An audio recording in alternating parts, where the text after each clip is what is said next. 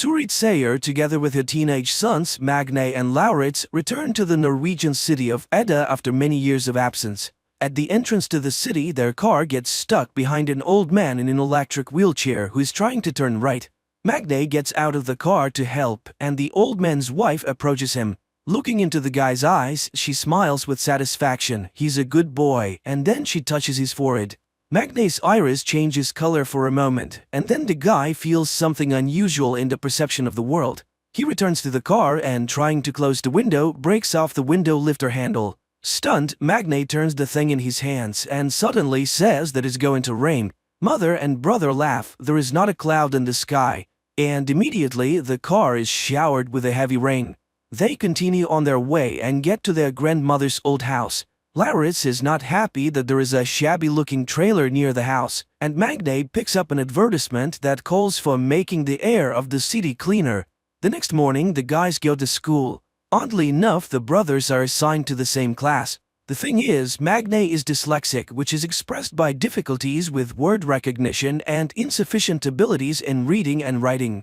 Magne's attention is immediately drawn to a pretty blonde, Gry, but Lauritz is ahead of him, and Magne has to sit in the back of the class next to Isolde, who is not popular at school. A lesson on the Scandinavian gods begins, and Magne learns that Edda is the last Norwegian city to convert to Christianity. It was here that Ragnarok took place, during which the gods died and the fate of the giants remained unknown. During lunch, Magne sits at Isolde's desk again and learns that she's on the side of the Greens and is fighting against the pollution of the world. She also introduces the guy to Fjord Utol as son of the owner of the Utol Industries factories, Fjord's sister Saxa, and their mother, the director of the school by the name of Ran. And then she talks about her blog on YouTube. At the end of the classes, the two leave school together, and then Isolde notices that one of the wheels in her bicycle is bent. Much to the girl's astonishment, Magne easily fixes the brake and returns the wheel to its original condition, which surprises him as well. In addition, he notices that his eyesight has begun to improve. The next day, he, Isolde, and Gry get a general assignment in sociology and begin to study democracy. Magne suggests studying the topic by using their town as an example. At this moment, he sees his mother, who has come to talk to the director.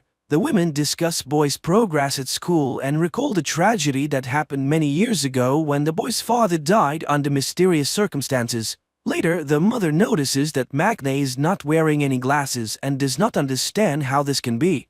But she's distracted by Vidar Utol's car. It turns out that she and Vidar have known each other for a long time. After returning home, Vidar tells his wife Ran about the meeting with the woman, while their children Fjord and Saxa discuss their appearance and whether it matches their age. Vidar gives them a task to follow Magne, who is currently engaged in repairs, and notices a rune carved on his father's tools. Later, the guy visits Isolde's page and looks through her materials about the strange death of the fish in the fjord. The next day, the girl invites him to her place and reminds him that he no longer needs glasses. While choosing water in the store, she explains to Magne that he can't drink tap water in Edda, and the store clerk suddenly warns the guy about the danger of the vernal equinox. In Isolde's house, the guy finds out that the history teacher, Erich, is the girl's father. At dinner, she invites him to go with her to the mountain as she monitors the speed at which the glacier is melting.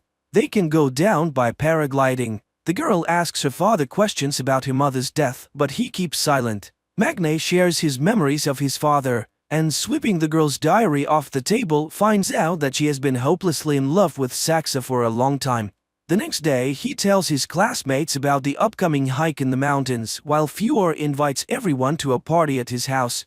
Returning home, Magne finds his mother repairing the fence, and his attention is drawn to his father's sledgehammer marked with the rune. The next day, Magne and Isolde go to the mountains. Soon they reach a blocked bridge, but Magne resolutely steps over the warning sign. Suddenly, the boy gets a text that his mother is unwell. He hurries to the city and Isolde goes on alone. Meanwhile, Vidar's car is driving along the mountain road. Stopping on the side of the road, Vidar goes outside, undresses, and starts hunting deer grazing on the mountain. With one blow, he kills the animal and rips out its heart. Meanwhile, Isolde reaches the glacier and sees her marks. She takes water samples and then notices the thawed entrance to the cave and photographs it. Once inside, she finds a door blocking the entrance to the depth of the cave. Standing over the fjord, Vidar eats the raw heart of the deer and emits a heart-rending cry, which frightens Isolde. Upon reaching home, Magne discovers that his mother is absolutely flying and, angry at his brother's stupid joke, goes outside. He sees Isolde paragliding down the mountain. Suddenly, the paraglider starts drifting towards electric wires. The guy hurries to the crash site and finds the girl's lifeless body. Vidar also arrives and tries to help her and then calls for an ambulance. But nothing can be done anymore. Returning home, Magne throws away his glasses and sees the sledgehammer. The distraught guy throws the hammer and it disappears into the clouds, which are instantly covered with lightning. After everything that happened, Magne is taking the death of her friend hard and decides never to wear glasses again.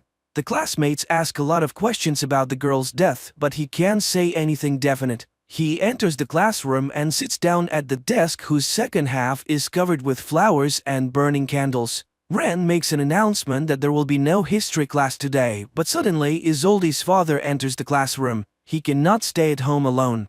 The man asks the school not to cancel the vernal equinox holiday because Isolde would be against such a decision. Later, the police announce that the girl's death was caused by a thunderstorm strike to the dome of the paraglider. But Magne objects. Everything happened before his eyes, and there was no thunderstorm at that time. Nevertheless, the case is being closed. On the same day, Vidar asks Stuart to get the insurance money for his car, which was smashed by some madman. And he sends the woman photos in which Stuart recognizes the sledgehammer. She hurries home to ask Magne questions, but he himself is shocked by such an accusation. The guy calculates how far he threw the hammer, 1,537 meters. But this is impossible. Magne buys a new sledgehammer and throws it in a deserted place late at night. And then he calculates the distance, 541 meters, which is several times higher than the world's record to a hammer throwing. Meanwhile, Vidar examines the sledgehammer while Ren speaks about the experiences of the school children who sincerely mourn the dead girl. And then the husband suddenly admits that he killed Isolde because she found the entrance to the cave. The woman gets angry. They agreed not to touch the children, but since it happened, they need to find Isolde's lost phone. At school, Gry and Magne continue to work on the project together and listen to a warning not to blame the destruction of the planet only on the rich. Later at home, sorting out his mother's things, Lauritz finds an old blouse. Magne invites Gry to work at his house, which leads to a heartfelt conversation about Magne's past. Meanwhile, Turid notices Erich in the store looking lost. She expresses sympathy and the man is grateful to her for it. Lauritz finds Magne watching the weather forecast. Magne insists that there was no thunderstorm the day Isolde died, and then he admits that it was he who threw the sledgehammer into Vido's car, but his brother doesn't believe it. The celebration of the vernal equinox begins at school. The classmates show Saxa a photo of an improvised altar at the site of Isolde's death. While Vidar inspects this area in search of the girl's phone, he notices that Magne is visiting the place too. At school, everyone is shocked by the sight of Lauritz, who came to the evening in his mother's blouse and with makeup. The headmistress opens the evening and offers a moment of silence for Isolde. Saxa sings a song about her native land, which is interrupted by the appearance of Magne. Later, Lauritz advises his brother to forget about Gry because Fjord is already hitting on her. Later, Lauritz starts hitting on Yakutu. Then the headmistress takes the two boys away. Magne sits down with Gry, but Fjord invites the girl to a dance, and the guy has nothing to do but sit and watch. Watching them, he crushes the bottle in his hand and it shatters into small pieces. He goes to the men's room where he meets Oscar, whose mother is a police officer, and he blurts out that the girl died from hitting a rock. At this time, hot dancing begins in the hall, and Magne sees the headmistress surrounded by boys. Fjord puts on his music and he and Saxa begin a strange sensual dance to which Lauritz joins. The three of them squirm on the dance floor much to the delight and astonishment of the crowd. Magne goes to Isolde's father's house and informs him about the change in the cause of his daughter's death. He's sure that the police are lying, but the inconsolable father asks to not disturb the peace of his dead daughter. Out of anger, Magne easily moves the multi-ton car in front of the house, which terrifies Erich. At this time, Fjord, Lauritz, and Oscar are going to the altar, and younger Utul, ridiculing people's stupid beliefs, urinates on the burning candles. Oscar manages to record this and upload everything to the internet. Fjord orders the video to be deleted, but it has already gone online. Magne is reviewing numerous notes about violations of environmental regulations by Utul Industries, which Erich shows him, and he throws away the girl's diary because she has the right to personal secrets. And at Utul's house, the owner is feeding his dog when Ren shows him a scandalous photo from the altar. The husband promises to deal with this issue. Sex is trying to find out at least something new about Magne from Gry, who stayed overnight at their house, but she does not know anything. She goes to the bathroom and witnesses Vidar beating his son. The man is furious. People worship them too and sacrifice to them. Therefore his son insulted him with his act too. Frightened, Gry hurries to take refuge in Sax's room. The next day, Isolde's funeral takes place and everyone goes to church, but returning home, the Sayer family finds their home trashed. The brothers go to the homeless neighbor, accusing him of stealing from their house. He admits that he has been in the apartment, but only after another man who arrived there in a big black car accompanied by a dog. The brothers realize that it is Vidar but do not understand why he needed it. Later, Magne goes to see a therapist. He feels that everything has changed around him but does not find an explanation for this. He talks about the robbery and accuses the police of inaction, and the therapist tells Ren about the session. Back home, Magne tells his mother about the conversation with the neighbor and blames Vidar, but Turet says that it's absurd and does not want to hear anything about it, especially since Erich has arrived. He hands Isolde's laptop to Magne because his computer is already failing. The guy searches the computer and finds data on changes in natural conditions in the vicinity of Edda. The same evening, Ren tells her husband about the therapy session. She is furious. Not only did Vidar break into Magne's house, but the guy's neighbor saw him, and now everyone can find out about this inexplicable case. The next day, Gry confesses to Fjord that she saw the beating, and it shocked her. But he changes the topic of the conversation. The girl agrees to ride with him, but Lauritz and Saxa are also in the car. Meanwhile, Magne is talking to a police representative again. He knows for sure that there was no wind that day, but the woman objects. He said that he got to the city in half an hour and no one can do that. The young people are driving along a mountain road and Fjord puts on a song in the ancient Icelandic language, which is surprising to Gry. Suddenly, a bird breaks against the windshield of the car. Saxa and Fjord come out to look at it. The sister reminds them of the need to learn at least something about Magne and eats the bird. Puzzled by the officer's words, Magne goes to a deserted warehouse and starts jogging to see how fast he runs. He does a 100-meter dash in just 7 seconds. Meanwhile, Erich has given Isolde's jacket, which has traces of blood on it, and Vidar follows Magne and witnesses an accident in which the guy is hit by a snowplow. He joyfully announces to the family about Magne's death, who interfered with their affairs. Then Vidar confesses to the children that he killed Isolde because she found dangerous things hidden by them in the glacier. Ren reminds them of the danger they are exposed to by getting close to mortals. Meanwhile, the doctors at the hospital are perplexed. The guy who was hit by the snowplow has no injuries at all. Magne goes home, and he doesn't know that at this very moment the body of his deceased neighbor, who was a witness to the robbery of their house, was being brought to the morgue. At home, Turet thanks the gods for saving her child's life, and Magne makes another note. He is now also invulnerable. His sight and sense of smell also have improved. The next day, during the lesson, there is a skirmish when Magne blames the Utul plants for the emissions of harmful substances which caused the inhabitants of the fjord to die. Saxa resolutely defends her father. After the lesson, Magne asks the teacher to test the dried blood from Isolde's jacket. He is sure that there's someone else's blood on the clothes. At least they smell different. The woman is surprised by his sense of smell and agrees to run the test. Later, Gry asks him questions about the incident. He shows her the jacket and asks her to smell it, but the girl does not detect the difference at all. In the afternoon, a group of classmates goes to a cafe where Oscar breaks the news about Ren's behavior the previous evening, which he learned about from his friends. Saxa is outraged by the silly rumors and stirs the conversation towards Gry, who is still a virgin. This pisses Gry off, and she goes home where she finds her father in front of a can of beer. The man is upset. The insurance company refused to pay him money for his sick lungs. No one sees the connection between the disease and the emissions from the U2 factories. Meanwhile, Vidar is raging in his house. No mortal could have survived.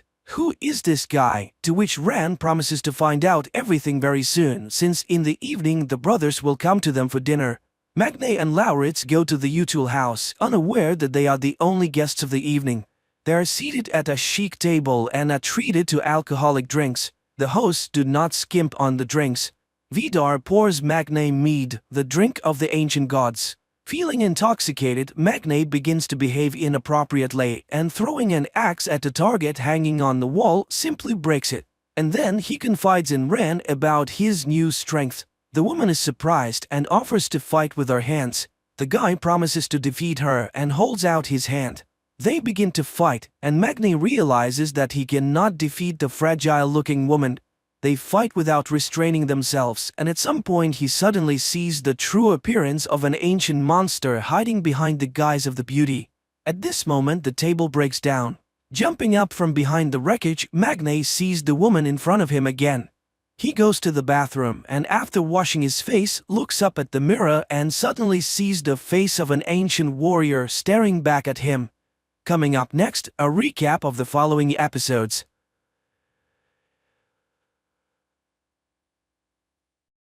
In 2025, aliens occupy Earth and first enclose cities with 300-meter walls to limit human movement.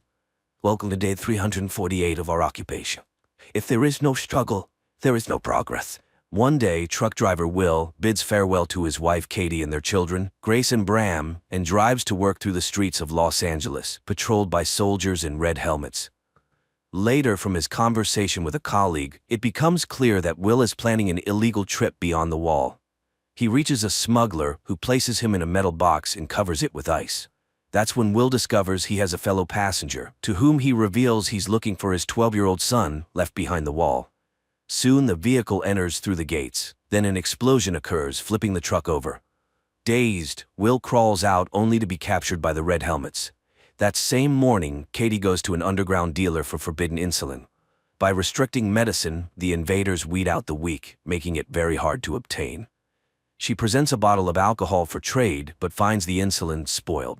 She has to fight her way out with a pistol, risking drone detection and death for all. But Katie can't afford to be robbed. Meanwhile, Will is imprisoned, unable to call his wife. Katie is indeed worried, as walking the streets at night is prohibited. Then her sister Maddie arrives with her son, who needs the insulin. Katie assures she will find the medication and asks to stay with the children. She goes to her husband's colleague, who lies about not knowing Will's whereabouts. Katie has to return home empty-handed. Suddenly an alarm blares over the city. Katie hides under a military truck parked at the curb. A drone hovers above just as a prisoner is shoved into the vehicle. Just when Katie seems doomed, the truck starts moving and the drone flies away. The woman makes it home. In the morning, she visits her friend Bruce Sard and reports Will's disappearance. It turns out he, like her husband, was with the FBI before the aliens arrived. He asked her to return home while he checks his remaining contacts, but Katie goes to the hospital, where she learns of the explosion at the city's entrance.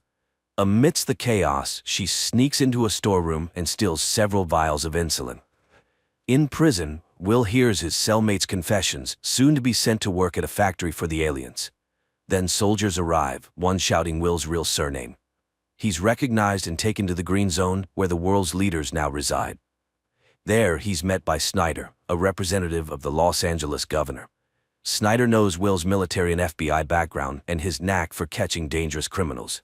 Since the military and police vanished after the aliens' arrival, Will had to hide, but now Snyder needs his help, offering his family full protection in return.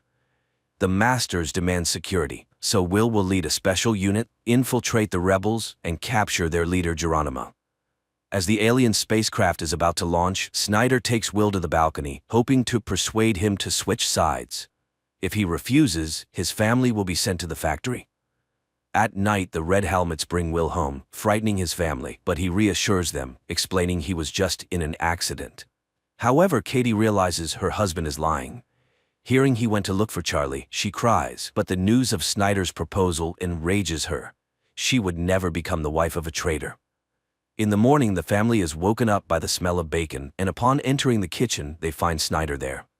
He has prepared breakfast and even brewed coffee, which is now impossible to find. As he eats, he lists all the benefits of their new status: security, a personal tutor for the children, good food and work. Moreover, the aliens allow the couple to reopen their old bar. However, Will is only willing to agree in exchange for the return of his son, who is in another block. Snyder promises to consider this option. The next morning, Katie arrives at an unassuming house where members of the resistance, whom she informs that the occupiers have hired her husband to find them, await her. The following morning, Will goes to work, quickly realizing that Snyder deceived him. Instead of becoming the commander of a special unit, he is subordinated to Phyllis, who assigns him to find the guy who planted an explosive device at the city entrance. He is partnered with Bo, an old policeman. Meanwhile, Katie arrives at her bar and finds her lost son's belongings. Broussard interrupts her cleaning, wanting to know what the police have found out about the explosion at the customs, but Will has just started his job and has no information yet.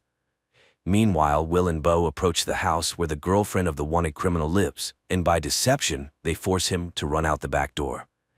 The agent catches up with him when suddenly a drone appears. Will fearlessly looks directly into the lens, and it instantly disappears. The police bring the detainee to the station, where Will's arrested colleague is found. The man begs Phyllis to release him as his informant, but she refuses. Then Will goes to his trailer, but his family is no longer there because the woman and child are entering his house at that moment. After hiding the mother and son upstairs, Katie drives to Broussard as the couple needs new documents, but he refuses to help, as the resistance cannot take risks. Katie leaves. At home, she confronts Will, who, learning that his friend's family is with him, takes them to a man who makes fake documents. On their way, they are stopped by the Red Helmets. However, after checking the pass, they let him go with apologies, leaving Katie in a state of shock. They safely arrive at the Masters, and while he makes the documents, Will tells Katie that he caught the guy who planted the bomb. And once he finds Geronimo, they will be able to bring Charlie back. Later, Will takes the woman and child to a camp where displaced people live. Katie meets with the resistance leader. Alexander calms her down, as the caught boy belongs to another group, but he promises to warn them. At the station, Will discovers that a group of prisoners is being prepared for shipment to the factory. Phyllis asks him to resign himself.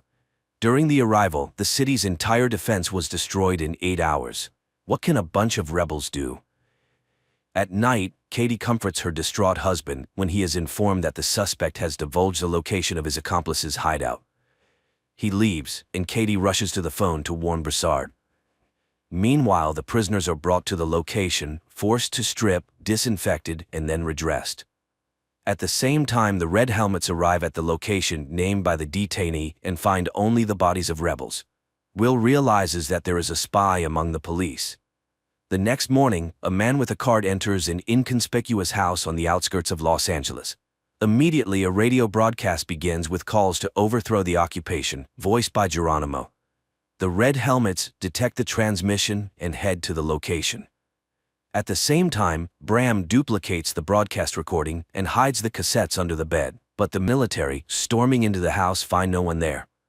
That same day, Katie participates in a resistance armed attack on a food truck for the first time. During the operation, one of their comrades, Kim, is fatally wounded.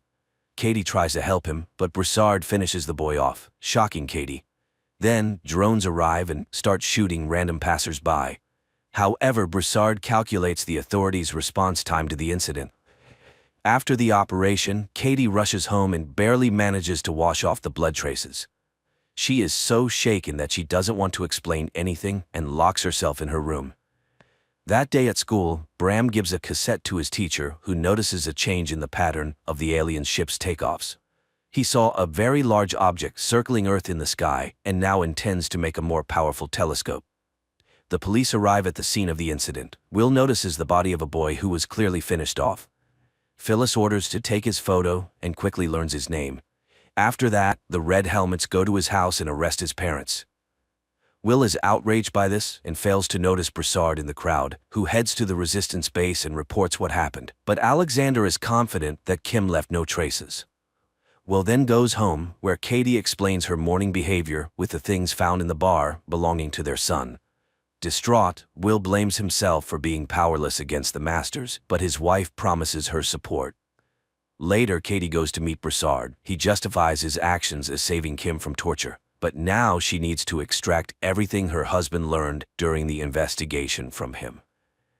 At the same time, Bram's friend asks for his help and leads the boy to an underground tunnel beneath the wall, where her brother slipped and injured his leg. It turns out their father worked there before the arrival, and now they use the tunnel to get beyond the wall. Will and Bo go to a cultural center, listed among the places visited by the deceased Kim, and find a rebel weapons cache. At the same time, Bram's friends tell him they'd been going to the other side for 6 months to get food, as there's no one beyond the wall. Alexander learns about the lost weapons and asks Broussard to warn Katie about the inadmissibility of her husband's actions. He fulfills this request, but Katie is more concerned about her family's safety. Nevertheless, in the evening, she opens the bar to visitors. Suddenly, in the midst of the festivities, Snyder walks in. The man congratulates everyone on the opening of the establishment and then explains to Will that by revitalizing such places, the masters allow people to safely release tension. Hearing this, Katie becomes furious, thinking they've sold out to the aliens for the sake of getting their son back. But Will is convinced that by continuing to work for Snyder, he will be able to find Charlie. Later, he speaks with Bo again about the spy. However, the former policeman, who has faced betrayal, doesn't believe in such a possibility. Meanwhile, Katie tells Broussard that the quick finding of the Resistance's premises is explained by a huge database in a woman who knows how to use it. She's ready to reveal her name if Will remains unharmed. Broussard swears to this. The next day, a squad of red helmets bursts into the school. The military brutally arrest a teacher and beat a student. Returning to the base, one of them removes his helmet, revealing himself to be Broussard. Later, he explains to Alexander that he learned the duty schedule of the red helmets. Now they have a chance to be in the right place at the right time. That same day, Phyllis shows Will information about the Los Angeles rebels. If they unite and go on the offensive, the entire block will be cleaned out. She hopes Will understands what this means for him and his family and counts on his loyalty. Meanwhile, Katie takes the children for a walk with Lindsay, the governess appointed by the authorities, and turns on the streetlight, sending a prearranged signal. The sound of breaking glass is heard. The woman counts to 10, then pulls out a fire extinguisher. Only after extinguishing the fire does she call emergency services. The red helmets and Will arrive. He is outraged to find that his house is being searched, but such is the protocol. Katie is asked to go to Phyllis for interrogation. She promises the family enhanced security. Moreover, the neighbors are warned that if something happens to them, they will be held responsible. Katie is shocked, as now they will be feared. Phyllis interrogates her about everything, even the personal relationship between husband and wife. Meanwhile, Maddie goes to the Commission for the Preservation of Cultural and Artistic Items in search of work and introduces herself to Charlotte, the director, hoping to become her assistant. After his wife's interrogation, Will confronts Phyllis, but she shows him tapes found under Bram's bed and advises him to keep a closer eye on his son. For now, she'll hold on to these pieces of evidence. Furious, Will drives home, and after a tough conversation, Bram shows his father posters. Their appearance in the city signals the release of a new broadcast by Geronimo. Katie manages to extract a promise from Alexander not to touch her husband, and in return identifies her husband's boss, Phyllis, in a photo. Later, another broadcast by Geronimo begins in the city. This time, the police immediately detect the signal coming from the library and rush there. The man hears their approach but utters his final words, calling for resistance. He is arrested, although Will is sure it's not Geronimo, greatly disappointing Snyder, who had already informed the masters of their victory.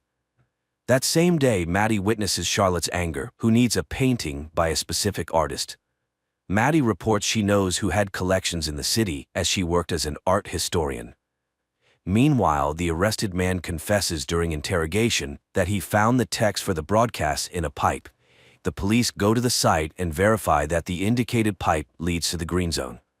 Charlotte's workers find art items in the house Maddie mentioned. In gratitude, the owner takes her on board and promises to help with insulin. That same day, Phyllis informs Will that as a sign of trust, she destroyed the tapes. The man goes home where Bram admits he listened to Geronimo because he was the only one who instilled hope in people.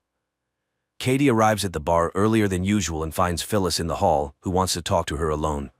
Phyllis talks about her husband and draws parallels with Will, who loves his wife so much that he doesn't see who she really is. She shows surveillance photos from the truck attack site and warns Katie that she's gotten involved with the wrong people. If Katie wants to survive, she will now work for her. After the conversation, Phyllis returns home, where her paralyzed husband lies. She greets him, but upon entering the living room, she finds Broussard there. Phyllis immediately understands why he came and asks him to kill her husband too. Broussard shoots. The next day, Beau and Will go to the crime scene and find the word Geronimo written on the wall. Snyder is furious because Phyllis was very close to the masters and demands the criminal be found. A message comes in about the capture of one of the Geronimo group. Will interrogates the young man, who gives an address in the green zone. The Red Helmets burst in there, finding a concealed room and several people who call themselves the Geronimo Group. Meanwhile, Bram, accompanied by his girlfriend, passes under the wall and ends up in a deserted city where they find necessary supplies in a huge warehouse. Back in Los Angeles, news is broadcast that the underground has been eliminated, although Will doesn't believe it. Snyder once again becomes enraged because he sees that the captured couple doesn't look like terrorists. He refuses to fulfill the agreement about searching for Charlie and appoints Will as the head of the group.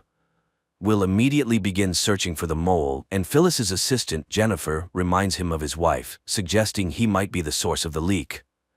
Returning home, Will sees Bram giving his sister markers brought from beyond the wall, but the son lies that he traded them for oranges. Snyder interrogates a man who claimed to be Geronimo, but he confesses that he is just an actor. Snyder convinces him to play out his role in exchange for being sent to another block. At the same time, Bram rushes to his teacher and promises to get him a powerful lens for his telescope. Will, secretly from his wife, searches the bar but finds nothing incriminating except for a book he doesn't recognize.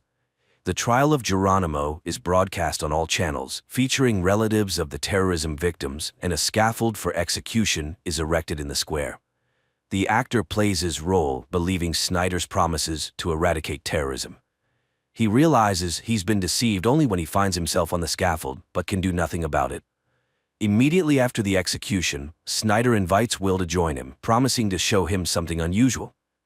At the same time, Alexander's group prepares for a new attack, with Katie among the rebels.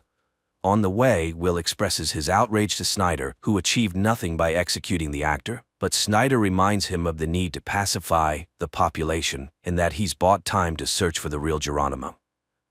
Snyder's car moves through the city, guarded by a group of red helmets, including Broussard. At one of the turns, a decoy road worker sends them on a detour, and when the convoy slows down, Broussard shoots his colleagues. Snyder tries to run, but Will locks the doors as the car is armored.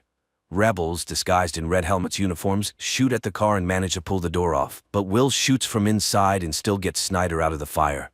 Drones appear, but the rebels manage to escape. Will leads Snyder into the bar where Katie arrives at the same time. Snyder is hysterical, but Will cannot guarantee protection by his own means. Katie asks Will in private not to risk himself for such a worthless person, but Will cannot leave a person without help.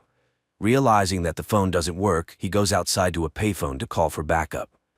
Meanwhile, Alexander, learning about Will's role in saving Snyder, is furious, but then Katie communicates via radio that the traitor is in the bar. She returns to Snyder and keeps the conversation going to lower his guard. He boasts about being a professor of economics, which earned him a high position. He mentions there are 7 more colonies, but he doesn't know what happens beyond them. Will returns, announcing that he has managed to call for reinforcement and it's on its way. Katie bandages Will's wound, and he confesses that Geronimo is a collective image, not one person. Katie asks not to interfere with Snyder's killing, but Will reminds her that another will take his place. Then, Snyder reveals that his people have found their son, and he is currently negotiating Charlie's return. Suddenly, there's a knock on the door. They hide Snyder in the bathroom. Broussard enters in a red helmet's uniform and searches the place. Katie leads him to the basement, asking to ensure Will's safety, but he can't guarantee anything as her husband is always diving into the fray. Broussard eventually leaves, but Will is sure he is a member of the resistance and will return with backup. They barricade the doors with Snyder, who again mentions Charlie, infuriating Katie as she's tired of his blackmail. Meanwhile, the rebels try to break into the bar, but fail. A frightened Snyder tells Will that the masters have tested virtually every person, thus filtering out those they don't need, but he has never seen the aliens himself. As the rebels continue to press, Will orders Katie to hide, readying himself to defend Snyder. Then a smoke grenade is thrown in, the militants storm in. Will opens fire. When one of the rebels finds Will, Katie shoots him, but Broussard aims at her and her husband forces her to drop the weapon. The rebel herds them into the basement and leaves. However, Will finds a machine gun and chases after him, but by the time he gets upstairs everyone is gone. Then, the real Red Helmets arrive and pull Snyder from the closet where Will had hidden him. In the evening, Will tries to reassure Katie, explaining that Snyder's tribunal was just a farce. There is no people's hero, and those who attacked them have no relation to Geronimo. Meanwhile, Alexander concludes that Katie is a double agent, simply leading them on. Meanwhile, Maddie starts a relationship with Charlotte's husband, Nolan, who is the leader of the New Age Preacher Church. At the same time, Will identifies Broussard by photo, having seen him among the attackers, and receives an order to find and arrest him. The Red Helmets head to his address, but when they begin to storm the house, it explodes. Will questions Broussard's squadmates, and one mentions a distinctive feature, a tattoo on the chest, which Will recognizes as a Special Forces sign. Broussard infiltrates a restricted area, where he steals the corpse of a dark-skinned man of similar age and build. Along with Alexander, they place it in a car and burn it. Throughout, the leader convinces Broussard of Katie's betrayal. Later, the police find a burnt car with a charred body inside, matching the description of the bar attacker, but Will once again doubts everything. Katie tries to contact the underground, but can't manage to do so. Finally, she finds an encrypted message with the name of a meeting place, where a car with Broussard at the wheel awaits her. Meanwhile, Will's assistant Jennifer finds in the database 14 people with Broussard's face, and he realizes that Broussard is not just a military man, but a former FBI agent. Broussard takes Kate out of the city and asks her difficult questions, as she shot one of her own, but Katie reminds him that she laid out one main condition from the start: her family must be untouchable. She joined the fight and served the cause faithfully. He doubts her loyalty. She leaves, unwilling to continue the conversation. Broussard goes to one of the resistance members, Rachel, and tells her about Alexander's order to eliminate Katie and how he couldn't go through with it. Will arrives at Snyder's in the Green Zone and reports that Broussard is called something entirely different, and he's very skilled in his field, but he'll definitely find him. In response, Snyder gives him an envelope containing a recent photo of Charlie. Will brings it to Katie, and through tears she asks her husband to rid themselves of Snyder's control. He promises to do so when he is ready. Meanwhile, Charlotte learns about Maddie and Nolan's relationship and threatens to fire her. Nolan decides to remind his wife of her place and offers Maddie to become his assistant. The police receive new information, with which Will goes home. He shows his wife a photo of Broussard and tells her that his fingerprints were found in their bar. This means he was there before. Katie says she doesn't know him, but Will shows her photos of his victims, and she recalls that he indeed visited them and said he lived in his mother's house and was fixing it. Jennifer immediately finds Broussard's mother's house through receipts from construction stores. Rachel comes to Katie, confessing that Broussard indeed killed many, but it's part of the resistance. Katie reminds her that she almost became one of his victims, but Rachel reminds her that Broussard didn't carry out that order. Then Katie calls Broussard and warns him that Will has figured him out. The Red Helmets go to Broussard's mother's house, but it's empty. The abandoned tools make it clear he received a warning. Will calls out to a neighbor who turns out to be Alexander, and he says he hasn't seen his neighbor. Will leaves but then stops. On Broussard's table lies the same book as in his wife's bar. Will's partner ends up at a factory where people often get sick and die. It turns out the factories are built on the moon. Will shows his children a photo of Charlie and admits he only started working for the government to get him back. That morning, the governor of the Los Angeles block arrives at Snyder's to inform him that the chief minister of the Pacific region is coming for an inspection. He assures everything is going well, but the woman is very doubtful. Katie goes to Rachel and learns that her underage sons are also in the resistance. She is stunned by the woman's courage, but still announces her departure from the group, fearing for her family. Rachel promises her support. Alexander calls Will and declares that his wife is the mole leaking information to the rebels. He sets up a meeting place. Will goes there. He immediately recognizes Broussard's neighbor, who confesses that he is the head of the cell and is willing to betray everyone for the right to leave the block. Meanwhile, Broussard meets with the leader of the youth cell of the rebels, from whom he receives information about the arrival of an important person. Will returns to Beau and tells him everything. Later he goes to Snyder and conveys Alexander's conditions. Snyder demands a personal meeting. In the evening, Katie returns to the topic of Charlie. If Snyder knows where he is, why can't he bring him back? But the conversation shifts to the meeting with Alexander. He reveals he is ready to betray the entire cell, and Katie immediately leaves for the bar, signaling Broussard along the way. Bram and his teacher observe the moon and notice changes in its surface. It seems that's where the alien mines and warehouses are located. That evening, Broussard comes to the bar, where Katie tells him about the leader's betrayal. He immediately goes to Alexander and starts asking questions, but Alexander demands he stop all communication with Katie and prepares for a new operation. The next day, Will takes Snyder to the meeting place with Alexander, who confesses he just wants to survive. He needs a universal pass to travel between blocks. In exchange, he gives a list of the group led by Broussard and admits they are planning an operation to eliminate the minister. He will set up a meeting for Broussard where the police will arrest him. Afterward, Will take him beyond the wall and give him the pass. Later, Broussard arrives at the designated place in the market.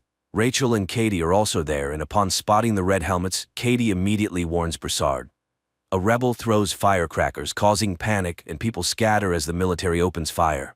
Rachel dies, and Broussard escapes. Will goes to Alexander's house, which is under police guard, and announces the cancellation of the deal with Snyder. He is ready to let him run, but Snyder starts talking about Katie signing his death warrant. Will shoots the traitor and blames it all on Broussard. At night, people see Rachel's hanged family, and Katie promises Broussard her support. Will lets his wife know he's aware of her participation in the resistance. The following night, a spontaneous uprising occurs during which several red helmets die. Beau asserts that people's patience has run out. Will informs Snyder that he has information about a new rebel cell located beyond the wall. Apparently, there exists an unknown passage to the authorities. He asks for permission to let them go beyond the wall and check. Snyder agrees but assigns them a guard. Meanwhile, Broussard and Katie go to the leader of the youth cell, who proposed a joint attack on the minister. Everything is to happen in the subway, now used only by the masters. Will and Beau, having gone beyond the wall, climb a skyscraper and survey the entire city. They then simulate an attack on themselves. While their guard tries to figure out what happened, their commander finds a map supposedly lost by the attackers. Later, Will points out to Snyder the marks on the map, indicating the rebels' attack points. Snyder reports the found tunnel under the wall. Members of the youth cell show Katie a micro-drone, shaped like a bee, capable of flying anywhere and gathering any information. The rebels finalize the attack plan. Broussard teaches Katie how to shoot. At that time, red helmets led by Snyder come to Nolan's house, accusing Charlotte of hiding valuable paintings from the masters and arresting her. That evening, Katie finds a book about the benefit of the arrival, given to her daughter by Lindsay. She immediately calls Will and tells him about how the new church is indoctrinating children. Will then informs her that they will move to Beau's house, located beyond the wall, accusing her of spying on him, but Katie can no longer bear it. They constantly lie to each other, and it's killing their family, and hiding, even beyond the wall, is impossible. Will asks Beau to run alone. Katie and Broussard, killing guards, descend into the subway, open a backup entrance, and the group infiltrates inside. The rebels cause an explosion, derailing the train. Searching the wrecked wagons, people find an alien's body. Will learns about this and heads to the station, where the governor soon arrives, announcing the kidnapping of a master. There was already an incident when 2 aliens died, leading to Dallas's destruction, so people must understand what awaits Los Angeles if they don't find the missing master. At the same time, a group of rebels transports the alien to a secret location, blocking signals with metallic foil. Will rushes home and asks Maddie to hide the children. She suggests taking them to the green zone. He tries to find Katie, and Bram gives him a secret number his mother received the day before. While the rebels try to move the alien to another location, a curfew is declared in the middle of the day. Maddie and the children end up in a huge queue, and as they try to break through, Bram runs away. Meanwhile, the rebels hijack a Red Helmet's car and load the alien into it. At the same time, the police receive subway camera footage. Will recognizes Katie but doesn't show it. Bram runs to his teacher and leads him to the tunnel. Meanwhile, the group that kidnapped the alien moves through the city in a police car and witnesses a house being shot to intimidate residents. Snyder is removed from his position, but the governor can do nothing. Meanwhile, the alien is brought to a laboratory, shielded from any observation methods, and they attempt to open his suit. Will gives the rebel codebook to Jennifer. Together, they review the operation footage from Broussard's arrest attempt and identify the U-Cell leader, who is also in the database. The rebels figure out how to activate the communicator on the alien's wrist when Will knocks on the door. He asks to hand over the kidnapped and run, or he won't be able to save them. But Katie refuses to open the door, instead breaking the isolation, forcing the rebels to flee through a secret passage. At that moment, drones converge on the house. Katie opens the door, and Will calls the police. The alien is taken away. Snyder thanks him and gives him a universal pass beyond the wall. Simultaneously, Bram and the teacher descend into the tunnel and are caught by the police. Snyder is taken away by the patrol. Will goes beyond the wall to find his son, and Katie returns to an empty house. This concludes the first season.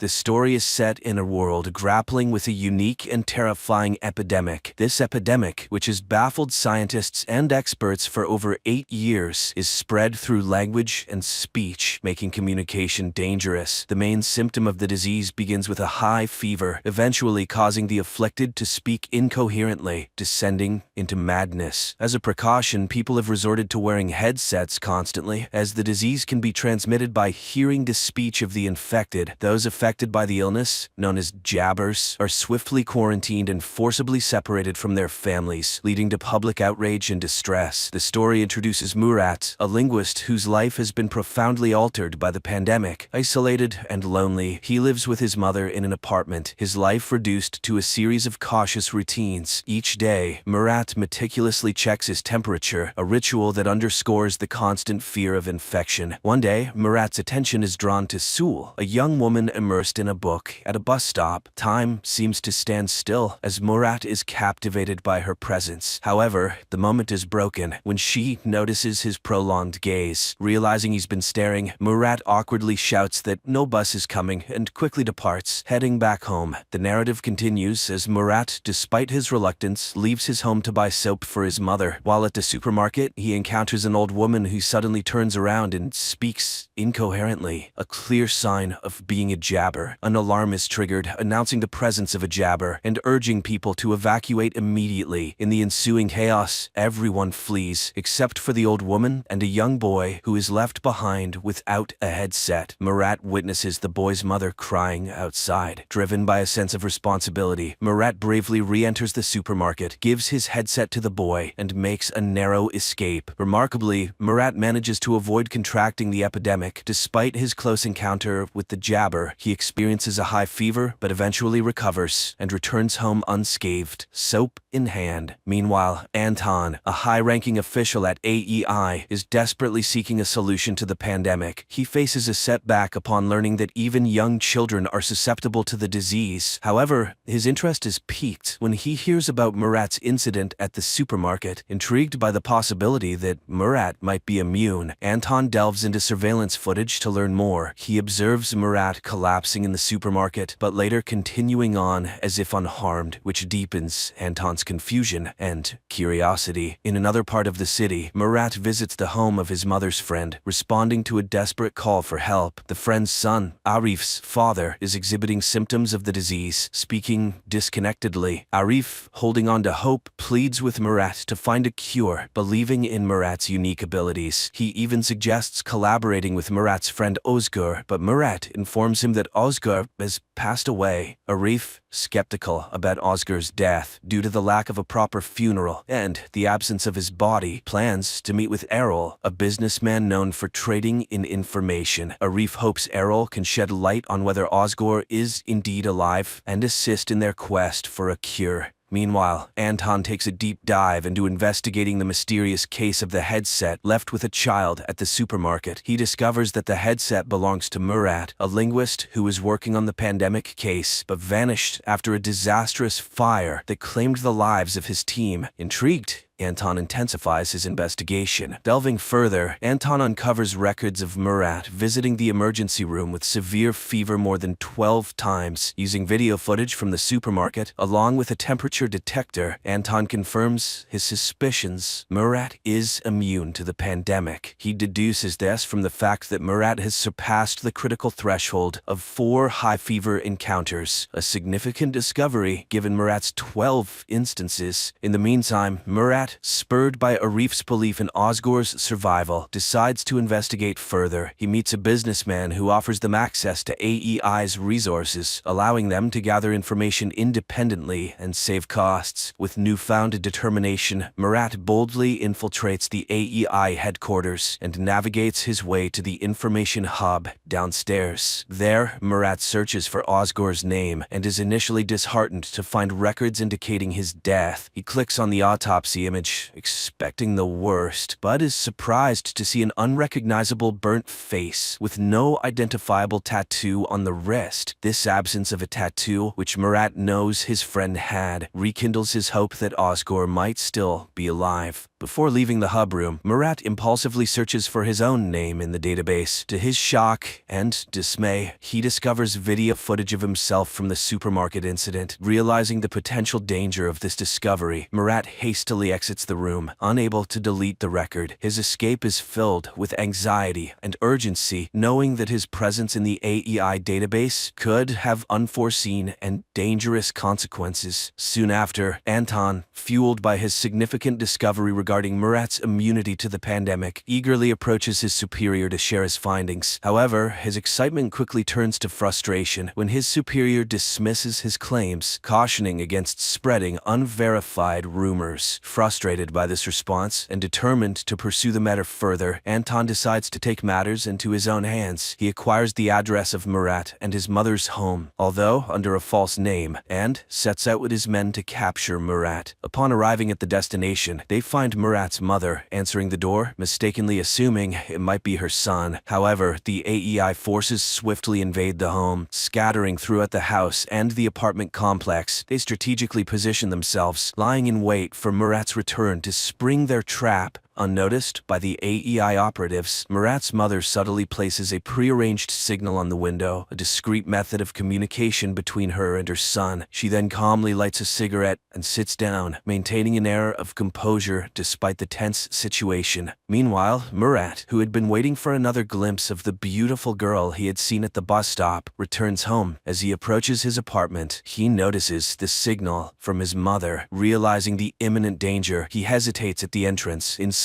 Anton and his team are eagerly anticipating Murat's arrival, ready to execute their well-laid plans. In a moment of inner conflict, Murat grapples with the decision to enter the apartment. His thoughts drift to the beautiful girl, and the realization dawns on him that if he walks into the trap, he might never see her again. This thought acts as a turning point, and in a swift decision, Murat chooses to flee in the opposite direction, much to Anton's dismay. His abrupt departure catches Anton and his men off guard, and they lose track of him in mere seconds. Back at Murat's house, Anton seizes the opportunity to collect Murat's belongings for further investigation, hoping to get more insight into Murat's unique situation. The next morning, as Murat sets out on his search for Ozgor, he is stopped by AEI forces demanding to see his ID. In a moment of tension, as Murat nervously reaches for his ID, a bomb suddenly explodes nearby, causing the AEI forces to scatter and leaving Murat unattended. Seizing the moment, Murat heads to a location where he believes he might find Ozgor. However, his hopes are dashed when he discovers Ozgor is not there. Speaking with the man who made Ozgor's distinctive tattoo, Murat learns that since Ozgor's death, others have been imitating the tattoo, diminishing his chances of finding Ozgor. Meanwhile, Anton meticulously reviews tape recordings overnight and stumbles upon a recording of Murat claiming that he is incapable of jabbering, even if he wanted to. This revelation prompts Anton to rush to AEI to share his findings with a colleague. However, upon his arrival, Anton is informed that his boss Fazil is waiting for him. In a confrontational meeting, Fazil sternly instructs him to withdraw from the case. During this time, Murat finds comfort in a conversation with an old man who offers him a drink. As they share this moment, the old man tries to alleviate Murat's guilt over his wife's tragic death, which occurred after she was affected by the pandemic. He reassures Murat that it wasn't his fault. Murat listens in silence, eventually sharing his plans to venture into Zone 6 in his relentless search for Ozgur. Soon, Murat seeks the help of Erol, a man introduced to him by Arif. Erol is known for his willingness to do anything for money, and Murat needs him to create a false ID. They arrange to meet the following day. Afterward, Murat visits Arif's house, where he expresses his determination to find Ozgur and their shared goal of discovering a cure for the epidemic. Before he leaves, Arif's grandmother generously gives him some money, while his mother, having no cash, gives him her necklace as a token of support. However, their movements do not go unnoticed. One of Anton's men spots Murat and promptly informs Anton, who instructs his team to tail him discreetly. The next day, Murat meets Erol as planned to collect his forged ID. Just as they complete the transaction, Erol receives an alert that AEI forces are closing in on their location. In a frantic rush, they escape, successfully evading Anton and his team, who later search the warehouse to no avail. With his new fake ID in hand, Murat heads to the subway station, bound for the less monitored Zone 6. He smoothly passes the initial security checkpoint using the fake ID. However, his sense of safety is short-lived, as a security guard becomes suspicious upon recognizing Murat's face from wanted posters in the subway. In a coincidental twist, Sul, whom Murat has been longing to see again, suddenly appears in front of him. To his astonishment and delight, she kisses him right there in the subway, creating a moment of confusion for the pursuing security guard. This unexpected encounter leaves Murat feeling ecstatic. Holding hands, they continue their journey on the subway, embarking on a path filled with uncertainty, yet united in their unexpected connection.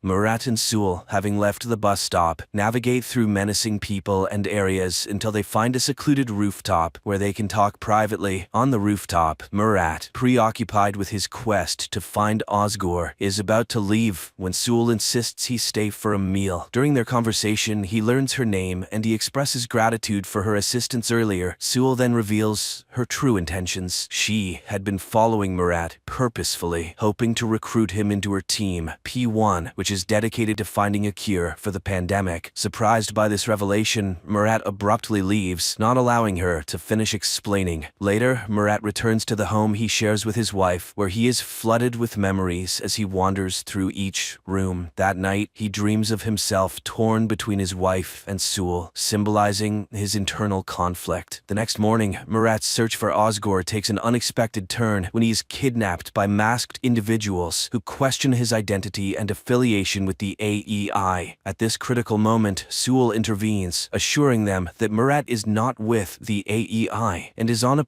personal mission. Murat convinces them of his intentions, and they agree to share information if they cross paths with Ozgur. Sul then brings Murat to his studio where she works, and after apologizing for the earlier misunderstanding, she hosts a podcast. In the broadcast, she discusses the AEI's cruel practices, relating them to the unjust death of her boyfriend, and concludes by emphasizing the importance of finding a cure to end the crisis. Meanwhile, Anton retreats to his house, where his wife and son are quarantined in the basement due to the pandemic. While there, Anton senses he is being watched. Upon investigating, he finds no one, unaware that Fazil's right-hand agent is covertly observing him from a hiding spot. Somewhere else, Murat and Sul's journey through the pandemic-stricken streets of the city continues. While walking downtown, Murat demonstrates his unusual resistance to the pandemic by briefly removing his headset near Jabbers, showcasing how his skull heats up without experiencing the usual symptoms. This unique ability intrigues Sewell, who sees potential in Murat's immunity. That night, Murat stays at the studio with Sewell, and upon waking up the next morning, he finds himself surrounded by the team Sewell had mentioned. The team members introduce themselves and request Murat's assistance. Initially hesitant, Murat warms up to the idea when Sewell assures him that joining the team could aid in his quest to find Osgore. As part of their ongoing search for Osgore,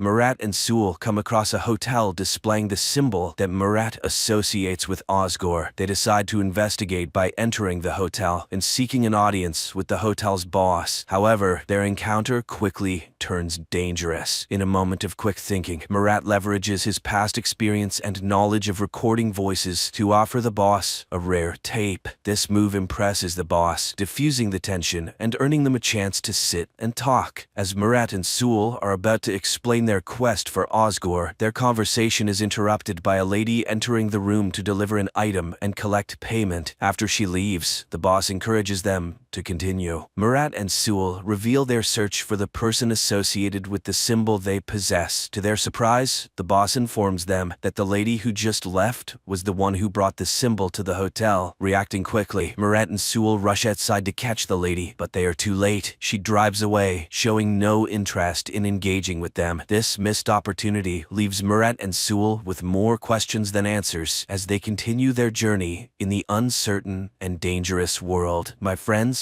the continuation of the story is now on the screen in front of you.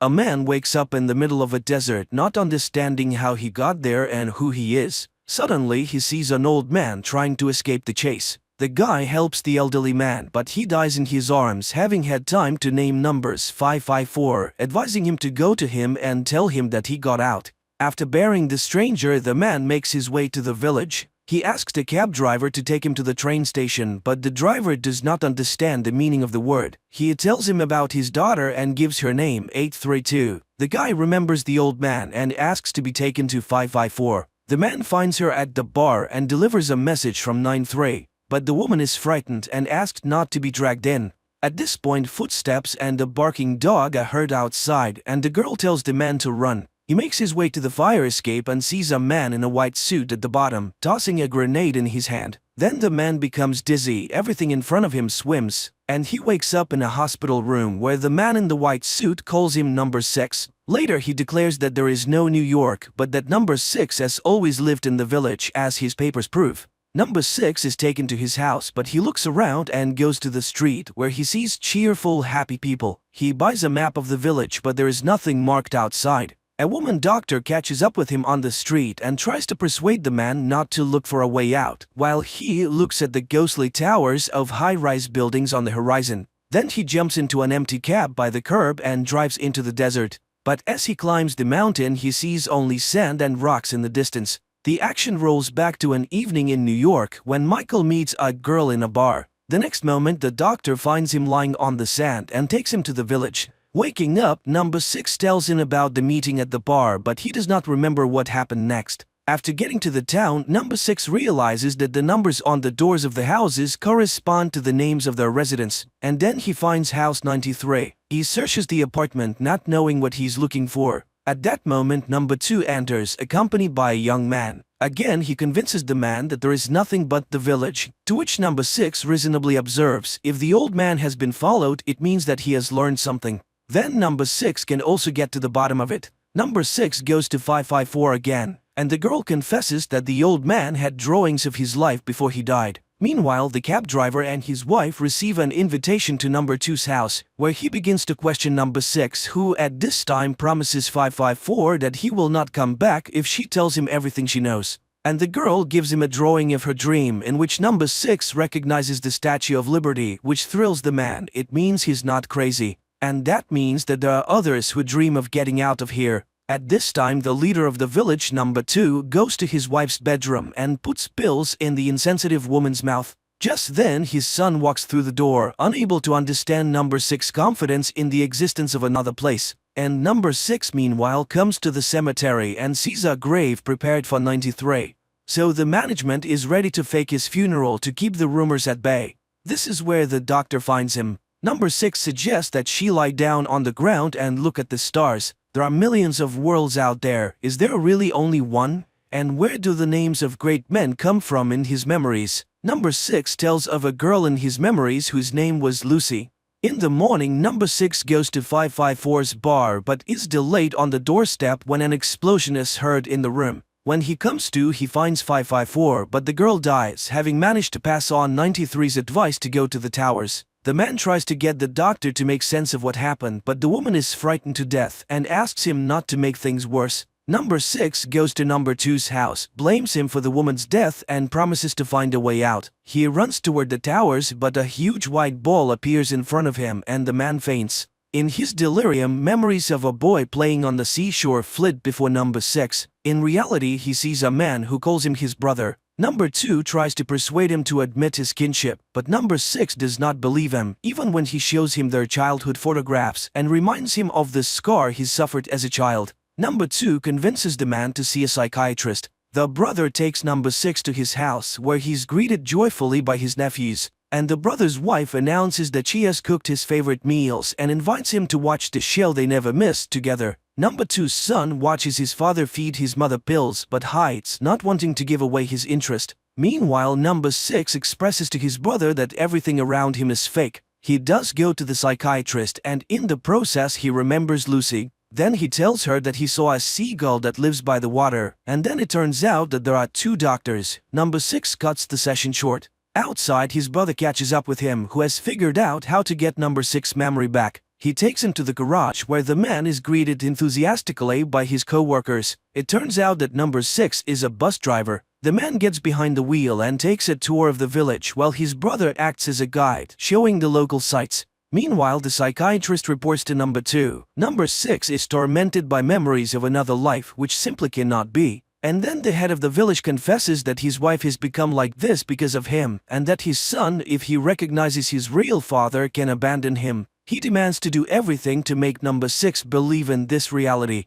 At this time, the tour bus pulls out of the village and number 6 sees an anchor in the sand. He swerves towards it and tries to convince the others that the object is real. There must be an ocean. He has visions of the 2 boys on the beach again, and his brother leads him to an abandoned building. This is where they played as children, but number 6 does not remember it. Later, the doctor tries to prove that these are false memories. Well, is someone going to make up another reality on purpose? Michael remembers Lucy again. Why did she approach him exactly that day, the day he was fired? A new day begins where everything is as usual. Clear weather, a constant soap opera, and the bus store, interrupted by number 2 to present his brother's family with a trip to a resort they won in the lottery. The man is overjoyed and hopes that number 6 will go with them, but questions about the sea stump the man. Meanwhile, number 6 catches the doctor looking at sketches of Big Ben and the Statue of Liberty, which he has taken out of his pocket. Number 6 accuses her of spying and recalls telling Lucy about his job as an analyst at the company called Sumacor, watching surveillance tapes and collecting data on people. And when he realized he was violating the privacy of others, he became despondent. That night, number 2's son asks his father about his childhood because he cannot remember it. Number 2 advises him to put all doubts about his family aside, while number 6 has a dream about his brother entering the water, ignoring his cries.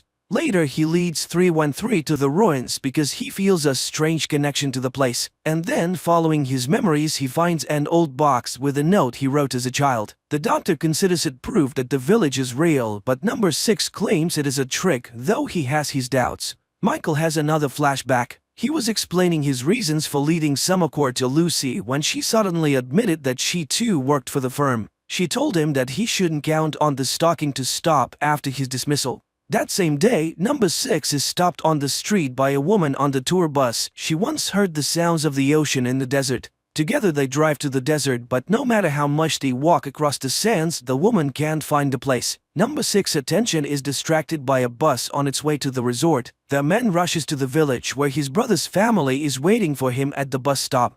When number 6 finally arrives, they decide to take the work bus to the resort. On the way, number 6 notices the towers and heads toward them. But images of despair flash before his inner eye when his brother is lost in the ocean. The man screams at the foot of the anchor. The vision changes. Number 6 is now tied to a pole, and number 2 puts a grenade in his mouth. There is an explosion and number 6 regains consciousness to the screams of his brother, who begs him to pick himself up. Confused, number 6 apologizes for his behavior and is ready to accept 16 as his brother when he suddenly confesses that he's not. He has been forced to lie. He doesn't know what they want, but it has something to do with the other place and he fears for his life. But number 6 promises that together they can stand up for themselves. 16 joins number 6 and the winking woman in search of the ocean. When they finally find it, 16 happily runs into the water. Number 6 remembers his brother's disappearance and asks him to stop, but a huge white ball appears out of the water and the man disappears. Number 6 tells 313 about it and they go to the place together, but instead of the ocean there are sand dunes in front of them. He returns to tell his family the news of his brother's death, but people are absorbed in the show. Number 6 screams in despair and is taken away by clinic workers, where number 2 comes and feels sorry for the man who has lost control of himself. He refuses to wear the number instead of his name but cannot remember his real name and agrees to be number 6. Later, number 6 meets a man who takes him to number 2 for an important conversation, while 313 realizes he has been dreaming and tries to sketch out what he saw. In New York, Lucy tries to leave Michael's apartment, but he grabs her and demands that she tell the truth about why he's being followed. Number 2 introduces to number 6 village spy named 909 who is searching for those who dream of the other place. He suggested the men work together for it benefits them both. One will do the job, the other will satisfy his curiosity. 909 tells him that the cell agents do not know about each other and it is likely that someone is watching them as well. While they are assigned to number 1955, a history teacher, one of his students has reported him. To get closer to the suspect, number 6 takes a job at the school. Observing a lesson about the history of number 2, number 6 asks a question about number 1, to which he receives the answer that there is no such thing and never has been. Later, number 6 tries to provoke the teacher by asking questions about other places, but the teacher does not budge, saying that he's fine with everything here. Meeting with 313 after this conversation, he shares his conclusions that everyone around him lives in fear. Later, 909 and number 6 observe the history teacher. He likes to swim and he always dines alone, which 909 finds suspicious. And to make matters worse, the teacher leads a group of runners who are prime candidates for dreamers. During this conversation, number 6 notices 313 ahead of the running group. The next day, number 6 holds a lesson and one of the students shows him the latest tracking machine. And he gives the students an assignment: find out who everyone is working for and what their goals are. That evening, number 2 gives his wife black pills and she wakes up. At night, number 6 and 909 climb onto the roof of the teacher's house and watch him with a camera. 909 asks his partner to fetch coffee from his truck, where number 6 finds surveillance log. He looks through it and discovers that he's the real 909's mission, and that 313 is also on the suspicion. The couple is talking about their son when number 2 gives his wife a sip of wine and she falls back into a stupor, and the man notices that the surveillance camera has been installed in his garden. At this time, the teacher also realizes that he's under surveillance and slits his own throat. Number 6 insists that the man must be taken to hospital. The next day, the cab driver is playing with his daughter in the backyard when a huge hole in the ground appears there. Meanwhile, number 6 searches the doctor's roof and finds a camera, not noticing that he himself is caught on the nearest camera. Number 2 calls 909 and shows the camera he found. He notes that his son is acting strangely and wonders if number 6 has had any contact with him. The agent denies it, but number 2 does not trust him.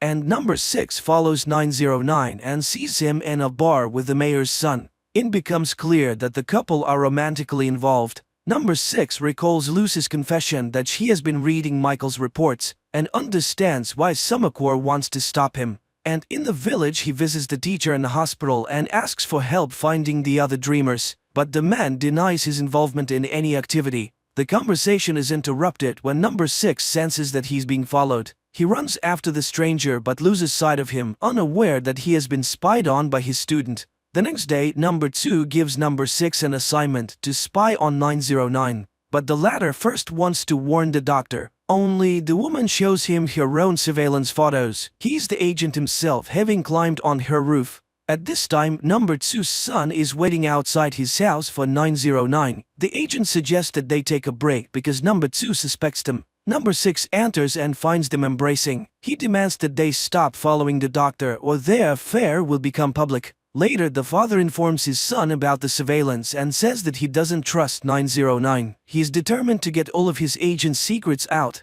And then number 2's son goes to 909 with a knife. But the agent doesn't even think about resisting. He turns his back on the guy, letting him kill him. Meanwhile, number 6 runs to 313's house, but only sees her being driven away in a black van. He runs to 909 for help but finds him bleeding out. The agent asks number 6 to confirm that the dreams are true and dies upon hearing the confirmation. New York, Lucy tries to get Michael to admit why he quit his job, and suddenly she realizes he is already with those people. In the village, number 6 finds number 2's son in the bar and asks him to help find 313. Number 2's son sends him to the tunnels, a place inhabited by unmasked dreamers, passing the man off as sick 909.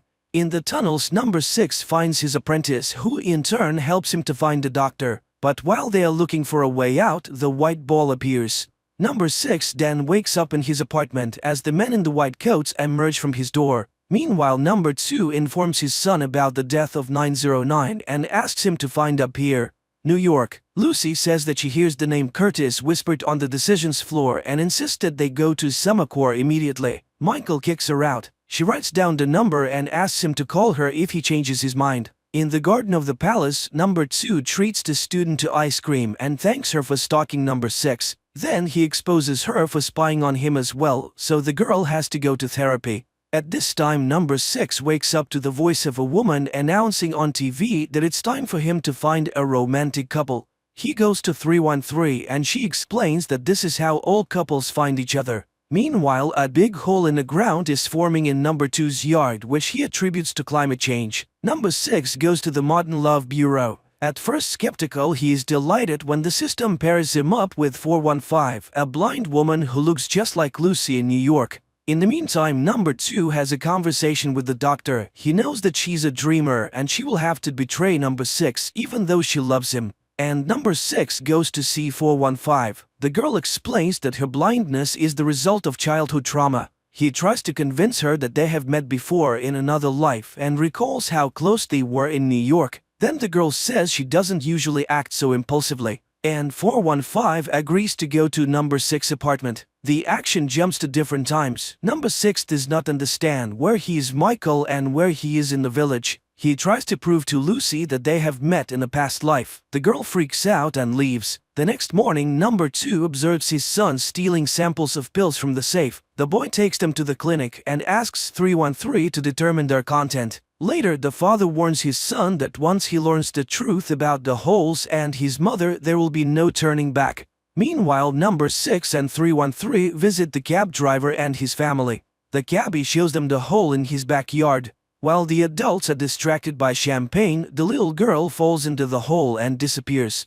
The loudspeakers in the village announce that every house should have a pig to combat weather anomalies, as their breath is a proven atmospheric stabilizer. The hole in 147's yard is backfilled, after which number 6 goes to number 2, hoping to find out where the girl disappeared to. But he leads him to his pit and advises him to marry 415, or to jump into the pit and find out what's in there firsthand. That night, the doctor, under number 2's supervision, injects number 6 and 415 with a hormone drug that makes people fall in love. The next day, number 6 visits 415's father and he convinces him to think about marriage. In the evening, 313 meets number 2's son and reveals the ingredients in his mother's pills. One a strong sedative, another a hallucinogen, and another of unknown origin. In the meantime, number 6 tries to ease 147's family's suffering from a missing child, while the doctor finds herself in number 2's bedroom, where she sees number 2's wife sleeping. The man is interested in the possibility of reversing love. 313 speaks affirmatively, but she's against such a way of winning the man over. That night, 313 goes to number 6 and confesses her feelings as he falls asleep. People from the clinic arrive and take him away. The doctor injects him with the drug, but the man wakes up and number 2 confesses that they caused his love artificially. But the man disagrees with this statement. His love is real, and he intends to marry 415. New York, Lucy and Michael wake up together. Lucy feels that she's not being her usual self and tries to leave, but Michael offers to cook breakfast for her. The girl asks for oranges. The man's consciousness is double again. He proposes marriage to Lucy and 415, and both respond by saying yes. On their wedding day, the doctor shows up at the church to tell number 6 that his feelings for 415 will not last. When the bride arrives, 313 kisses number 6. Sensing this, 415 runs off into the desert. Number 6 catches up with her moments before the white ball attacks. The two women take turns flickering. Lucy convinces Michael that she needs to leave because she brings danger, and 415 is knocked down by the bright flash and the wave from the ball. Number 6 calls her Lucy and tells her about their meeting in New York. She tries to deny it but eventually agrees with what he says. Number 2 brings her to the village to break his heart. Distraught, number 6 comes to equally distraught 147, who wants to jump into another pit to find his daughter. Number 6 is trying to convince him not to, and while he restrains his friend, 415 jumps into the pit.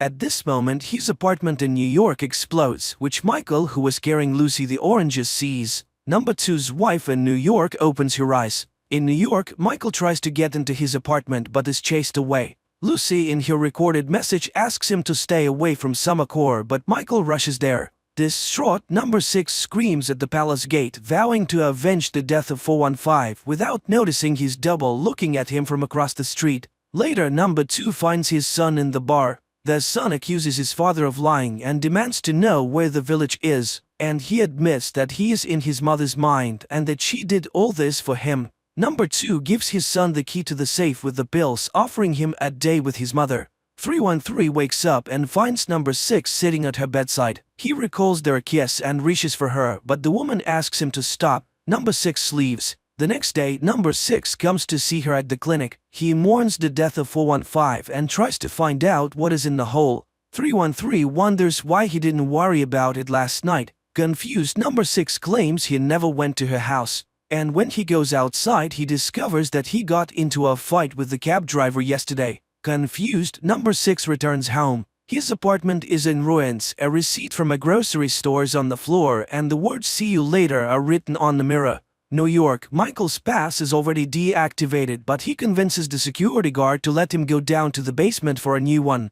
Number 6 goes to the store and he learns that he bought a knife here yesterday. He tries to convince 147 that his previous fight was with an imposter, and then he sees his double. He rushes out in pursuit and catches up with him, but the doppelganger knocks number 6 to the floor and puts a knife to his throat. He demands to kill number 2, who is responsible for the death of 415. Then he stabs him in the face and disappears. Number 2 prepares to leave the palace and finds number 6 breaking through his bodyguards to warn him of the appearance of the double who is going to kill him. But number 2 begins to behave strangely. He refuses to go in his car and goes for a walk in the village on foot, throwing off his suit. Meanwhile, number 2's son sees a message with a warning about the appearance of his father's double and wakes up his mother. Number 2 meanwhile walks into a store and asks for cigarettes. The salesman reluctantly hands him a cigarette, then smokes with him, but after he leaves, the man calls the clinic. Mother and son are having lunch, during which the boy pokes his mother for information about other places.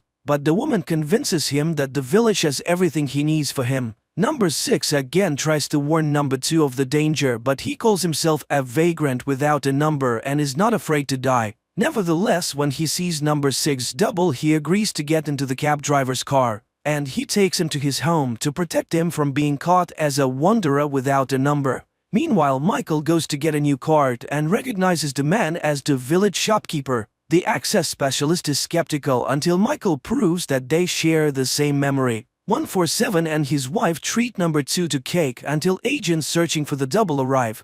Number 2 flees while his wife gives out for a walk without noticing the formation of a new hole in the yard. Later, number 2 comes to 313 and wonders if she wants to see the other place. He promises to grant her wish, even against her will. At this time, the son again asks his mother for permission to go to the other place, and the woman confesses that the holes appear when she's awake, and she also adds that the people born in a village cannot live anywhere else. The distraught son runs out into the desert and throws away the key to the pill cabinet. Meanwhile, 313 seeks solace in the arms of number 6 but realizes it is a double. She runs away haunted by new visions and finds herself in the middle of the desert, while number 6 tells number 2's son about the doppelganger and his intentions to kill his father. The boy names the location of number 2 and confesses that he recognized him. He is the doppelganger and the killer. In the village church, number 6 finds number 2, and he confesses that he created the village because he wanted a fresh start, free from the apathy and the cruelty of the real world. But apparently he was wrong. He recognizes the doppelganger and he's not afraid to die. The doppelganger grabs number 2 while the real number 6 appears. He stops to double. They will only win if they unite. At this point, number 6's double disappears, while number 2's son finds the key in the sand and puts his mother to sleep again. Number 2 returns home, explaining that his double has been found and apprehended. The shopkeeper is dragged to the clinic. In the middle of the desert, 313 finds a glass door with the Summacor logo on it and goes inside. At the same time, Michael and the master go to the task floor. In a room filled with monitors, profiles of the villagers are displayed. Michael recognizes the people as subjects from his reports. On one monitor, he watches Lucy's recorded warning until 313, following a long corridor, encounters a vision. She flees back into the desert. Michael goes to the window on the floor and sees Village Street and number 6. He knocks on the window trying to get his attention, but he looks toward the towers and turns away and leaves.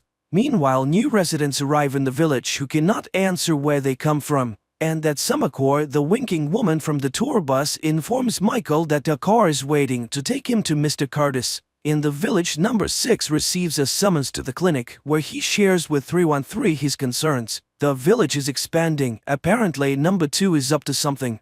At that moment, the doctor receives his test results and is frightened. At the same time, looking around the village, number 2 tells his son that all of this is his inheritance. Their conversation is interrupted by number 6, who wants to know exactly why he's now certified to die. Number 2 replies that he has exhausted all means to convince him to live peacefully in the village or not to live at all. In the meantime, 313 continues to be haunted by visions from another life, but number 2 warns that she must not let the girl from the other place control her.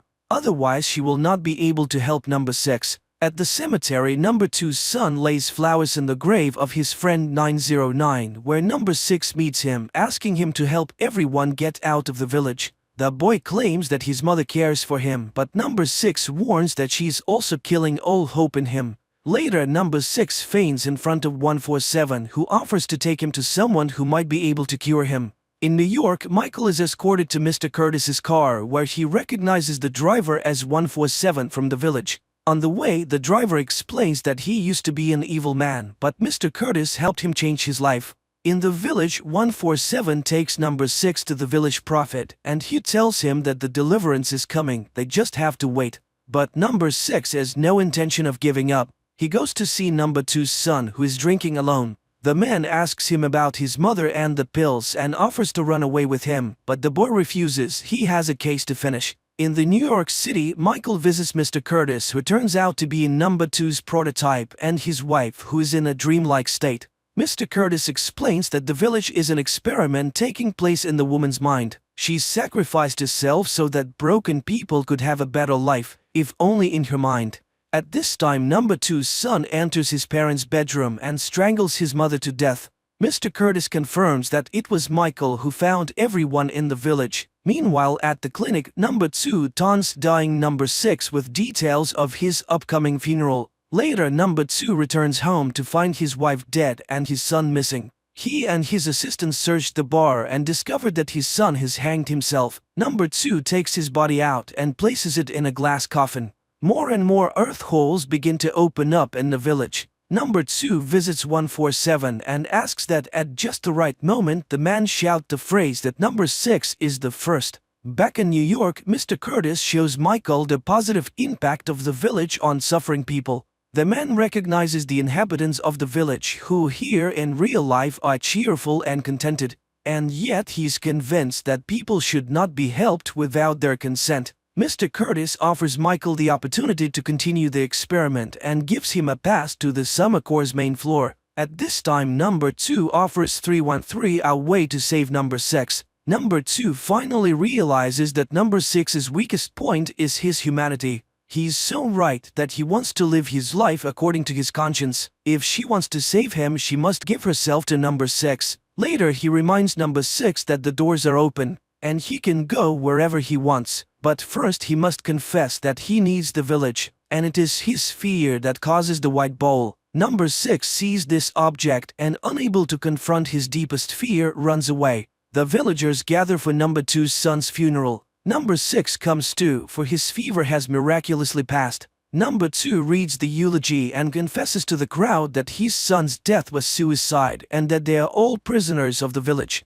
At this time, in a New York church, Mr. Curtis introduces Michael to Sarah, 313's prototype. She's mentally ill, suffering from the effects of childhood abuse. The man tells Michael that he worked with the girl for a long time until she resisted. Meanwhile, number 2 admits that he cannot save the village and soon everyone will be in the abyss. The child throws a stone in number 2's face and he points to number 6. He can answer all their questions and he calls him number 1. Mr. Curtis asks for help to cure Sarah, for Michael is number 1. The crowd begins to chant that number 6 is number 1 and will save them all. Number 2 tells number 6 that the only way to plug the holes is for a dreamer to take his wife's place. That's when 313 steps forward and takes the pills. Michael takes Sarah by the arm, catching her as she falls, and number 2 puts a grenade in his mouth. He gives it to number 6 and pulls out the pin. Mr. Curtis returns home and finds his wife healthy. On the appointment floor, Michael takes over as the new head of Summer Corps. On the high ground by the village, number 6 and sleeping 313 look out at the world around them. The man confesses that he has only now realized how beautiful it is here and intends to create a good village. 313 sheds a tear. The film is quite complex. It is not always immediately clear what is real and what is a flashback or hallucination, especially when it comes to the same characters, but everything is redeemed by a rather unpredictable ending which explains all the strangeness of the plot.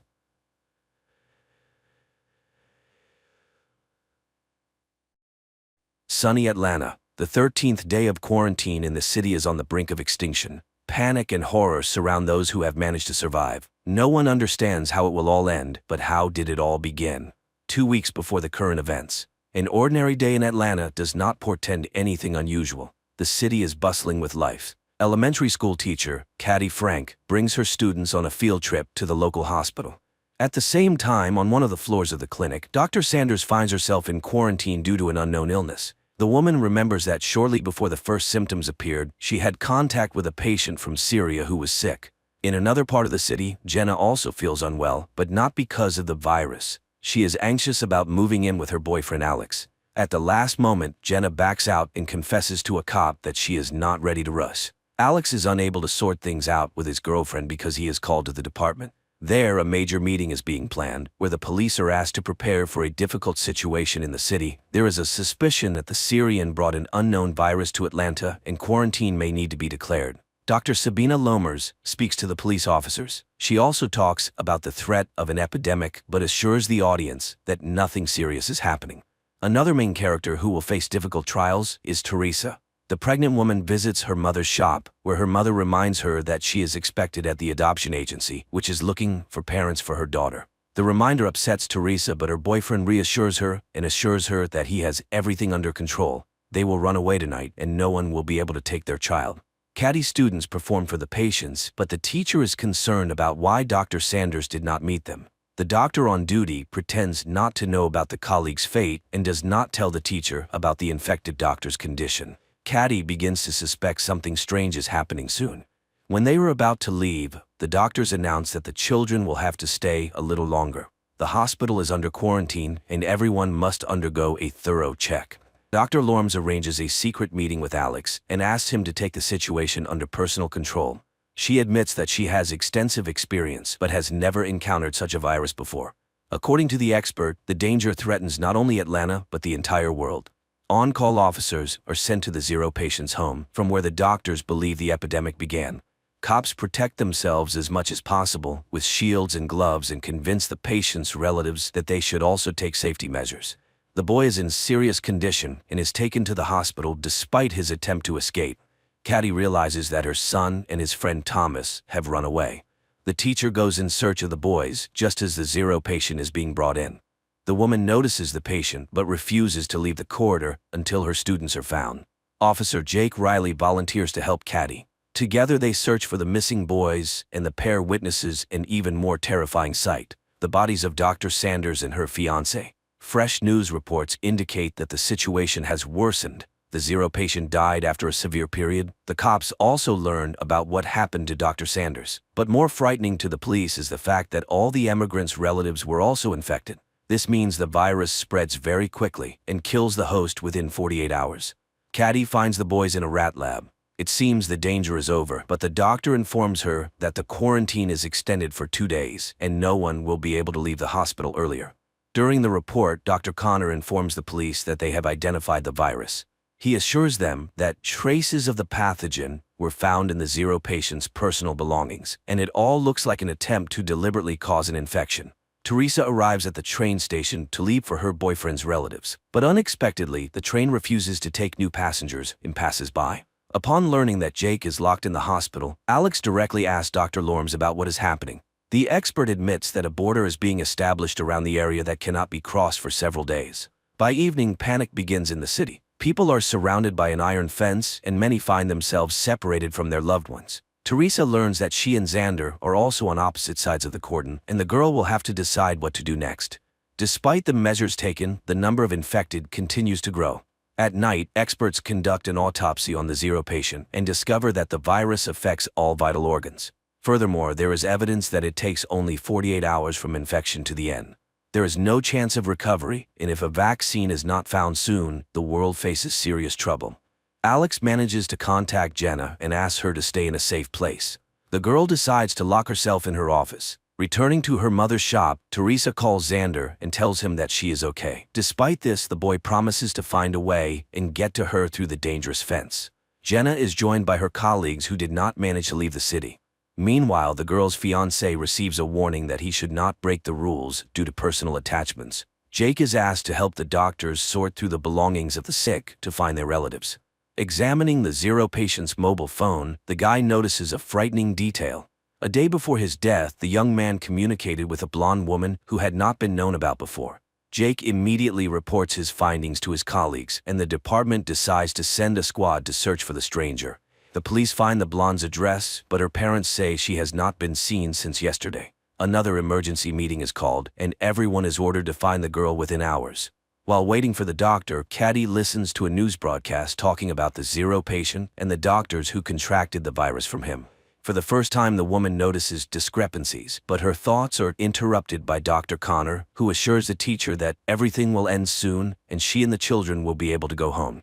Leaving, Caddy still decides to ask about her suspicions. She was surprised that Dr. Sanders died before the Syrian who supposedly infected her, but Connor avoids answering, muttering something about differences in immunity. Jake is sent to find the girl, and the authorities hope to hide the fact that the infected person is behind the fence, but it is no longer possible to help the blonde. The cops find her in serious condition in the apartment of old friends.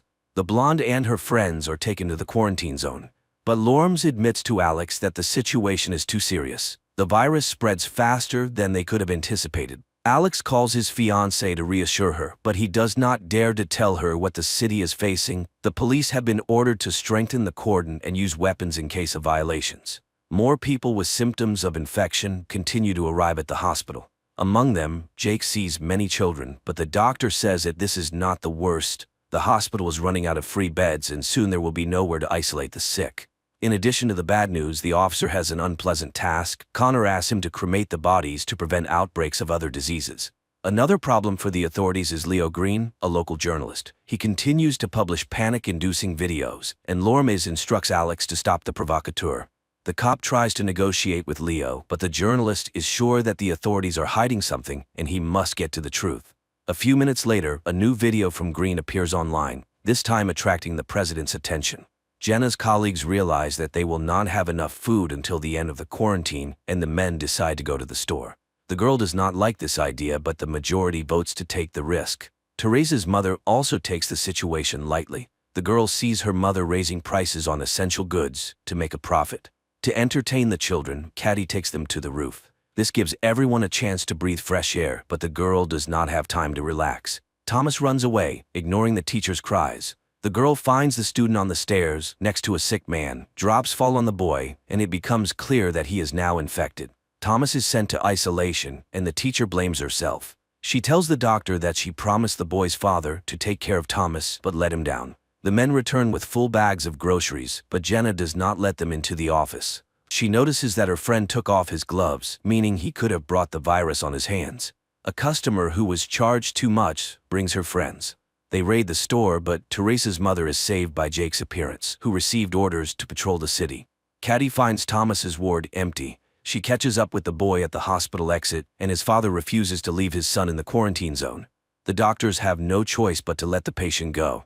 Alex's pleas have no effect on Leo, and in pursuit of a hot story, he allows his colleagues to leave the closed area. He is not even frightened by the fact that one of the girls has symptoms of the disease. Alex and Jake manage to meet secretly on neutral territory. Both guys are nervous, but they have to work together. Leo Green tells the whole world how to leave the closed area.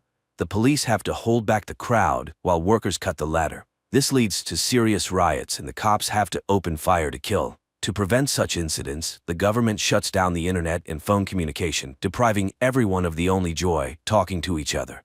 Caddy accidentally enters a closed room and learns the truth about the number of victims. Among them are her students. At the same time, Jenna also tries to get to the truth, and she assembles a radio phone to call Alex. The girl has to climb to the roof to get the antenna, where she meets Sam, a technician who hid on the roof to avoid infection. Alex changes partners and goes on night duty. In the middle of the night, he notices an intruder and asks him to stop.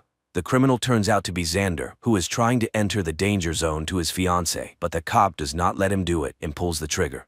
The bullet turns out to be rubber, and Xander is simply taken to the hospital. The officer visits him and apologizes, but warns that he will do the same thing next time. Leo decides to take advantage of this. He is preparing a scandalous report about the abuse of power. The store is visited by robbers again, but this time Teresa is also in danger.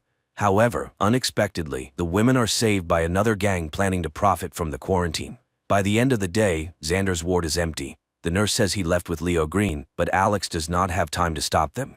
The duty officer reports that the guy has entered the infection zone. Dr. Connor shows Jake the rats that were injected with the medicine.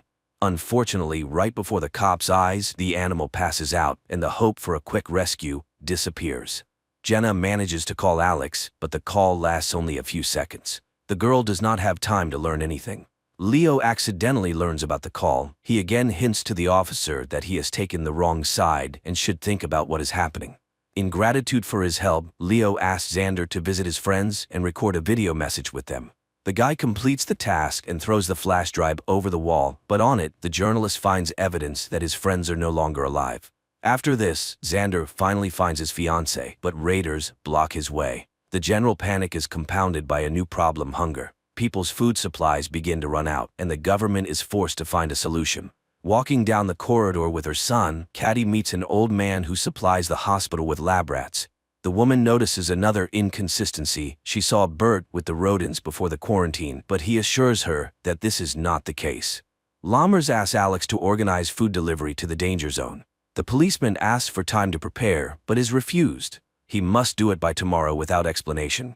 Alex has to ask Jake for help.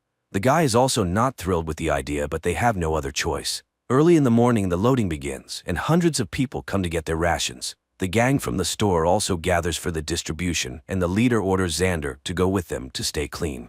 Jenna goes outside for the first time in many days to get some food. She approaches the distribution center, but a gangster car passes by, making her uneasy. Jake recognizes his friend and gives her a ration without a queue. He also hands her Alex's keys and asks her to hold on, as everything should end soon.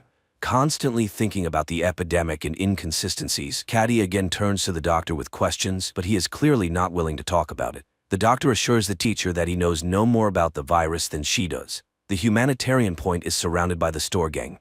There are many more bandits, and they take the food boxes to sell them to hungry people later.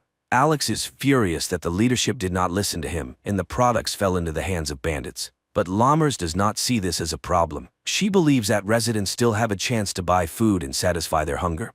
Jake's partner turns out to be infected, and the officer offers him help, but the officer refuses to go to the hospital. He knows that no one can help him, and decides to solve the problem on his own. Returning to the shelter, Jenna falls into the hands of other bandits who also try to take the box. The woman is saved by Sam, whom she recently refused to let into the office, but the friends remember Jenna's recent act and, despite everything, do not let her or Sam into the clean zone. Alex and Jake meet again, and the senior partner admits that he no longer trusts the leadership. He tells his friend that, due to the robbery, he had to leave his subordinate in the danger zone. At this moment, this very subordinate calls Chief Esser and reports that their plan worked. Jake tells Caddy that she was right, something is being hidden from them. Dr. Sanders and her boyfriend had no personal belongings, but the conversation has to be postponed. Thomas's sister is admitted to the hospital, asking the teacher to find the boy. Their father died, and Thomas is left alone. Alex also begins to doubt the leadership's honesty, and he goes to Leo's house to hear his version. He finds the journalist drunk, but the guy comes to his senses and promises to help in the search for answers. Despite Jacob's persuasion, Caddy goes in search of Thomas. The gang is joined by the very cop sent by the police chief. He promises the bandits a radio phone in exchange for being accepted into the group.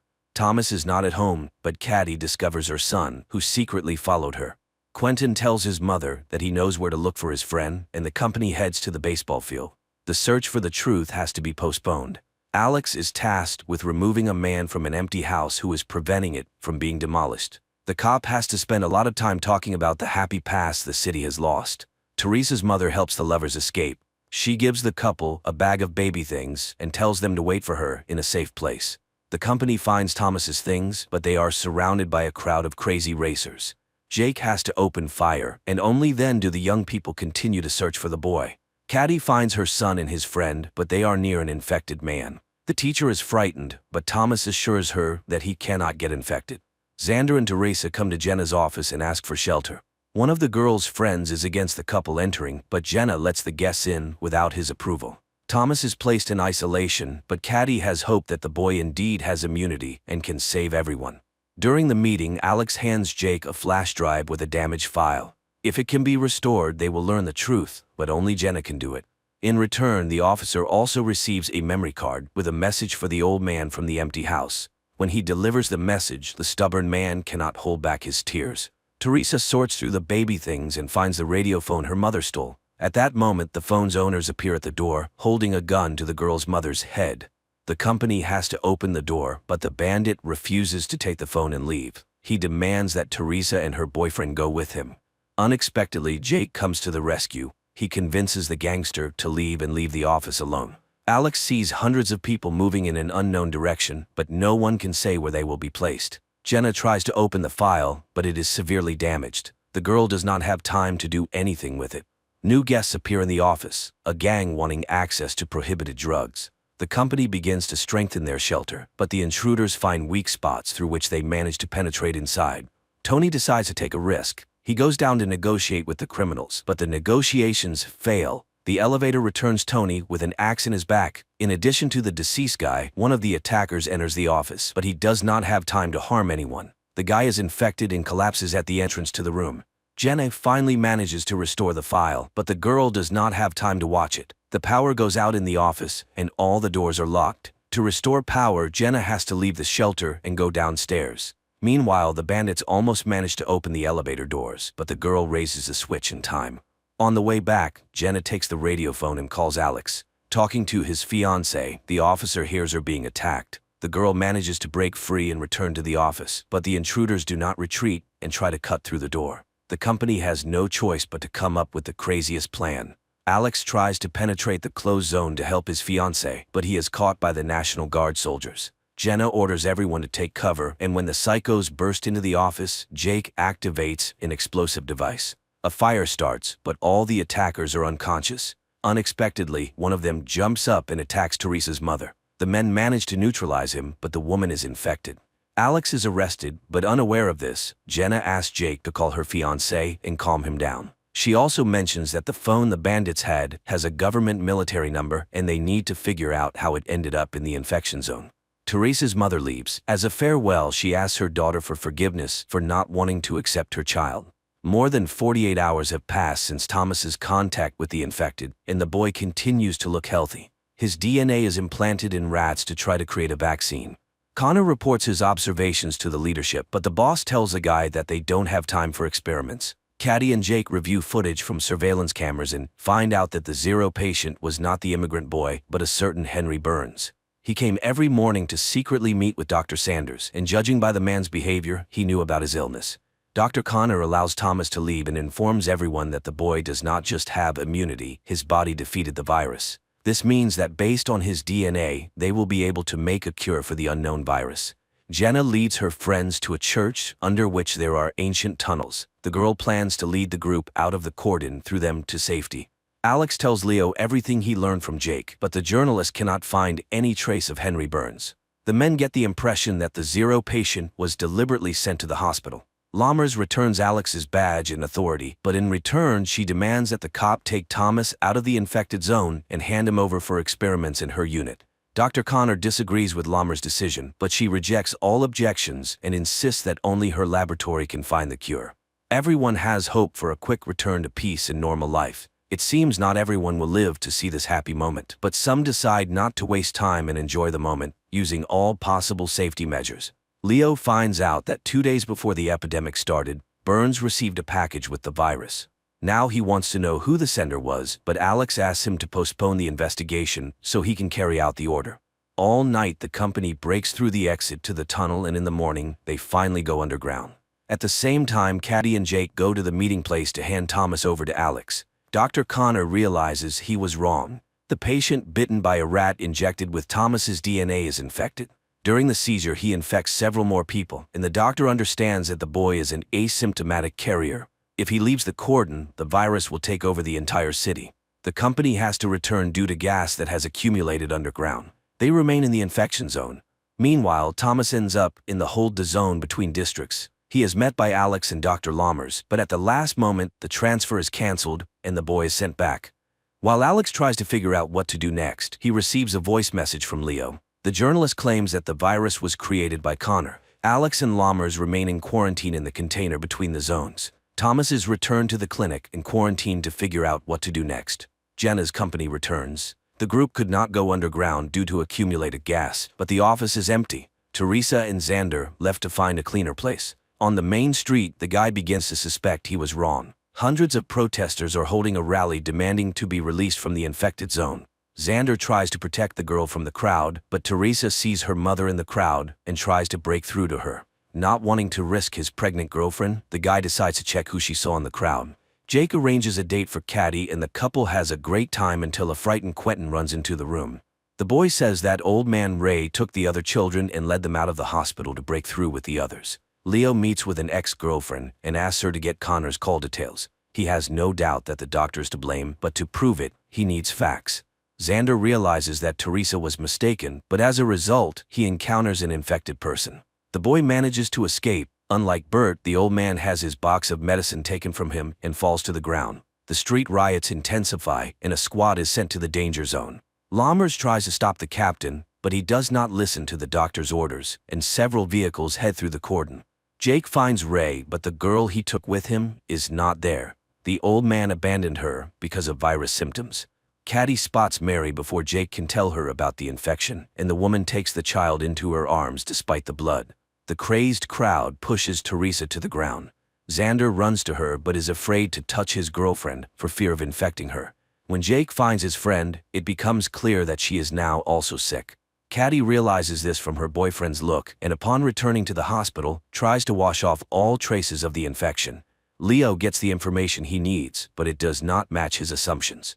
Moreover, his friend tells the journalist that Burns called someone on an encrypted phone that only high-ranking officials can have that day. Susie, Jenna's friend, confesses that she is expecting a baby. Going for a test to check this, Jenna meets Xander and Teresa, who stayed on the street after the riot. Caddy ends up in isolation, and Jake tries to support her, but the girl's nerves can no longer withstand it. After 48 hours, Dr. Lammers and Alex are released from the container. There are only 8 hours left until the end of Caddy's quarantine. At the same time, Teresa's baby is about to be born. Alex visits Leo and finds out that on the day of the infection, Burns did not call Connor, but Lammers. There is no doubt that she started the epidemic for some personal purpose. Dr. Connor conducts his first round after leaving isolation. When he reaches Caddy, he admits that he cannot release her. The onset of symptoms has increased, and 48 hours is no longer a guarantee of health. The soldiers who participated in stopping the riot were infected. Lammers reports this to the journalists, but she promises to find a cure and save the country. At Alex's request, Jake inspects the apartment of Leo's friends, who were also investigating. There he finds ashes, all that remains of the documents and evidence. When friends meet to discuss this, Alex realizes that Lammers and the police chief are involved.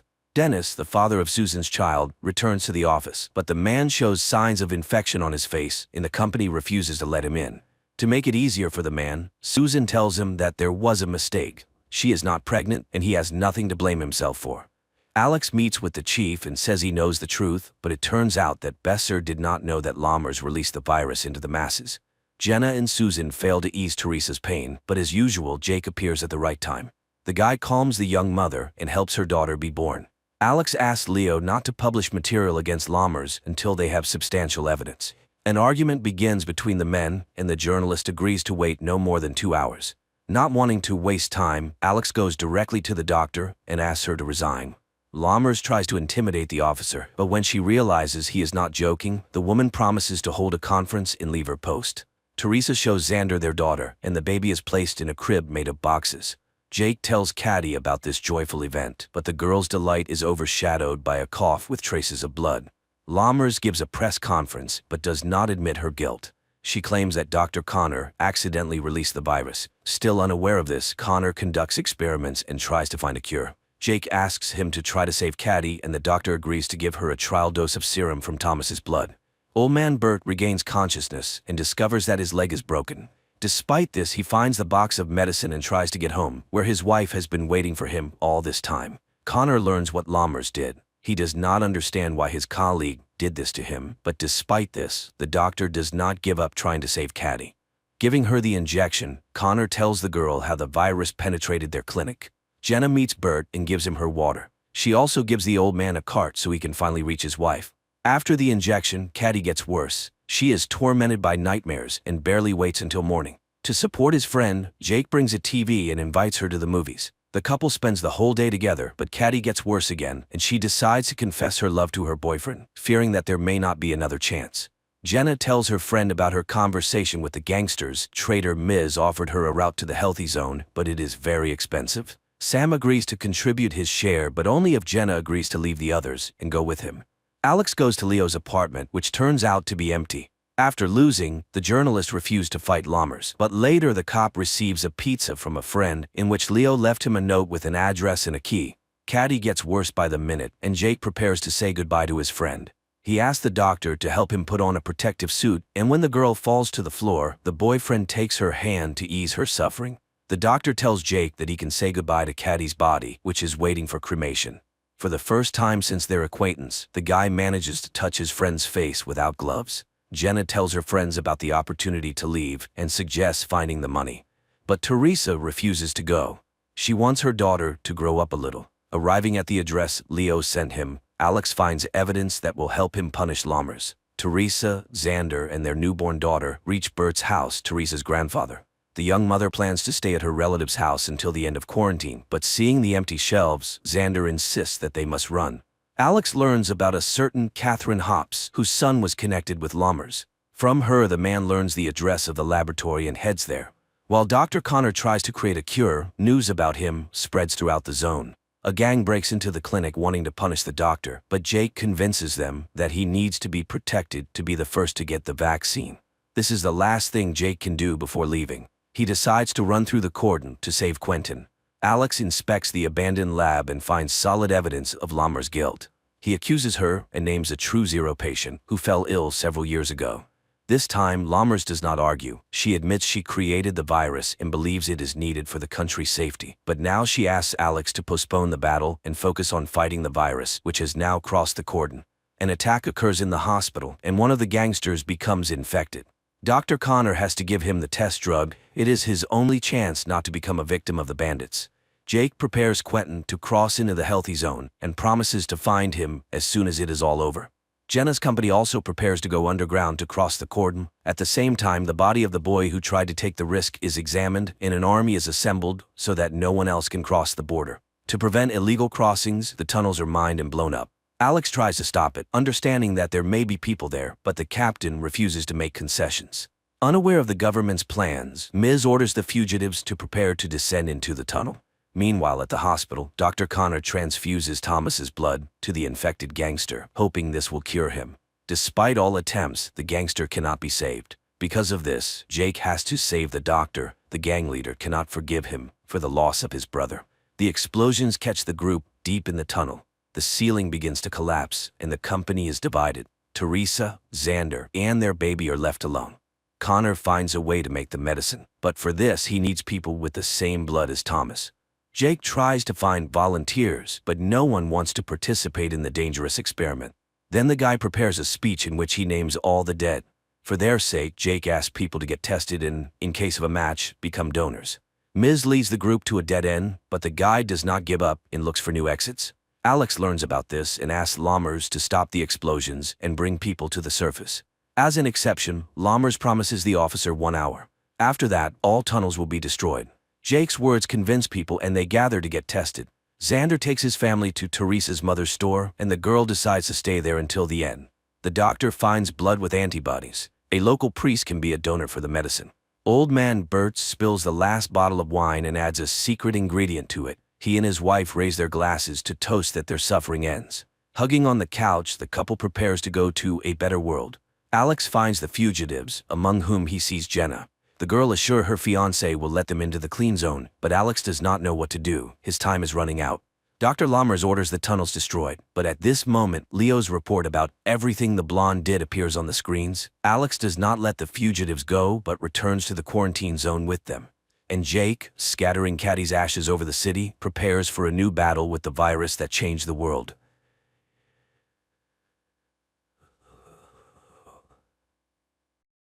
A welcome to the show.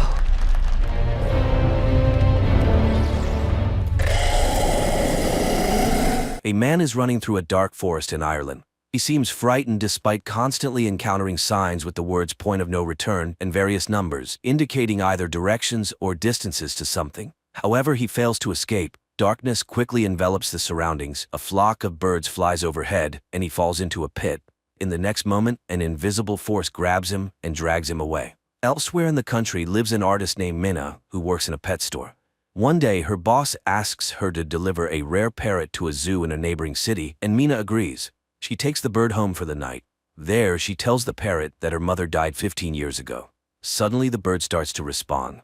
In the evening, Minna puts on a wig and goes to a bar where she introduces herself to a guy with a fictitious name, claiming to be a ballerina. In the morning, Minna apologizes to the parrot for her behavior, saying the real her would probably not be liked. Finally, the pair set off on their journey. On the way, her sister Lucy calls, reminding her that she has family and nieces who love and await her. Minna continues driving and eventually ends up on a road leading into an old dark forest. Unexpectedly, the car breaks down and stalls, and the connection also mysteriously cuts off. Taking the parrot's cage, Minna steps onto the road to seek help, but the forest is dark and empty. When she returns to where she left the car, the road is deserted. Minna continues to wander through the quickly darkening area, talking to the bird to keep herself cheerful and suggesting they name it Darwin. Suddenly, she notices a woman running past and decides to follow her. Minna catches up with her near a small forest cabin, and the woman, opening the door, orders her to come inside quickly if she wants to live. Naturally, Minna rushes into the cabin. The elderly woman is named Madeline. She has been living here for some time with 2 other young people, Ciara and Daniel. She immediately orders Minna to stand in front of a mirror because the watchers cannot enter inside but observe from outside, coming every night after sunset. Standing by the mirror, Minna suddenly hears sounds like applause. Madeline confirms her suspicions. The watchers are applauding the appearance of a new object. In the morning, Minna announces that she intends to leave. Although the others assure her it's impossible, she heads into the forest.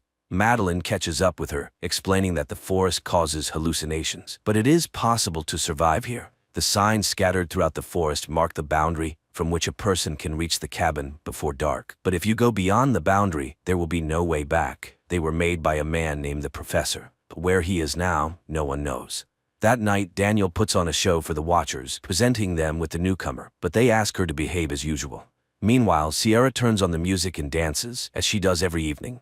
Minna, on the other hand, finds discs with recordings of Love Search TV shows. In the morning, she and Ciara go to gather medicinal herbs because her missing husband asks the girl to take care of Daniel. Then the man went to search for a way out and disappeared.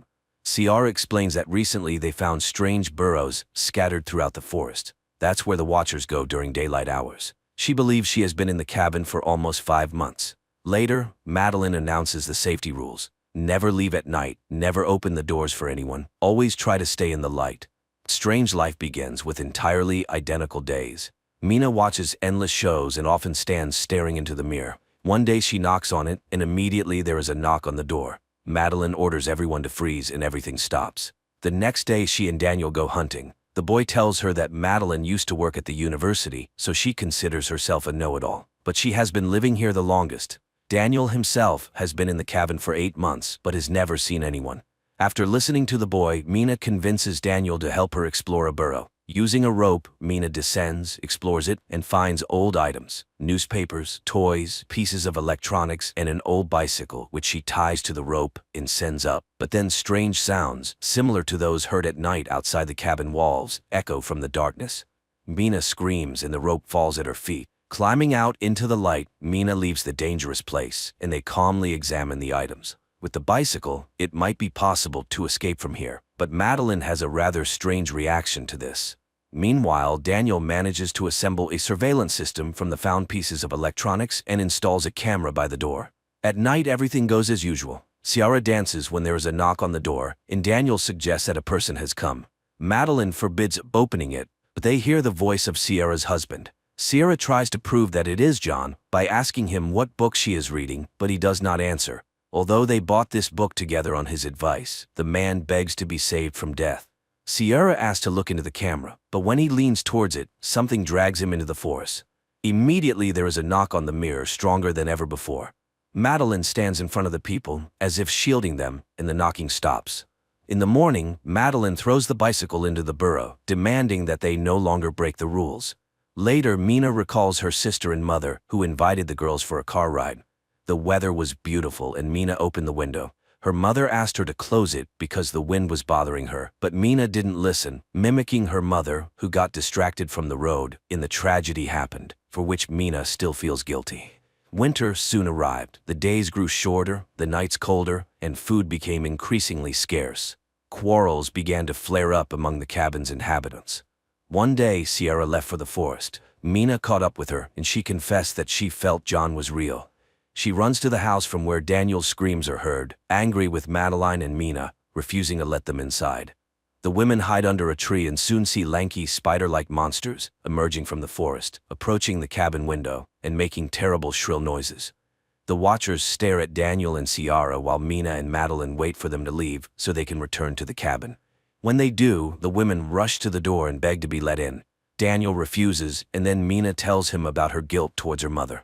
She asks him to understand that he will suffer all his life, realizing that he is responsible for the death of people. The doors open. The 4 of them immediately stand in front of the mirror, hoping to convince the Watchers that they are in place. Madeline admits that she tried to protect them from certain things. She used to teach history and mythology, and unlike them, came here voluntarily. Only here did she realize how dangerous this place was. Once she hunted alone and saw herself at sunset. Not an exact copy, but very similar. The Watchers are an ancient species with many names: changelings, winged ones, fairies. They study people to impersonate them, and they will never let them leave. Knocks and the voices of the cabin's inhabitants are heard outside. Then Daniel finds a hatch in the floor, which they didn't even know existed. Descending, they discover a well-fortified and equipped living space filled with food and equipment. Mina turns on an old computer, and a video recording shows the face of the professor, whose real name was Rory Kilmartin. He was the first to study the Watchers and tried to learn about their origins. In 1979, the scientist found this place, which he called Wonderland. Every evening, the Watchers came to his window and studied him. For many years before this, the professor's colleagues laughed at him, not believing his tales. Then he built this bunker, using the labor of men from nearby remote villages. He chose the lonely or those with bad habits so that their disappearance would not attract much attention, as every evening he convinced them to have dinner outdoors. Hiding inside, he watched the Watchers deal with them. Thus this bunker was built on blood. One day, a Watcher appeared before him in the form of a girl with red hair. She was very different from the others, as if she were unique and looked curious and harmless. That's when he realized that if he unlocked the secrets of the fairies, he might even conquer death. He did the impossible, lured this girl into a cage and began experiments on communication, trying to befriend her. She changed form, sometimes turning into a frightening creature with long arms, but seemed to listen to him. Gradually, she became close and understandable to him, but now the professor realized he had achieved nothing significant and was ready to end his life. He hid a boat by the river, and this is the only way out. Just follow the birds. He asked the survivor to go to his university office and destroy all the documents found there, and now he will go to her and stay here forever. In the last recording, they see Kilmartin climbing up. Gunshots are heard, and then all is quiet.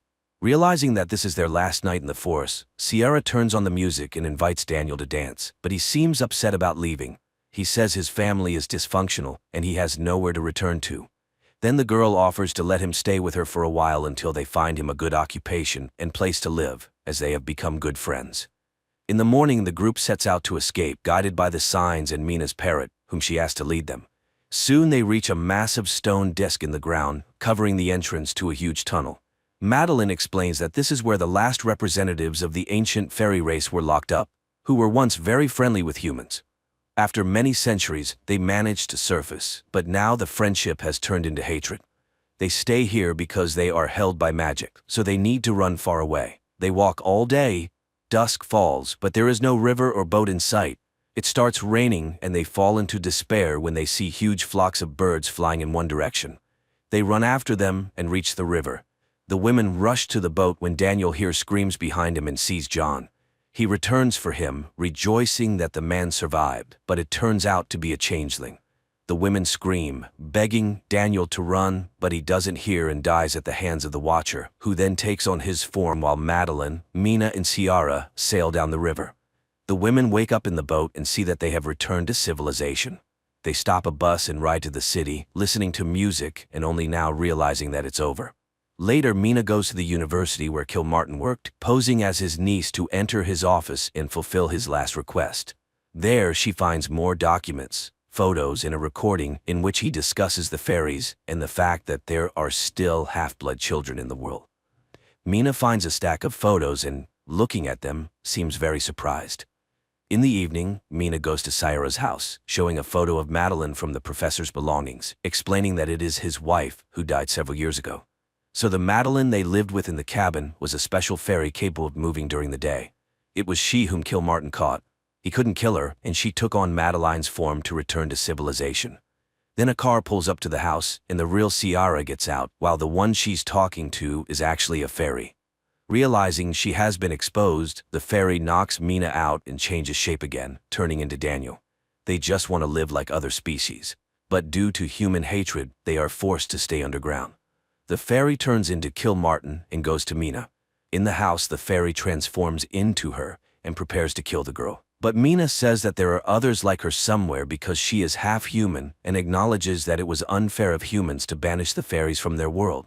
The fairy softens and spreads her wings, admitting that Mina might be right, and she flies away. Mina revives Ciara. Later, she reunites with her twin sister Lucy, finally forgiving herself for their mother's death. She tells her about her experience, admitting that she still sees Madeline appearing in the forms of other people. Her nieces arrive to show Mina a drawing of her and Darwin, whom she still keeps as a pet. Meanwhile, outside, a girl with red hair appears, looking at their apartment windows and taking on the form of a girl with a strange face. This is probably not a horror movie, but rather a scary bedtime story when a child doesn't want to sleep and asks for something frightening. Everything builds up slowly and tastefully, but the ending unfolds somewhat mundanely, although mysteriously.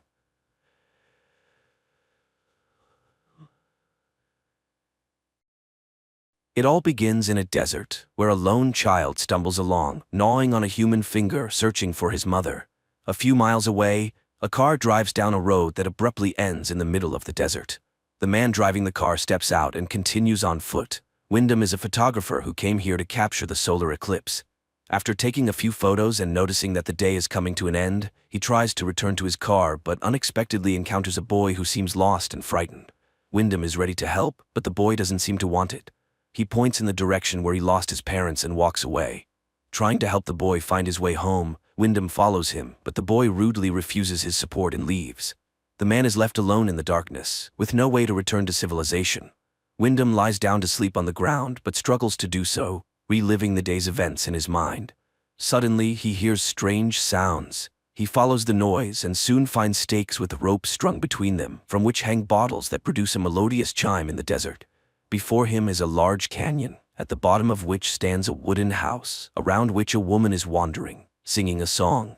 Wyndham asks for help, but she enters the house, as if not hearing his pleas. He finds an iron ladder leading down and begins to descend. However, the ladder only reaches halfway down the canyon, and from there, it's just an ordinary rope ladder. Wyndham overcomes both and approaches the house. He knocks persistently at the door, but receives no answer. So, Wyndham opens the door himself and enters.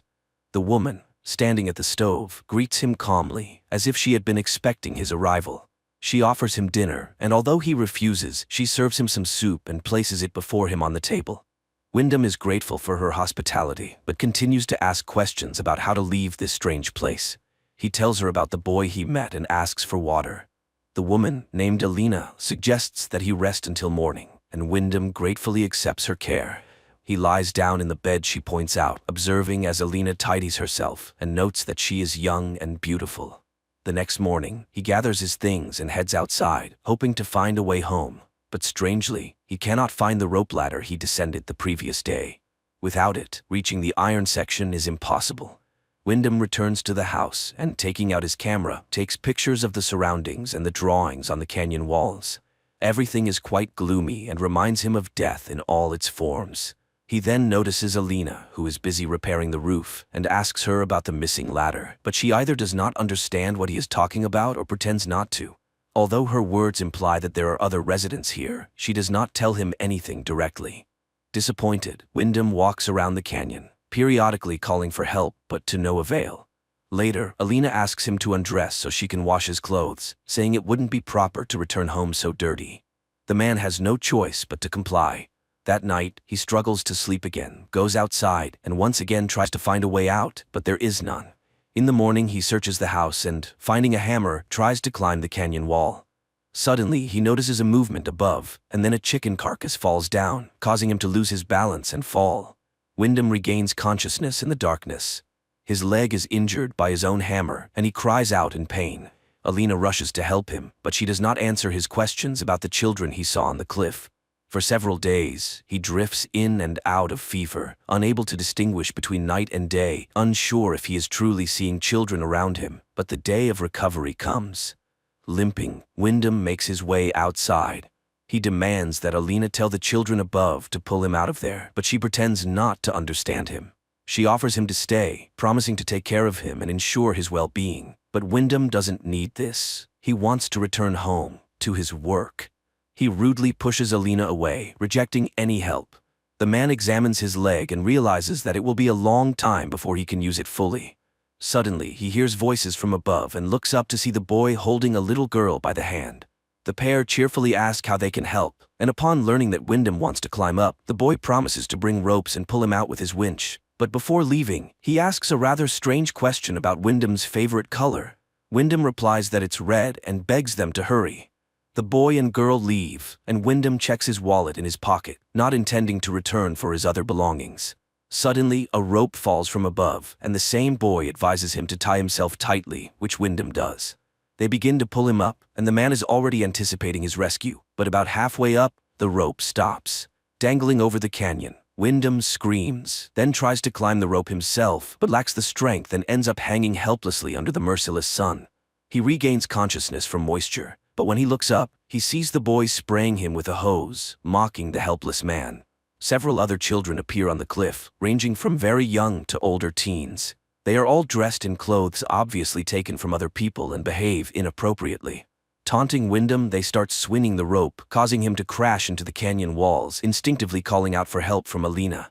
He sees the woman shouting angrily at the foolish children and loses consciousness after another blow to the wall. That night, he wakes up in bed and immediately tries to get up. Alina doesn't understand where he is headed, but Wyndham is willing to do anything to escape. The woman explains that the children are homeless, gathered in the desert together, surviving as best they can. Neither of them notices that while they talk, the children stand on the cliff, watching the house's windows burn. The next day, Wyndham watches as Alina releases a bird, envying its ability to fly. The woman brings him a spare set of clothes from somewhere, and although he didn't ask for them, he is touched by her care. Time passes. One day, Wyndham plants a small garden at the bottom of the canyon. Occasionally, the children bring them various items, food and drinks, which surprises Wyndham since there are no stores around. He doesn't understand their behavior. First, they feed him, then they mock him, but Alina accepts it all as normal. The man becomes more involved in the household, marveling at Alina's quiet demeanor. One night, he tries to ask her questions, which are interrupted by cries from the yard. Alina advises Wyndham not to go outside when the children behave like that, but he rushes out into the night and sees the boys, dressed in outlandish clothes, gathered around the house. They start taunting him, pushing and beating him, but suddenly disappear into the night. Wyndham demands answers from Alina. Who are these children? Why do they live here? And why does she stay in this horrible place? But the woman remains calm, not admitting that she is a prisoner. That evening, she comes to Wyndham. The man, starved for female attention, eagerly welcomes her. Time passes, and the first sprouts appear in Wyndham's garden. One day, the boy in the cap calls to him from above. He is friendly and promises to bring some soda. Wyndham returns to his plants and unexpectedly finds a wedding ring and car keys buried in the sand. That evening, Alina shows him a portrait of a woman. Calling her the first mother, she confesses that she is expecting his child. Stunned, Wyndham can't believe his ears. He never wanted to have children here, especially with a woman he barely knows. He yells at Alina, but he has no choice but to accept it. The next morning, he finds his garden destroyed by local birds, but Alina willingly helps him replant, which earns his gratitude. Gradually, life in the house falls into some semblance of order. Alina runs the household, and Wyndham exercises, working on his leg. One day, the boy in the cap visits again. He is very curious and asks Wyndham many questions. Wyndham asks him to help Alina, as she is going to have a child, and they will need a doctor. The man asks the boy to bring some rope and something heavy to use as a counterweight. He plans to climb out and take them to the city, where he can take care of the woman and the boy. The boy promises to do everything when everyone is asleep or gone, but then one of the older boys appears and takes him away. Later, Wyndham tells Alina that the boy wants to study, that he is smart, different from the others, and wants to live differently. The man wants to help him, and help her too, but Alina reacts strangely. She tries to find out exactly what Wyndham is missing here. When he mentions freedom, Alina is puzzled. After all, no one forbids him from doing anything here. Isn't that freedom? Then the man tells her about the outside world, remembering the ocean and a cheeseburger. Alina doesn't know what that is, so Wyndham explains what the dish consists of. The woman admits that her mother used to say that mirages live outside. But here, in the desert, everything is real. Wyndham takes out his camera and shows her the photos he took on the day he ended up here. But what impresses the woman is not the solar eclipse, but a random shot in the car with music playing in the background. At night, he has nightmares about the terrifying faces of the children mocking someone. In the morning, he hears Alina's terrible scream from the yard, and rushing outside, he sees the boy in the cap crucified over the canyon on wires. The savages stand on the cliff, laughing. The woman suddenly declares that brothers wouldn't do such a thing. She accuses Wyndham of killing her son and strikes him on the head with a board. When he comes to, Wyndham finds himself in a cage. Despite his pleas and begging, Alina has no intention of letting him go. She feeds him like an animal, and her children come to watch his suffering. One day, he sees a girl standing on the cliff. She is clearly not from here. Wyndham catches her attention, though he is terrified to shout, fearing to wake Alina. Whispering, he begs the girl to call for help. She understands him, promises to do everything necessary, and leaves, assuring him she will return soon. Wyndham waits in hiding, watching the heavily pregnant Alina as she goes about her chores. Suddenly, he hears screams and sees the savages catching the girl. They drag her to the cliff and dramatically kill her before his eyes. Time passes. Wyndham remains in the cage. He involuntarily witnesses unnatural rituals performed by Alina, her children, and her brothers. One day, he suddenly tells Alina that he wants to stay here forever, to raise his child and love Alina, who will become his queen. He will teach the child everything he knows and is ready to give himself completely. And this is his choice. But hearing the word choice, the woman laughs. He never had one. He is just a seed blown here by the wind. And this child is only hers. The man will stay in the cage until the baby is born. After that, nothing in the desert goes to waste. Finally, the day of birth arrives. Alina screams in the house as Wyndham paces in the cage. The woman reaches him, begging for help, as she has never had such a difficult birth before. She releases the man from the cage, and he does his best to ease her pain. The children stand on the cliff, watching what is happening. Suddenly, Wyndham sees a ladder descending from above, but Alina cries out, and he stays by her side. The child is born at the moment of the solar eclipse. Wyndham takes the baby girl in his arms and kisses her, overjoyed to be a father. Alina begs him to give the baby to her, and when she receives the child, she promises to feed and protect her until she becomes the new mother. Then she will fulfill her purpose, just as Wyndham has fulfilled his now. At that moment, the boy sneaks up and slits the man's throat, exulting over the collapsing body, assuring him that he is doing it for the mother. Later, Alina gathers Wyndham's belongings and packs them in a chest, then goes to the baby, promising her that everything will be fine. Meanwhile, Wyndham's body decomposes in the yard of the house, sprouting grass and turning to dust. This is where this unusual film ends.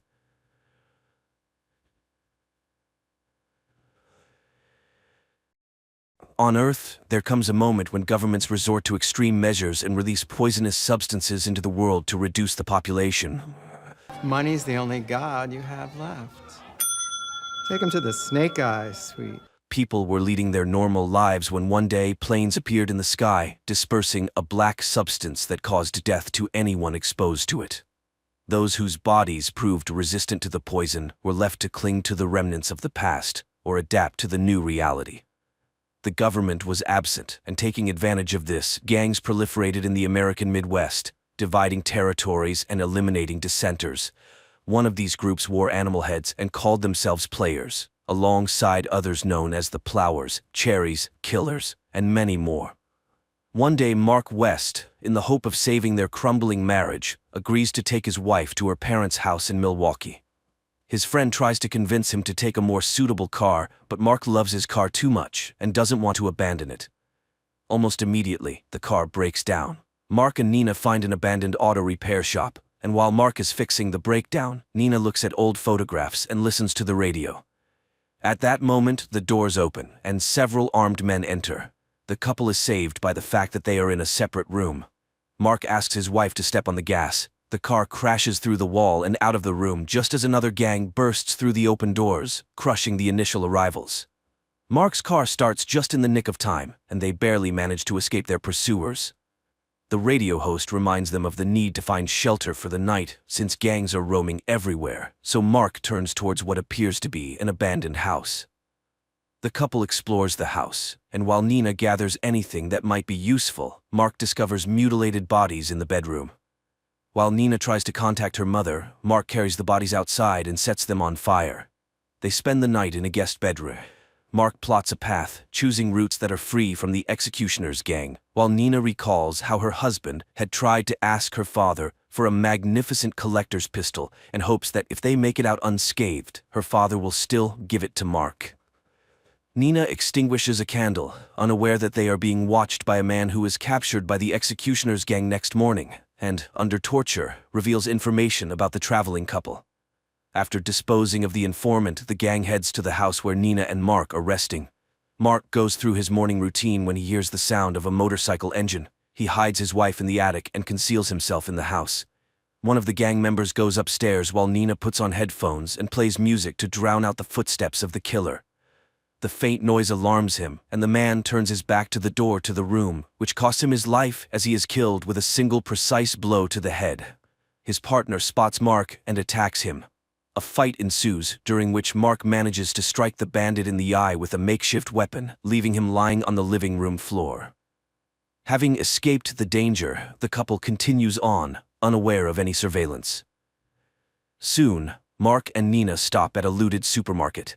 People are attempting to replenish their supplies when a masked man appears in front of them and orders Mark to drop his gun.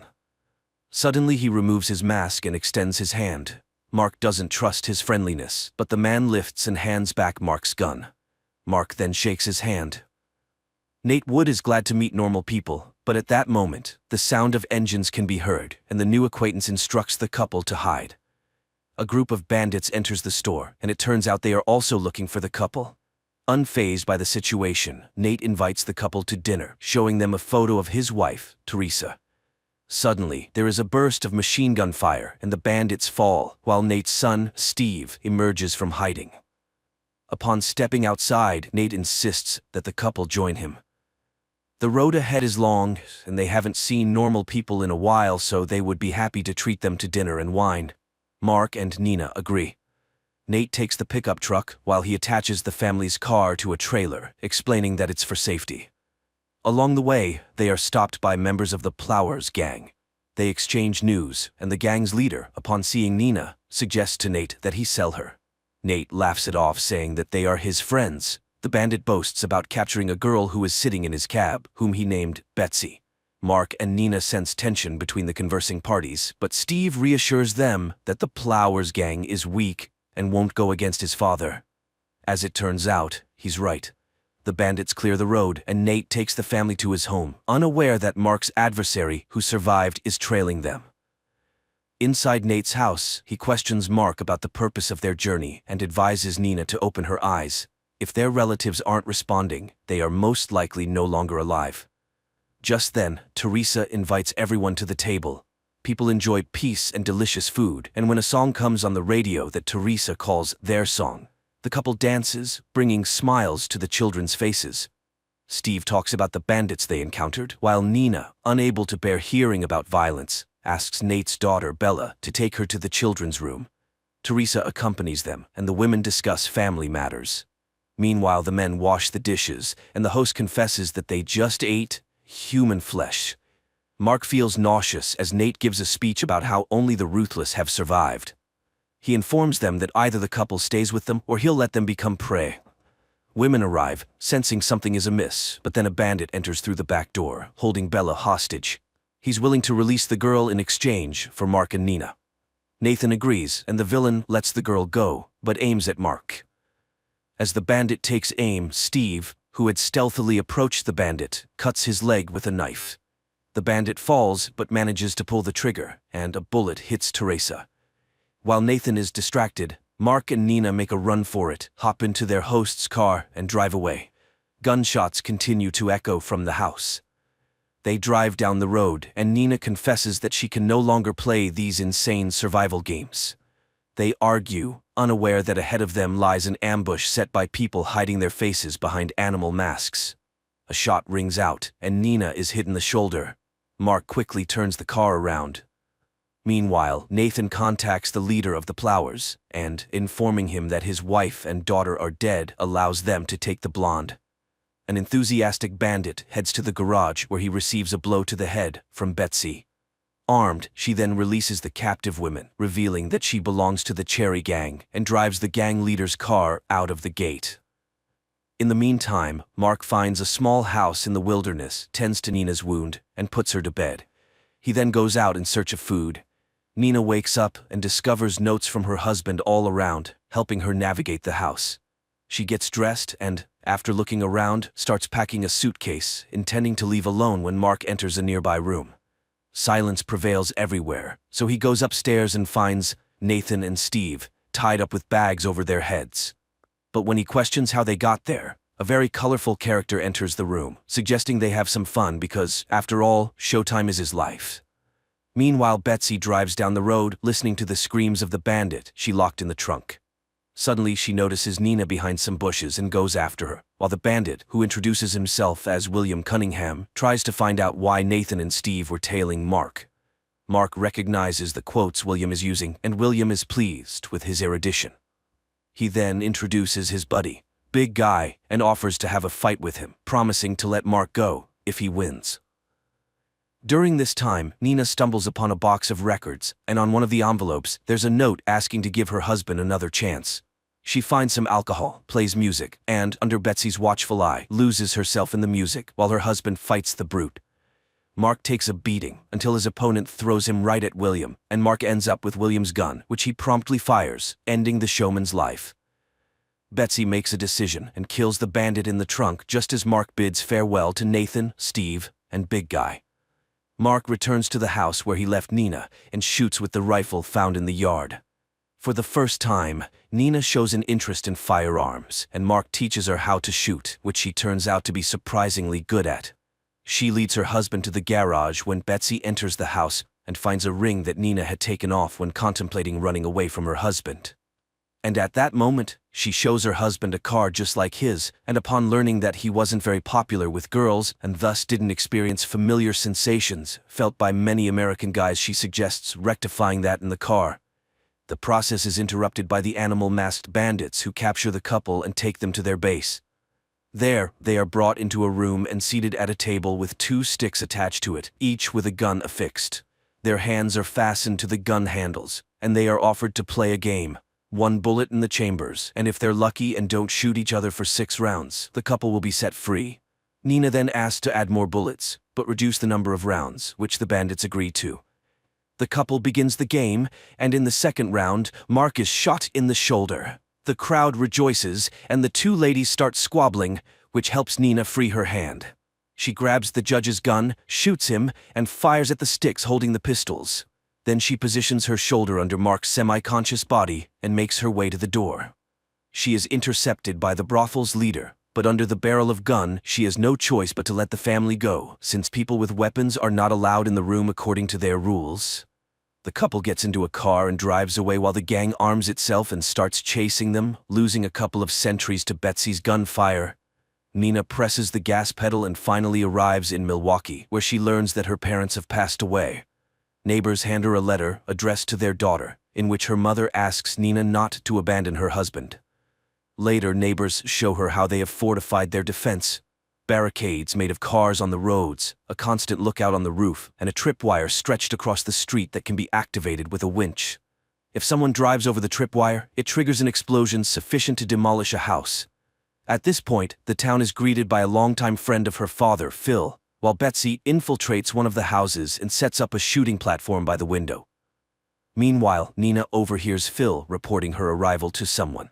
She goes to his house, but the man hides behind blinds. Then his radio comes to life, reporting that they are 1 minute away, and Nina recognizes the voice. She realizes that the bandits are heading to the town, and upon seeing a neighboring girl on the road, she hides her in a house. She grabs a rifle and prepares to confront the players. The gang stops their cars right under the window of the house where Betsy is positioned, and the sentry also aims at them. Nina opens fire, immediately supported by Betsy, taking down half of the gang. At that moment, the girl escapes from the house, and while Mark tries to catch her, one of the bandits attacks him. Nina throws a homemade grenade at the cars, and Mark kills his attacker with the bandit's own horn. Phil watches in horror as Betsy gets wounded. And there, Nina sees the speeding Plowware's car, which can easily sweep away anyone in its path. She rushes to the winch and tightens the tripwire, which the armored car brushes aside. But then, the explosives go off, and the car flips over. Among the attackers, only 1 female bandit remains, who heads into the house where the wounded Betsy is at that moment, handing Mark her ring before succumbing to a bullet fired by the bandit. The bandit queen prepares to shoot Mark, but she receives a bullet from Nina. While Mark recovers from the transformation of his wife, she confronts Phil and finds bloody footprints of a child and a murdered man. On the table, Nina finds a familiar box, takes it, and goes home, encountering a neighboring girl with bloody hands on the street. Nina hands the box to her husband, and he finds the long-desired pistol of her father inside.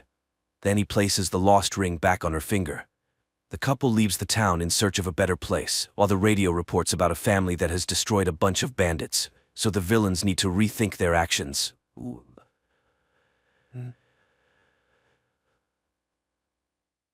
A spacecraft is departing from Earth with another group of settlers headed for Mars. One of the passengers convinces her daughter to wave goodbye to the planet as they will be apart for a very long time. The well-established route consists of 2 stages. The shuttle docks with the Aniara, a huge spaceship that has everything for comfortable living. And after 3 weeks, it delivers the passengers to the colonized planet. A young woman named Emily Grant on the ship serves as a Mimarobe, a guide to the world of Mima, the system that allows one to delve into their memories and visions so that the brain does not get bored with the repetitive space scenery. Emily herself loves to remember her walks in the forest, and the visions even allow her to feel her bare feet stepping on the moss. A new neighbor is added to Emily's room, an adult female astronomer. From the huge monitors, the astronomer tells the passengers about the delights of Eniara and that the ship has everything to keep from getting bored: shopping centers, restaurants, and even nightclubs. If desired during the journey, one can work in the water purification department or the seaweed factory, which is necessary for oxygen production. The company pays points which serve as currency for this work. Emily gathers another group for Mima sessions. In the visualization room, there is silence as the Mimarobe lays people down on the floor, face down on a special pillow, and launches the system. The glowing screen shimmers with different colors, not showing any pictures. But if the Mimarobe needs to know the visions of a specific visitor, she uses a special remote control. Suddenly, an emergency situation occurs on the ship, and the whole group slides to the corner of the room. The passengers exit their cabins in panic to find out what happened. They gather in a large hall where the captain is supposed to make a live broadcast. After gathering his strength, the man makes an announcement. There has been a system failure on the Eniara, and the ship has lost all fuel and drifted off course. The crew believes that it's not a big deal and that by using the gravity of celestial bodies, they will be able to return to Earth. However, the journey will now take a little over 2 years instead of the promised 3 weeks. The outraged passengers disagree with this plan, worrying about their plans without even realizing what lies ahead. Austerity measures are introduced on the ship, but the crew realizes that the supplies will not be enough in any case. At best, there is only enough food for a couple of months. One of the crew members suggests growing algae more actively, which will help them survive. The first 3 weeks of confinement in space pass. The people still don't lose their optimism, but they're already starting to get bored. The Mima becomes the most popular hole as everyone wants to see more than just the infinite universe outside the window, and Emily can't handle it, so she asks the captain for help. In addition, the girl is going through a personal drama, hoping to resume her relationship with one of the crew members, Isabel. Emily asks her neighbor how long it would take to reach the nearest celestial body so that the ship can turn around. The woman initially avoids answering, but then admits that in her opinion all of this is hopeless. There are no points that could help them. The crew just doesn't know how to tell the passengers about it. After hearing this, the Mimarobe has a panic attack and runs to her hole to immerse herself in memories of Earth, and also to drink in secret so that the commander would know. The journey has been going on for 3 years already. The people have settled into life on the ship, having come to terms with the length of the flight. Emily goes to a party where she meets Daisy and they decide to alleviate their loneliness together. When the couple retreats to a corridor, Isabel walks by and gives Daisy a cold glance, making it impossible for her to relax. There aren't enough people on the ship to work with the algae and water purification systems. Even young passengers are now being recruited, but the systems can't keep up, and all the drinks have an unpleasant sulfide smell. Strange things also start happening in the ship's hull as the system malfunctions, and Mima, using human language, begs to stop as it can no longer handle passing through people's memories. One of the people lying on the floor starts thrashing around in hysteria, and when Emily connects her remote to him, she sees very unpleasant images in his head. The Mimarobe turns to the ship's captain, asking him to let the system rest, but he believes that this is the passenger's only outlet and denies her request. Furthermore, he reprimands the girl for driving customers out of the session. During the next session, Mima repeats its words, and at some point the laser screen begins to crumble, finally stopping the system's operation. The customers are dissatisfied and blame the Mimarobe entirely. The people gather at the door to the hall to hold a memorial for Mima, and the management accuses Emily of what happened. They catch the girl and punish her severely, after which they imprison her along with Isabel, who tried to defend her friend before the management. On the ship, a series of nervous breakdowns with fatal consequences begins, and the commander has no choice but to release everyone who is under guard to take up workstations. Dead bodies are sent into open space as the ship is not equipped to store them. Isabel is sent to work in the logistics department, and Emily returns to teaching, this time with the task of educating the children on board, focusing on space sciences that could help them with their return. During their time in confinement, the Mimarobe and Isabel developed a relationship, so they move in together once they're free. Communities and groups emerge on the ship, each praying in their own way for a return and rescue. At one of the gatherings of a cult-like group, they invite the girls, as Emily was associated with Mima. In a dark room, the friends first become witnesses and then participants in love games, after which Isabel becomes pregnant. The girl falls into depression, fearing that her indulgence will bring another hostage into the situation, but Emily supports her with all her might. She even plans to make a light screen that would replace the dark picture outside the window with earthly landscapes, but the captain forbids wasting resources on such foolishness. The couple has a healthy boy who grows very quickly, but Isabel can't shake the feeling that she shouldn't have done it. While bathing with his son in the pool, she almost commits a terrible act, but fortunately she's distracted by a message from the captain, who urgently invites his former assistant to a meeting. It becomes revealed that after 6 years of travel, a flying machine has finally been detected, and a meeting with it will take place in about a year. Isabel measures the approximate size of the object and understands that it is unlikely to be a rescue ship, but everyone hopes that they will be able to obtain fuel from it to return to their route. Emily comes to the team to be with her girlfriend at such an important moment. The captain joyfully announces the discovery to the passengers, hoping to boost their morale, which he manages to do. To celebrate the occasion, a party is held on the ship, complete with drinks and leftover delicious food. As usual, the commander tries to present himself in the best light by claiming credit for the team's achievements. Throughout the year, everyone diligently trains to release probes and dock, and by the appointed time, everyone is fully prepared for the operation. The docking operation goes perfectly, and the giant space probe is placed in the ship's cargo hold for examination to determine if it contains any fuel and how radioactive it has become during its time in space. The son of Emily and Isabel is growing up, and the couple now has hope that he will see Earth. Due to a lack of peers, the boy is not developing well and hardly speaks. It is not possible to determine the chemical composition of the object because the study methods on the ship are outdated, but work is constantly being done.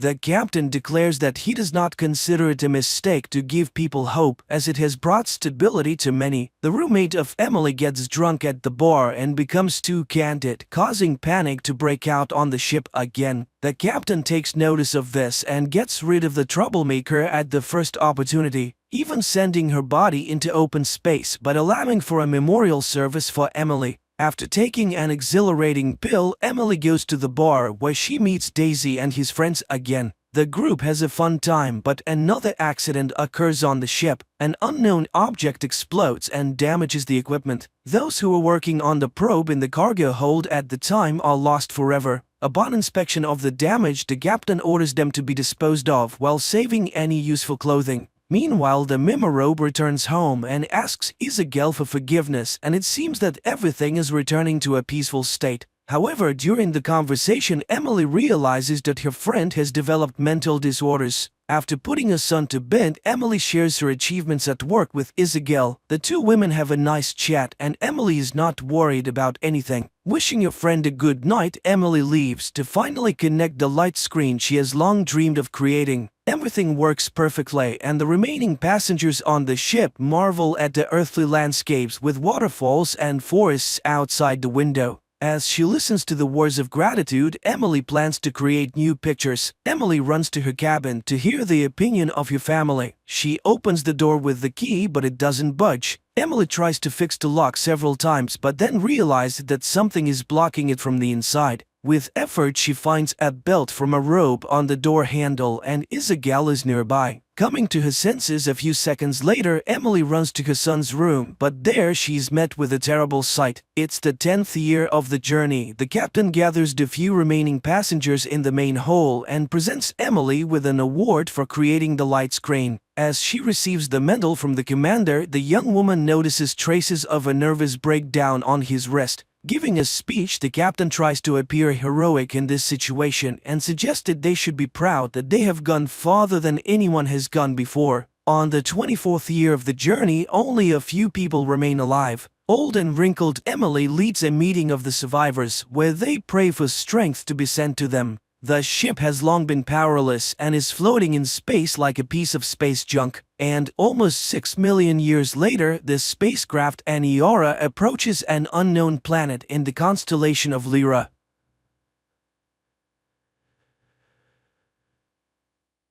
The movie begins by introducing us to the young protagonist, Vesper, who lives in a dystopian world sharply divided between the privileged elites and the struggling masses. The elite reside in secure, enclosed cities known as citadels, while the rest of humanity faces the challenges of survival in harsh conditions. In this world, the key to sustenance is unique seeds provided by the citadels. These seeds are genetically coded to yield just a single harvest, ensuring a constant dependency on the citadels for more. Vesper, amidst her struggle for survival in this harsh environment, shares her existence with her paralyzed father, Darius, a former army serviceman. Ingeniously, Darius's consciousness has been transferred into a drone, enabling him to accompany and communicate with his daughter as she navigates their dangerous world. Vesper is not only resourceful and brave, venturing out daily to forage, but she also possesses a keen understanding of biology and biohacking.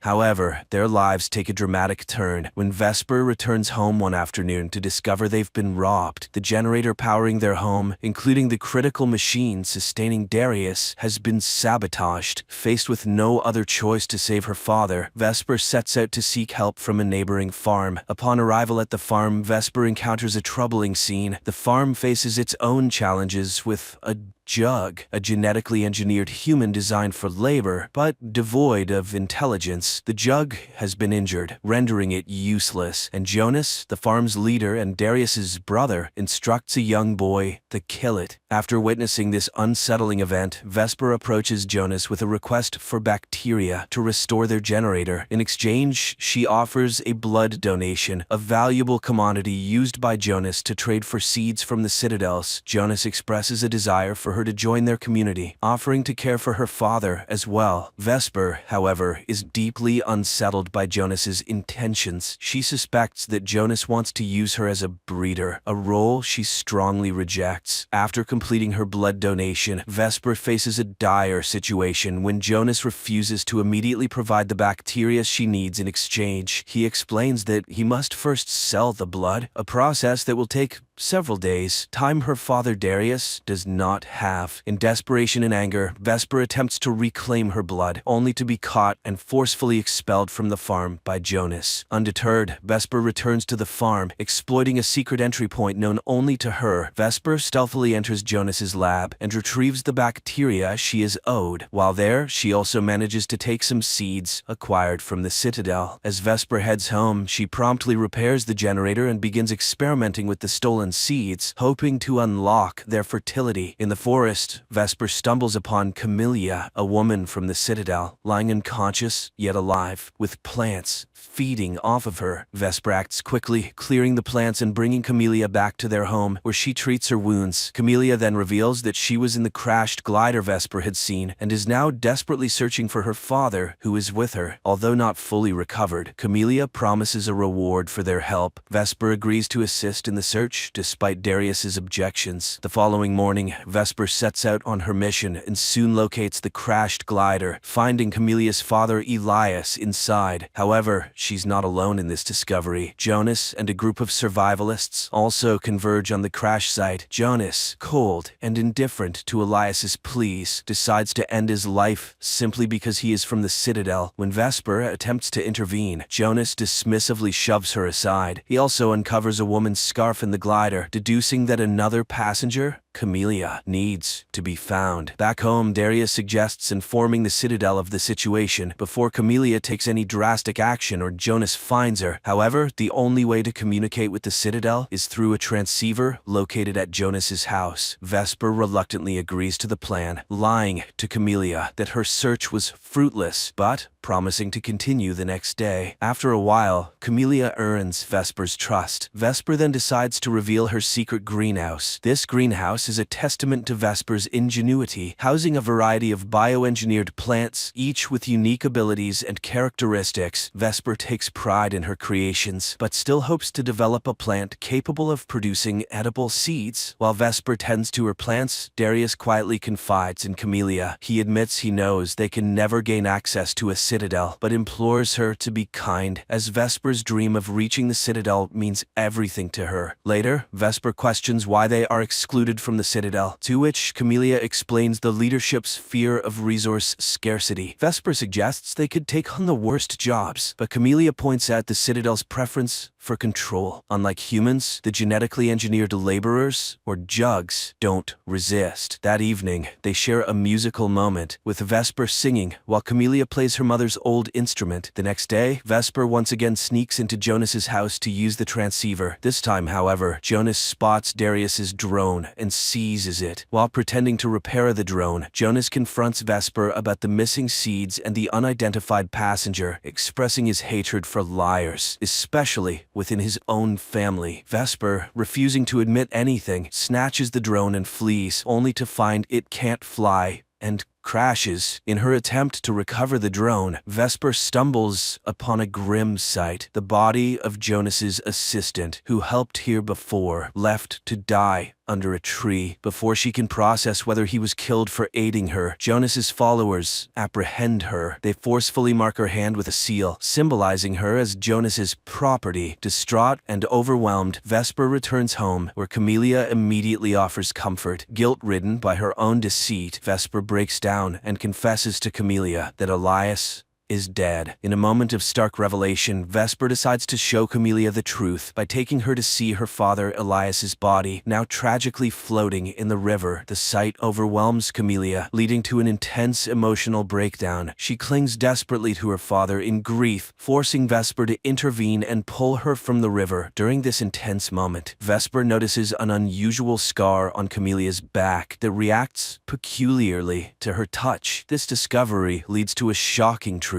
Camellia is not a human, but a highly advanced jug, a creation of Elias, who was expelled from the Citadel for creating an intelligent slave. Camellia confesses her deception. She had been on the run and never had the capability to get Vesper and Darius into the Citadel. Angered by this betrayal, Vesper confronts Camellia physically before they return home. Once there, Vesper coldly tells Camellia to leave after she cleans up. Meanwhile, Vesper repairs the drone and shares the day's events with Darius. Darius, understanding the complex situation, urges Vesper to be more compassionate towards Camellia, explaining that jugs are bound to their programming and have no real choice in their actions. At the same time, Camellia, grappling with her lost purpose and fearing capture by the Citadel, contemplates ending her life. However, Vesper, influenced by her father's words, intervenes just in time. Realizing Camelia's potential contribution to her research, Vesper proposes to use a sample of Camelia's cells. The process proves challenging, as Camelia's cells are secured just like the Citadel's seeds. In an attempt to ease Vesper's frustration, Camellia plays music. Miraculously, the music unlocks Camelia's cells, allowing Vesper to modify the Citadel's seeds successfully, creating a sustainable food source. And all it took was a little nickelback. Needing more supplies for further research, Vesper briefly leaves for the old lab with the drone. During her absence, Camellia stays to watch over Darius, which leads to a dangerous encounter when Jonas arrives. Initially, Camellia tries to feign innocence, but Jonas sees through her act and threatens Darius's life. Camellia agrees to go with Jonas without resistance. However, Jonas soon discovers the mark on her back, identifying her as a jug, and attempts to reprogram her to obey him. Vesper returns just in time, and a fierce struggle ensues, with Vesper, the drone, and Camellia fighting against Jonas. They manage to overpower him, but Vesper refuses to kill him. Instead, she strikes a deal. She will share the secret of the fertile seeds with Jonas if he agrees not to alert the Citadel. Despite Jonas's apparent agreement, he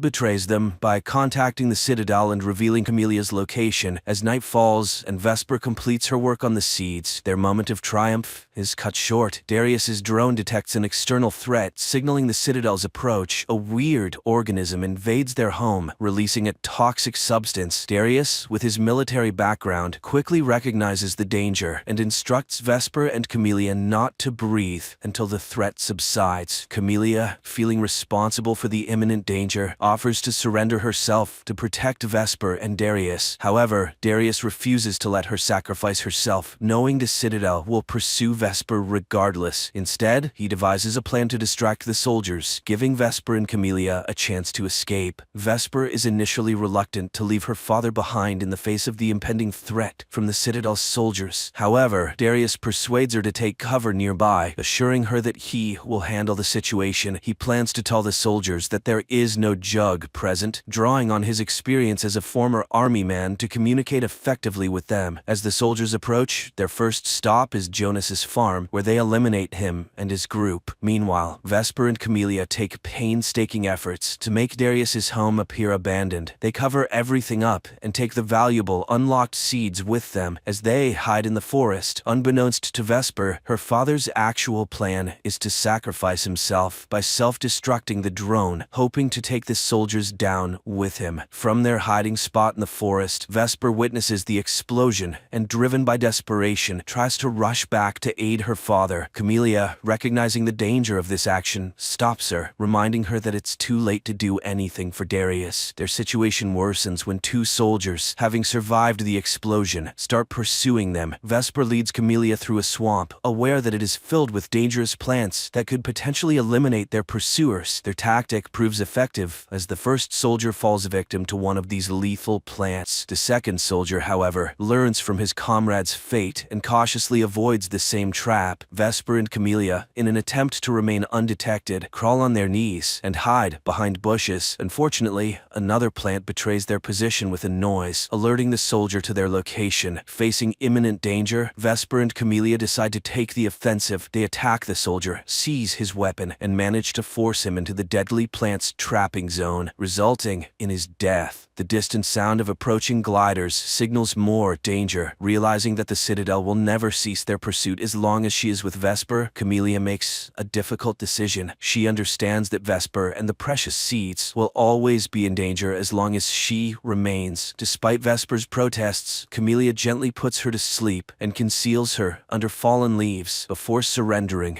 to the soldiers. The next morning, Vesper awakens to find her home reduced to ashes. She plants some of the unlocked seeds in the remnants of her old garden, a symbol of hope and renewal. In the aftermath, she encounters a group of children who survived the attack on Jonas's farm. Together, they decide to follow the mysterious people that wander around, seeking to uncover their destination. Their journey leads them to a towering structure constructed by these people. Driven by a sense of purpose, Vesper climbs to the top of the tower. There, she releases the seeds from her hand, allowing the wind to carry them to various corners of the land. This symbolic act represents her hope that the seeds will grow and multiply, providing sustenance for all. The movie concludes on this note, leaving a lasting impression of resilience and the enduring power of hope.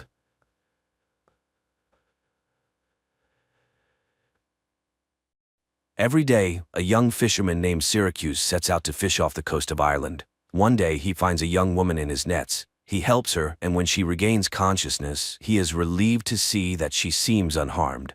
However, she behaves quite strangely and refuses to go to the hospital. She also can't remember her name, which Syracuse attributes to amnesia. He takes her to his late mother's house, offers her some sandwiches, and suggests she stay there for a while. He needs to go see his daughter. Annie lives with his ex-wife, Maura, and today he has to take the girl to dialysis. While the procedure is ongoing, he tells Annie a story about a fisherman who caught a woman from the sea. Annie explains that it was likely a selkie, a creature she learned about at school. Sometimes they come ashore until the sea calls them back. After the procedure, Syracuse takes Annie back to her mother, who is eager to show her the new electric wheelchair she received. Annie shows off the chair to her father, but her mother immediately criticizes him for not talking to the doctor about a new kidney for their daughter.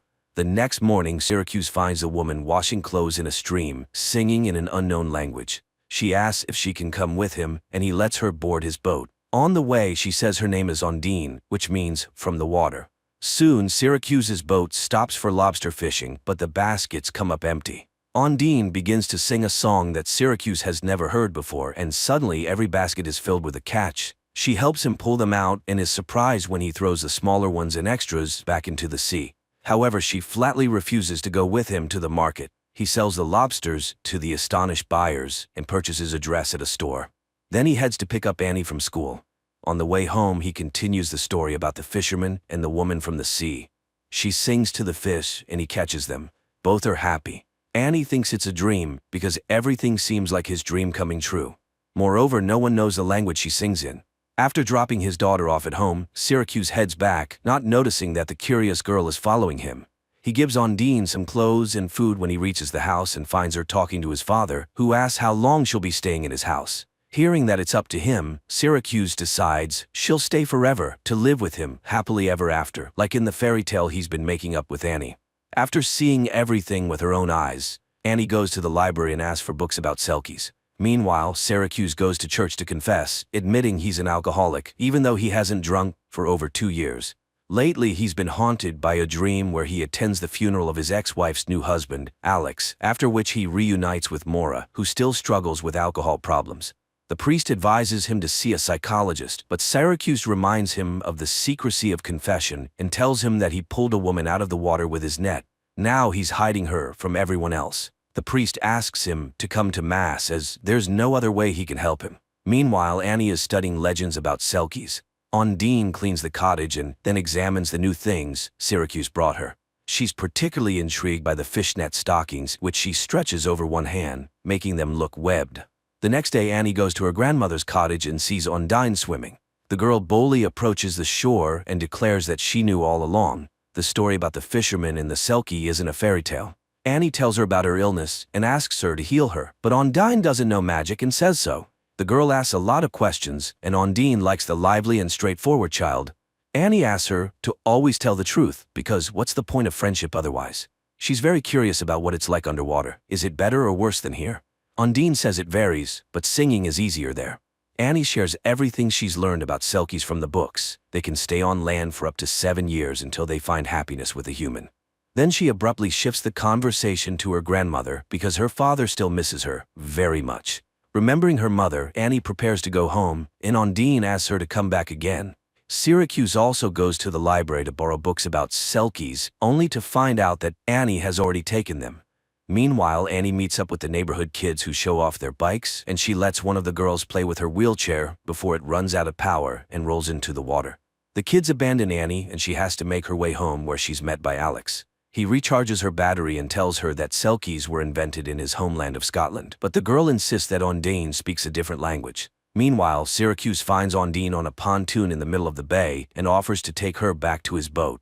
He asks her to hold the tiller, but when a patrol boat speeds by, Ondine hides and steers the boat with her foot. Syracuse teases her, noting that she manages just fine with her feet. She starts singing again as he pulls up his net and discovers it's filled with a bountiful catch of salmon, which his nets usually can't catch. Before he can fully enjoy his luck, Syracuse sees the patrol boat returning. The wildlife officers find the salmon and demand to see the nets he used to catch them. He shows them the usual nets for catching salmon, but they're completely dry, meaning he's telling the truth. However, the men notice Ondine hiding in the hold. She confirms that Syracuse caught the salmon in an ordinary net, and they leave the boat. Relieved that the officers believed their story and that nothing happened when Ondine was seen by people, they head to the harbor together to sell the catch. Syracuse offers to buy her a gift, and she asks for another dress, which she'll choose herself. On the way to the store, they run into Annie, who's thrilled that their story isn't just a fairy tale. The girl helps Ondine pick out an outfit while the townspeople gawk at the pretty stranger through the shop window. Later, Annie arrives at her grandmother's house, which looks festive and cozy thanks to Ondine's efforts. Ondine offers to teach the girl how to swim, and she agrees since she'll have someone from the sea by her side. They both play in the shallow water when Ondine suddenly sees something in the water and asks Annie to get on the raft. She pulls out a bundle, which Annie calls Selkie clothing. According to legend, if she buries it in the ground, she'll be able to stay on land for 7 years, provided her sea husband doesn't come for her. After listening to Annie, Ondine buries the find in the greenhouse, and Annie counts the steps to remember the exact spot. Later, she tells her father about it and advises him to watch out for strangers. Meanwhile, they all head to the local festival by boat, and Ondine denies Annie's claim that she can grant wishes because she's not really a Selkie. Upset, Annie pretends that her wheelchair brakes have failed and falls off the pier, hoping to test the truth of her words. Ondine jumps in to save her and pulls the girl to the surface. Syracuse carries Annie home and hands her over to Maura and Alex. Later, Ondine tells Syracuse that the wheelchair's brakes work just fine and that Annie was testing her ability to breathe underwater. He confesses that he used to drink heavily, but one day he returned from a trip to find Annie's mother sleeping next to their unconscious child. They saved the girl, and he decided that one of them had to stay sober at all times. Meanwhile, Maura tells Annie that a dark-haired stranger has been looking for the fisherman's girlfriend, which causes the girl to have a nightmare. Meanwhile, Syracuse and Ondine become intimate. Later, he goes to confession and admits to the priest that he sinned with Ondine the night before, and now he fears the luck she brings because he's long lost hope for the best. He knows that something wonderful or terrible will happen, and he's afraid of both. After the conversation, the fisherman steps outside and is approached by an unknown man who starts asking questions about Ondine. Syracuse ignores him and walks away. That day, he takes Annie to dialysis as usual, but when they return home, no one is there. Maura and Alex had been out drinking at the nearby pub. Syracuse takes the girl there. Finally reaching home, he finds the doors broken in and Ondine nowhere to be found. Syracuse searches the shore and eventually finds her hiding. She reminds him of the Selkie's husband and says he's here to take her away. Meanwhile, the intoxicated Maura is riding her daughter's wheelchair and, despite Alex's warnings, is determined to make it home on it. Syracuse hides Ondine in a secret cave behind the waterfall, offering to grant her a wish, but her only wish is for Annie to get well, so he wishes for her to be able to stay. Meanwhile, the man searching for Ondine is driving around town and gets into a car accident, colliding with a car driven by the intoxicated Maura. Alex is thrown through the windshield. Annie, however, manages to buckle up, but still sustains injuries. Syracuse and Ondine, driving by, recognize the car. Syracuse screams and rushes at the medics as they load Annie onto a stretcher to take her to the hospital. Later, they find the girl in the hospital and learn that she's undergoing an immediate kidney transplant from Alex, who, by a stroke of luck, was a compatible match.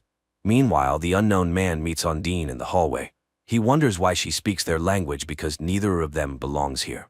The sea spat her out, but this is not their world. The woman asks him to return home without her. The next morning, Annie wakes up and immediately asks where Ondine is. Syracuse reassures her that they'll see her soon. Sometime later, a cremation ceremony for Alex takes place. Maura scatters his ashes over the sea, regretting that this time she can't blame her ex-husband for everything. She asks him to take Annie, but demands that he get rid of Ondine, and she forces her husband to drink to Alex's soul.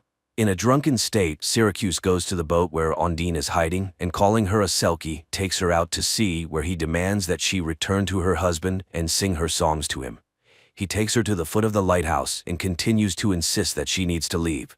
He leaves her there and prepares to sail away, believing that life isn't a fairy tale. People and Selkies can't be together. Ondine asks for a chance to say goodbye to Annie, but he sails away. As dusk falls, the log she's sitting on gives her silhouette the appearance of a woman with a tail. Waiting for nightfall, she jumps into the sea. In the morning, the priest wakes up a depressed Syracuse, who realizes he's made a big mistake. He brings Annie from the hospital to his home. The girl comforts him, saying that Ondine will come back because she left something here. Later, Annie watches TV, where the Icelandic band Sigur Rós is performing, and suddenly Syracuse recognizes the words. He realizes that Ondine was an ordinary woman and rushes to the lighthouse. At first, he can't find her anywhere and runs along the shore, shouting, but soon he sees a fire where Ondine is warming herself. At first, she says she's a sea creature who found her magical clothes and buried them so she could stay forever with the family she loves. But Syracuse demands the truth, and then Ondine admits that she was a courier delivering illegal substances from Romania. She was in a boat with a backpack full of substances when the police closed in. Her guard threw her into the water because he couldn't swim. She swam until she couldn't anymore, and then she drowned. But she got caught in Syracuse's net. The girl tells him her real name, Ioana. The fisherman takes her home where criminals are already waiting, having taken Annie hostage. Syracuse tries to fight them off, but he can't handle two armed men.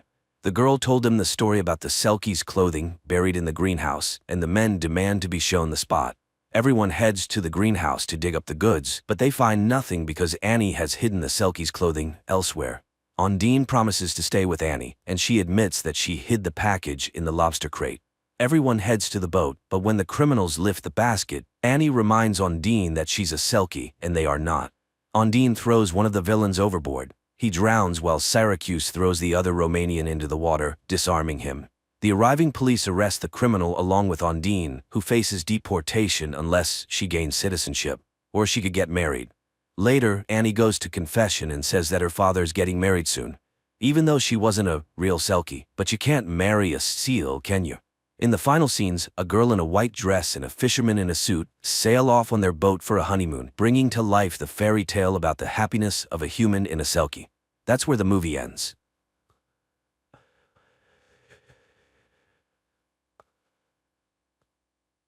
Evening supermarket. Near one of the shelves, a young man is talking on the phone with his wife. The woman is irritated, and the guy is trying to justify himself. He didn't intentionally almost buy the wrong product, and his purchase of a PlayStation has nothing to do with it, and they wouldn't have been able to relax in a Lupka even with that money. He went there for work. At the checkout, there are 3 people in line. The first is a man who looks a bit homeless. The cashier announces the total, and the man is short of 10 rubles. He tries to persuade the cashier, but she remains firm. So the man turns to those waiting in line. If they care about the fate of a person, they should lend him the missing amount. He asks them to think that they are all preparing for a terrible judgment. And what will they be able to tell when facing the Almighty? While the man delivers this speech, people react differently. One person leaves the line altogether. The man turns to a young guy. It seems like he's not destitute. So, what are 10 rubles to him? A woman standing behind him takes out a coin. The man thanks her and says that angels won't forget her, and perhaps this act will outweigh all her sins. Then he takes out 50 rubles from his pocket and gives it to the cashier. He returns the coin to woman, places a 10-ruble coin on the counter, and tells the young guy that he will need it. The man adds that he will have something to remember in hell. The homeless man leaves, and the young guy makes the payment. The cashier asks for change, 10 rubles, and he hands her the homeless man's coin. The young guy exits to an empty parking lot. He continues his phone conversation, again justifying himself for some business trip and a woman whom his wife is jealous of. He sees the man who was sitting on the curb earlier. He approaches and gives him the coin because he doesn't need someone else's. The homeless man asks, is he afraid of burning in the fiery Gehenna? Perhaps he believes in the Lord? The guy confesses that he's not very religious, to which the homeless man inquires, so, after death he plans to become worm food? Is that the pinnacle of his life? The guy says he's a mathematician and believes in the exact sciences. He asks if there's any evidence of God's existence. The homeless man claims there is an undeniable fact. The guy starts making fun of him and suggests taking a break from doing nothing on the way back. The homeless man starts crying. The guy is confused about what upset him so much. He reassures the homeless man, telling him he's young and he has everything ahead of him. It's the right time to think about the future because it all depends on him. By the way, he mentioned earlier that he can provide evidence of God's existence. And the homeless man calmly says that he saw Jesus himself because he is the eternal Jew, the one who didn't let the Lord rest at his house when he was carrying his cross. He told Jesus that he would rest on the way back. Jesus agreed, but he would have to wait for him. The guy asks again, and this happened 2,000 years ago. The homeless man understands that it does indeed sound strange. He was amazed at first too, but then he got used to it. So, for him, the existence of Jesus Christ is a fact. However, he can't prove it in any way. He didn't keep a piece of clothing that Jesus wore, and how could he prove that it wasn't a piece of his own underwear? He doesn't have the cup from which Christ drank or the stone from under his cross. The guy concedes that the Jew saw Jesus. What was he like?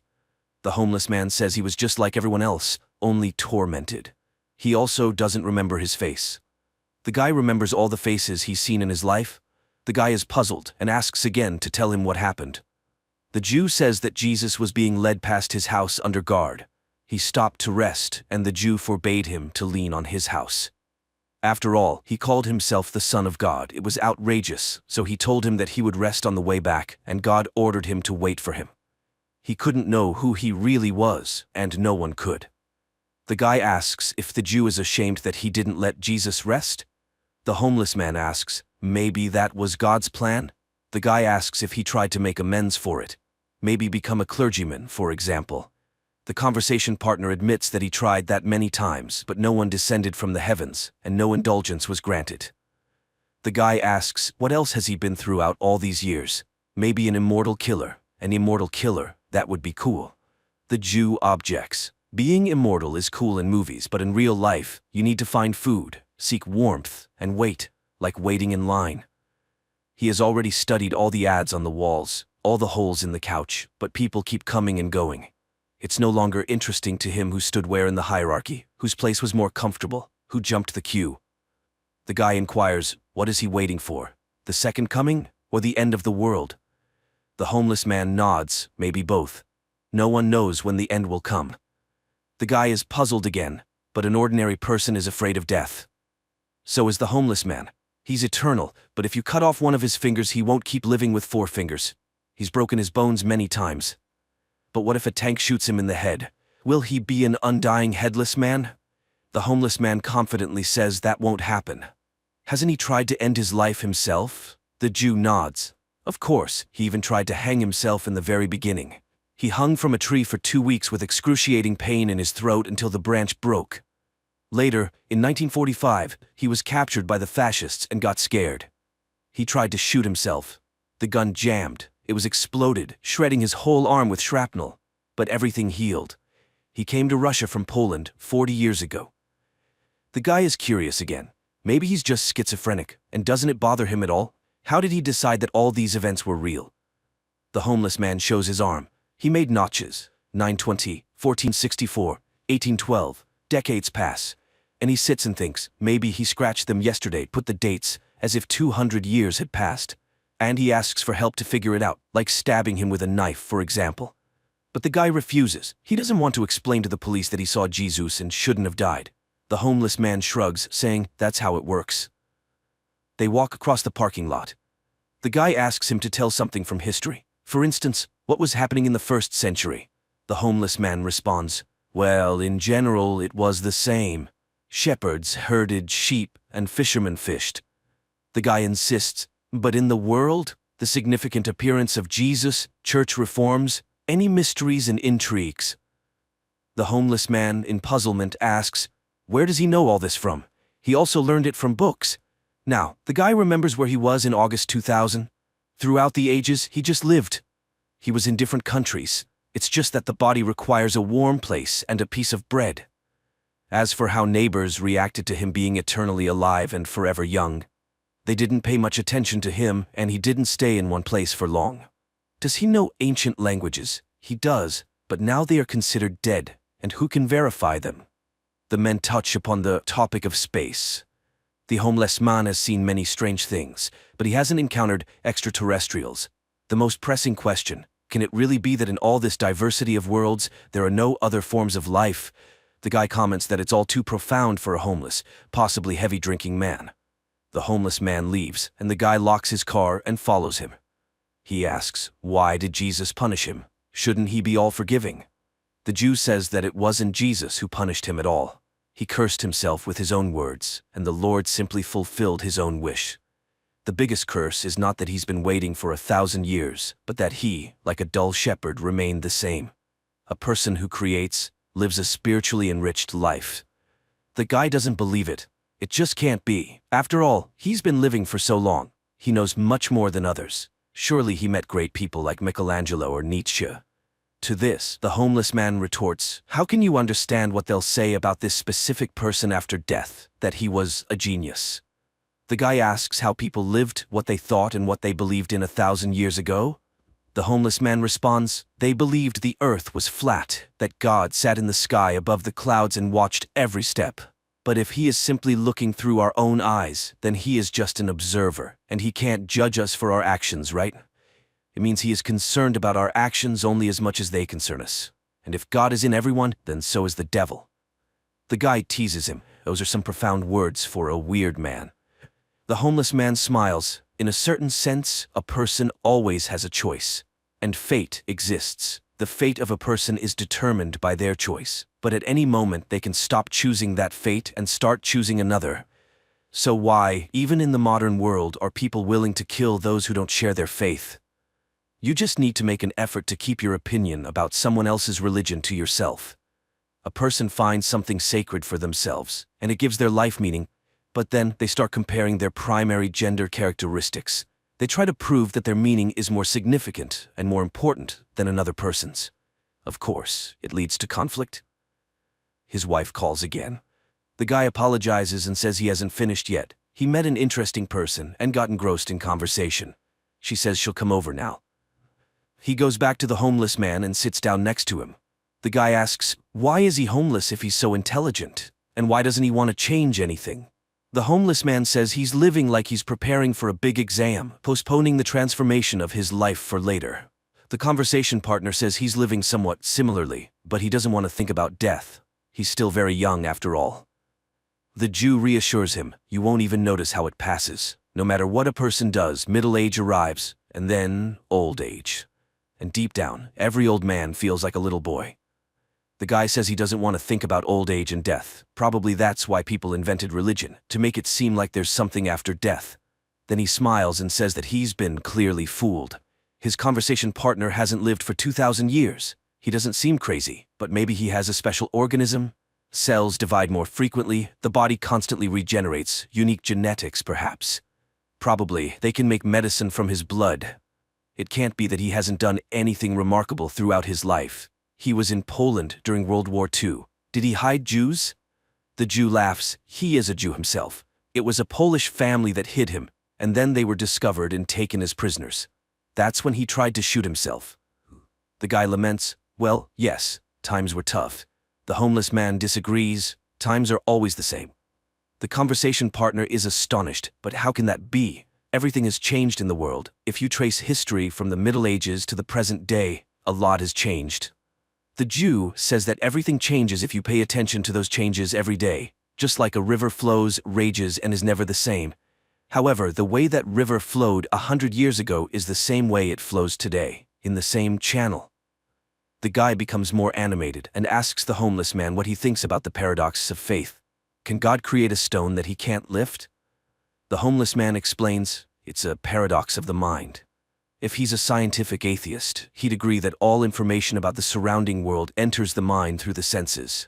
The idea of God is in his mind, so the problem is in his mind.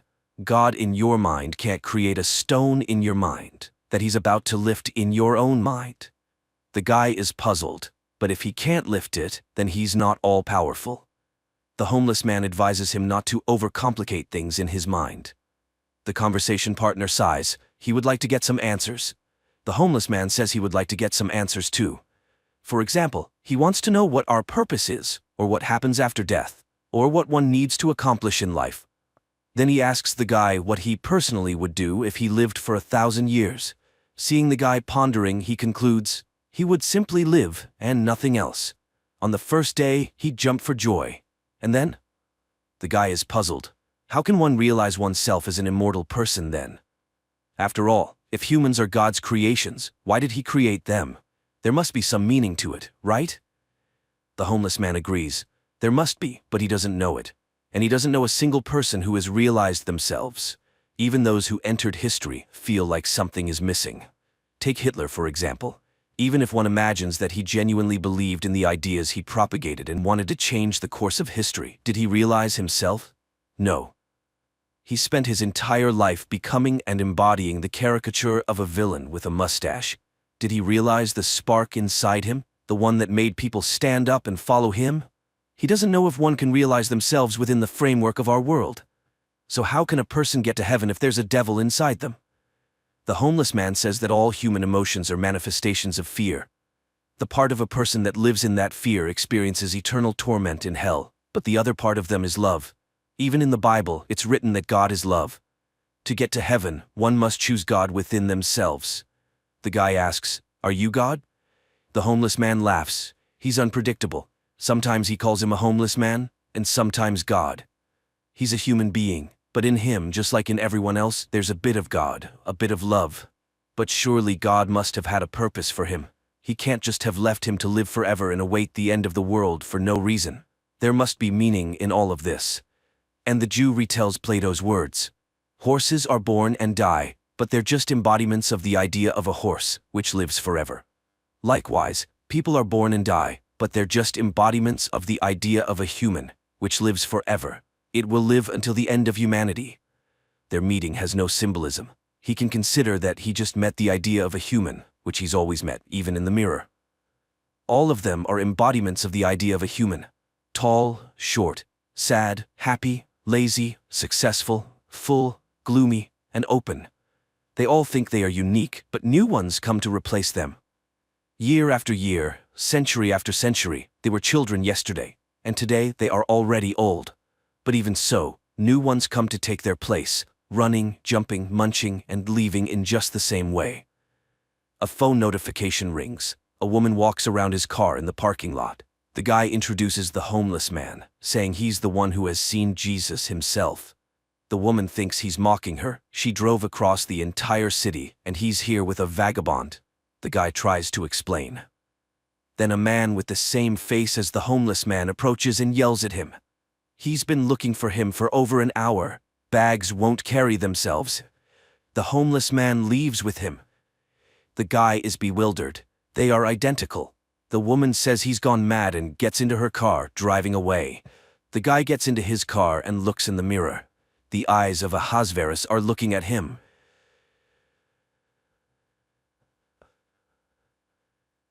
A welcome to the show.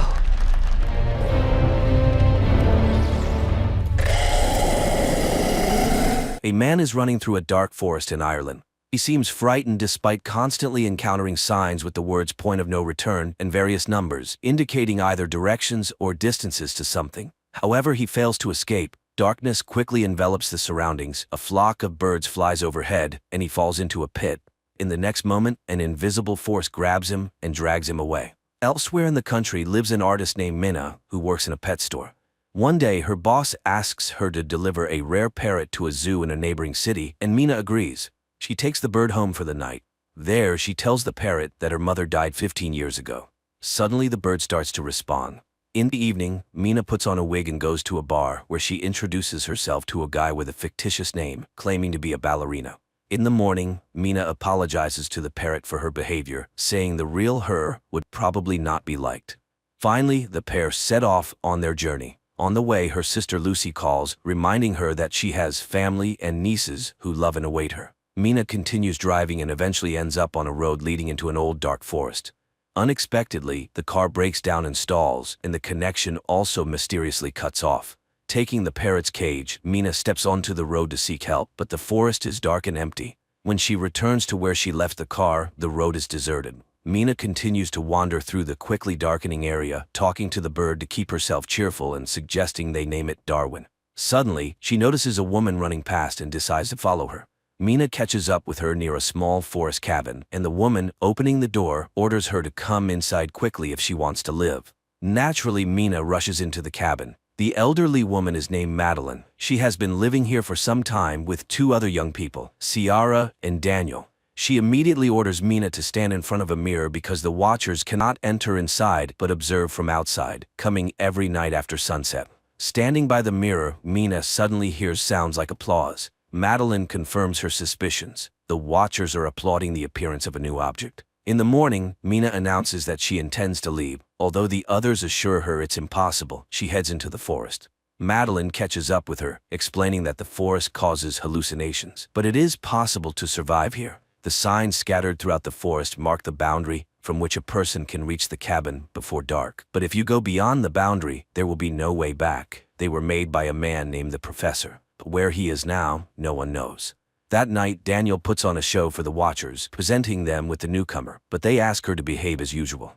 Meanwhile, Ciara turns on the music and dances, as she does every evening. Minna, on the other hand, finds discs with recordings of Love Search TV shows. In the morning, she and Ciara go to gather medicinal herbs because her missing husband asked the girl to take care of Daniel. Then the man went to search for a way out and disappeared. Ciara explains that recently they found strange burrows scattered throughout the forest. That's where the watchers go during daylight hours. She believes she has been in the cabin for almost 5 months. Later, Madeline announces the safety rules. Never leave at night, never open the doors for anyone, always try to stay in the light. Strange life begins with entirely identical days. Minna watches endless shows and often stands staring into the mirror. One day she knocks on it, and immediately there is a knock on the door. Madeline orders everyone to freeze and everything stops. The next day she and Daniel go hunting. The boy tells her that Madeline used to work at the university, so she considers herself a know-it-all. But she has been living here the longest. Daniel himself has been in the cabin for 8 months, but has never seen anyone. After listening to the boy, Minna convinces Daniel to help her explore a burrow. Using a rope, Mina descends, explores it, and finds old items, newspapers, toys, pieces of electronics, and an old bicycle which she ties to the rope and sends up. But then strange sounds, similar to those heard at night outside the cabin walls, echo from the darkness. Mina screams and the rope falls at her feet. Climbing out into the light, Mina leaves the dangerous place, and they calmly examine the items. With the bicycle, it might be possible to escape from here, but Madeline has a rather strange reaction to this. Meanwhile, Daniel manages to assemble a surveillance system from the found pieces of electronics and installs a camera by the door. At night, everything goes as usual. Ciara dances when there is a knock on the door, and Daniel suggests that a person has come. Madeline forbids opening it, but they hear the voice of Ciara's husband. Ciara tries to prove that it is John by asking him what book she is reading, but he does not answer. Although they bought this book together on his advice, the man begs to be saved from death. Ciara asks to look into the camera, but when he leans towards it, something drags him into the forest. Immediately there is a knock on the mirror stronger than ever before. Madeline stands in front of the people, as if shielding them, and the knocking stops. In the morning, Madeline throws the bicycle into the burrow, demanding that they no longer break the rules. Later, Mina recalls her sister and mother, who invited the girls for a car ride. The weather was beautiful and Mina opened the window. Her mother asked her to close it because the wind was bothering her, but Mina didn't listen, mimicking her mother, who got distracted from the road, and the tragedy happened, for which Mina still feels guilty. Winter soon arrived. The days grew shorter, the nights colder, and food became increasingly scarce. Quarrels began to flare up among the cabin's inhabitants.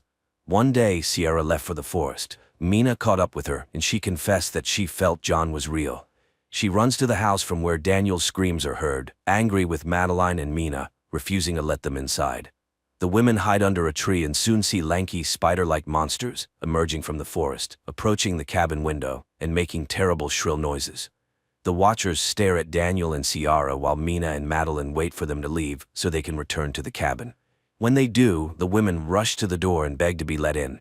Daniel refuses, and then Mina tells him about her guilt towards her mother. She asks him to understand that he will suffer all his life, realizing that he is responsible for the death of people.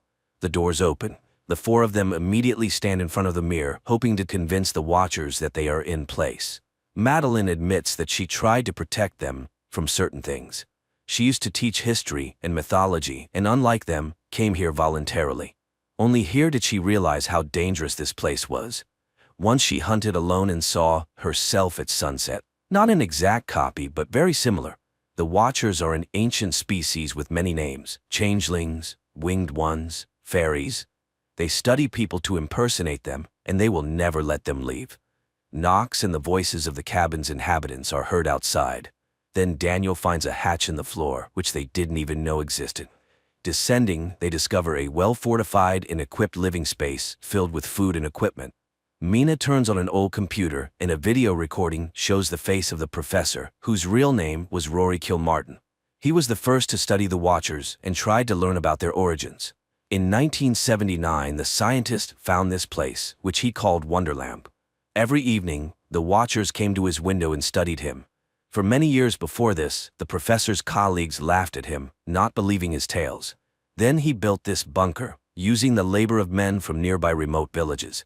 He chose the lonely or those with bad habits so that their disappearance would not attract much attention, as every evening he convinced them to have dinner outdoors. Hiding inside, he watched the Watchers deal with them. Thus this bunker was built on blood.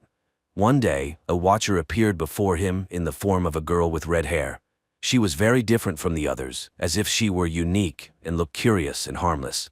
That's when he realized that if he unlocked the secrets of the fairies, he might even conquer death.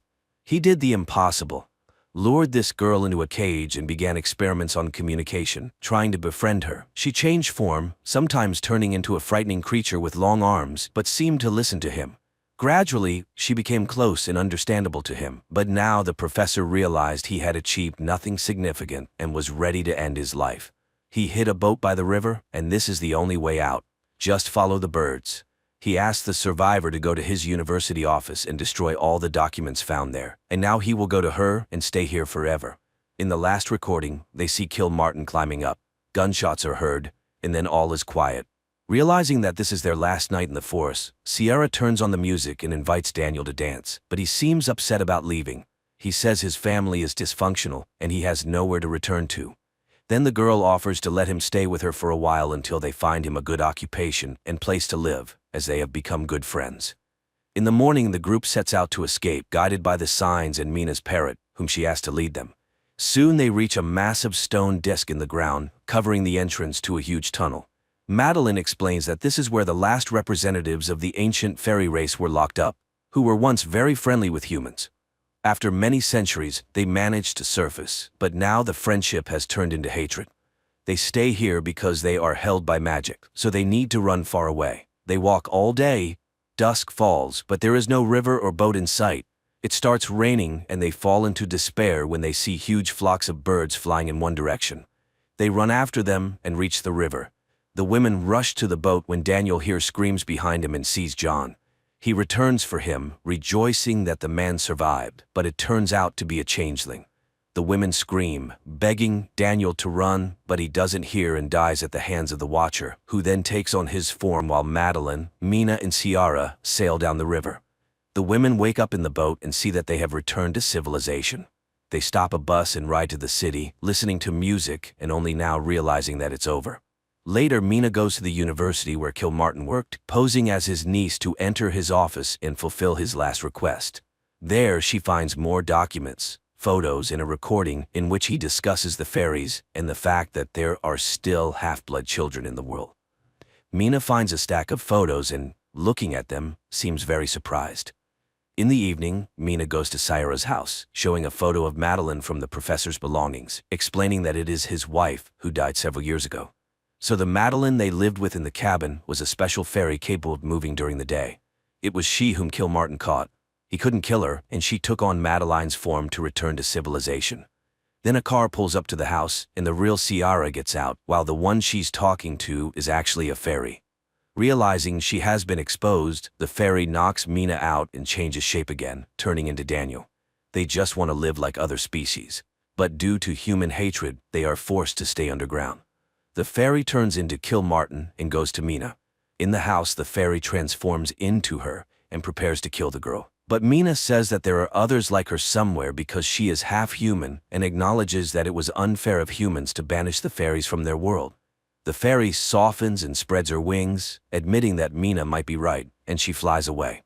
Mina revives Ciara. Later, she reunites with her twin sister Lucy, finally forgiving herself for their mother's death. She tells her about her experience, admitting that she still sees Madeline appearing in the forms of other people. Her nieces arrive to show Mina a drawing of her and Darwin, whom she still keeps as a pet. Meanwhile, outside, a girl with red hair appears, looking at their apartment windows and taking on the form of a girl with a strange face.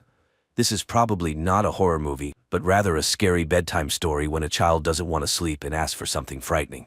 Everything builds up slowly and tastefully, but the ending unfolds somewhat mundanely, although mysteriously.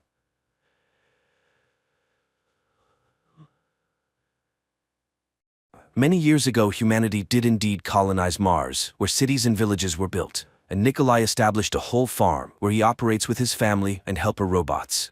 However, the grasping hands of the oligarchy reached even to the Red Planet. In the year 2085, a young man named Konstantin is preoccupied with wealth and readily takes on any projects promising profit. His friend, Nikolai, bets on intelligence. Konstantin passionately invents a device that will help translocate consciousness, which he aptly names the Translocator. Konstantin immediately comes up with a catchy slogan for selling the device, but Nikolai tempers his friend's enthusiasm, as it's not even clear if this translocator works. So, Konstantin promises to bring a rat for an experiment, but instead brings a man named Vitaly, who is willing to swap consciousness with a dog, as it could be a ticket back home. His wife loves dogs. Nikolai refuses to conduct experiments on a human, even though Konstantin has already paid the man with money borrowed from his mother. Now he desperately needs results. Therefore, Konstantin conducts the experiment himself. Nikolai arrives when the man is already convulsing inside the device's force field. He tries to turn off the device, but at that moment it shuts down on its own because the transference is complete. However, the test subject makes no sound, and the frightened men attempt to get confirmation of the experiment's success from the dog. But the dog remains silent, while Vitaly speaks up, signaling a failure. The two men react differently to the failure. Konstantin is ashamed that at the age of 25, he's still asking for money from his mother. Meanwhile, Nikolai suggests starting a company with the slogan, "A robot in every home," and producing affordable helpers for every citizen. And if that doesn't work out, he plans to buy land on Mars and establish a farm there. 15 years later, Nikolai enjoys family life on Mars and manages his robotic farm. He films reports about his farm, showcasing the dairy products he's obtained through hard work, and introduces his helpers, robots, Galasha, Stepan, and Valera.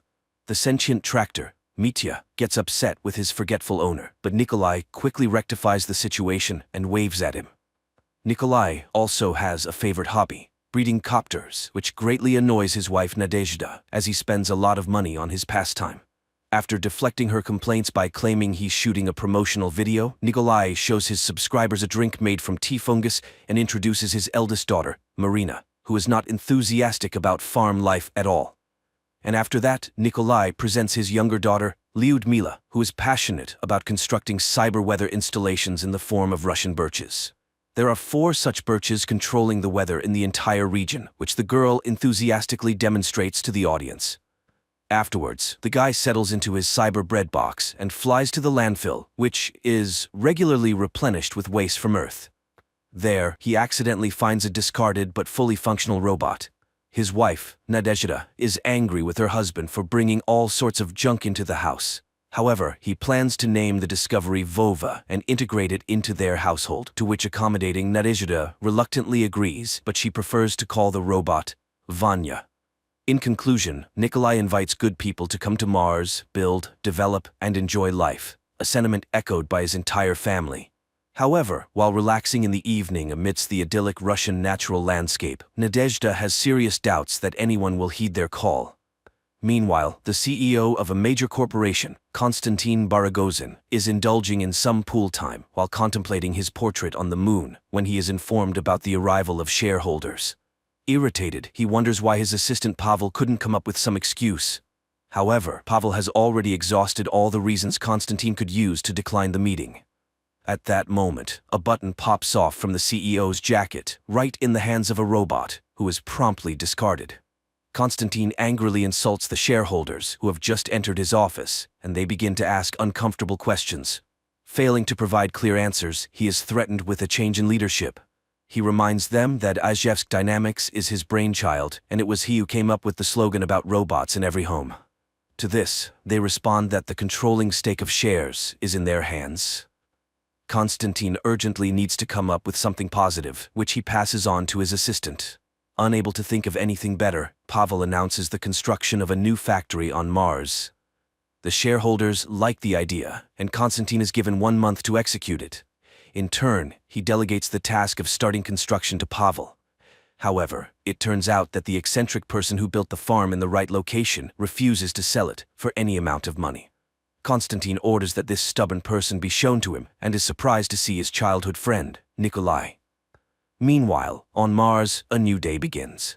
Lyudmila sifts through the old remnants of her father's inventions and finds the translocator, but Nikolai brushes off her questions because they have a more interesting task at hand: activating the new robot. When turned on, it starts searching for a rag to perform the task of floor cleaning. At that moment, spaceships land on the farm, and from the largest one emerges a delegation led by Konstantin, who rushes to embrace his old friend. However, Nikolai isn't particularly thrilled with the guests. Konstantin is amazed by the abundance of goats, which have long been extinct on Earth. But Nikolai doesn't want to talk about his achievements because he's deeply resentful of Konstantin's underhanded takeover of their joint company. Konstantin suggests putting the past behind them and offers a huge sum of money, enough for Nikolai to settle anywhere, even on Jupiter's moon, Europa. For this suggestion, he immediately receives a punch in the face. Enraged, the director signals his assistant to read out a decree declaring the corporation as the owner of Mars, and the demolition of the farm buildings begins immediately. This is when Nadezhda steps into the fray, but Konstantin's henchmen grab the family and lock them in a hangar. Suddenly, the man realizes that the robot Vanya is missing and sees that it is still carrying out its task.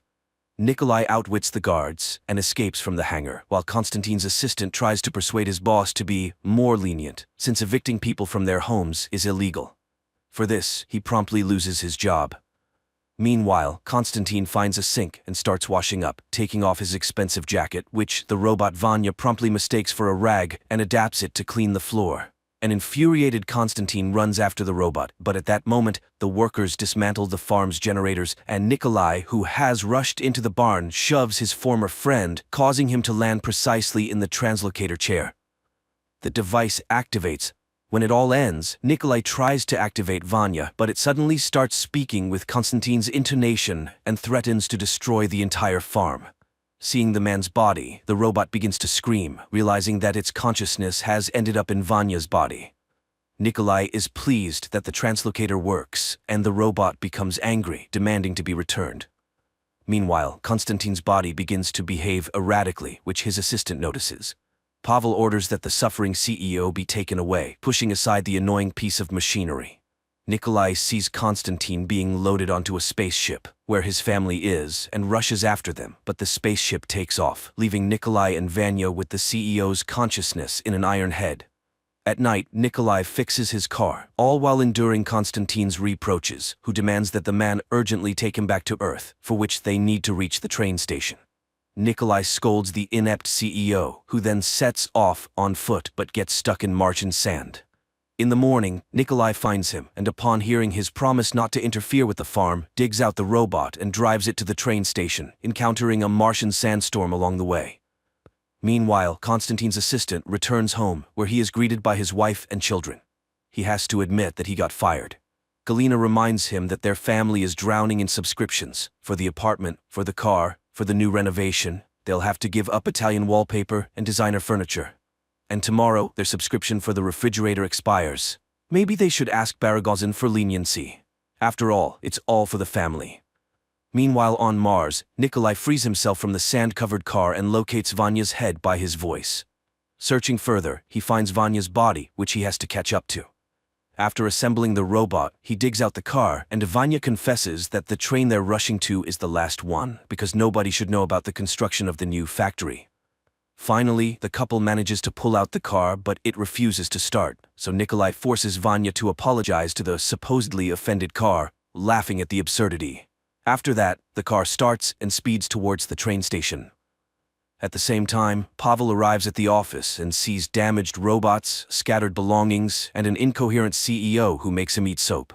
He calls a doctor who gives a startling diagnosis. Baragozin's memories and personality have been erased, and his level of development is that of a 1-year-old child. Meanwhile, Nikolai's car approaches the city of Marsyansk when an elderly woman flags them down, asking for a ride to the train station. The old lady takes a liking to Vanya, reminiscing about her own robot, Grishka. She had sold her land to Baragozin's company, received a gift, and got a train ticket. Nikolai asks the old lady to share her thoughts about the oligarch, because he can convey people's opinions to him.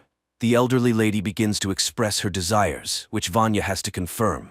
Finally, the group arrives at the train station. Nikolai says goodbye to the car and sends it home. The people and the robot then board an interorbital elevator and ascend to the platforms. However, there are no tickets left for the train to Earth. Nikolai tries to negotiate with the conductor when Vanya notices a ticket with the elderly fellow passenger. Meanwhile, on Earth, Galina seeks details about the incident from her husband.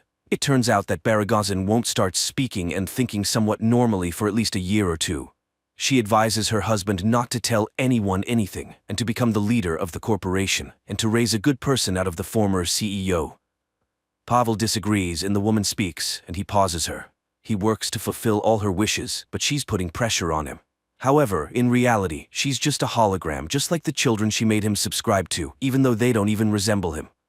After expressing all his grievances, the man unpauses Galina, who, upon realizing that he had paused her, becomes furious with accusations, as he doesn't even understand what it's like. She's not doing it for herself but wants to make him successful and wealthy. He deserves it, after all. Pavel asks her to reduce the vanilla quotes option, and the hologram complies with his wishes but continues to pressure her husband. Meanwhile, Vanya brings a ticket to Nikolai, and the couple boards the train. But then, the man sees the elderly lady from earlier outside the window who can't find her ticket, and realizes where the robot got it. Vanya, pretending to be Konstantin, promises to send a shuttle for the old lady when they reach Earth, but Nikolai knows the true value of his promises. He demands that the robot apologize, return the ticket, and put the grandmother on the train. Vanya literally tosses the old lady into a moving car when the grandmother standing on the platform addresses them. It turns out that Vanya put a completely different grandmother in the car. Nikolai sends Vanya to catch up with the train and remove the wrong grandmother, while he helps the actual traveler catch up with the car. But the grandmother activates the rocket engine on her suitcase trolley and catches up with the train herself. The train departs. Vanya expresses everything he thinks about Nikolai's softness, which caused their separation in the first place. Then Nikolai switches Vanya to vacuum cleaner mode, and it starts cleaning the platform, threatening Nikolai with dire consequences when it returns to its body. Vanya finds a space mail ticket. Nikolai has an epiphany. The couple heads to the post office.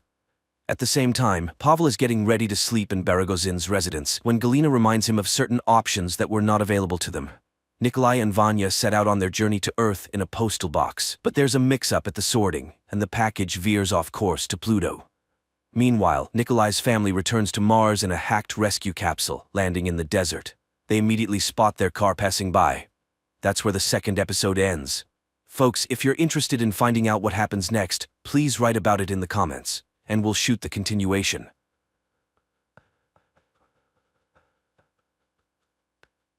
In a small provincial town in Pennsylvania, life flows peacefully and calmly. Milton Robinson, a 79-year-old widower and one of its citizens, leads the life of a simple retiree. He regularly attends town council meetings where he always raises the same issues about changing the town's slogan and installing an additional pedestrian crosswalk near his home.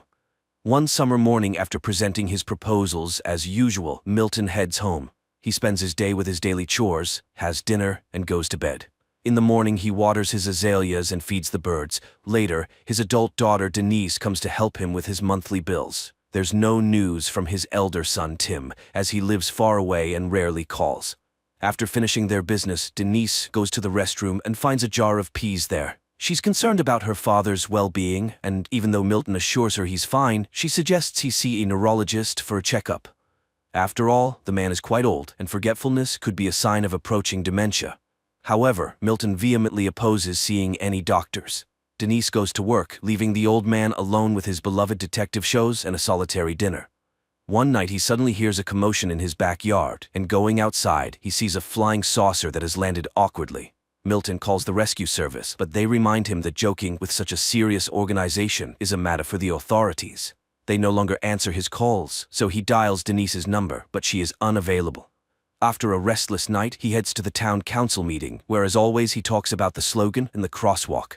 At night, the old man hears strange sounds from the backyard, goes out to see what else has happened, and finds an injured extraterrestrial being in his patio.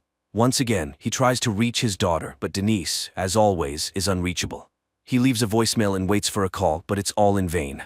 The next morning, as usual, he attends the meeting. His friend Sandy this time proposes a new project for interacting with the youth. She has put up posters around the town and would be delighted if someone came to listen to her stories and advice. She is eager to be part of the lives of lonely young people who need friends. When it's Milton's turn, he starts with the town's motto and the crosswalk as usual, but after that he talks about the UFO that ruined his flowers and broke the bird feeder. However, nobody believes him, considering it the ramblings of an elderly man. Two active retirees, Sandy and Joyce, advise Milton not to bring up this topic at the meeting anymore, or else no one will take the suggestions of the elderly townspeople seriously. Sandy suggests giving the old man a ride home and reminds him that she is always nearby and he can count on her help. Milton becomes angry, realizing that he is being taken for a lunatic.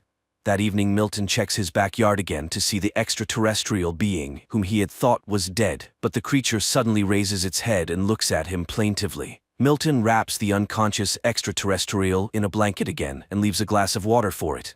In the morning, he finds the extraterrestrial wrapped in a blanket and seemingly shivering at his back door. Milton invites it inside since it's warmer in the house. He doesn't know what to do because he has never experienced anything like this before. The old man notices that the visitor has drunk all the water, so he brings another glass. Then he prepares a tray with various foods he finds in his house, but the extraterrestrial chooses only an apple. So, Milton goes to the store to buy apples, explaining to the cashier that it's for an extraterrestrial. The cashier treats him like a crazy person with delusions. Upon returning home, Milton sits on the couch in the living room and hears news about the search for a crashed weather satellite, but doesn't pay it much attention because he is startled by the sudden appearance of the extraterrestrial. Seeing that it's feeling much better and can even walk, the old man shows the extraterrestrial all the amenities and settles it in his home, providing a guest room and introducing it to television. Personally, he prefers detective shows because you never know how they will end. Milton shows photos of his family to the silent but attentive extraterrestrial. Unfortunately, his wife is no longer with them. His son has moved to California and his daughter visits him occasionally. Then the old man remembers the dance show and sits in front of the TV, inviting the extraterrestrial to join. On that day, the store clerk tells Denise about her father's strange statements about the extraterrestrial, and she goes to visit him during her lunch break. Milton meets her at the door, and as always, she insists on him seeing a doctor because she is very concerned about his mental health. Milton reluctantly agrees. Denise rushes off, and as soon as she leaves, the phone rings. It's Sandy, urgently needing a printer, and Milton invites her to come over and print the necessary documents. The woman arrives, and upon entering, sees the extraterrestrial. Milton introduces them to each other and shows the crash site. The woman is shocked, but tells Milton that they must keep this a secret for his own safety. She mentions how she has seen on TV how authorities treat poor extraterrestrials, and he shouldn't let anyone into his home except her. Sandy leaves, but Joyce has already noticed her car outside Milton's house and becomes curious about what's happening. Meanwhile, on TV, calls continue for the population to search for the crashed satellite. Time passes, and the extraterrestrial continues to stay in Milton's house, watching his favorite shows together. One morning, it brings Milton a piece of paper with a drawing of a cat on it. This touches Milton's heart, as the little one has drawn him a picture. He finds the extraterrestrial working on repairing its spaceship, apparently having fully recovered and getting ready to go back home. Soon, Milton visits a neurologist and undergoes tests, making some frustrating mistakes in some of them. During this time, Sandy stays with the extraterrestrial and complains to it about her daughter, who moved to the West Coast and lives with her friend. She is very upset that her daughter doesn't visit and doesn't bring her only grandchild. Meanwhile, the doctor, upon learning about Milton's forgetfulness and his stories about extraterrestrials, concludes that his abilities are deteriorating rapidly and suggests considering outside assistance for him. This greatly upsets Milton, and he angrily leaves after shouting at his daughter. Sandy, setting aside the children's book she was reading to the extraterrestrial, tries to ask questions, but the old man goes to his room. Later, he finds the extraterrestrial by its spaceship and complains about his daughter, who wants to put him in a nursing home. He hasn't been in touch with his son, and it seems he was a bad father. The extraterrestrial listens very attentively to the old man, putting down its tools. After this, Milton leaves a voicemail for his son, telling him about his life and Denise's affairs, hoping that he will find it interesting. The next day, Sandy brings a t-shirt for the extraterrestrial as she thinks it's uncomfortable for it to be naked. She also suggests giving it a name, Jules. Milton gets irritated by what he considers silly suggestions but eventually agrees with his friend. Meanwhile, Joyce, upon hearing about the government's offer of a reward for information about the crashed satellite, goes to Milton's house and looking through the window, sees the extraterrestrial. Now she is also in on Milton's secret and suggests naming the extraterrestrial Harry. Sandy suggests to Milton that he should acknowledge the fact that Joyce is joining their group, even though he's ready to kill the overly curious lady.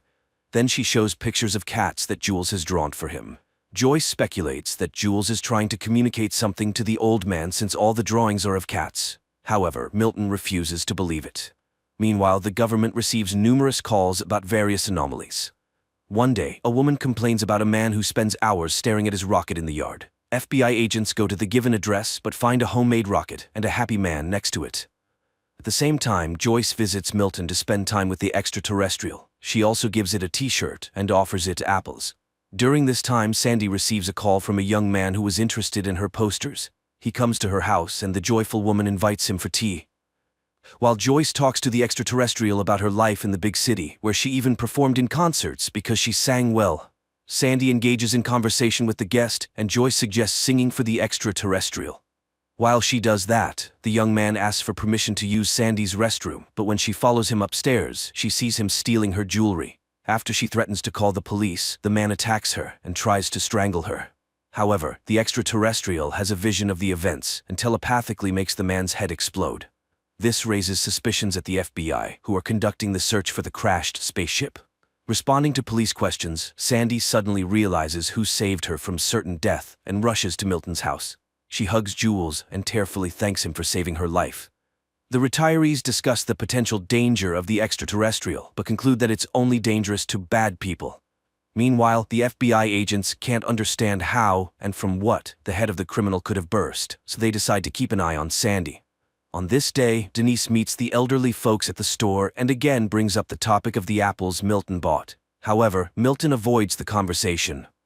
Later, the group has lunch at Milton's house when Sandy notices a strange smell. When they go outside, they discover a dead cat that Jules apparently brought there.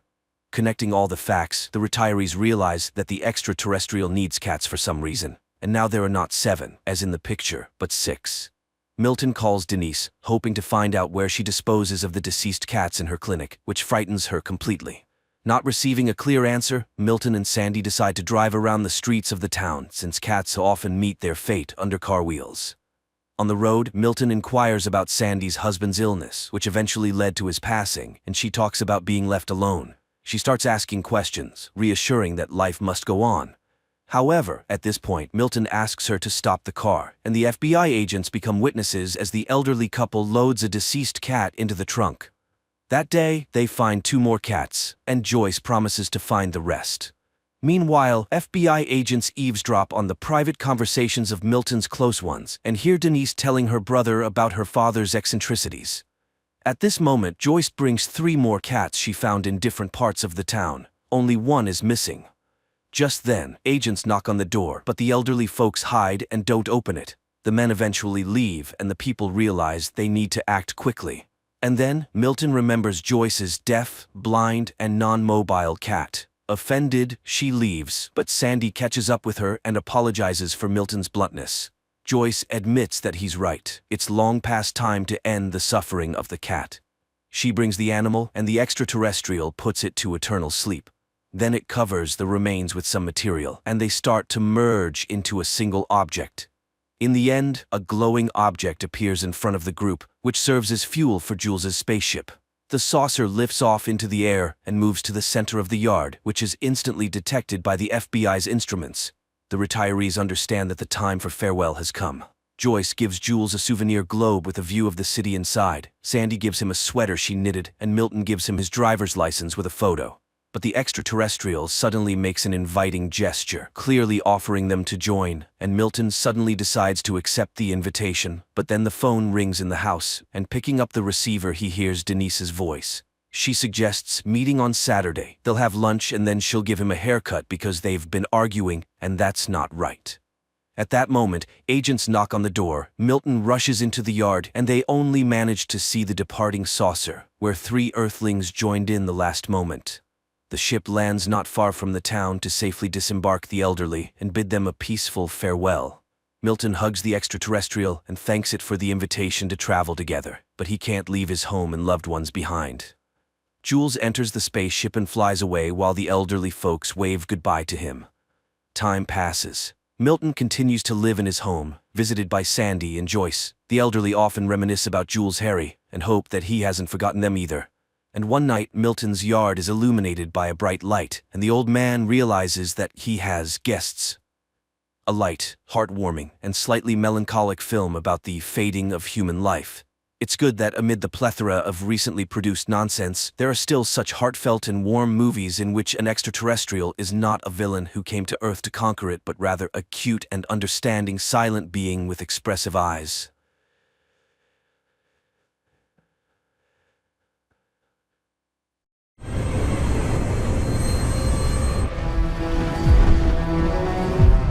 You, sir, are a scholar and a gentleman.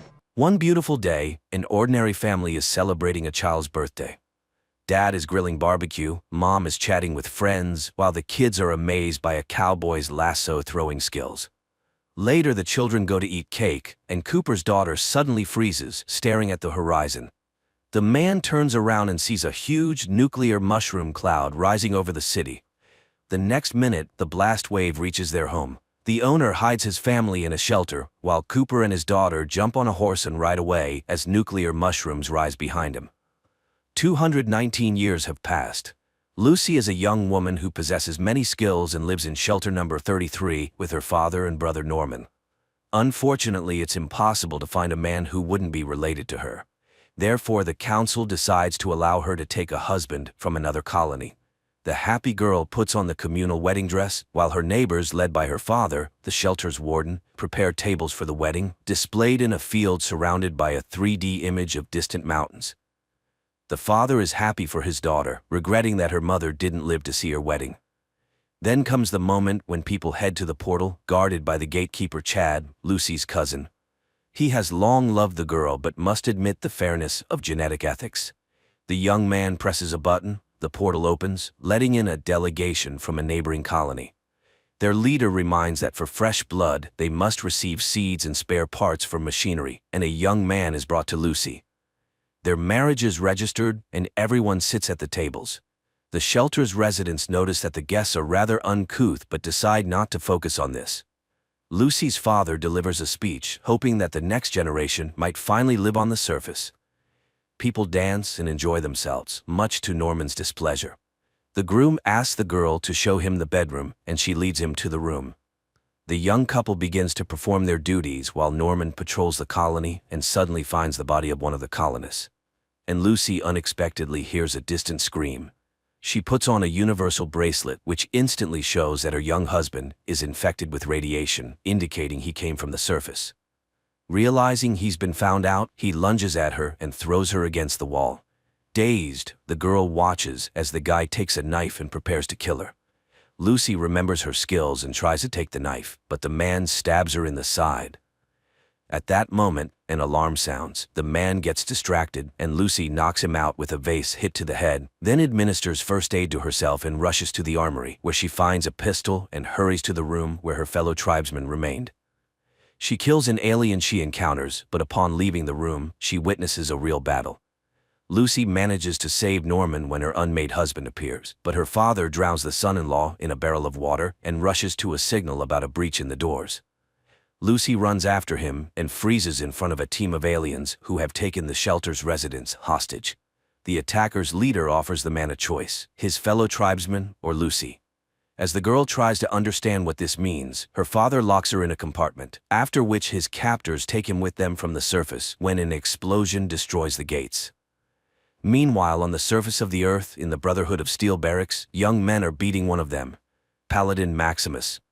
His friend helps the guy recover and leads him to classes where they are taught useful wasteland skills, as soon they will serve as knights. They are seekers and guardians and must be able to distinguish ancient artifacts. At this time, to the Paladin's great admiration, Steel Knights arrive at the base. Later, the friend leads Maximus to a hangar where their armor is stored to look at them. Later, Maximus hears cries of jubilation and finds out that some of them were promoted. Among them is his friend, who will become the assistant to Knight Titus. But in the morning, the barracks are awakened by a wild scream. It turns out that someone put a blade in the future assistant's boot, and the girl severely injured her foot. Maximus is arrested and led to the Brotherhood's leader. In the shelter, order is being restored. Lucy is stitching up her stomach wound, and people gather for a council meeting. She requests that a squad be assembled and sent to the surface to search for her father. However, the council refuses to do this. Lucy then gathers the necessary items and heads to the gates, accompanied by her brother. Chad rushes to go with her, but she sedates him and says goodbye to Norman. The gates open and the girl steps onto the surface. She surveys the world of sand, where traces of the past tragedy still linger, and walks towards the sea. Maximus is accused of maiming a comrade out of envy, but he denies it. The leader realizes the boy is not guilty and appoints him as an assistant to the Steel Knight. The next day, the leader assigns the knights and their assistants the task of finding an escaped scientist who has stolen a very important object. Knight Titus and Maximus load up on a helicopter and fly to their designated sector. At the same time, a band of bounty hunters lures a wild ghoul from the grave to find this scientist heading to the witch Moldover, with whom the ghoul has old ties. Unexpectedly, the ghoul shoots the hunters and sets off on his own accord. Lucy travels across the surface and one day stops to camp near an abandoned house. She makes a fire and falls asleep by it. She awakens to strange sounds and sees a dog devouring a huge insect.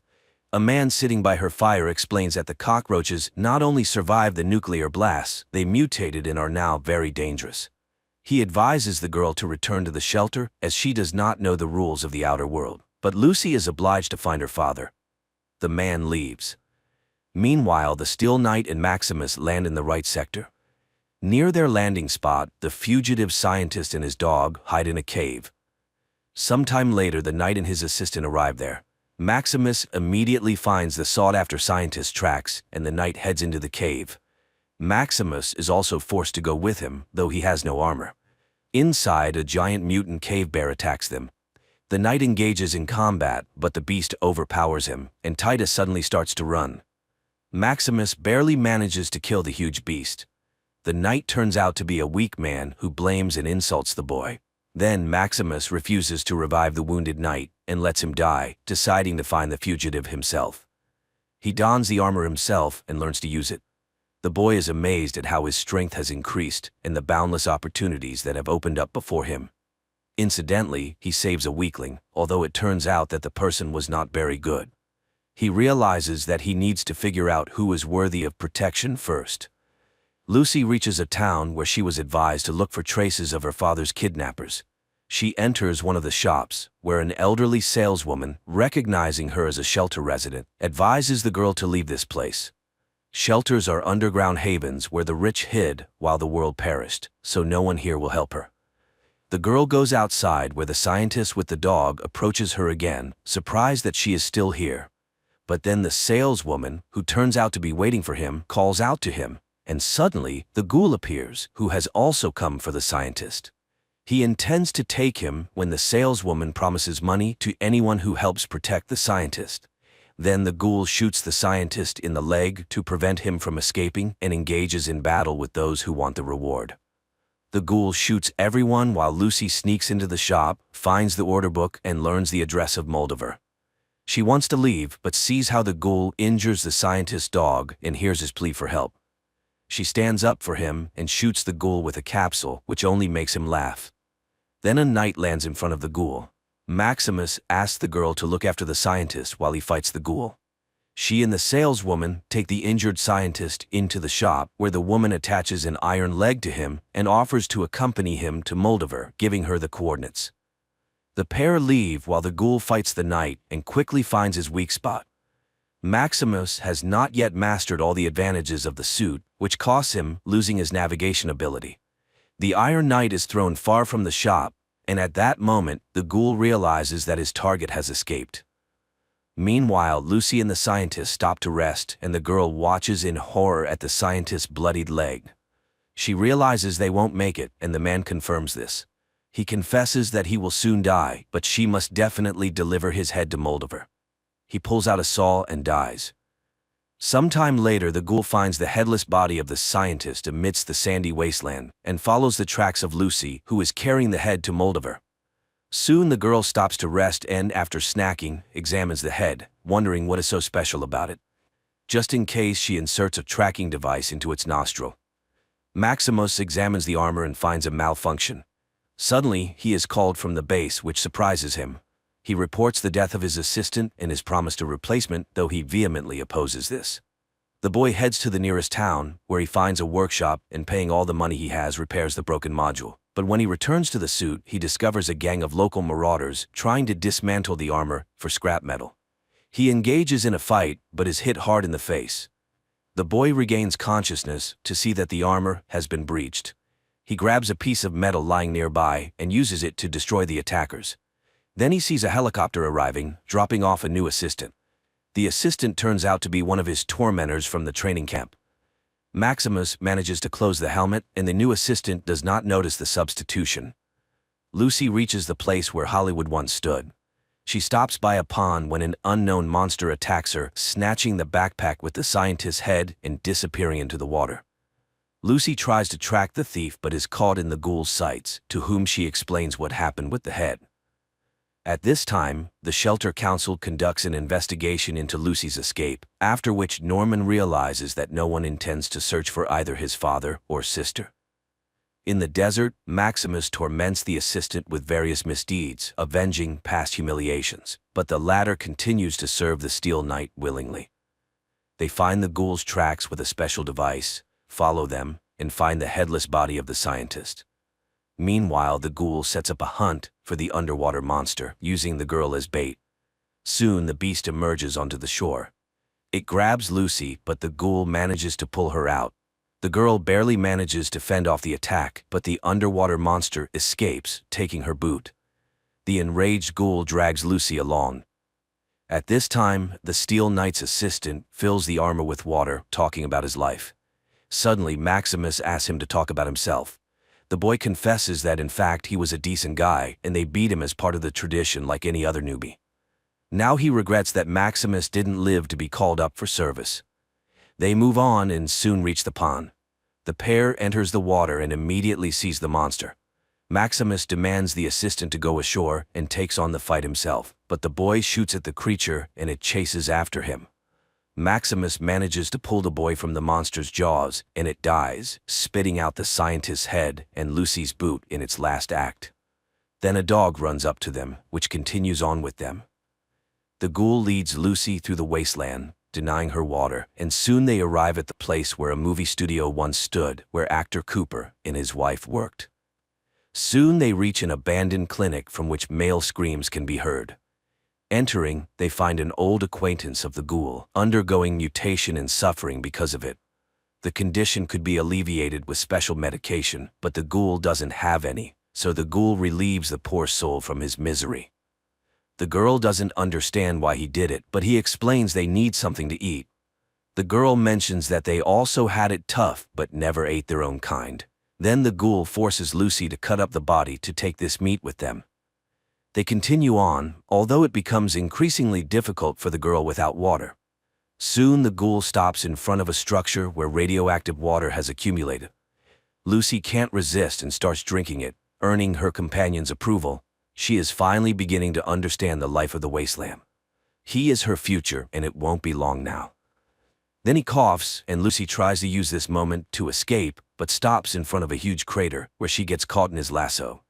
She tries to break free and accidentally bites off the ghoul's finger, for which he cuts off one of her fingers. Soon they reach an old supermarket, where the ghoul offers the woman in exchange for the items he needs. Stunned, Lucy enters the building, not noticing that the ghoul falls into unconsciousness. Inside, she is greeted by a robot. It invites Lucy to follow and implants a new finger for her. Then it pities her and confesses it will just take her organs, and immediately sedates her.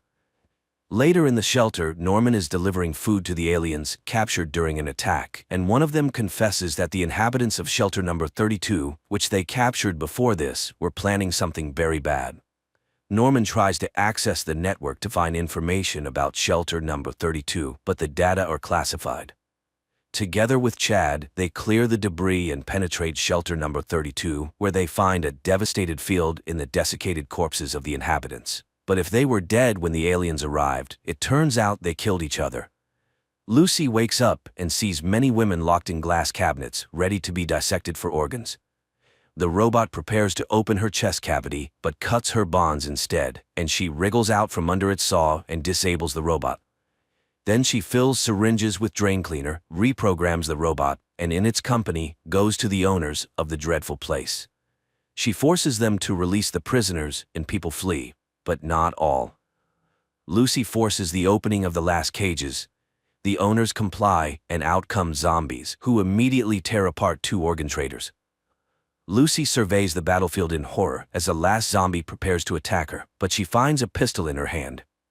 Norman and Chad continue their inspection of the neighboring shelter and learn that its door was open from the outside with a key bearing the name of Norman and Lucy's mother.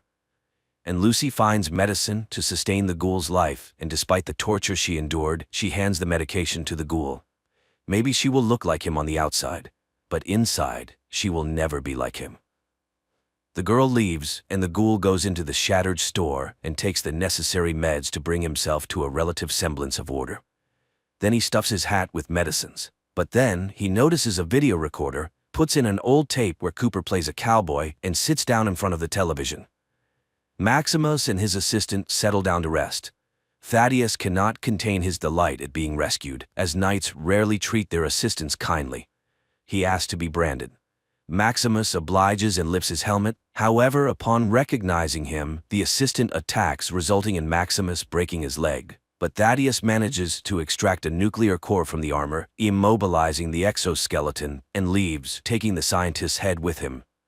Giant cockroaches immediately attack the immobilized suit. Maximus, terrified, awaits his death when the insects scatter from gunfire, and Lucy approaches the knight. She explains why she needs the scientist's head and helps the man out of the suit, and he gives her medication for radiation sickness. When Lucy recovers, she suggests they go after the head together, since she has a tracker. They will hand it over to the Brotherhood, in return for which the knights will help her find her father. Maximus agrees. At the same time, in Shelter 33, instead of her father, Betty is elected as the warden. Norman dislikes this and studies the history of the shelter. Suddenly, he realizes that all caretakers were selected from the residents of Shelter 31. Lucy and Maximus reach a bridge where they are stopped by a pair of vagrants. They pretend to be scared and ask for permission to pass. The couple, raising their hands, tries to walk away. However, the suspicious Maximus manages to shoot first, saving their lives, though he injures his hand, and Lucy realizes how naive the shelter's residents are. Soon they reach a billboard of the New Californian Republic. The girl is upset because they live with the belief that they are meant to revive America, but it turns out everything has already happened on the surface. Maximus reassures her, as there is no republic anyway. Soon they arrive at a huge crater in the middle of the city. The boy confesses that he survived this hell by hiding in a refrigerator, but then Lucy realizes that Maximus's wound is much more serious and leads him to a building with a clinic sign. Maximus lags behind, and when he enters, the girl is nowhere to be found. He searches for her and enters a chamber between two doors. The space fills with gas, causing the boy to lose consciousness. Betty leads her people to Shelter 32 to announce a partial relocation, as these resources are too valuable. Chad and Norman are surprised to see that the bodies have been removed and all traces of the tragedy have disappeared. Norman inquires about the whereabouts of his mother's key after her death. Betty confesses that they buried the woman with it. Maximus and Lucy come to in the shelter on stretchers. Maximus receives medical care. The shelter leader asks the couple to stay, as the boy needs treatment. Moreover, the suppliers have found armor and will soon deliver it here. Lucy thanks them for the refuge, and the leader informs her that she was born on the surface like many of them. The couple spends several hours in quarantine. From the conversation, it turns out that Maximus never knew a woman's love. Lucy is ready to teach him this art, as it is considered natural in the shelter, but the boy is embarrassed. Moreover, it is not customary among knights. Later they go to lunch, where they suddenly notice that many of the surrounding people have various physical deformities. The caretaker turns out to be a cyclops. For Lucy, this is strange, but Maximus does not understand her concern. Later, the caretaker confesses to Lucy that they accept people from the surface, which surprises the girl since this was strictly forbidden in her shelter. But when she asks about the forbidden level they were advised not to visit, the caretaker immediately ends the conversation. Maximus finds a room where a nuclear block is installed, powering the entire underground. The leader hands him an electronic key to his personal compartment and suggests he rest a bit. The boy enters, and upon entering, he is amazed to see a basket filled with various delicacies and things he has never seen before. For the first time in his life, he takes a real shower, puts on a robe and slippers, and indulges in unknown products. Meanwhile, Lucy finds a room where the entire history of the Californian Republic is vividly described. It turns out that life here was revived in 2142 but was destroyed in 2277. Lucy is horrified, wondering who needed a new war and why. But then all the shelter inhabitants hear a sound signal and head to the designated place. Meanwhile, a ghoul is caught by the so-called new president of the territory, who owned a supermarket trading in organs, and the ghoul is blamed for its destruction. However, he calmly asks for a needle and thread to sew his finger back on and asks for directions to find Moldover. But the president orders the ghoul to be killed. The ghoul has to destroy the new law enforcers and search for the woman himself. Lucy comes with everyone to a room, in the center of which stands an altar with burning candles. People begin to sing something, moving their hands, and Lucy gradually falls into a trance, supporting the others. Unexpectedly, people start to undress, which shocks Lucy. A bowl goes around, from which everyone takes some powder and smears their faces. And suddenly Lucy realizes with horror that it is the ashes of the deceased. In another bowl there is blood. People call to the Mother of Flame, who must save them, and an image of Moldover unfolds above their heads. A frightened Lucy runs to Maximus and urges him to run away quickly, but the boy has just found himself in such paradisiacal conditions and does not want to leave. So Lucy heads to the forbidden level. She enters a laboratory where apparently some genetic experiments on people were conducted. The girl is horrified as she examines the gruesome exhibits and notices glass cryocapsules containing human bodies. But then the lights turn on and a man in a white coat enters. Lucy hides, but he hears a noise, follows it, and finds the girl. Lucy fights, but the men who arrive seize her and drag her to the upper level. Meanwhile, the ghoul arrives at the digger's house, whose eldest son knows the location of Moldover. The frightened man orders the boy to tell everything he knows, and he admits that the woman can be found at the observatory. But when the ghoul is about to leave, the boy tries to kill him and pays with his life for it. At the same time, the shelter leaders shame Lucy as they had given her refuge, fed her, and healed her friend, but the girl is furious because she has seen what they do to people. Then they show her the complete recording of the attack on the laboratory of the very monster that almost devoured her too. It was the first inhabitants of the shelter who experimented on people, turning them into monsters. They are only trying to alleviate the pain of those who survived. The fact is that each shelter specializes in some experiment, and Lucy just doesn't know this. Nevertheless, she must be punished for her disobedience. The girl is led away, which Maximus sees. Thaddeus makes a stop to rest and realizes that his leg is in very bad condition. A dog bothers him, and he locks it in a metal box, then sets off to find a radio tower to contact the Brotherhood. At this time, the inhabitants of the shelter sentence Lucy to exile to the surface. Moreover, they supply her with a stock of food. The girl is stunned, as this is exactly what she wanted. Nevertheless, in her last words, she asks them to allow her friend to stay. But then Maximus appears in knight's armor, into which he has inserted the nuclear block he just stole. He scatters the men when the girl stops him, as they are letting her go anyway. They go up to the surface, and learning that he stole the nuclear block, Lucy convinces him to return it, as the shelter cannot survive without energy. They drop the block down, and Lucy, moved, calls him a good person.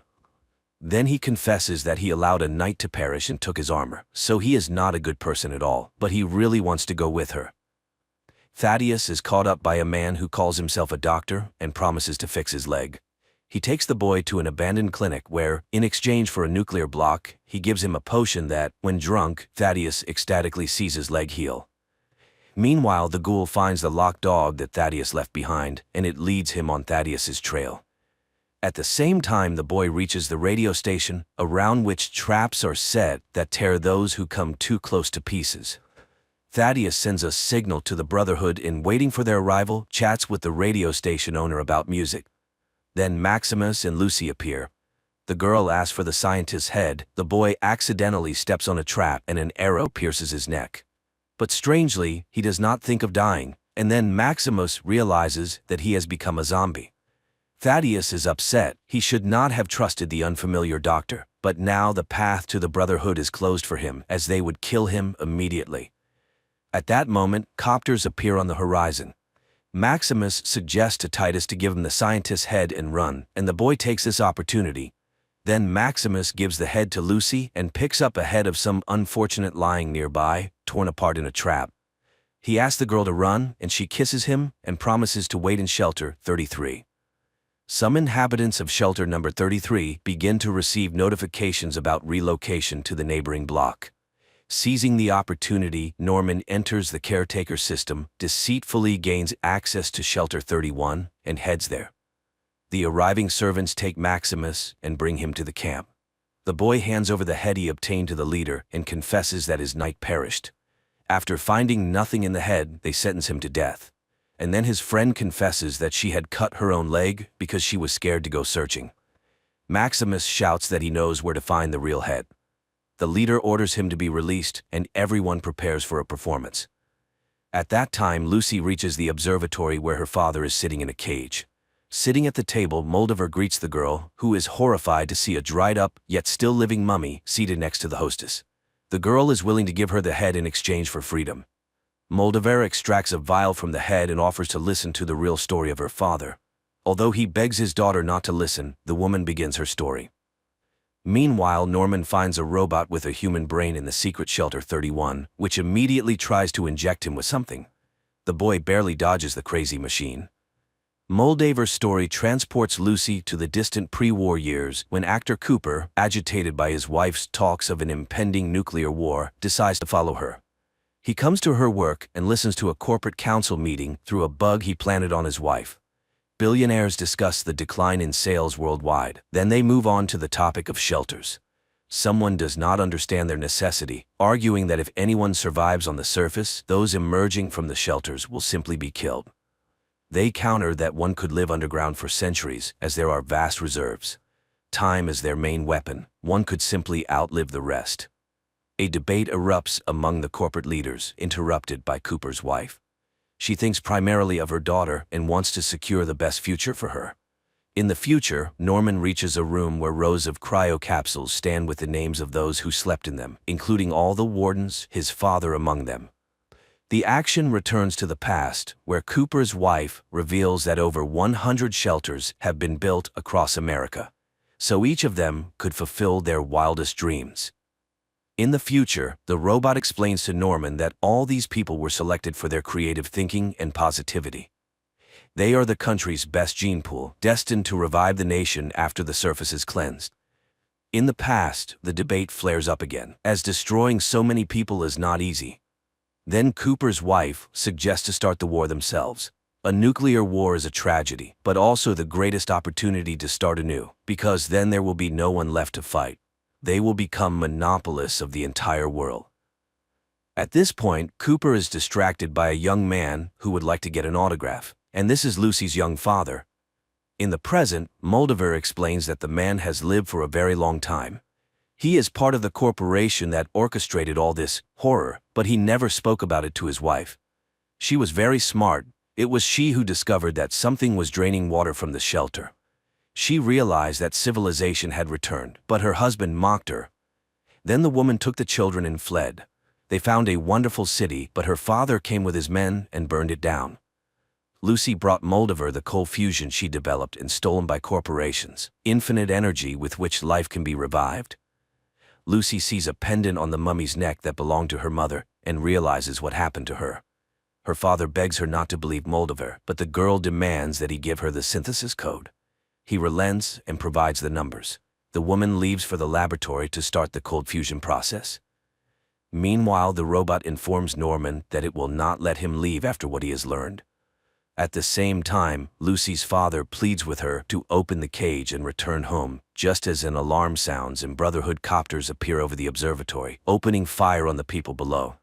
Knights and their assistants descend to the ground and engage in battle with the observatory's defenders. Maximus rushes forward, searching for Lucy, while the knights wreak havoc around. Soon the knights burst inside the building, where they are suddenly stopped by a ghoul. It turns out he too once wore armor and knows their vulnerabilities. Thus he easily shoots the Iron Knights, remaining unharmed himself. At this time Lucy cries, torn between her father's pleas to come home and the terrible situation of her mother. But then at the room's threshold, a wounded knight falls, followed by Maximus. He opens the cage and rushes to Lucy. However, the girl confesses that it was her father who destroyed his wonderful city. Her father, meanwhile, dons armor and throws Maximus aside, knocking him unconscious. The girl pulls out a gun, but then the ghoul enters the room. When he learned Lucy's surname, he couldn't believe that this was the same guy from the corporation. He had waited over 200 years to find out where his family was. Lucy's father activates jet engines and flees. However, it turns out that this was exactly what the ghoul needed, as the man leaves a trail that can easily be followed to the place where the world's rulers are hiding, those who orchestrated the nuclear war. He urges Lucy to come with him. Then Lucy shoots the mummy, says goodbye to the unresponsive Maximus, and follows the ghoul. At the same time, an injured Moldaver returns to the room where Maximus regains consciousness. She has activated the nuclear synthesis, and now people have infinite energy. A stunned Maximus watches as surviving lanterns light up over the ruins of the city, while Moldaver smiles and dies. The Brotherhood members who rush in think their comrade killed the woman and celebrate Maximus as a future knight. Meanwhile, the ghoul and Lucy follow the trail of her father, who heads through the desert to a distant city. The series ends there.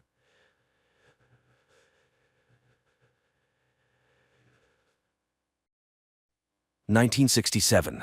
Upon landing on Earth, after completing their mission, the Soviet spacecraft Soyuz 1, with cosmonaut Vladimir Komarov on board, tragically perishes. Many years later, under the leadership of the Swedish billionaire Meyer, an expedition to Mars is being prepared. After 10 months, the crew of the spaceship Ulysses reaches the Red Planet. The captain informs the team that they have received permission to land and asks the ship's AI, named Irene, to verify everything required for a soft landing. At this time, Meyer reveals that he spent 4 years preparing for this journey, sacrificing almost all his money for it. However, the American company Zillion beat them to it by landing 2 weeks ago. The problem is that Earth has received no news from the American crew, except for one video in which they ask not to come to Mars. A dispute arises among the crew members, but the captain declares that the landing will occur in any case, and people disperse to their cabins. With 30 minutes left until landing, AI Irene begins preparations.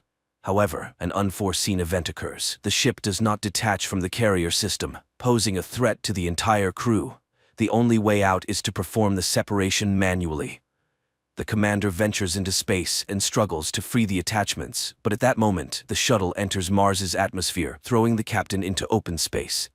The shuttle almost crashes onto Mars as a system error causes a power outage. Now, they can only rely on manual landing.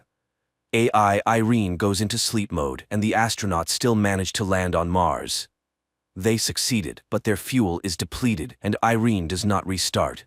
Without the onboard computer and life support system, they have only a day to survive. Alessandra mourns her deceased husband when she sees a figure in a spacesuit through the window. After diagnosing the ship, it becomes apparent that too much fuel was consumed during the landing, and now the ship cannot return to orbit. The only option is to wait for the solar panels to power the generators, but there's a storm on the surface, and it will take 2 days, time they don't have. At this point, Simon mentions the American ship Zeta 1, which beat them by 2 weeks. It likely crashed, but there are probably batteries left. The rover sets out on a journey while those remaining on the ship try to restart the system. Engineer Basil recalls that the AI has an energy-saving function. He initiates a reboot, but Irene doesn't start. At this time, the rover finds the wreckage of the American spacecraft and one surviving solar panel, but there is no sign of the American crew. The astronauts head back but spot an unconscious person in a spacesuit. Despite their ship running low on oxygen, Jana insists on transporting the person. Nearby, they find the black box from the American spacecraft. The team arrives at the ship, but Jan refuses to let them inside, stating that 4 survivors are better than 8 corpses, so he won't open the doors. Alessandra tries to persuade the man when the discovered astronaut wakes up, and at that moment, AI Irene activates and opens the doors. Upon examination, the found astronaut knows nothing about the American crew, as he is Vladimir Komarov, a Soviet cosmonaut born in 1927 in Moscow, carrying out the orders of the USSR government. He doesn't know how he ended up here but is not willing to reveal any secrets. Komarov confidently answers questions that are consistent with his time, raising the suspicion that he may have post-traumatic stress disorder. The astronauts send a message to Earth and receive a response from the American corporation, Zillion, stating that there were no Russians in their mission.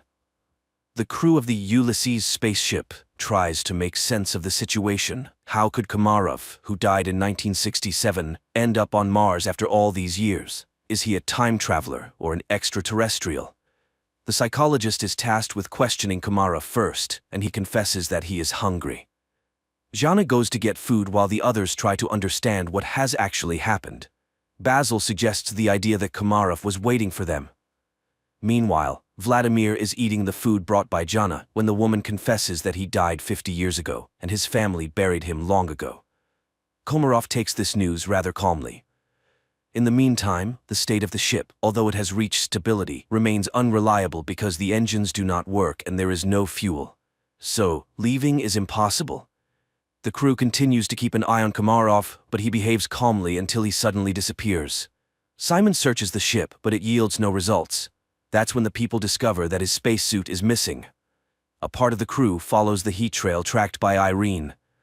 The group, led by Simon, leaves the rover and continues on foot when Alessandro reports that Komarov's DNA analysis showed the presence of a third strand. He is not human. And then they catch up with Komarov, who leads them to an unfamiliar structure with a small stone pyramid on it and tells Jana that Mars has been waiting for them for a very long time. At the same time, Goldstein, the founder of the Zillion Corporation, whose ship was the first to arrive on Mars, is informed about the discovery of a person on the Red Planet who couldn't have gotten there naturally, suggesting that he was created on site. However, only AI could survive for such a long time on a hostile planet for humans. This implies the need for further study. Meanwhile, Komarov cannot explain how he opened the door and found himself in the location where they discovered him. Irene conducts an analysis of the structure and determines that it is identical to Earth structures from ancient civilizations. It means that someone was inspired by human civilization, or humans borrowed these elements from extraterrestrials. The ship's crew increasingly ponders whether they will be able to return home when they notice the landing of Goldstein's second ship. Soon, the captain of the ship, Gemma, establishes contact and promises to help them return to Earth. However, Meyer does not trust Goldstein and advises hiding Komarov from competitors. Jana brings Komarov a uniform so that he does not stand out when the visitors arrive, and he requests that they trust him. Shortly, two armed military personnel, Edward and Adam, arrive on their ship and behave rather aggressively. Edward demands that they hand over the black box from the Zeta-1 ship and, not hearing agreement, orders his partner to search the ship. Meyer hands over the found black box and they depart. Meanwhile, chemist Eva reports that the stone found on Mars consists of an alloy that does not exist on Earth. However, it is known from ancient sources and was once called orichalcum, the metal of Atlantis. In addition to copper, zinc, nickel, and iron, it contains a third strand of DNA, similar to Komarov's. Meyer warns that if Goldstein learns about this, he will take the cosmonaut back. The crew is divided into those willing to exchange him for fuel and those who are willing to stay but want to know the truth. Jana invites Vladimir into her cabin and asks for permission to use hypnosis. He agrees, and the psychologist begins her work. The rest of the crew listens to the conversation via transmission.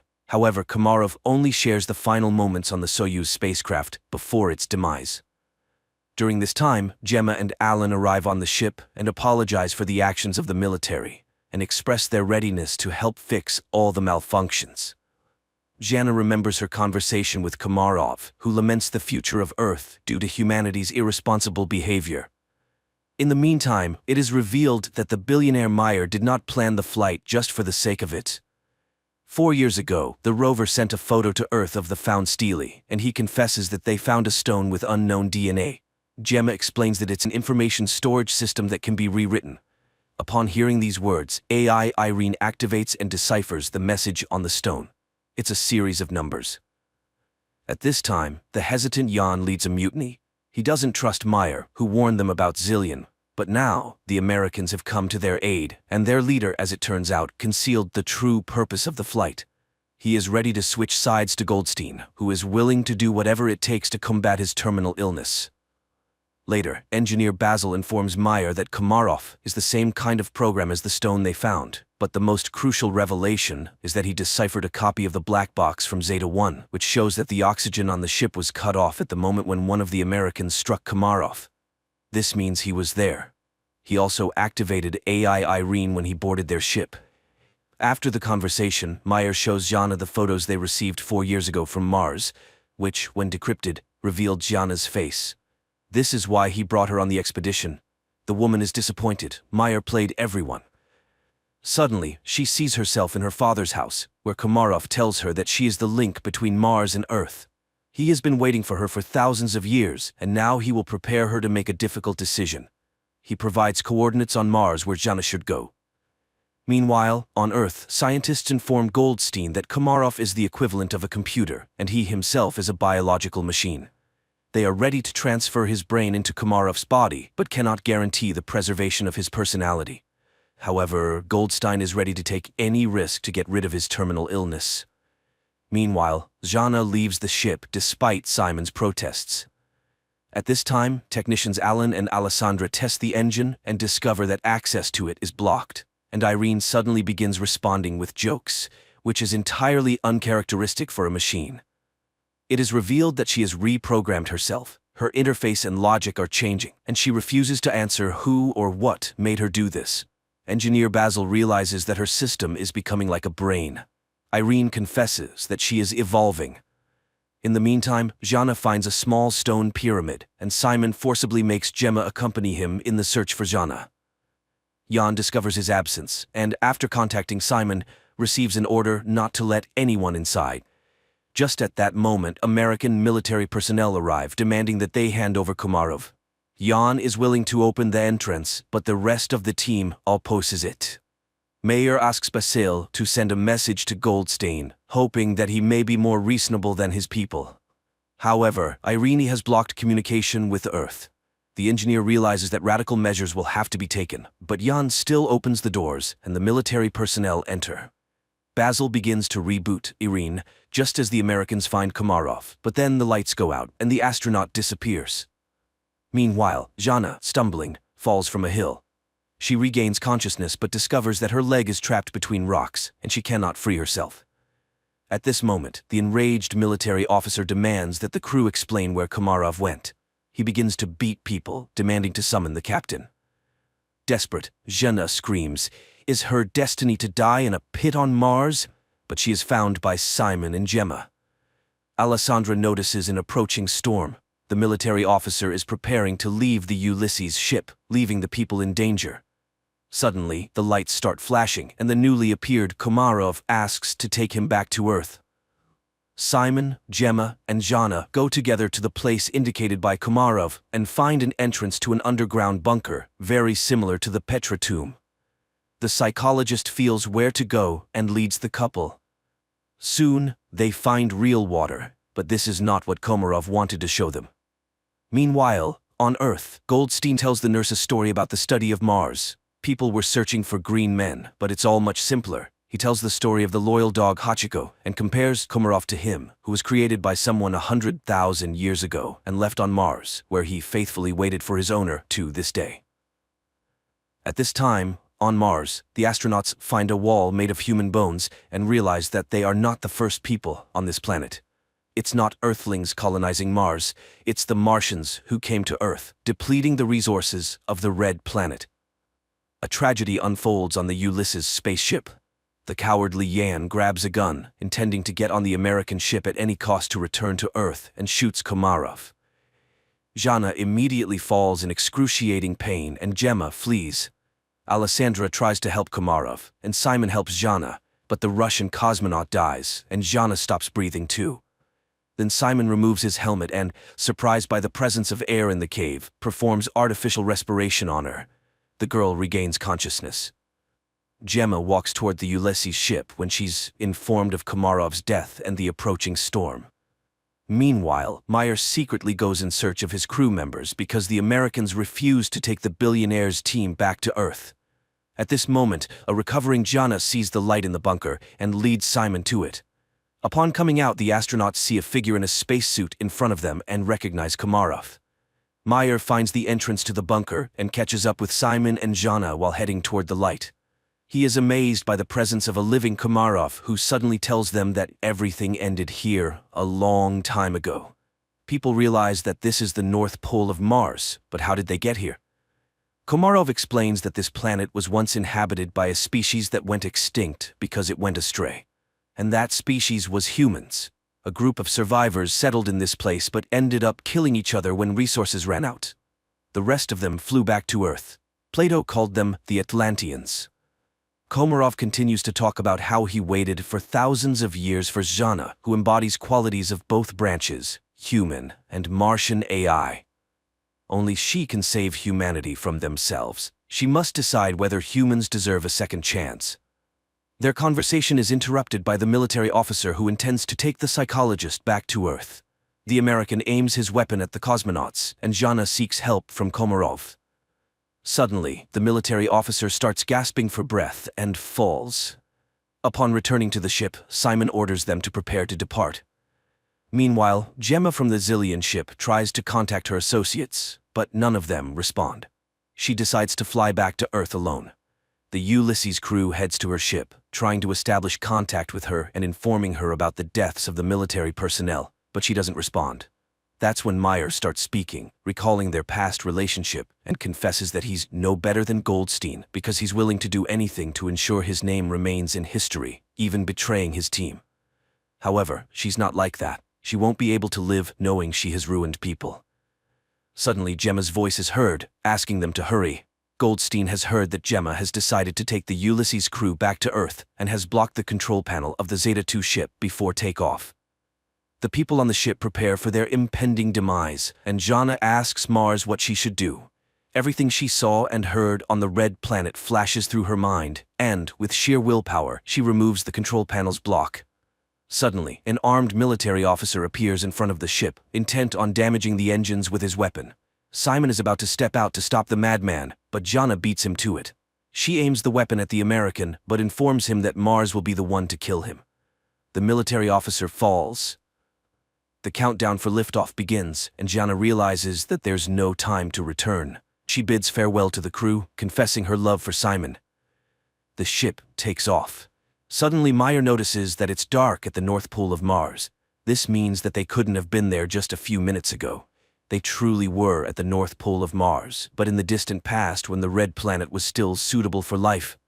At the same time, Goldstein is informed of the ship's return, and he's beside himself with rage, declaring that he will go to Mars himself, and that's where the first season ends.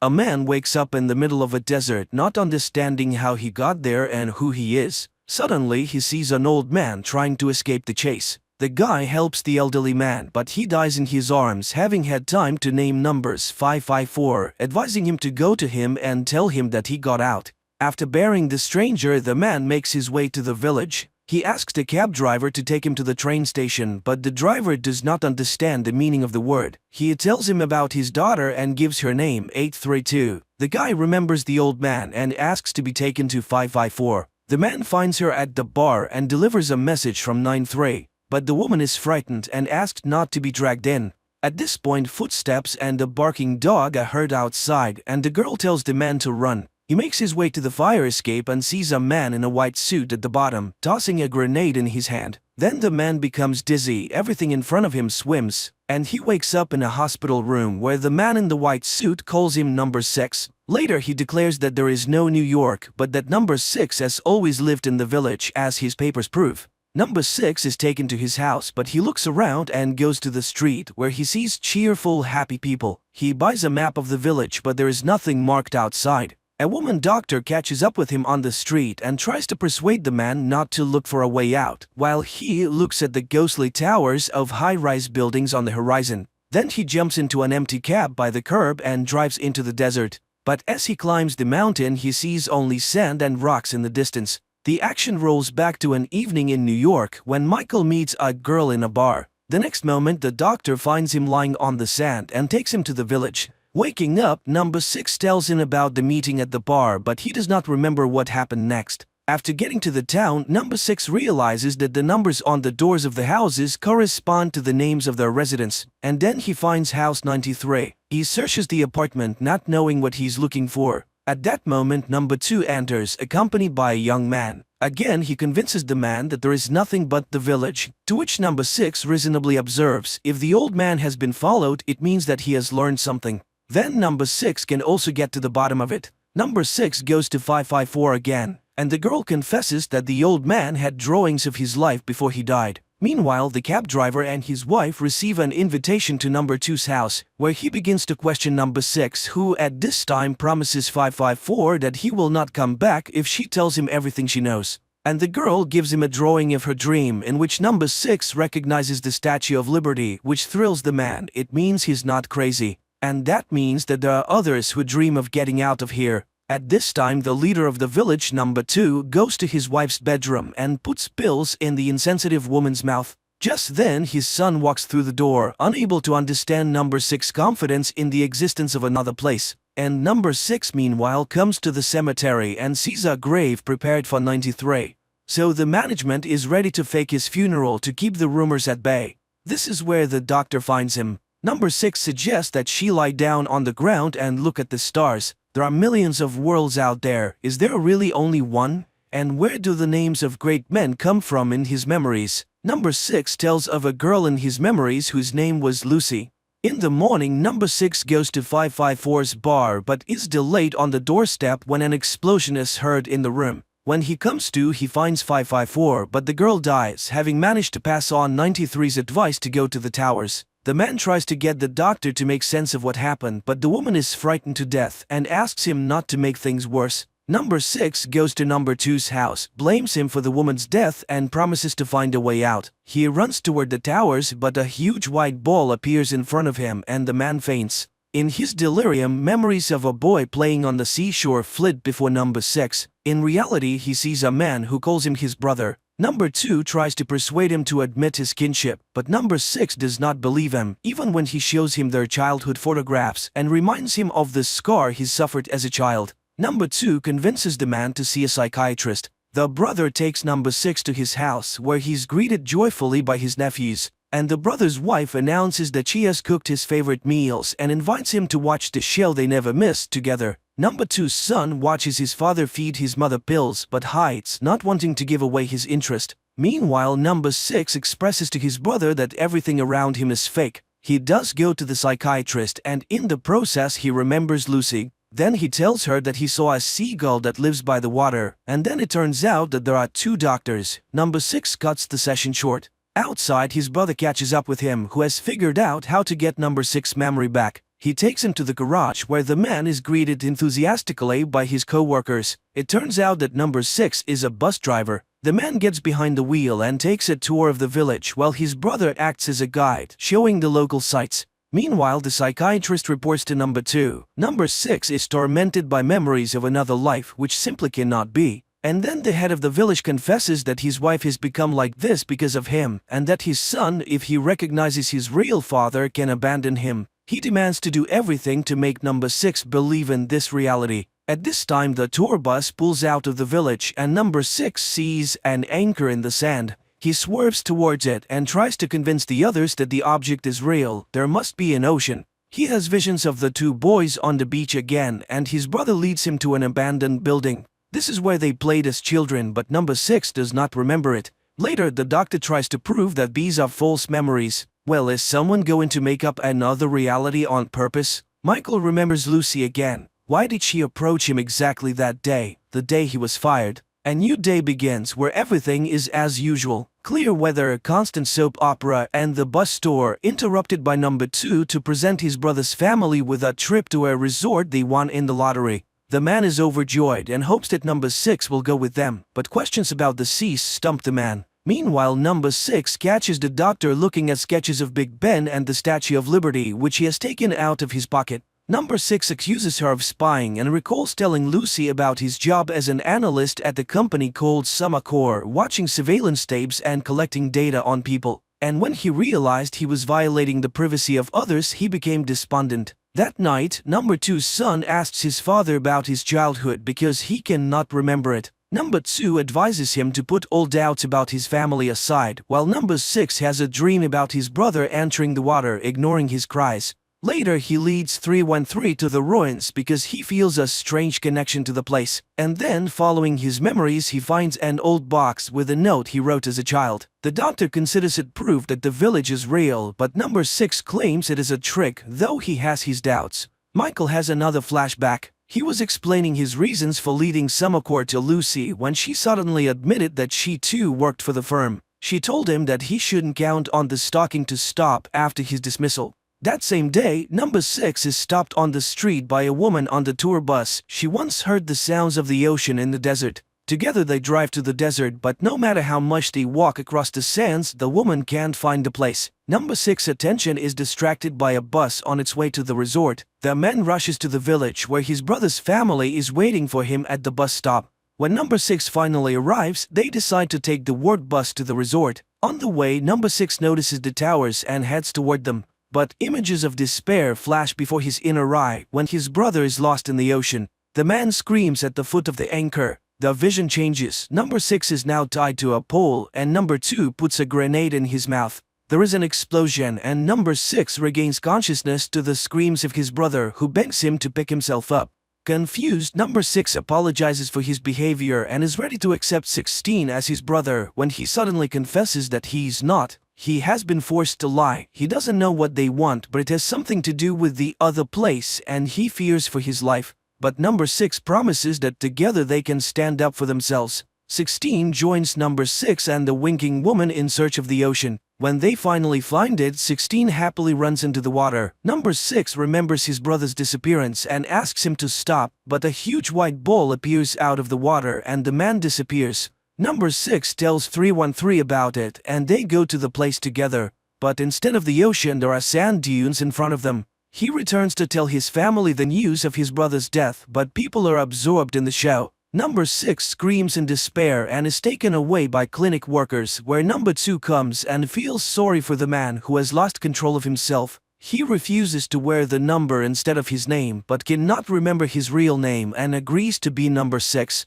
Later, number 6 meets a man who takes him to number 2 for an important conversation, while 313 realizes he has been dreaming and tries to sketch out what he saw. In New York, Lucy tries to leave Michael's apartment, but he grabs her and demands that she tell the truth about why he's being followed. Number 2 introduces to number 6 village spy named 909 who is searching for those who dream of the other place. He suggested the men work together for it benefits them both. One will do the job, the other will satisfy his curiosity. 909 tells him that the cell agents do not know about each other and it is likely that someone is watching them as well. While they are assigned to number 1955, a history teacher, one of his students has reported him. To get closer to the suspect, number 6 takes a job at the school. Observing a lesson about the history of number 2, number 6 asks a question about number 1, to which he receives the answer that there is no such thing and never has been. Later, number 6 tries to provoke the teacher by asking questions about other places, but the teacher does not budge, saying that he's fine with everything here. Meeting with 313 after this conversation, he shares his conclusions that everyone around him lives in fear. Later, 909 and number 6 observe the history teacher. He likes to swim and he always dines alone, which 909 finds suspicious. And to make matters worse, the teacher leads a group of runners who are prime candidates for dreamers. During this conversation, number 6 notices 313 ahead of the running group. The next day, number 6 holds a lesson and one of the students shows him the latest tracking machine. And he gives the students an assignment: find out who everyone is working for and what their goals are. That evening, number 2 gives his wife black pills and she wakes up. At night, number 6 and 909 climb onto the roof of the teacher's house and watch him with a camera. 909 asks his partner to fetch coffee from his truck, where number 6 finds surveillance log. He looks through it and discovers that he's the real 909's mission, and that 313 is also on the suspicion. The couple is talking about their son when number 2 gives his wife a sip of wine and she falls back into a stupor. And the man notices that the surveillance camera has been installed in his garden. At this time, the teacher also realizes that he's under surveillance and slits his own throat. Number 6 insists that the man must be taken to hospital. The next day, the cab driver is playing with his daughter in the backyard when a huge hole in the ground appears there. Meanwhile, number 6 searches the doctor's roof and finds a camera, not noticing that he himself is caught on the nearest camera. Number 2 calls 909 and shows the camera he found. He notes that his son is acting strangely and wonders if number 6 has had any contact with him. The agent denies it, but number 2 does not trust him. And number 6 follows 909 and sees him in a bar with the mayor's son. It becomes clear that the couple are romantically involved. Number 6 recalls Lucy's confession that she has been reading Michael's reports and understands why Summercore wants to stop him. And in the village, he visits the teacher in the hospital and asks for help finding the other dreamers, but the man denies his involvement in any activity. The conversation is interrupted when number 6 senses that he's being followed. He runs after the stranger but loses sight of him, unaware that he has been spied on by his student. The next day, number 2 gives number 6 an assignment to spy on 909, but the latter first wants to warn the doctor. Only the woman shows him her own surveillance photos. He's the agent himself, having climbed on her roof. At this time, number 2's son is waiting outside his house for 909. The agent suggests that they take a break because number 2 suspects them. Number 6 enters and finds them embracing. He demands that they stop following the doctor or their affair will become public. Later, the father informs his son about the surveillance and says that he doesn't trust 909. He is determined to get all of his agent's secrets out. And then number 2's son goes to 909 with a knife. But the agent doesn't even think about resisting. He turns his back on the guy, letting him kill him. Meanwhile, number 6 runs to 313's house, but only sees her being driven away in a black van. He runs to 909 for help, but finds him bleeding out. The agent asks number 6 to confirm that the dreams are true and dies upon hearing the confirmation. New York, Lucy tries to get Michael to admit why he quit his job, and suddenly she realizes he is already with those people. In the village, number 6 finds number 2's son in the bar and asks him to help find 313. Number 2's son sends him to the tunnels, a place inhabited by unmasked dreamers, passing the man off as sick 909. In the tunnels, number 6 finds his apprentice, who in turn helps him to find the doctor. But while they are looking for a way out, the white ball appears. Number 6 then wakes up in his apartment as the men in the white coats emerge from his door. Meanwhile, number 2 informs his son about the death of 909 and asks him to find up here.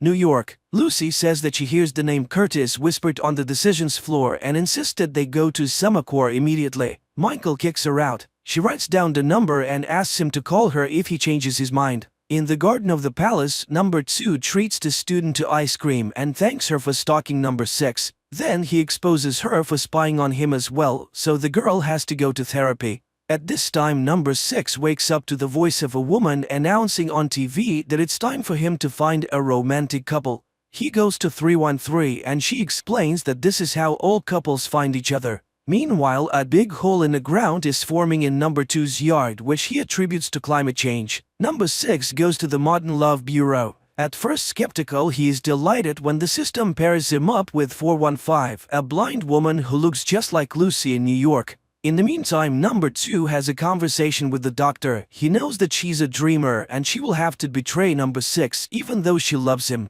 And number 6 goes to see 415. The girl explains that her blindness is the result of childhood trauma. He tries to convince her that they have met before in another life and recalls how close they were in New York. Then the girl says she doesn't usually act so impulsively. And 415 agrees to go to number 6 apartment. The action jumps to different times. Number 6 does not understand where he is Michael and where he is in the village. He tries to prove to Lucy that they have met in a past life. The girl freaks out and leaves. The next morning, number 2 observes his son stealing samples of pills from the safe. The boy takes them to the clinic and asks 313 to determine their content. Later, the father warns his son that once he learns the truth about the holes and his mother, there will be no turning back. Meanwhile, number 6 and 313 visit the cab driver and his family. The cabbie shows them the hole in his backyard. While the adults are distracted by champagne, the little girl falls into the hole and disappears. The loudspeakers in the village announce that every house should have a pig to combat weather anomalies, as their breath is a proven atmospheric stabilizer. The hole in 147's yard is backfilled, after which number 6 goes to number 2, hoping to find out where the girl disappeared to. But he leads him to his pit and advises him to marry 415, or to jump into the pit and find out what's in there firsthand. That night, the doctor, under number 2's supervision, injects number 6 and 415 with a hormone drug that makes people fall in love. The next day, number 6 visits 415's father and he convinces him to think about marriage. In the evening, 313 meets number 2's son and reveals the ingredients in his mother's pills. One a strong sedative, another a hallucinogen, and another of unknown origin. In the meantime, number 6 tries to ease 147's family's suffering from a missing child while the doctor finds herself in number 2's bedroom, where she sees number 2's wife sleeping. The man is interested in the possibility of reversing love. 313 speaks affirmatively, but she's against such a way of winning the man over. That night, 313 goes to number 6 and confesses her feelings as he falls asleep. People from the clinic arrive and take him away. The doctor injects him with the drug, but the man wakes up and number 2 confesses that they caused his love artificially. But the man disagrees with this statement. His love is real, and he intends to marry 415. New York, Lucy and Michael wake up together. Lucy feels that she's not being her usual self and tries to leave, but Michael offers to cook breakfast for her. The girl asks for oranges. The man's consciousness is double again. He proposes marriage to Lucy and 415, and both respond by saying yes. On their wedding day, the doctor shows up at the church to tell number 6 that his feelings for 415 will not last. When the bride arrives, 313 kisses number 6. Sensing this, 415 runs off into the desert. Number 6 catches up with her moments before the white ball attacks. The two women take turns flickering. Lucy convinces Michael that she needs to leave because she brings danger, and 415 is knocked down by the bright flash and the wave from the ball. Number 6 calls her Lucy and tells her about their meeting in New York. She tries to deny it but eventually agrees with what he says. Number 2 brings her to the village to break his heart. Distraught, number 6 comes to equally distraught 147, who wants to jump into another pit to find his daughter. Number 6 is trying to convince him not to, and while he restrains his friend, 415 jumps into the pit. At this moment, his apartment in New York explodes, which Michael, who was carrying Lucy the oranges, sees. Number 2's wife in New York opens her eyes. In New York, Michael tries to get into his apartment but is chased away. Lucy, in her recorded message, asks him to stay away from Summercore, but Michael rushes there. Distraught, number 6 screams at the palace gate, vowing to avenge the death of 415 without noticing his double looking at him from across the street. Later, number 2 finds his son in the bar. The son accuses his father of lying and demands to know where the village is, and he admits that he is in his mother's mind and that she did all this for him. Number 2 gives his son the key to the safe with the pills, offering him a day with his mother. 313 wakes up and finds number 6 sitting at her bedside. He recalls their kiss and reaches for her, but the woman asks him to stop. Number 6 leaves. The next day, number 6 comes to see her at the clinic. He mourns the death of 415 and tries to find out what is in the hole. 313 wonders why he didn't worry about it last night. Confused, number 6 claims he never went to her house. And when he goes outside, he discovers that he got into a fight with the cab driver yesterday. Confused, number 6 returns home. His apartment is in ruins, a receipt from a grocery store is on the floor, and the words "see you later" are written on the mirror. New York, Michael's pass is already deactivated, but he convinces the security guard to let him go down to the basement for a new one. Number 6 goes to the store and he learns that he bought a knife here yesterday. He tries to convince 147 that his previous fight was with an imposter, and then he sees his double. He rushes out in pursuit and catches up with him, but the doppelganger knocks number 6 to the floor and puts a knife to his throat. He demands to kill number 2, who is responsible for the death of 415. Then he stabs him in the face and disappears. Number 2 prepares to leave the palace and finds number 6 breaking through his bodyguards to warn him of the appearance of the double who is going to kill him. But number 2 begins to behave strangely. He refuses to go in his car and goes for a walk in the village on foot, throwing off his suit. Meanwhile, number 2's son sees a message with a warning about the appearance of his father's double and wakes up his mother. Number 2 meanwhile walks into a store and asks for cigarettes. The salesman reluctantly hands him a cigarette, then smokes with him, but after he leaves, the man calls the clinic. Mother and son are having lunch, during which the boy pokes his mother for information about other places. But the woman convinces him that the village has everything he needs for him. Number 6 again tries to warn number 2 of the danger, but he calls himself a vagrant without a number and is not afraid to die. Nevertheless, when he sees number 6's double, he agrees to get into the cab driver's car, and he takes him to his home to protect him from being caught as a wanderer without a number. Meanwhile, Michael goes to get a new card and recognizes the man as the village shopkeeper. The access specialist is skeptical until Michael proves that they share the same memory. 147 and his wife treat number 2 to cake until agents searching for the double arrive. Number 2 flees while his wife gives out for a walk without noticing the formation of a new hole in the yard. Later, number 2 comes to 313 and wonders if she wants to see the other place. He promises to grant her wish, even against her will. At this time, the son again asks his mother for permission to go to the other place, and the woman confesses that the holes appear when she's awake, and she also adds that the people born in the village cannot live anywhere else. The distraught son runs out into the desert and throws away the key to the pill cabinet. Meanwhile, 313 seeks solace in the arms of number 6 but realizes it is a double. She runs away haunted by new visions and finds herself in the middle of the desert, while number 6 tells number 2's son about the doppelganger and his intentions to kill his father. The boy names the location of number 2 and confesses that he recognized him. He is the doppelganger and the killer. In the village church, number 6 finds number 2, and he confesses that he created the village because he wanted a fresh start, free from the apathy and the cruelty of the real world. But apparently he was wrong. He recognizes the doppelganger and he's not afraid to die. The doppelganger grabs number 2 while the real number 6 appears. He stops to double. They will only win if they unite. At this point, number 6's double disappears, while number 2's son finds the key in the sand and puts his mother to sleep again. Number 2 returns home, explaining that his double has been found and apprehended.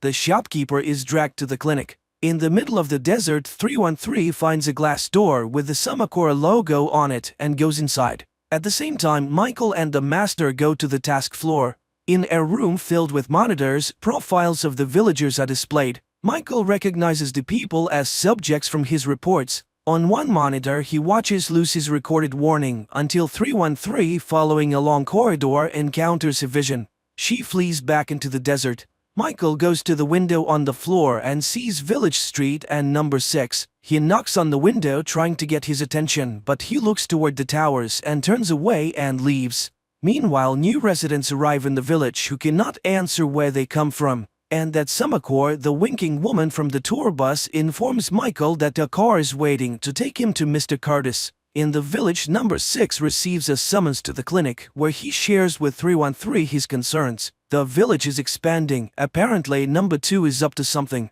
At that moment, the doctor receives his test results and is frightened. At the same time, looking around the village, number 2 tells his son that all of this is his inheritance. Their conversation is interrupted by number 6, who wants to know exactly why he's now certified to die. Number 2 replies that he has exhausted all means to convince him to live peacefully in the village or not to live at all. In the meantime, 313 continues to be haunted by visions from another life, but number 2 warns that she must not let the girl from the other place control her. Otherwise, she will not be able to help number 6. At the cemetery, number 2's son lays flowers in the grave of his friend 909, where number 6 meets him, asking him to help everyone get out of the village. The boy claims that his mother cares for him, but number 6 warns that she's also killing all hope in him. Later, number 6 feigns in front of 147, who offers to take him to someone who might be able to cure him. In New York, Michael is escorted to Mr. Curtis's car, where he recognizes the driver as 147 from the village.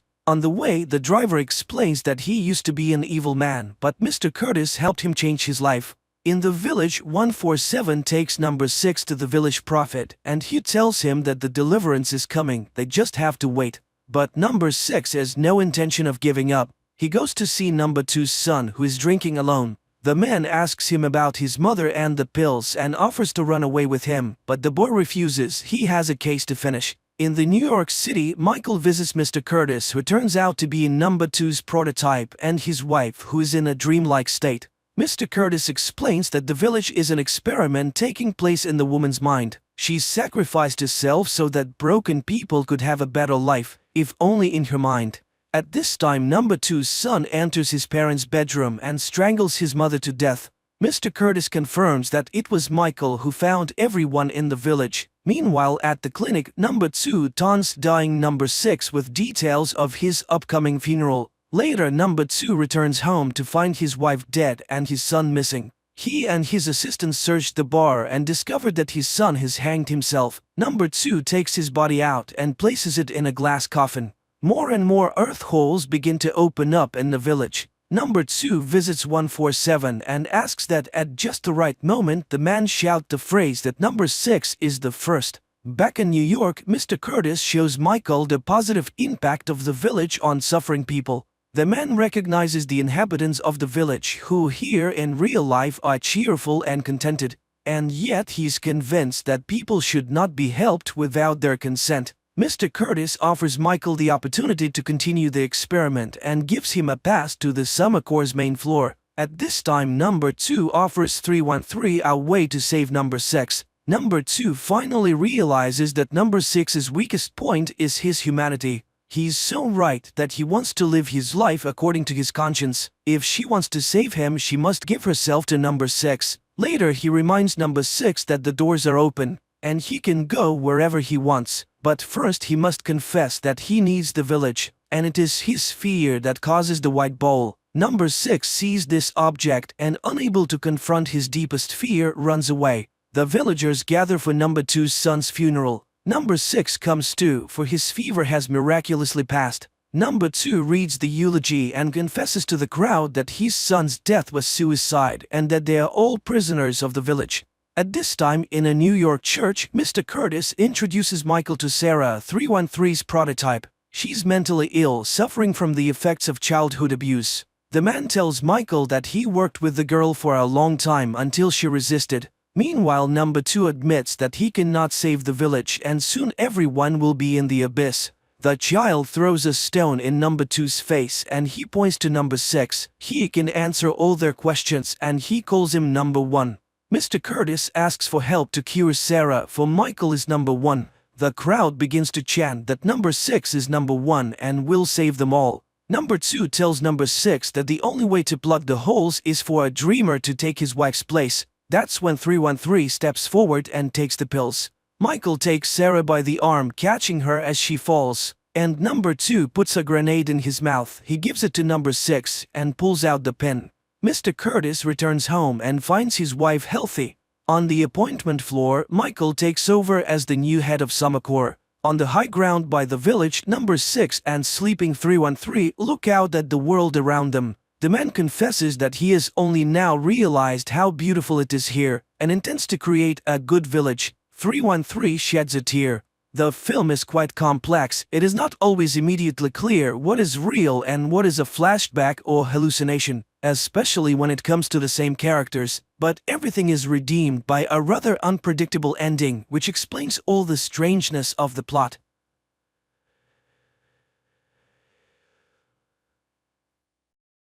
In the remote forests of Washington state, a young man tracks and kills a deer. Children of various ages, smeared with black soot, emerge from the forest accompanied by their father, Ben Cash, who announces, "Today the boy is dead, and in his place is a man."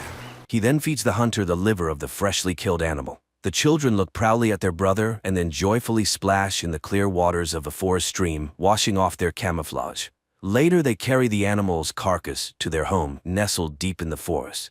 Nearby there's a greenhouse and outbuildings for storage, with a garden surrounding them. Inside everything is tidy and organized, with each forest home resident diligently performing their tasks. Later they gather in a clearing where, after meditation, the father teaches the children self-defense techniques. You kill her. Yeah, thank you. Let's try that. In the evening, the family gathers around a campfire where the children read world classics and scientific literature. The father questions each child about the material, helping them understand everything from advanced mathematics to literary styles, and gives them assignments for the next day. Then he takes out a guitar. Everyone brings their instrument, and soon an improvised melody plays by the campfire, under which the children dance. In the morning, the family goes for their mandatory run along forest trails. Everything seems to follow a well-established routine. Later, the father and his eldest son, Bo, return from a trip to the nearest town for supplies. Unexpectedly, the younger children ask, "Why does Mommy have to be gone so long?" She hasn't been gone very long. It turns out their mother is in a hospital, and the father is going to find out when she can return home. In town, while Ben shops, local girls flirt with Bo. However, he doesn't know what to talk about with them, as his knowledge of political structures doesn't interest them much. So Bo goes to get the mail and finds several letters addressed to him, inviting him to the country's best universities. Meanwhile, Ben reaches his sister, who informs him that his wife Leslie has taken her own life. Returning home, he sits under a forest waterfall for a long time before coming out to the children to announce the tragic news. Last night, Mommy killed herself. While everyone weeps, Ben's middle son, Relian, grabs a knife and tries to attack his father, but then directs his blows at a tree, venting his anger. Later, Ben reads his wife's found will, amazed by it. But morning comes, and the family again runs along the forest trail and exercises in the clearing. Suddenly, Relian asks, "Dad, when's Mom's funeral?" Ben returns to town and contacts his wife's parents, who blame everything on their former son-in-law, even though they chose this life together. When Leslie got sick, her parents found and paid for the clinic, but nothing helped. I found her will. You are not welcome here. I will have you arrested. However, Leslie's mother informs him that the burial will take place in 5 days. Later, the family discusses what happened. The children understand their grandparents' anger, but cannot allow their mother's will to be disregarded. However, the threat of their father being arrested and them being sent to an orphanage scares them. At night, Ben hears his wife's voice. What we're doing out here is so incredible. I love you so much. In the morning, Ben finds all 6 children ready in the yard, wanting to see their mother one last time. He strongly opposes the trip, but the children insist. Dad, give us the mission. Mission, rescue Mom! But Ben reminds them of the upcoming training. Struggling, Relian falls off the cliff and injures his arm, but the father reminds him. No one will magically appear and save you in the end. The children persistently conquer the difficult peak as it starts to rain. Later, they rest at the base of the cliff. On the way home, the father suddenly stops the bus and admits that they cannot go to their mother's funeral because they cannot argue with her relatives. But suddenly, Ben stops his speech and turns on the music. They set off into the big world in their converted bus. Along the way, Ben gives the children a unique tour, showing them America's sights. Attention all campers. This is your captain speaking. Later, Ben orders them to search for any game for dinner. Everyone keep their eyes peeled for deer. Finding nothing suitable, the family stops for the night. In the morning, they arrive at a bank, and while Ben withdraws money, the children look around in surprise. What's wrong with everyone? Are they sick? Convincing the children that laughing at people is wrong, Ben tells them to return to the bus. Soon, a police officer stops them and asks for documents. Checking the license, he inquires, No school today. and goes to inspect the bus. The situation is saved by Bo, who starts reading religious texts and says they are homeschooled. The children sing hymns and the officer hurries away. The bus continues on, but soon they stop to hunt for food. However, the children cannot shoot at domestic animals. The bus drives on. Suddenly, the children start crying, remembering their mother. The girls speak to each other in Esperanto, which angers their father. No Esperanto. I'm not joking. The children start communicating in world languages. Soon, Ben has to stop at a cafe, but the menu confuses her. Cola. Poison water. Realizing there is no proper food here, Ben orders the children to leave. He goes to a supermarket and fills the cart with groceries. Suddenly, he grabs his chest and falls to the floor. While concerned shoppers try to help him, the children steal the groceries. Ben regains consciousness and leaves the store. Driving a bit further, the father reviews their actions, and the children analyze the mistakes made during the theft in detail. Finally, Ben presents a stolen cake, as today is the birthday of scientist Chomsky. Uncle, no, it's the day of your birthday. After the treat, the father gives all the children useful gifts: a bow, knives, a book on sex education, and arrows. But this angers Relian. Why can't we celebrate Christmas like the rest of the entire world? The father doesn't understand why a mythical elf is more useful than a thinker and humanist. He offers his son to share his thoughts and convince him of the correctness of his reasoning. But the boy leaves. The family moves on. Soon they reach Ben's sister Harper's house. The woman is happy to see all her nephews, but their questions surprise her.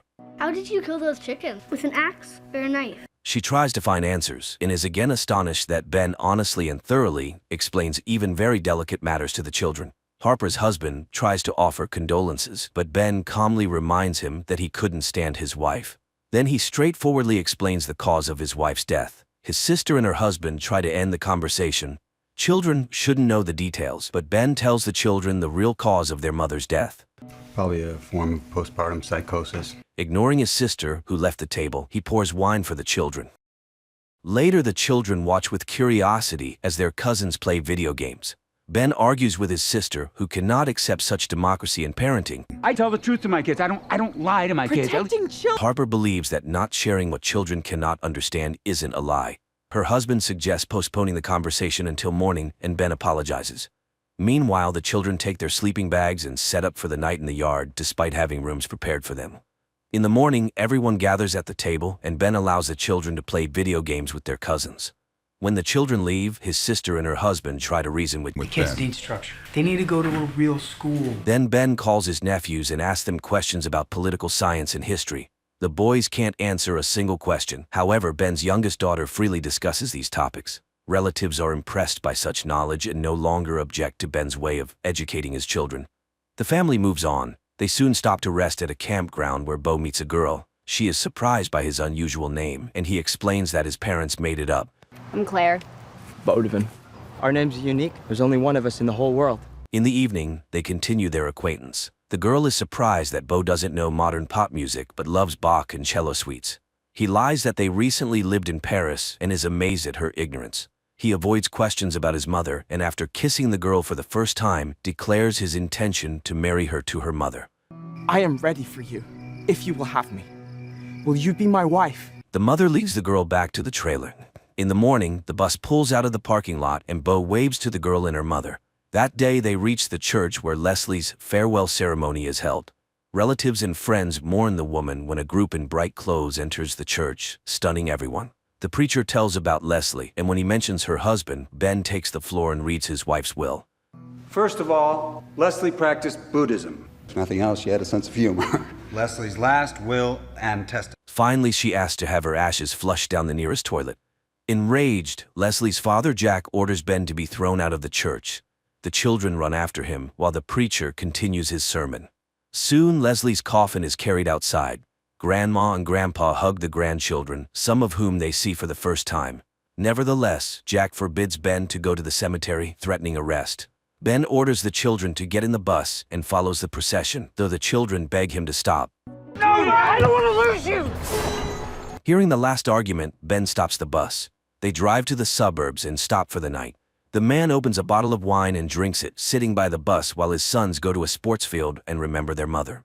Unexpectedly, Relian declares, Mom had psychotic episodes. Dad made her crazy. Dad's dangerous. Upset, Bo returns to Ben and shows him letters from all the universities in America, offering to accept him for study. Suddenly, the father accuses him of lying and secrecy, and Bo confesses, "It was Mom. I just want to go to college." Ben is stunned, knowing his son speaks 6 languages, advanced mathematics, and physics. What else can he be taught? But the son becomes furious. I don't know anything about anything! Later, he receives a note from his youngest son, who ran away to live with his grandparents. Seeing his father come for him, Relian accuses him of killing his mother. You killed Mom! I heard you fighting about where we live. Mom wanted to leave. Ben tries to prove to his son that they made the decision together with Leslie, but the boy is determined to stay with his grandparents. Ben orders him to pack, but the boy shouts insults and runs away. Ben follows, but an arrow lands right next to him. This is Jack stopping his son-in-law. They're going to be totally unprepared for the real world. Jack intends to file for custody of the children. Ben refuses to leave without his son, and then Jack calls the police. Ben has to leave. Later, he and the children hide in the dark, watching the grandfather's house. Then they send Vesper to rescue the captive. Unexpectedly, the daughter falls from the roof and crashes. A shocked Ben can't believe it happened. The girl is taken to the hospital. A vertebra is fractured. The doctor is very impressed by her physical condition, but the girl was very lucky. In the morning, Ben brings the children to Leslie's parents' house. He watches them interact with their grandfather. Her mother shows the last letters from her daughter. We created a paradise out of Plato's Republic. I'm going to get better out here. I know I will. Later, Ben tells the children they will stay here, but this causes outrage because this house is the opposite of everything he taught them. However, the father, frightened by Vesper's injury, realizes that his entire life was a beautiful mistake. It was too much. And I knew it. I'll ruin your lives. Ben unloads the children's belongings from the bus and says goodbye to Jack. He promises to arrange the children's lives in the best way. The man drives away. Sitting behind the wheel, he cries, looking at the empty cabin. Reaching a gas station restroom, he shaves off his long-standing beard. At night, he stops by the roadside, lights a campfire, and suddenly hears a voice. Shaved your face. And his children emerge from the bus, having hidden in the luggage compartment. The children want to save their mother and complete the mission, and the father gives in. The family goes to the cemetery and digs up Leslie's coffin, restoring the grave so no one notices the theft.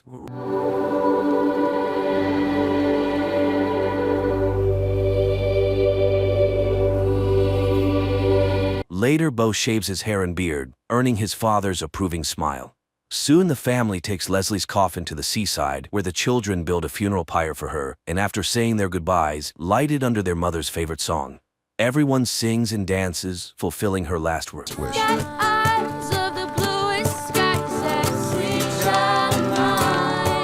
Sometime later, they go to the airport to see off Bo, who is flying to Namibia for volunteer work, and also flush their mother's ashes down the toilet according to her will. The father gives his son final advice. Always tell the truth. Always take the high road. Don't die. I won't.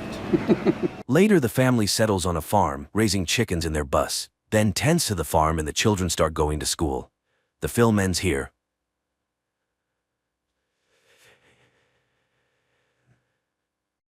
A man wakes up in an unfamiliar place, not understanding where he is, how he got there, and where his phone is.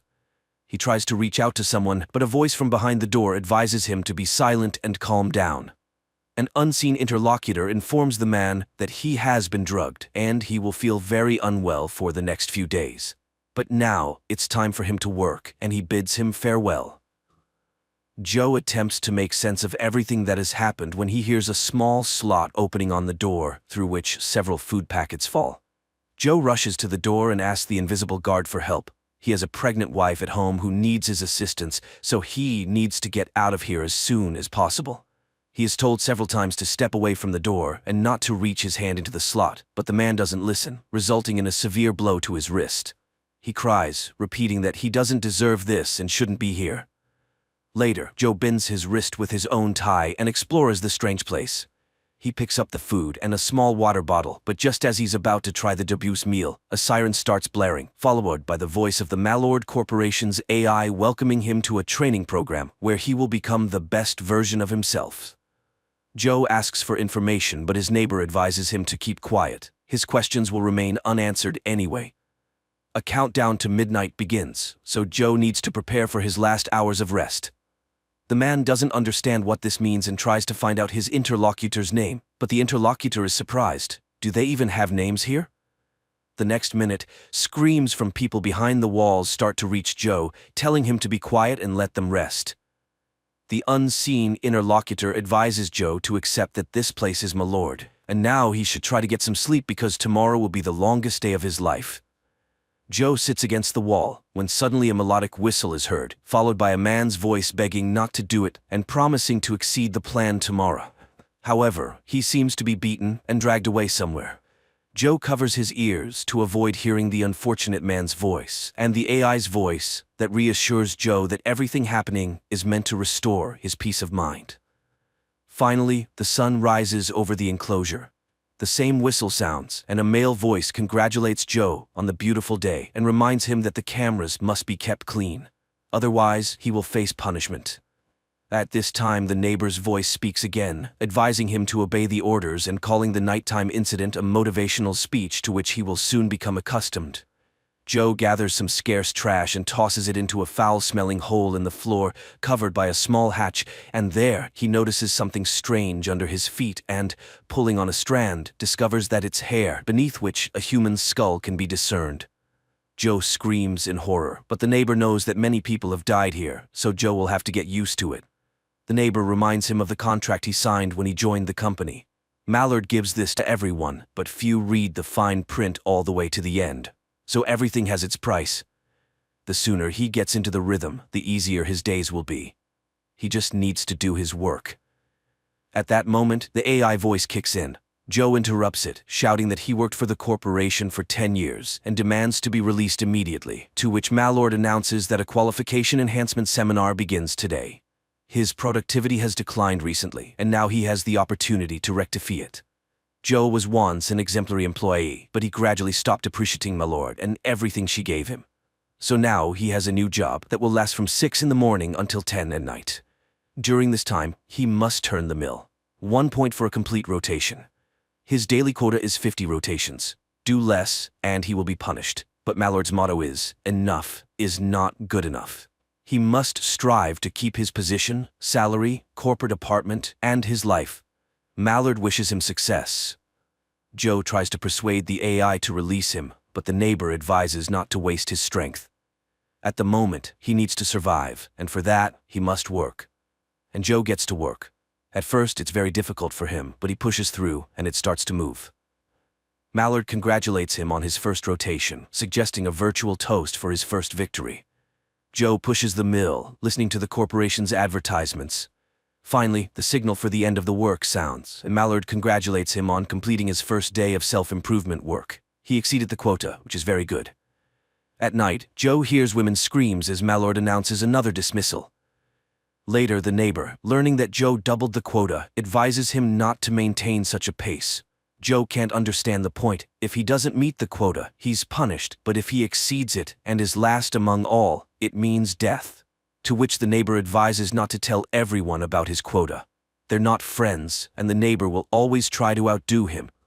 They all have one thing in common. They climbed the corporate ladder, receiving many bonuses from the company, and seemingly reached the top. But, alas. Suddenly, Joe starts talking about his wife and the future son they had long awaited. And now, he's here. To which the neighbor advises him to work as well as he can. It's the only way to survive here, but overdoing it is not an option. A new work day begins. Joe pushes the mill and remembers how he and his wife inspected their new home, and he promised to work even harder to pay for it. The workday ends when there's a knock on Joe's door, and he's ordered to remove all of his clothes. He becomes scared, but complies. After undressing, he steps out of the door and finds himself under a stream of water. After quickly washing himself, he returns to his chamber. The next day arrives, and the weather outside is significantly hotter, causing Joe to quickly become exhausted. He asks his neighbor what this mill is and what they are all doing here. The neighbor responds that they produce nothing, so the place is empty of purpose or meaning. Soon, Joe runs out of water and tries to call out to the guard, but the guard advises him to collect his urine and drink it, filtered through his sneakers. Joe is absolutely reluctant to do so, and the invisible interlocutor laughs at him, saying that Mallard knows what he needs. Here, he will be pushed to his limits, and Mallard wants to see how far he can go before breaking. Joe continues to work, recalling how his wife doubted his ability to pay all the bills, and he promised that their child would have a better life. That evening, Mallard notes Joe's growing self-awareness. Suddenly, he sees a name carved out: Alex. Later, he asks the neighbor who Alex is, and the neighbor calls him a legend who managed to escape from here. The next morning, Mallard thanks him for his diligence and gives him a personalized pen. Then she displays a new daily quota, 370 laps.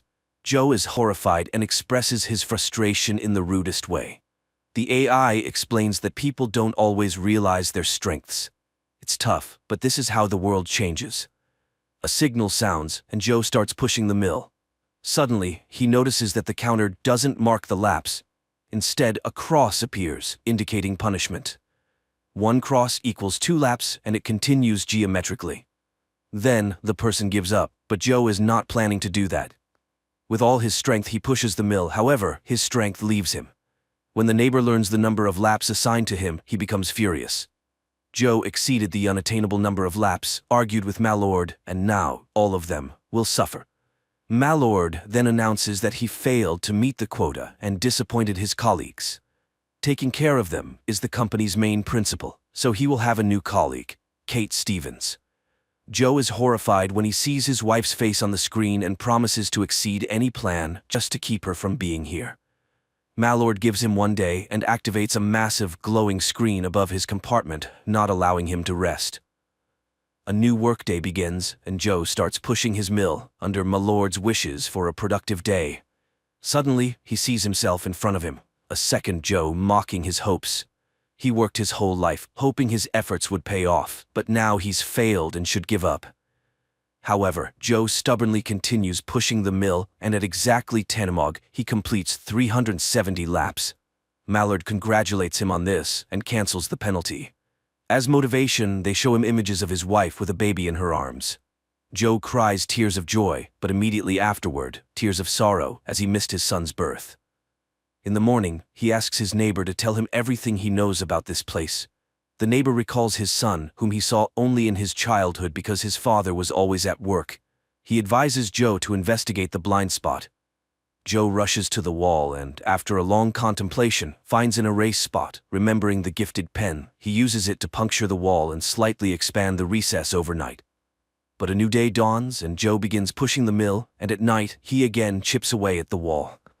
This continues for many days and nights. Eventually, he manages to create a hole he can crawl through. Joe crawls through it, but ends up in complete darkness, where suddenly a person appears, hits him on the head, and wishes him sweet dreams.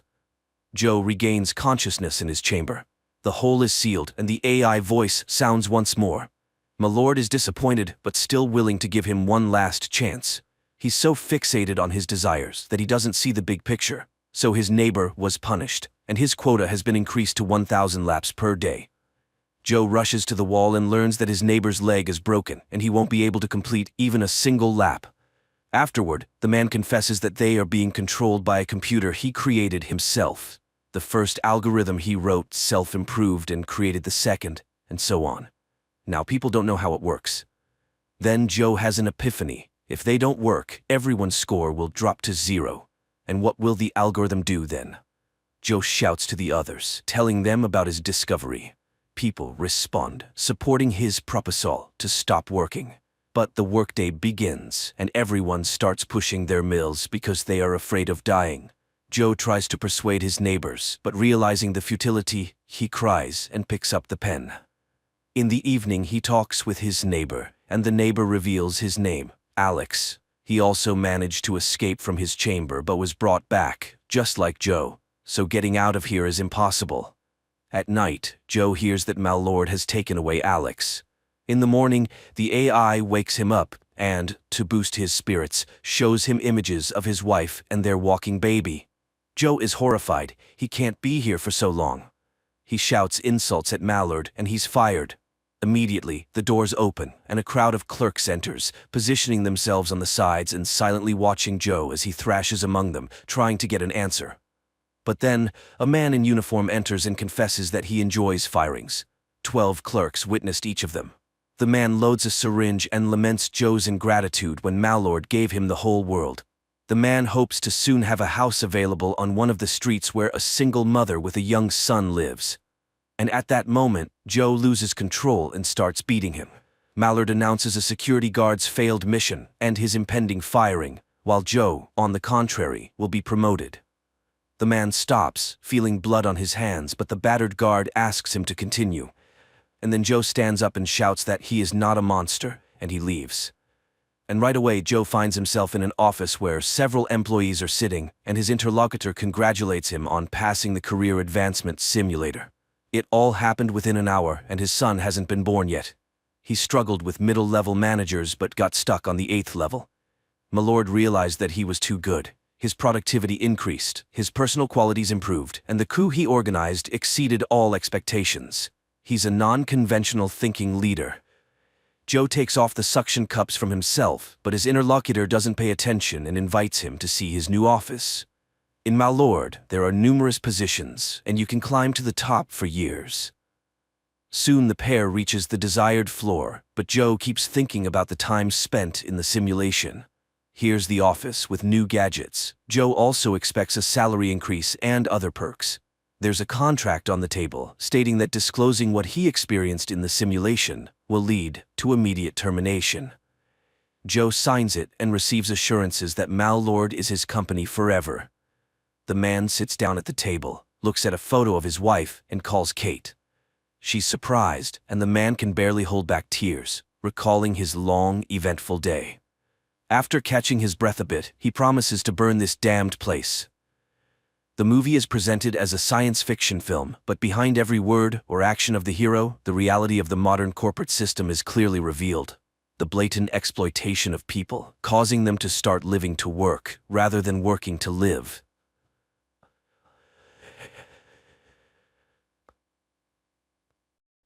In a cabin in the middle of the forests of North Carolina, 2 people live. A woman named Nydia and her blind son Solomon. The only thing left from the father, a hunter, is an audio recording where he explains to the boy that they were forced to move to this place in the hope that his mother would be able to heal. But the hope was in vain. Nydia's condition only worsened. On that day, the mother calls her son to check the traps. Before leaving the house, the boy habitually ties a rope to his belt, the other end of which is attached to the porch. This measure is necessary so that the child can always find his way home and so that the mother knows in which direction to look for him if something happens. The woman teaches Solomon how to set and find traps for animals and approves of how quickly he learns. Later, she shows him how to properly skin animals without damaging the fur, which can then be used to make clothing. One day, the curious boy catches an insect and traps it in a jar, only to be saddened when he notices that the beetle no longer makes any sound. The mother explains that living creatures cannot survive like this. They need air, food, and water. One day, the woman suggests that the child go fishing to celebrate the birthday of his deceased father, who loved this activity and always took Solomon with him. Afterward, she plans to bake a cake, which excites the boy. The pair head to the river. Suddenly, Solomon notes that all the animals and birds seem to have disappeared, and a ringing silence surrounds them. The woman, who also notices this, jokes that they were scared of the boy and warn the fish in the river. The boy relaxes, but the unpleasant feeling remains in his soul. Sitting by the shore, he suddenly asks questions about death. Nydia is surprised but explains that death is simply a change of existence, like a chrysalis turning into a butterfly. Life continues but in a different form. But why is Solomon interested in this? After all, he is young, full of energy, and will live for a long time.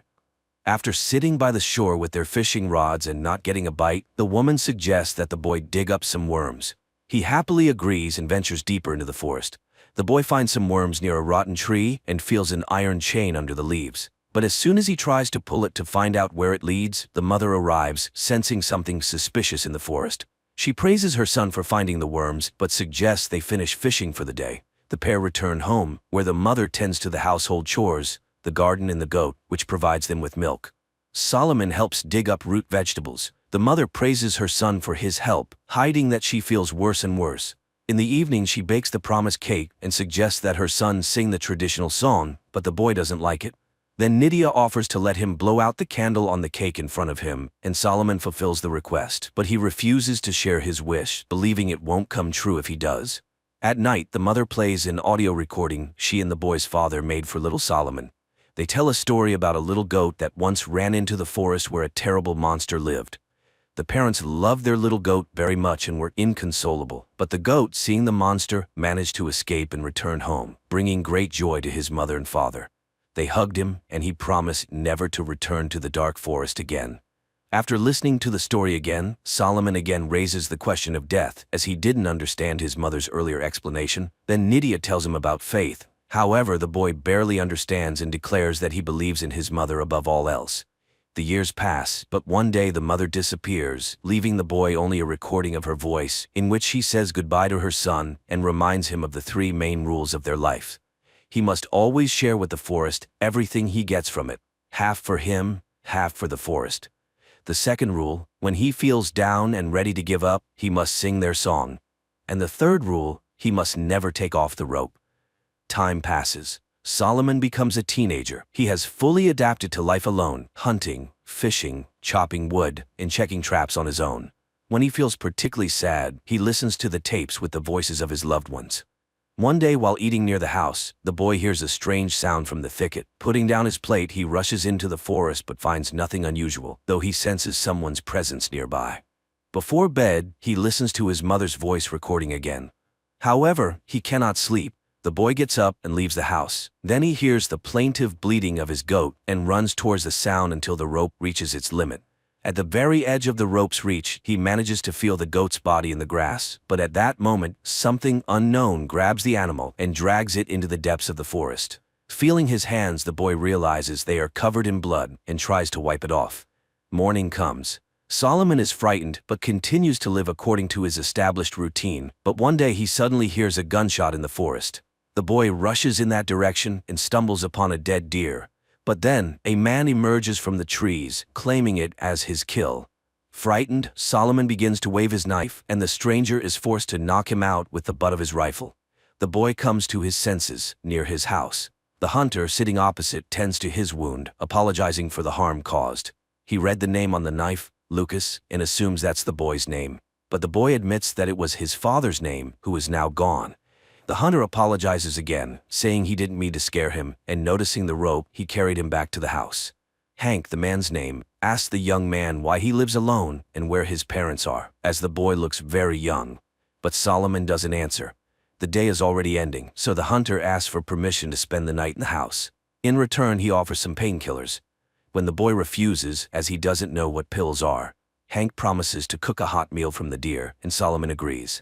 Hank examines the house from the inside and realizes that the young man has never left its boundaries and therefore simply doesn't know about the outside world. Meanwhile, the boy listens to his mother's last message, huddled in the corner of his room, feeling uncomfortable in the presence of a stranger. Hank finds homemade books that Solomon's mother made for him and feels sorry for the boy. He behaves kindly and generously offers the young man the soup he prepared. He again offers to help the boy, saying he can guide him to people and help him settle into the big world. But Solomon refuses, which Hank attributes to his deep love for home, lamenting that he himself doesn't have one. He again asks about the parents, saying the boy looks a lot like the woman in the photo, perhaps that is his mother. After dinner, they go to bed, though Solomon doesn't part with his knife, but realizing that Hank poses no threat, he finally lies down. However, in the middle of the night, both are awakened by a loud and terrifying sound, similar to the roar of an unknown animal. Hank, armed with a flashlight and rifle, goes outside to check what's happening. It's quiet around the house, and the man heads into the forest. Soon he finds blood traces at the base of a tree and realizes that some animal has died there. On the tree itself there are bloody marks and the bark is scraped off. Stopping, Hank surveys the area through his scope and notices something suspicious in the bushes. He fires, but the creature leaps from behind the tree with a terrifying roar and charges at him. Realizing he missed, the hunter runs. Reaching the house, he sees Solomon in some sort of trance. The boy just sways from side to side, humming a tune to himself, and doesn't respond to the man's questions. Hank, getting no answers, leaves him alone. After all, he believes he scared off the beast, and now they are safe. The man promises to get the boy out of the forest so he can live a normal life, unafraid of any monster. In the morning, Hank finds Solomon in the shed. He offers to repair it since all the necessary materials are there, except for the chain. Solomon recalls finding a chain in the forest as a child and takes Hank to the spot. The man marvels at how the boy navigates using the rope. The boy explains that it's the only way to survive. Soon they find the place. Hank, noticing the chain, grabs it and starts pulling, but realizing it's tied to something, he follows it and finds some kind of burrow. Nearby lie metal shears, which surprises Hank. However, he cuts off a piece of the chain and returns with it to the house. While the man works on the repairs, Solomon asks for a piece of venison, and after receiving permission, throws it into the bushes. To the hunter's surprise, the boy explains that it's a rule. Everything taken from the forest must be shared with it, as his parents taught him. The hunter believes this practice explains the appearance of the beast they heard at night. He suggests they set a trap for the monster to ensure the boy's safety. He also extends the rope, giving the young man the ability to explore new areas. Soon they both head in the direction where Hank saw the unknown beast. Cautiously moving between the trees, they reach the edge of the previously marked area. Suddenly, something unknown grabs the rope and starts pulling Solomon. The terrified hunter chases after the boy, and catching up with the abandoned Solomon, immediately leads him back to the house.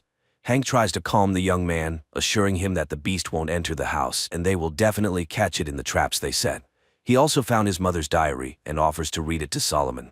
The boy listens intently, a thoughtful smile appearing as he hears the lines filled with love and tenderness directed at him. But suddenly Hank stops reading mid-sentence, having read something terrifying. Not wanting to scare the boy, he assures him it's already late and they should go to sleep. As always, Solomon listens to his mother's recording before bed and then goes to sleep. Meanwhile, Hank, making sure the boy's asleep, leaves the house and heads to the place where they found the chain. He approaches the burrow, sees a pile of gnawed bones in front of it, and realizes that this is the lair of the beast. Meanwhile, Solomon wakes up and begins to search for his new friend, and Hank, with his rifle ready, approaches the burrow and suddenly sees a notebook similar to the one in Solomon's house. But this one is scribbled with simple doodles. Deciding that the find has no value, the man puts it back. Meanwhile, realizing that Hank is not around, Solomon sits on the porch and turns on the tape recorder, listening to his mother's voice. But at that moment, he hears a gunshot in the forest. Finding the rope, Solomon runs into the forest, where he suddenly stumbles over Hank's backpack and realizes that the man is somewhere nearby. At that moment, the rope's length ends.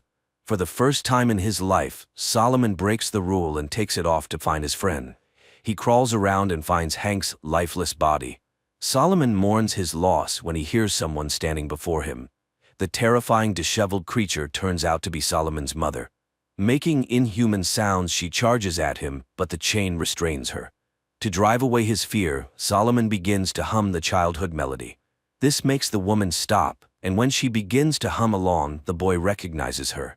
He cautiously approaches her, and when she lunges at him, she impales herself on a knife and dies. Her eyes, with strange vertical pupils, go still.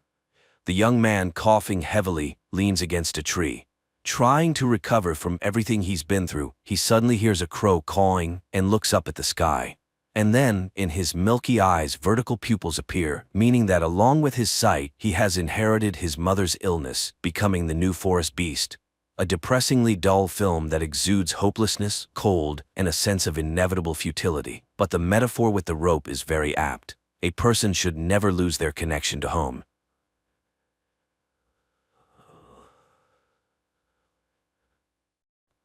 The man opens his eyes in the middle of a lake with a red drone flying overhead. Visions of his family, spaceships, and shootouts flash before him. Finally gathering himself, the man swims towards the shore, accompanied by the drone, which he calls Ezra, to check his mental health. Suddenly cries for help echo from the lake, and another man, followed by a woman, appears. None of them remembers what happened to them. Fina recognizes the wreckage on the shore as the remnants of a warship called Karik, and Ezra recalls an invasion. Then the men discover the remnants of a car that must have been there for centuries. Apparently there used to be a road in this place. People remember the invasion, and it turns out they all died in different years. Moreover, Abram confesses that he is 67 years old, although he looks 25. According to the red drone, they were brought back to life in their prime years. Their memories are different because they died at different times. Around them is Earth, but 400 years after the extinction of humanity, destroyed by aliens.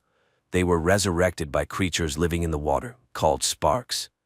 The ultimate goal is the revival of humanity, and the rest of the information can be found in the settlement where the others who have returned live.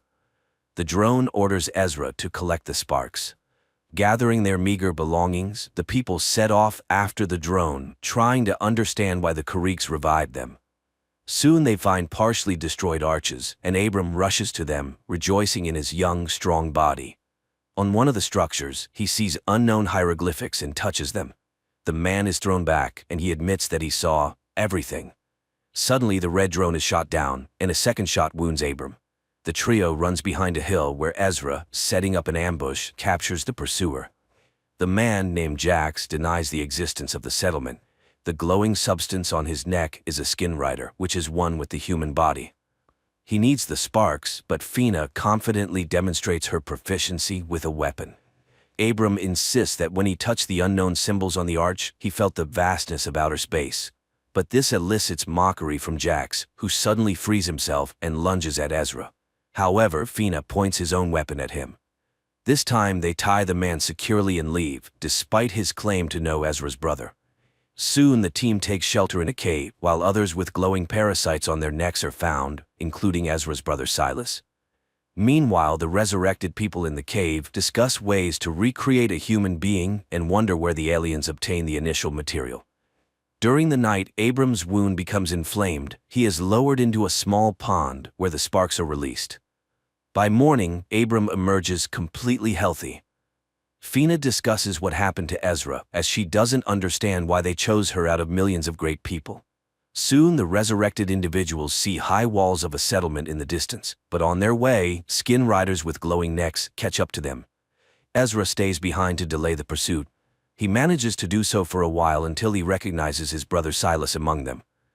In the meantime, Fina and Abram reach the settlement's walls, and just when it seems they are destined to be captured, the gates open. A yellow drone neutralizes the skin riders and lets the fugitives inside. It then flies after Ezra, carrying him through the air into the settlement where there's no one around. In response to all their questions, the drone invites them to follow and shows them rows of graves where the settlers rest. Later, the yellow drone opens the doors of an abandoned military base for the people where the previous settlers lived.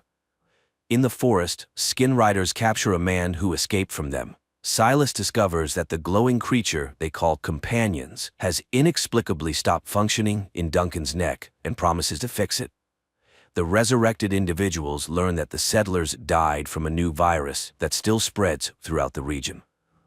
The yellow drone asks them to release the sparks into a vessel with water and learns from them that the sparks can create a vaccine if people bring the ingredients found in the living lake. Fina begins to bleed from her nose and she stays at the base while the men go to the lake. She takes on the task of repairing the damaged red drone. On their way, Ezra tries to understand how the system that brought them back to life works. The drone operates on sparks, but who controls the sparks is unknown. The men reach the lake and release the sparks into the water to collect the necessary ingredients. In the settlement, Ezra's wife Lynn suddenly appears before Fina. She explains that she worked as a nurse during the invasion and can offer help, but then disappears just as suddenly. On the lake's shore, Ezra confesses that one of the skin riders is his brother, meaning these people are also resurrected. He recalls the moment when he first saw the alien spaceship flying overhead and signaled to his brother that he was a worthless, spoiled child. Now he is determined to apologize and try to retrieve Silas. Meanwhile, a hologram of Lynn appears again to Fina, helping her repair the red drone. In the meantime, the yellow drone warns of the approaching skin riders. Ezra asks Abram to run while he himself tries to intercept his brother Silas. However, he gets surrounded and subdued. Regaining consciousness, he finds himself alone with his brother, who admits that he prohibited forcibly transforming him into a skin rider because he wants his brother to join them voluntarily. Each skin rider has a companion on their neck, which teaches the person how to behave correctly and telepathically connects them with others. Thanks to the companion, Silas is now the leader and mentor for the others, whereas in the previous world, he was nobody. Then Silas suddenly falls asleep, signaling Ezra to leave.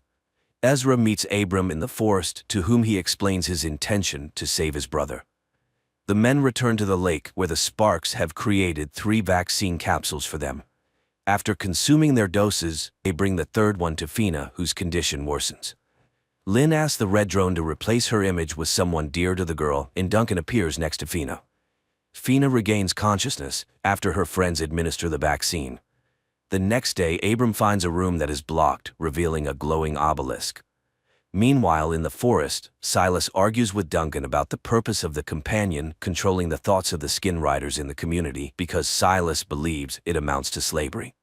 In the settlement, Abram learns to read hieroglyphs and understands that the unknown hosts offered to dig up weapons against the skin riders in the forest in exchange for more people for the settlement. Ezra goes to the forest for the excavation. Meanwhile, Silas brings Duncan to an open area where Jax conducts training fights, taunting regular people. Unexpectedly, Duncan defeats Jax.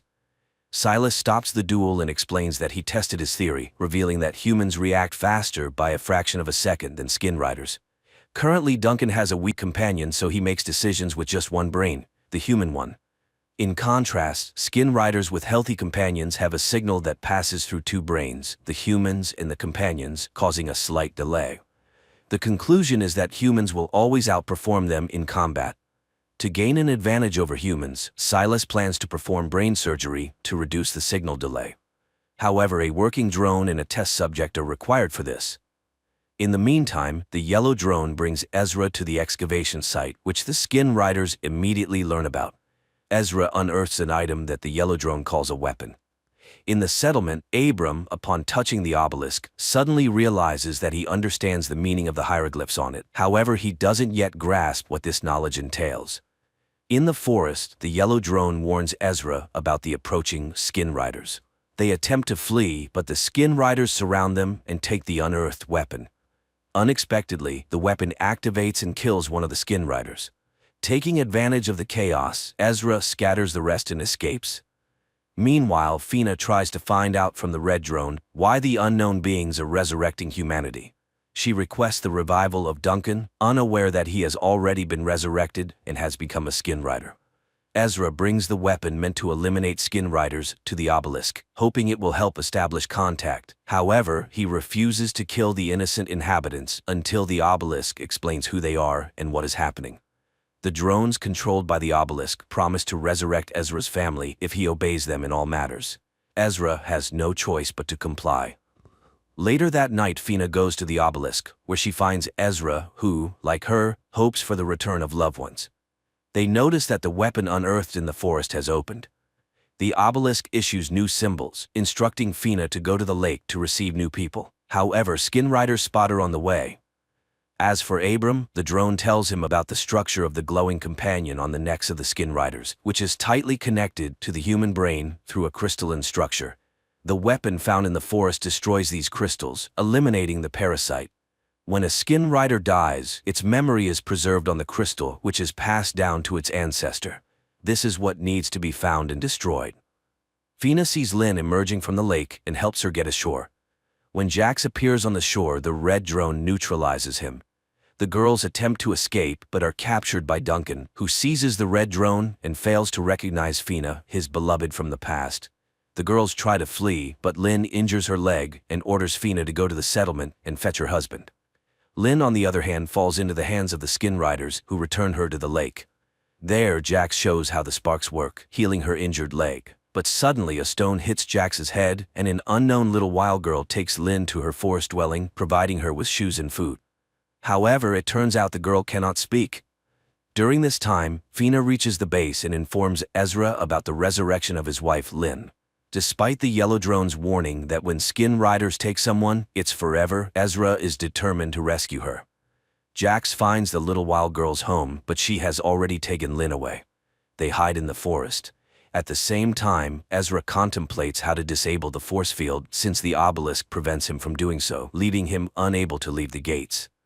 Fina admits that she saw Duncan, who is also with the Skin Riders now, and he didn't recognize her. She fears the same will happen to Lynn. Meanwhile, in the forest, Jax tracks the runaways and explains that even the sparks make mistakes, resulting in flawed individuals. He is ready to destroy the little girl, but Lynn persuades him not to do it.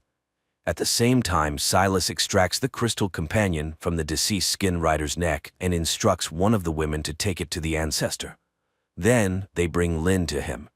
As for Abram, while communicating with the obelisk, he suddenly surmises that he had lived in this settlement before, which is confirmed by a notebook he found with his own handwriting.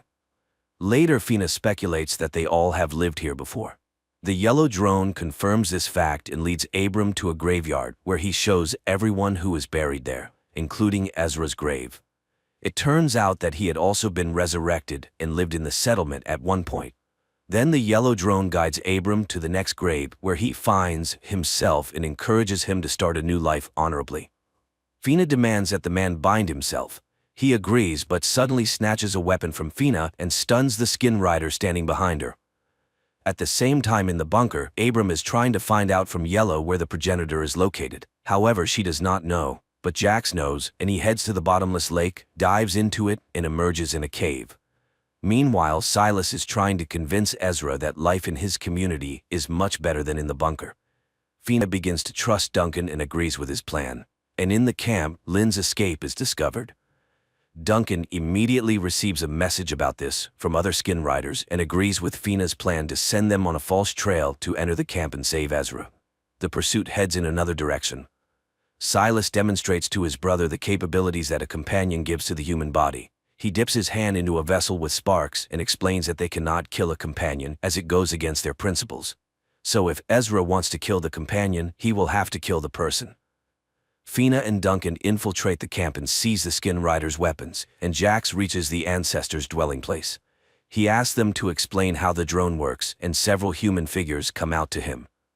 Fina and Duncan find Lynn. The girl explains that after being infected by the parasite, she immediately plunged her hand into the sparks, and it seems to have helped. Duncan asks the women to leave while he finds Ezra. The ancestors show Jax how the drone works. And in the bunker, Yellow confesses to Abram that not a human lies in one of the graves. Silas proves to Ezra that the obelisk is no better than a companion, as it also subjugates people. He lets slip that all of them, including his brother's wife and daughter, once lived in the settlement. Their conversation is interrupted by Duncan, who, under threat of arms, takes Ezra and leads the group to the settlement by a shortcut. But the protective barrier detecting a companion in Duncan does not let him pass, unlike Lynn. Then Fina ties his hands. But at that moment, the pursuit led by Silas bursts onto the clearing. Duncan pushes Fina behind the barrier, and they with Ezra prepare to fight. Abram runs to the obelisk, and it lets the men through on the condition that Duncan remains in the yard until they figure out how to free him from the parasite. At the same time, the ancestors express concern about Jax's hatred for humans, as they are much better carriers than Kariks, and they advise him to find a compromise. Meanwhile, Duncan confesses that his companion is still weak, but he is gaining strength. He remembers the settlers and confirms that Kylie is alive. Sparks rejuvenate people in the prime of life, but children at the age of their actual death. He also lost a wife and a child, and it was Fina, although the woman does not remember this. Abram explains that they are another generation of the revived. The first one lies in the graves, and they are them too. Jax reprograms the red drone, refusing everything human that was in its memory. Fina unties her husband, but when she falls asleep, Duncan's companion receives a signal from Silas and he heads to the bunker. There, Abram confesses to Ezra that the drone showed him the memory of another woman he saw a year before the invasion. It feels like someone knew about the invasion and offered people help. He wants to consult with Yellow, but she is nowhere to be found. This happens because Duncan is just locking the drone behind one of the panels.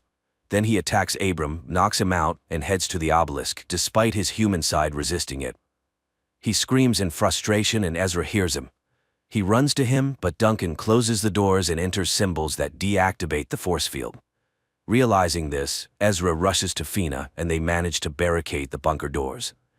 Duncan's companion comes out in the open and confesses that all this was done for the sake of the weapon he hid. He is ready to reveal where Kylie is now if they hand over the bunker to the Skin Riders. The man is tied up. Outside, the sounds of banging are heard, Skin Riders trying to break down the door. Through Duncan, Silas offers to hand over the bunker. Then he will say where Ezra's daughter is now, because someone from the first settlement managed to avoid death from disease. A debate ensues, resulting in a decision to deactivate the parasite using Lynn's medical knowledge. Jax returns. He expresses his dissatisfaction to Silas, as he could have infected Ezra long ago, but lets him go. Silas cuts off the conversation and orders to continue working on the drone. At this time in the bunker, Lynn tries to figure out how the companion works, and it confesses that it can cause great pain to its master. Ezra and Abram conclude that the settlement existed for at least 10 years, and there must be survivors, otherwise, who buried the fallen. Moreover, Yellow said that a drone is buried in one of the graves. At that moment, the knocking at the door resumes. Ezra remembers that there is electricity in the bunker. Fina digests the cable, and a strong electric shock destroys one of the Skin Riders. At the same time, Abram finds Yellow. Simultaneously, people realize that Duncan is acting as a transmitter, and they move him to another room. As they part, Ezra asks to tell his brother that he loves and believes in him. This message puzzles Silas. Yellow scans Duncan and discovers that the parasite has affected all human organs, and even the sparks cannot save him. Abram tries to get answers from the obelisk. Moreover, Yellow said that Duncan was given access codes, but by whom? The man again remembers that woman in the hospital.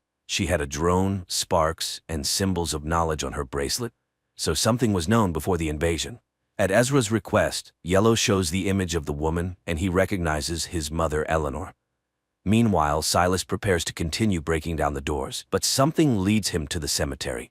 Jax, following him, reminds him that he is not human and he should not care about the graves, so he intends to start silencing personalities from him. Silas is arrested. At this time in the bunker, Yellow confesses that Eleanor was one of the initiators of the revival of the human race. Duncan is not lying. Kylie was in the settlement, and only he can say where the survivors are now. Duncan's companion is knocked out with a tranquilizer, and the man is tied to a table. While the parasite sleeps, the man comes to and points on the map the direction the survivors went. He advises finding the wild girl and wakes up. After which, Yellow finds the weapon he had hidden earlier. The people notice the silence outside and, opening the doors, kill the sentinels left by the Skin Riders. Making sure that there is no one else in the yard, Ezra and Lynn say goodbye to their friends and set out to find Kylie. Jax activates the drone, intending to remove the human personality from Silas, and learns about the presence of Ezra and Lynn in the forest. He sends the Skin Riders to follow the pair. Fina comes to Duncan and admits that she is ready to kill him to free her loved one. However, Yellow knocks him out. The man regains consciousness in the cemetery and is relieved, thinking that Fina could not bring herself to harm him. In fact, Yellow has injected a beacon into his body, and now people can track his path. At this time, Ezra and Lynn find the wild girl and ask her to guide them to Kylie. Silas regains consciousness when the red drone informs him that he did the opposite, preserved his personality, and suppressed the parasite's capabilities. At the same time, Ezra and Lynn notice they are being followed and try to evade the Skin Riders. However, arrows fly from the rocks, the Skin Riders perish, and the survivors approach the people. Meanwhile, in the camp, Jax leaves Duncan on guard while he and his people follow Ezra and Lynn. They are then scanned for safety, and upon confirmation, the settlement leader Rowan leads them into the camp. She warns them that they do not truly know their daughter. They only remember her up to the age of 6, and they are merely copies of those who lived in the settlement. Abram and Fina dig up a broken drone from the grave, hoping to retrieve data from its memory.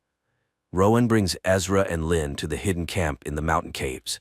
Noticing the strange expressions on people's faces, she explains that they both died defending the previous camp from an attack. If it weren't for Lynn, no one would have survived. Silas killed the woman. Fina connects Yellow to the memory of the broken drone, and she promises to show the events of the past. At the camp, Ezra and Lynn's adult daughter arrives. Although she understands what they feel, she refuses to recognize them as her parents. Red notices that Silas is experiencing severe pain. He flies to Duncan, and at that moment in the camp, a bloody Justin appears, who orders him to take the rest of the people and rush to the place where they were ambushed. He carries out the order, and Jax disappears because it was a hologram created by Red. Silas escapes. The real Jax finds the ambush site and orders a search of the rocks. In the bunker, Yellow transports Fina and Abram into a virtual reality of the past settlement where people go about their daily activities. Jax enters the gates and explains that Silas developed a growth on his neck, after which he attacked his friends. All this happened near the old Karrick ship. Returning to their reality, the people realize that this was the first case of companion infection. Yellow explains that the parasites create a structure similar to fungal spores. Silas likely inhaled them. The parasites themselves were brought by the Karricks, who were their carriers before humans. Meanwhile, a boy from the survivors, Thomas, carelessly falls into the hands of Justin. Silas begins to experience severe pain. Red tries to alleviate his condition and notices Duncan rushing towards the bunker. Apparently, he has discovered his escape and wants to detain Silas. Red leads him another way. At the same time, Thomas learns that he has been infected with the parasite. At the camp, his absence is noticed. Rowan calls a council and Ezra advises them to flee. If Thomas reveals the camp, they will not survive. Yellow shows how Abram proposed to create a virus capable of killing the parasite, although the idea itself belongs to the obelisk. People heatedly discuss this proposal, and many disagree. Lynn suggests splitting up. Those who take the virus should stay in the bunker, as they will be weakened. Rowan speaks against it. Abram realizes that he was the cause of the remaining deaths. In the caves, Ezra urges everyone to leave while he defends them. At this time, Silas reaches the bunker and sees Duncan sitting by a campfire. He lures him into the workshop and locks him in there. Abram is overwhelmed with guilt, runs to the obelisk, and voices his accusations. Suddenly, it creates the image of a second Abram, who says that on the other side of the obelisk are creators who sincerely believed they were saving the settlement. The virus just turned out to be slower than the parasite cells. The second Abram disappears as voices of Ezra and Lynn come from behind the doors. Fina opens the doors, and friends push Silas inside. They immediately disappear as they were holograms created by Red. Silas asks to be heard. The drone supports this request and reports that they cannot destroy the ancestor without Silas. At this point, the boy loses consciousness, and they bring him inside. Ezra, Lynn, and the young archers set up an ambush, but Thomas appears, shoots at them, and wounds Kylie's fiancé, Nico. Ezra kills the boy, and upon examining, finds a parasite. Lifting his arrow, he realizes there is something on its tip. At that moment, Jax appears with his people and calls them to battle. Red puts Silas into a coma. Meanwhile, Lynn and Kylie bring the injured Nico inside. Justin orders his man to watch the backup entrance to the cave. Lynn starts treating Nico, but the worst part is that the arrow tip might have a parasite larva. The boy then demands to be killed, as Lynn herself set such rules. Duncan tries to call any of the Skin Riders for help, and Yellow explains to Fina and Abram that the parasite is killing Silas so that he cannot reveal the way to the progenitor. Then Red admits that he can link the minds of Abram and Silas, which might help reveal the secret. At this time, Kylie decides to help her father patrol. The girl recalls the past and calls Jax his best friend, which greatly surprises Ezra. And his urge to kill arises because the parasites are very afraid that the human inside might take over if he remembers his attachments. Father and daughter return to the cave, and Ezra proposes that his wife, daughter, and Nico take another road while he guards them. After heated arguments, they head to the second exit. Abram enters Silas's mind and finds himself in a church. It turns out that the boy's mind considers the church a sanctuary. Abram admits that Silas will no longer come to himself, and he himself describes the way to the lake of the progenitor. The parasites are interconnected precisely through it. It is the source of their energy, strength, and knowledge. Silas knows for sure humanity will not survive if the lake does not disappear. Ezra resorts to trickery, and Kylie kills a lurking skin rider. The father bids farewell to everyone and stays in the cave. At the same time, Abram and Fina develop a plan to destroy the progenitor. Yellow explains that the weapon consists of 3 parts. 2 of these are standalone weapons, capable of operating independently of each other. However, the top part is dangerous for humans themselves, so it is discarded. Only the lower part remains, which destroys the progenitor. But this part will not work without the middle, where a human personality must be placed. But the progenitor has studied all the skin riders in this world, so the chances of getting into it are slim. And then Abram realizes why Silas was needed. Later, Fina reflects on her promise to Duncan to kill him and free him from the parasite. Then, Yellow admits that her husband is in the workshop in the yard. The woman arms herself and heads to the yard, but just as she is ready to open the door to the workshop, a skin rider enters the yard and releases Duncan. Fina tries to stop the men, but Duncan reminds her that she cannot kill him and leaves. At this time, Abram comes to Silas again and explains that they need his help. Jax decides to attack, realizing that Ezra is the only defender of the camp. He orders his men to engage him while he himself follows the trail of Lynn, Kylie, and Nico. Nico is losing strength, and Lynn decides to make a stretcher, although the boy asks to just leave him. And Ezra sets up an ambush, and one by one eliminates the skin riders, then follows the trail of his wife. Nico transforms and grabs Lynn by the throat. He is ready to kill the woman, but Kylie interferes. The boy's companion admits that the girl is very dear to him, but he cannot indulge the carrier's weaknesses, and when Nico raises his sword, Kylie shoots him. Ezra catches up with them, not knowing that Jax is monitoring their reunion, but he receives a message about Silas's betrayal, and Jax leaves. Silas asks Abram to wait for his death, take his crystal, and insert it into the weapon. Then he will be in the middle part and can help. Abram does not fully understand how it works, but thanks Silas. They say goodbye. Abram comes to his senses when Silas dies, and Jax catches up with Duncan and his men by the lake. After a dispute, he orders everyone to stay in ambush, and he and Duncan will dive to the progenitor. Meanwhile, Lynn and Ezra bury Nico and console their daughter. Simultaneously, Fina and Abram bury Silas. Later, the groups meet, unaware that a black drone is watching them, which takes off above the earth and heads for a spacecraft.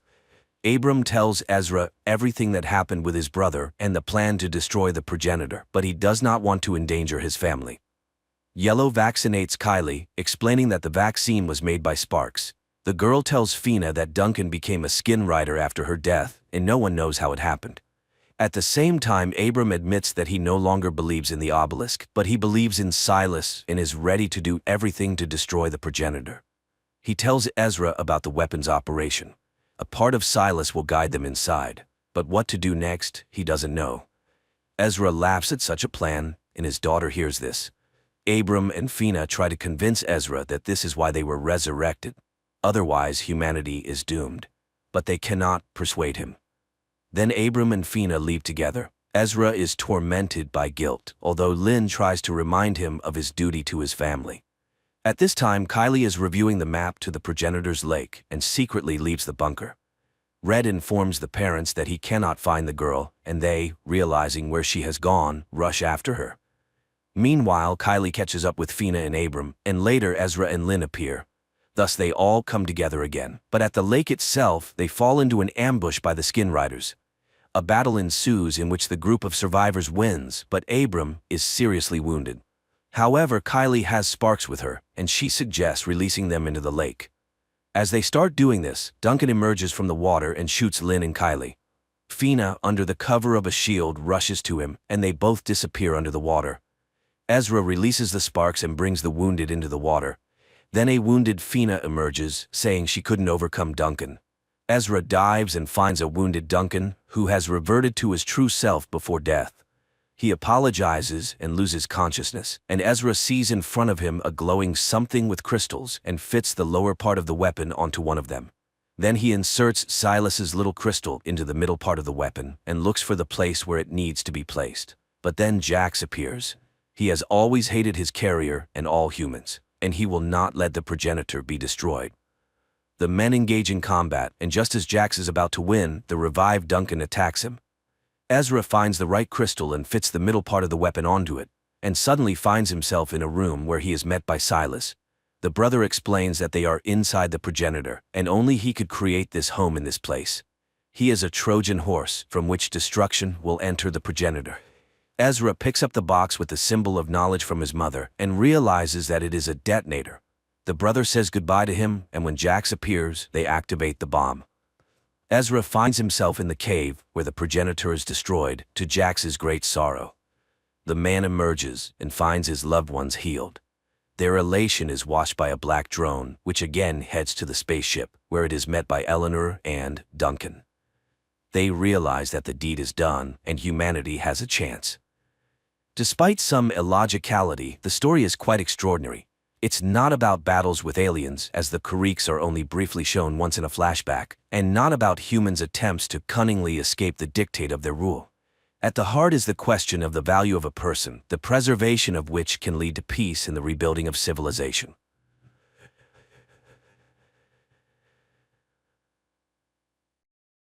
An alien race from the depths of space colonizes Earth. Millions of people from around the world are sent to work in mines on other planets. Those left on Earth are controlled with implanted tracking chips and giant alien robots positioned around the perimeters of cities. Oh wow, you hear me? Ah! Chicago, 2019. The city is under martial law due to a massive alien attack on all major cities of the world. The Drummond family, a father, a mother, and their 2 sons, tries to leave the city, but all exits are blocked. When a police officer stops their car at one of the exits, the father presses the gas pedal and breaks through the blockade. Entering an exit tunnel, the man is forced to stop as the exit is blocked by aliens. Taken by surprise, the father freezes, although his wife asks him to turn around. Suddenly, an unknown pulse tears through both adults sitting in the front seats. The children, looking up, see an incomprehensible creature standing right in front of their car's hood. 9 years later, the world, having surrendered without a fight to the invaders, is completely under their control. The operation of vital productions, including power plants, has been restored everywhere. The aliens are called legislators because all laws and rules now come from them. Over the years since Earth's surrender, the aliens have forced humans to build suitable living spaces for them underground, called closed zones, where only high-ranking human officials are allowed entry. It became clear that the alien invasion aimed at Earth's resources, their extraction, and exportation led to huge social stratification. The rich, working for the aliens, continue to live well, while the poor have lost all guarantees, including education and healthcare. Police lawlessness thrives, and the deportation of all undesirable people from the planet has begun. The alien systems block all communication lines, so people know nothing about the life of other cities and countries. Amidst this wave, a resistance emerged, planning an attack on the closed zone in Chicago. But the plan failed, the zone was unharmed, and the fate of the rebels remains unknown, although the police assure that they were all eliminated. And this was supposed to be the first spark from which a flame would ignite. 9 years after the failed uprising in Chicago, the police monitor anyone who raises even the slightest suspicion. Detective William Mulligan reviews video recordings from Gabriel's apartment, whose brother Rafe died in the uprising, and was posthumously named a hero of the resistance. The guy goes through his usual morning routines, then wakes up his girlfriend, showing her a photo taken on the other side of the lake, where visiting is now prohibited. But the girl does not want to believe in a change in their lives, and asks not to invent the impossible. Gabe leaves the house where his friend, who has obtained and repaired a boat, is already waiting for him so they can sail out of the city tonight. But Gabe reminds him that he is under round-the-clock surveillance. Meanwhile, Mulligan reviews the newspapers and sees an advertisement for the Phoenix fire suppression system, after which he goes to his old friend Jane, who now runs a brothel. At the entrance, he sees the Phoenix emblem on the wall and notices the police chief. The owner greets Mulligan as a good friend and hands him a gift box, mentioning the Donnans and their gifts. Returning to the police station, he shares his findings. Phoenix exists and is preparing something for the New World Masters, but his partner does not believe that anyone could have survived the last purge. At this time in the subway, two resistance members meet because the newspaper advertisement is a battle readiness order given by their leader, whom they call First. He has learned that there is an entrance to the zone through the stadium, and soon there will be a Unity Festival, which high-ranking aliens will attend. The only thing left is to infiltrate. The next day, Gabe goes to work, having passed through the recognition system, since every person now has an identifier chip inside. The guy works in a data restoration center where he views millions of private videos a day and checks browser history requests. He sends all the collected information to the Central Information Center and destroys the carriers. Later, he receives a cigarette containing an unknown substance from his colleague and hides it behind his ear. After work, Gabe exits to the outside with a crowd of other workers and sees arriving guards grab and lead away one of the women. At the same time, an alien transport ship is sending off another batch of people as slaves for the alien mines from Earth. And around the perimeter of the city stand giant alien robots to prevent people from escaping. Gabe goes to the boat but is horrified at the sight of the weapon in his friend's hands. If they get caught, they will be instantly destroyed. Their scuffle is interrupted by the appearance of Mulligan, who orders Gabe to get into his car. He reminds the boy that he was his father's partner and now asks not to repeat his brother's mistakes and make the right choice. Gabriel has no information about Phoenix, and he does not intend to snitch, so the conversation goes nowhere. Gabriel goes to the person he is supposed to sell the acquired cigarette to, but the potential client pushes the boy into his van and, putting on them special collars that jam the tracking chip signal, drives him to the center of a destroyed district, where in one of the surviving buildings, Gabe meets his living brother. After a joyful reunion, Rafe tells him that he is the only survivor from his group. Unknown to him, Craftsman removed his chip, and now he has joined a new group. He takes the cigarette and, giving his brother a large sum of money, orders him to leave the area because Phoenix plans to attack the invaders. The brothers argue about the necessity of the uprising, but Rafe is sure that as long as there is time to fight, they should fight. Gabriel then rushes into his apartment and hurriedly starts packing, convincing his girlfriend to join him. The girl tries to persuade the boy to stay, and seeing the money and learning that Rafe is alive, asks the boy to think carefully, as they could then be recorded as accomplices. The couple argues, unaware that the police are closely listening to their conversation. Gabe leaves alone, but immediately encounters Mulligan, who was following him. Gabriel runs away from Mulligan and hides in the secret passages underground. He puts on the remaining collar, and the aliens' drones do not lose sight of him. Mulligan returns to the station, where he has an entire room dedicated to Phoenix, and notes that Rafe might be alive. At this time, Rafe's carrier pigeon reaches the recipient, and the information is passed along the chain to a secret IP center, where upon entering the received numbers, its worker displays Phoenix's target, an official who will gain access to the closed zone that day. The newspapers immediately publish Phoenix's announcement, and the group members receive the call. One of them, working on the radio, plays a conditional track heard by a man with a dog, who immediately takes her for a walk. Her bark is heard by a mechanic girl who rushes to her car. Later they arrive at an underground clinic where a doctor performs complex operations to remove the tracking chips. Then, he hands over the chips extracted from law-abiding citizens previously deceased from diseases, as well as special containers that need to be kept in the mouth, so they too will be recognized as law-abiding citizens. Meanwhile, one of the resistance members, serving as a priest, meets with Rafe. The pair goes to an arms dealer and receives invisible explosive material from a girl extracted from a crashed alien ship. If attached to an organic carrier's skin or hair, scanners will not be able to detect it. Later, the resistance group gathers together. The leader distributes containers with new chips and shows a photo of the person who will go to the aliens. Lastly, he hands out poison capsules to everyone, which will help avoid being captured alive by the enemy. The group freely enters the festival and attaches the invisible alien explosive device to an official. He goes to the arriving aliens and explodes with them.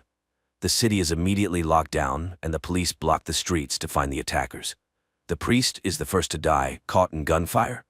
Rafe is caught by one of the aliens and tries to escape from it, hiding in a van. This is seen by the guy's comrades who come to his rescue and destroy the alien. The surviving rebels try to escape from the city while the aliens bring in hunter warriors from another world, and they quickly track down Rafe and his accomplices. Enraged, the legislators prepare to destroy the district where, according to their information, the resistance is based. Mulligan tries to persuade the police chief, who is heading to report to the aliens, not to allow this because he needs time to catch the suspects. But he is reminded that the decision is made and his search interests no one. Raids begin in the city, during one of which Gabe is captured, while his brother and two of his comrades reach the station and board buses 2 minutes before the expiration of the chips from law-abiding citizens. But when it seems they have managed to escape, the buses are stopped by the hunters. Realizing his capture is inevitable, one of the group takes the poison capsule. The mechanic girl attacks a hunter and is instantly vaporized. Rafe tries to run but is captured and brought to the police, where his brother is being interrogated at the same time. Mulligan shows him how Rafe is tortured to make him talk about Phoenix and give up first. Gabe learns that the city is preparing for destruction and agrees to send a message to the leader. He is brought to the surviving members of the resistance, and hearing that the guy allegedly knows ways into the zone, they agree to connect him with First. Gabe is brought to Jane Doe, who is number 1 and the leader of the resistance in the city. Upon seeing the boy, the woman calls him by name, which confuses Gabrielle, and at that moment, a police squad raids the brothel and kills Jane. The investigation reveals that Jane had installed listening devices to record conversations with police officers she served to gather secret information. Later, during a briefing with the aliens, Mulligan names the members of Phoenix who, learning about the death of First, voluntarily left this life. Before the invasion, Jane was a history teacher and changed her profession to gather secret information. Mulligan presents recordings obtained in the brothel, where it is heard that the police chief actively leaked secret information about the aliens. Captured resistance members are deported to alien mines, and Mulligan, having declared the neutralization of the Chicago threat, is appointed acting commissioner. Later, he meets with Gabe and puzzles the boy with a new thought. What if the failure of the uprising was planned? And he hands the boy a memory card, extracted from a phone once given to him by Jane. The next day, Gabe views its contents, a video dedicated to a party before his birth, where close family friends record messages for him. There, he sees both Mulligan and Jane Doe, who was acquainted with his mother, as well as some other members of Phoenix. Meanwhile, Mulligan is allowed to arrive at the Earth Control Center and meet with the legislators in their habitat. As he heads to the spaceship, the same invisible substance that was part of the explosive used in the stadium attack manifests on him, explaining that Mulligan is also part of the resistance, and the plan was organized so that he could infiltrate the main alien base and set off an explosion. During the credits, a map shows that the plan worked, and the city blockades were successfully lifted, after which many resistance foci flared up everywhere. This means that the plan to light a match and ignite a bonfire was a success, and humanity begins an active fight against the alien oppressors.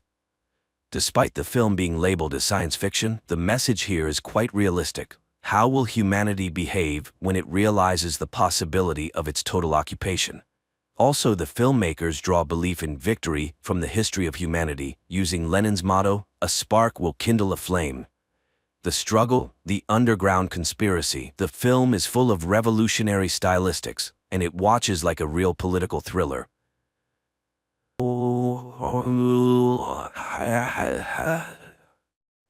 Japan 2023. People board a train and head to work. Everyone is busy with their own things, scrolling through Instagram feeds, making acquaintances on social networks, and discussing plans for the evening, unaware that in just a few minutes, their lives will change forever. Suddenly, the train's speed increases, and strange things start happening. A bottle cap rolling on the floor of the carriage suddenly disappears. Passengers begin receiving alerts about powerful earthquakes on their phones. Then the train enters a gloomy tunnel and comes to a sudden halt. People regain consciousness, bewildered by what has happened. One of the passengers opens the entrance doors, and people, screaming and pushing each other, rush to the exit, jumping from the high steps. But once outside, they can't believe their eyes. Traces of the civilized world are gone, and they are surrounded by the remnants of a destroyed city overgrown with trees and grass. Moreover, all the carriages have disappeared without a trace, except for the fifth one they were in. As time passes, the passengers begin to get acquainted. One of the guys, Shirahama, a firefighter, examines the injured and suggests checking the tunnel behind the carriage. He is joined by a girl named Katana and a guy named Hayashima, who also wants to understand what happened. Meanwhile, the police in the city cannot figure out where the last two carriages have gone, while the rest of the train, along with the passengers, remains undamaged. The three volunteers enter the tunnel and walk through the dark underworld for a long time.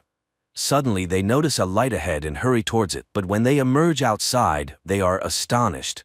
There is nothing around that would remind them of the year 2023 with skyscrapers and technology, just a vast, lifeless desert. Shocked, the trio returns to their fellow misfortune mates. Initially, people do not believe their report, but after Hayashima shows a video recording of the surroundings, they are forced to accept the new reality.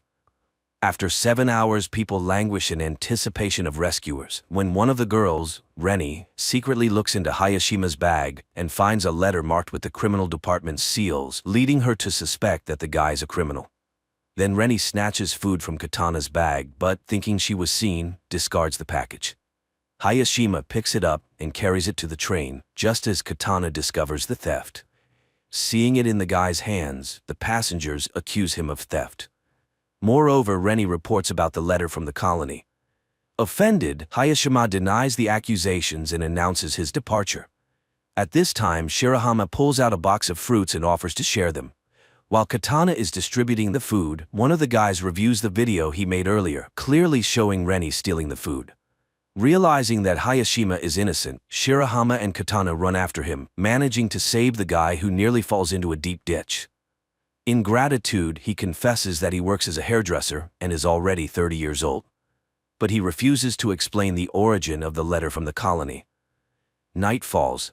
Passengers somehow settle down to sleep, but many cannot sleep, worrying about their future. In the morning, people begin to realize that they may never return home. Shirahama tries to gather the scattering people, but a friend asks the guide not to take responsibility for others' lives. Then the firefighter confesses that because of him, his colleague was injured, losing the ability to walk. Now he believes he must help everyone he can. Together, they catch up with those who left and persuade them to return to the carriage to solve problems collectively. Seeing this, Hayashima remembers his brother who was in prison, and the letter in his bag was from him. Fate had it that he had to take on the upbringing of his younger brother, and he still feels guilty for his older brother becoming a criminal. Meanwhile, a couple of passengers explore the surrounding area and find the ruins of a high tower. This is particularly strange because the news reported its construction, which was supposed to be completed in 2026. And one of the passengers found a can in the forest dated that year. A biologist among them encountered a plant whose genetic modification takes 30 years. It turns out that they are in the distant future of Earth, and it's far from a joyful discovery. At the same time in 2023, all channels are broadcasting messages about the disappearance of two carriages, which had at least 100 passengers. Night approaches and many fall into despair, while Katana and Shirahama place plastic containers on the roof of the carriage, hoping for rain. In the morning, the biologist draws the others' attention to the dense greenery, which means there must be a body of water nearby. A group of youth sets out to explore the forest. Along the way, Hayashima confesses that his parents are criminals, and then the guy spots a frog. This means water is very close, but ahead are impassable cliffs, which can only be climbed with the help of ropes. The group returns to the train and cutting wires heads back to the cliffs. Shirahama climbs to the top and joyfully shouts upon seeing a waterfall, but looking around he is horrified. Instead of Mount Fuji, a sea stretches out before him. Returning, he tells the others about this, and people start to speculate what happened to their planet. At night, everyone goes to sleep, but the eldest passenger, Tanaka, goes outside and sees an unfamiliar person. But when he tells about it, no one believes him. Then it starts to rain, helping people to collect water and even bathe. Meanwhile, the biologist continues to study the surrounding fauna, finds several edible plants, and shows them to the others. And still, Katana manages to eat a poisonous berry, but fortunately, her poisoning is not fatal. The news that the girl has recovered has a sobering effect on the passengers. They finally realize that sitting still, they won't survive. People get to work and even make utensils from bamboo. Bank cards turn out to be decent knives. The group of youths brings water from the waterfall, and they prepare a soup from plants. But after dinner, some feel sick and the biologist discovers a couple of poisonous berries in the common pot. Someone remembers seeing Tanaka near the pot, who is not among them. Shirahama sets out to look for him, but stumbles, falls, and loses his torch. After a while, Shirahama returns without Tanaka, but with Hayashima's previously lost barber tools, which he had sorely missed. In the morning, the biologist announces to the people that he is going to look for a river which should be nearby. His friends go with him. But in the forest, they encounter a stranger who injures the biologist and runs away. The guys carry him back to the train, where fortunately there is a medical student who provides the injured with first aid. The others help as much as they can and pray for the guy. Later, Tanaka unexpectedly returns from the forest. It turns out he worked for a security company and can show how to make traps around the camp. Reni asks Hayashima to fix her hair, and soon there's a queue for the guy. Meanwhile, Shirahama and Katana notice a teenager caught in one of the traps, but the youngster gets out on his own and runs away. The friends hurry after him and soon find themselves by the river, but the boy asks them to wait for him at the spot and disappears into the forest. Hayashima, noticing their disappearance, catches up with the pair. At this time, the teenager returns and leads the friends to carriage number 6, which mysteriously ended up several kilometers away from the 5th carriage. The passengers from the 5th carriage are welcomed by the leader of the group from the 6th carriage, Yumamoto. Their carriage was lucky to be near the river, where there was plenty of fresh water and fish. Moreover, among them was a builder who, under his guidance, they were able to quickly set up a camp and even build a kitchen and a toilet. The newcomers find the one who injured their biologist. He confesses that he did it out of fear, thinking they were going to attack him. He bows deeply, apologizing for his action. And Yumamoto admits that he believes a return to the past is possible. The man told them that in the early days, they found a small boat on the river, where he managed to fix the radio and catch a signal, apparently from Canada, where the year 2060 was mentioned. From what he heard, the man understood that in 2026 a disaster occurred. A huge asteroid fell to Earth, causing powerful earthquakes and tsunamis worldwide, instantly taking billions of lives. The dust thrown into the atmosphere blocked sunlight, leading to the extinction of the remaining species. But the main thing is that the asteroid didn't fall by chance. It was space debris, as besides state corporations, satellites began to be launched by anyone who fancied. One of the probes collided with a satellite, which in turn fell onto an asteroid, leading to a deviation of its orbit. So it was a man-made disaster. That's why it's so important to return to their year and change the future. Inspired by the example of the 6th carriage, the passengers decided to make a bath by the river. Meanwhile, Tanaka continues to deteriorate, making himself a doll from branches and talking to it. In the morning, the bath is ready. For the first time in many days, people bathe in hot water and wash their clothes. And the guys find a strange stone on the riverbank, which Yumamoto learns about. He sends his people to find it, but Reni notices strangers, and one of the guys lets slip that according to their leader, this stone might help them return home. The girls argue about the need to return, and Reni pushes Katana away. She falls and accidentally shifts a layer of soil, under which a dead body is discovered. Meanwhile, Tanaka reads in a newspaper an announcement about the search for a murderer in his description. At that time, Reni and Katana are attacked by guys from the 6th carriage, but Reni breaks free and runs to her own, where she tells about the found corpse, while Katana escapes from the guys through the forest. The 5th carriage decides to make weapons, while Shirahama and Hayashima run to the neighbors. But the girl is not there, and Katana meanwhile makes it to the boat. Yumamoto is forced to confess to the guys that he killed one of the passengers, who suddenly became aggressive and started attacking people with a knife. That's why he was recognized as a leader.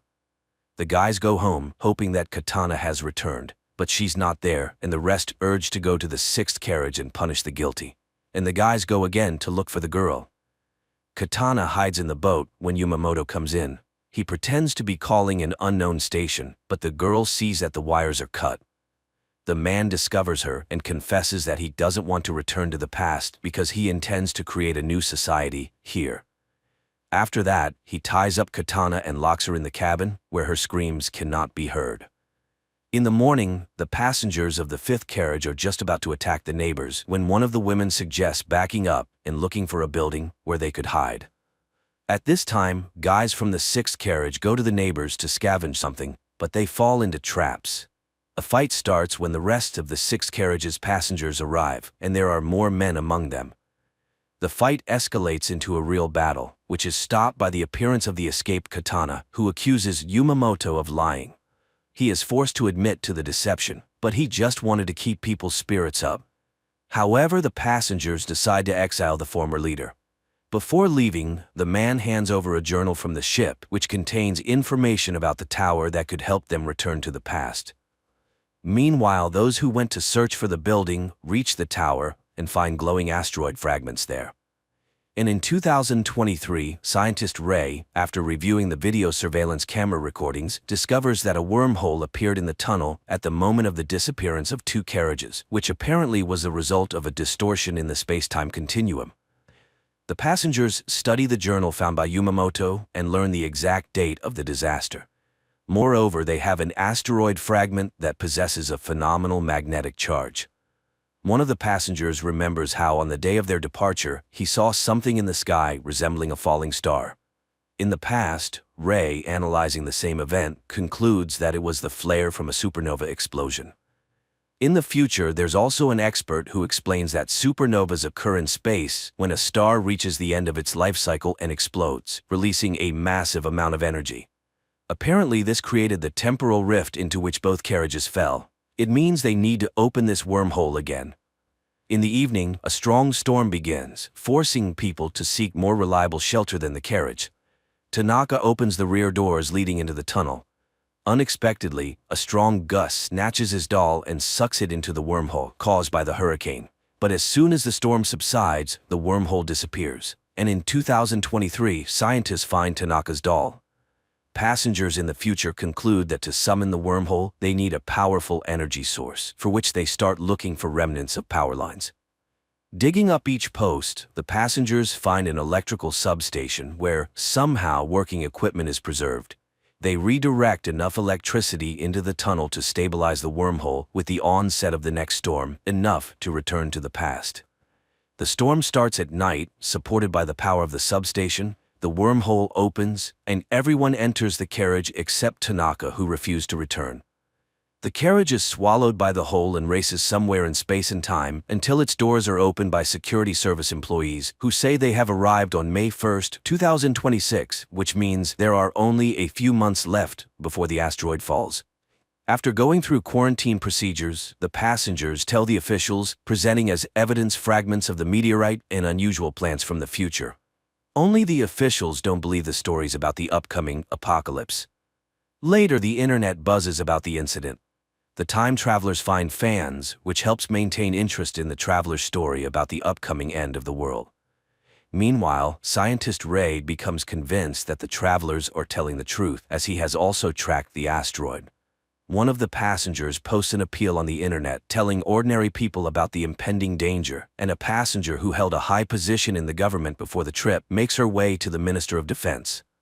She listens to her former colleague and reports that the government believed them and is already preparing to launch a missile capable of altering the asteroid's trajectory to pass by Earth. Time passes, and the day of the catastrophe is about to dawn.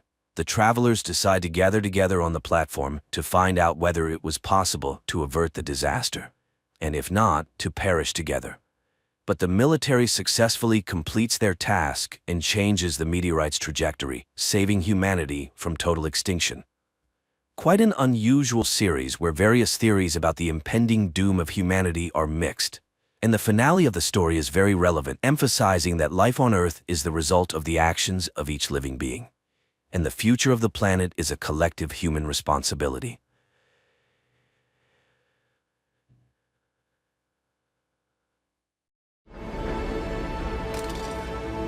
They are heroes. And they're going to space. In 1963, the Cold War between the USA and the USSR intensifies, and nuclear war seems inevitable. Understanding that humanity could be wiped off the face of the earth, President John Kennedy orders the development of a secret plan to ensure humanity's survival. A group of scientists creates the spaceship Ascension and selects 600 volunteers who are sent to Proxima Centauri with the task of colonizing the planet. But the journey will take hundreds of years, meaning generations will succeed one another. 2 generations later, the ship is mainly inhabited by the grandchildren of the first astronauts, and the environment reflects the 1960s. In honor of the 51st anniversary of the launch, a grand party is held on the ship. Looking at the inhabitants, it seems the mission has been successful. People have obviously adapted to the living conditions. However, the first impression is deceptive, as social inequality exists here too. Wealthy and well-off families get good jobs and live on the upper decks, while the poor are limited in comfort. One day, a young woman named Lorelai picks up a package from the butcher and goes to swim on the artificial beach. But shortly afterward, a girl named Krista finds her lifeless body and alerts the ship with a loud scream. Despite the passing years, the chief engineer of the spaceship, who remained on Earth, is still alive. But now his place is taken by his son, Harris, who does everything to keep the Ascension project under tight security and monitors all news. Learning of Lorelai's death, Harris's assistant advises informing the project director, Catherine Warren. However, Harris fears that this could jeopardize the project and tarnish his father's legacy. Meanwhile, Dr. Juliette Bryce examines the dead body and finds strange marks on the deceased's wrists. The ship's captain, William, assigns the responsibility for investigating this case to the project executive director, Aaron Gall. He soon discovers one oddity: there is no image of Lorelai entering the beach. Later, Galt learns that Lorelai was seeing a guy named James Toback, who worked in water purification. He sets out to find him, but to no avail. On the same day, the forensic results show that Lorelai had been making love a few hours before her death. A bullet was extracted from her palate. This alarms Galt, since officially there are no weapons on board the ship. He immediately informs the captain of the news. Meanwhile, Krista has to be hospitalized, as she is shocked by the incident and says someone is watching her. But even as she begins to recover, the girl insists that there is no life in space, so they must return to Earth. She is also sure that Lorelai died because she learned something forbidden. Soon, Galt apprehends James Toback. The guy admits he saw Lorelai on the day of her death. However, she left abruptly after a quarrel, and he was not close to her that day. Galt and Toback go to the beach and start searching for clues. Suddenly, they stumble upon a hidden passageway that Lorelai apparently used, explaining her absence on the surveillance footage. Galt and Officer Duke inspect the discovered entrance and find the place where the girl was killed, as well as a book with maps of the water filtration system and blueprints of the navigation computer, which recently malfunctioned. It becomes clear that this is sabotage, intended to force the ship to return to Earth. Duke and his men descend to the lower decks, where the Butcher Stokes provokes a fight, but then an alarm sounds about an approaching powerful radiation storm. The order is given for everyone to take shelter in their capsules, but then the captain learns that the protective shields are jammed and sends Galt and an electrician to fix them. Thanks to their efforts, the door eventually closes. The electrician then confesses that he saw Stokes giving Lorelai a gun before she was killed. At the same time, Dr. Juliette puts Krista to bed and leaves her a seahorse-shaped necklace, claiming it will protect her. However, when the spaceship enters the radiation zone and everyone seals themselves in their capsules, Krista sees a strange man in a suit entering her room. After the ship safely passes through the radiation storm and everyone is allowed to exit, Galt and Duke go to the lower deck again, find a gun with Stokes, and take him into custody. The man is interrogated, but he continues to insist that he was framed because he is from the lower deck and it is easy to make him the culprit. Meanwhile, the door to Stokes' cell automatically opens. He exits and retrieves a hidden gun from his cabin. After the funeral, Galt speaks to the captain. William admits that he was close to Lorelai, but he did not kill her. It is then that Stokes appears, taking a random girl hostage. He demands a fair trial. Galt lunges at Stokes, freeing the girl. The captain quickly leads her to safety, while Stokes and Galt continue to fight. In the end, Stokes is ejected into space, but instead of instant death, he lands on an inflatable mattress where a group of people detains him. It becomes clear that the entire project is just a simulation, a test of the viability of generations of people in spaceflight. But the people on the ship believe they were sent on an important mission and have been flying in space for 51 years. Director Warren somehow learns about the recent events. Enraged, she storms into the Mission Control Center and warns Harris not to hide anything. Harris claims that Stokes is the murderer, but the director is not convinced, and she sends a consultant named Samantha Kruger to oversee the project. At the same time, an unknown man sets a bomb in the ship's cobalt generator, which explodes after some time. Harris and Kruger rush into the facility housing the spaceship. Fortunately, there are no reports of casualties, and the injured are taken to the medical center. Captain William inspects the explosion site and discovers graffiti on the wall, confirming it was a deliberate act. But fearing accusations of incompetence, he conceals the true cause. Outside, Kruger demands access to the surveillance footage. On the ship, Galt goes to the lower decks to meet with the person responsible for the generators, named Dwight, but he panics and attacks the director. Regaining consciousness, Galt continues the investigation and learns that the explosion that killed his parents 20 years ago was similar to the recent one. He hypothesizes that Dwight was likely involved in Lorelai's murder because Stokes didn't know how to use a gun, therefore he couldn't have killed the girl. Harris and his assistant learn that the other side of the deck is no longer airtight, and the team inside can hear sounds from outside. This creates a risk of exposure. Galt finds Dwight and a fight ensues, during which Dwight somehow manages to escape and start a bomb timer. Alarmed, Harris orders everyone to leave the area immediately. Fortunately, Galt manages to defuse the bomb, but Dwight dies. Kruger blames Harris for this, but he argues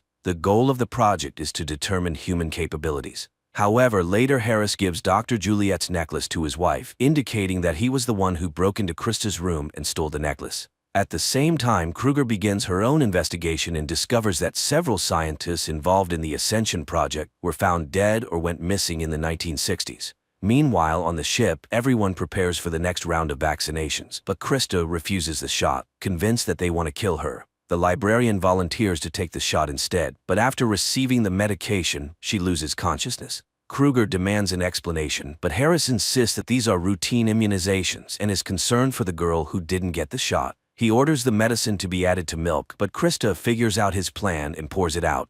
Kruger meets with Eva, the author of a website tracking the fates of 1960 scientists. Eva claims the government used the project as a cover to abduct children for participation. Later, an unknown man pursues Krista and tries to forcibly vaccinate her, but he injures himself and stains the girl's dress with his blood, allowing her to escape. Galt takes her to Dr. Juliet and convinces her to get the shot. While preparing, Krista tells Dr. Robert Bryce about visions she's had lately. These include falling from a twin tower, a war in the desert, and tragedies in the ocean. She also claims to have seen Dr. Bryce in the maintenance tunnel where Lorelai was killed. The doctor becomes enraged, gags her, and administers the shot. Harris and his assistant, who saw this, are shocked that Krista described events that actually happened on Earth. Dr. Bryce finds a blood sample match from Krista's dress with his wife's student, Mesmer. However, the boy is found dead in his cabin. Kruger concludes that Harris has an accomplice on the ship who is causing disturbances and radiation storms. On the ship, the day of the lottery arrives, allowing the winning couple to have a child. Since population numbers must be strictly maintained, a new person can only appear after someone's death. And now 3 people have died. Soon the names are announced. Among the winners are Officer Duke and his wife. Krista notices a woman outside her cabin and follows her, but suddenly she realizes it's the ghost of Lorelai. At that moment, someone starts playing a video showing her tryst with Captain William. Everyone in the room laughs while Krista starts screaming uncontrollably. Harris observes this and notices that the girl began reacting even before the video played, as if she could see the future. He is amazed. His father predicted this phenomenon in 3 generations and called it morphic resonance. Kruger steals the keys to Stokes' cell, later presenting a report sharply criticizing Harris, prompting Director Warren to come to the project. While Kruger sneaks into Stokes' cell, he attacks her and takes her hostage, and there he learns the truth about the Ascension project. This shocks Stokes, leading to a mental breakdown. However, Kruger persuades him that they must escape before they are noticed and killed. She is willing to help him because the entire project is unethical. As they step outside, Stokes cries, but Kruger urges him to pull himself together. A guard approaches them, and they team up to neutralize him. In the process, Kruger gets injured. Stokes goes to the nearest store to buy medical supplies. They then go to a motel together. Warren and Harris learn about the escape and call security from the company TC, which turns out to have funded the project. The management is unhappy with the director's work and accuses Harris of covering up facts. Harris panics and begs Warren for a second chance, but it is in vain. On the ship, Duke learns that Galt has started investigating his wife, suspecting her of killing Lorelai. He loses his temper and confronts Galt. At the same time, Krista has another vision. She foresees a violent fight between Duke and Galt and runs to the beach. Anxious, she unintentionally uses telekinesis. However, she loses control of her power and shuts down all the ship's electricity. Warren blames Harris for the incident and orders her henchmen to get rid of him.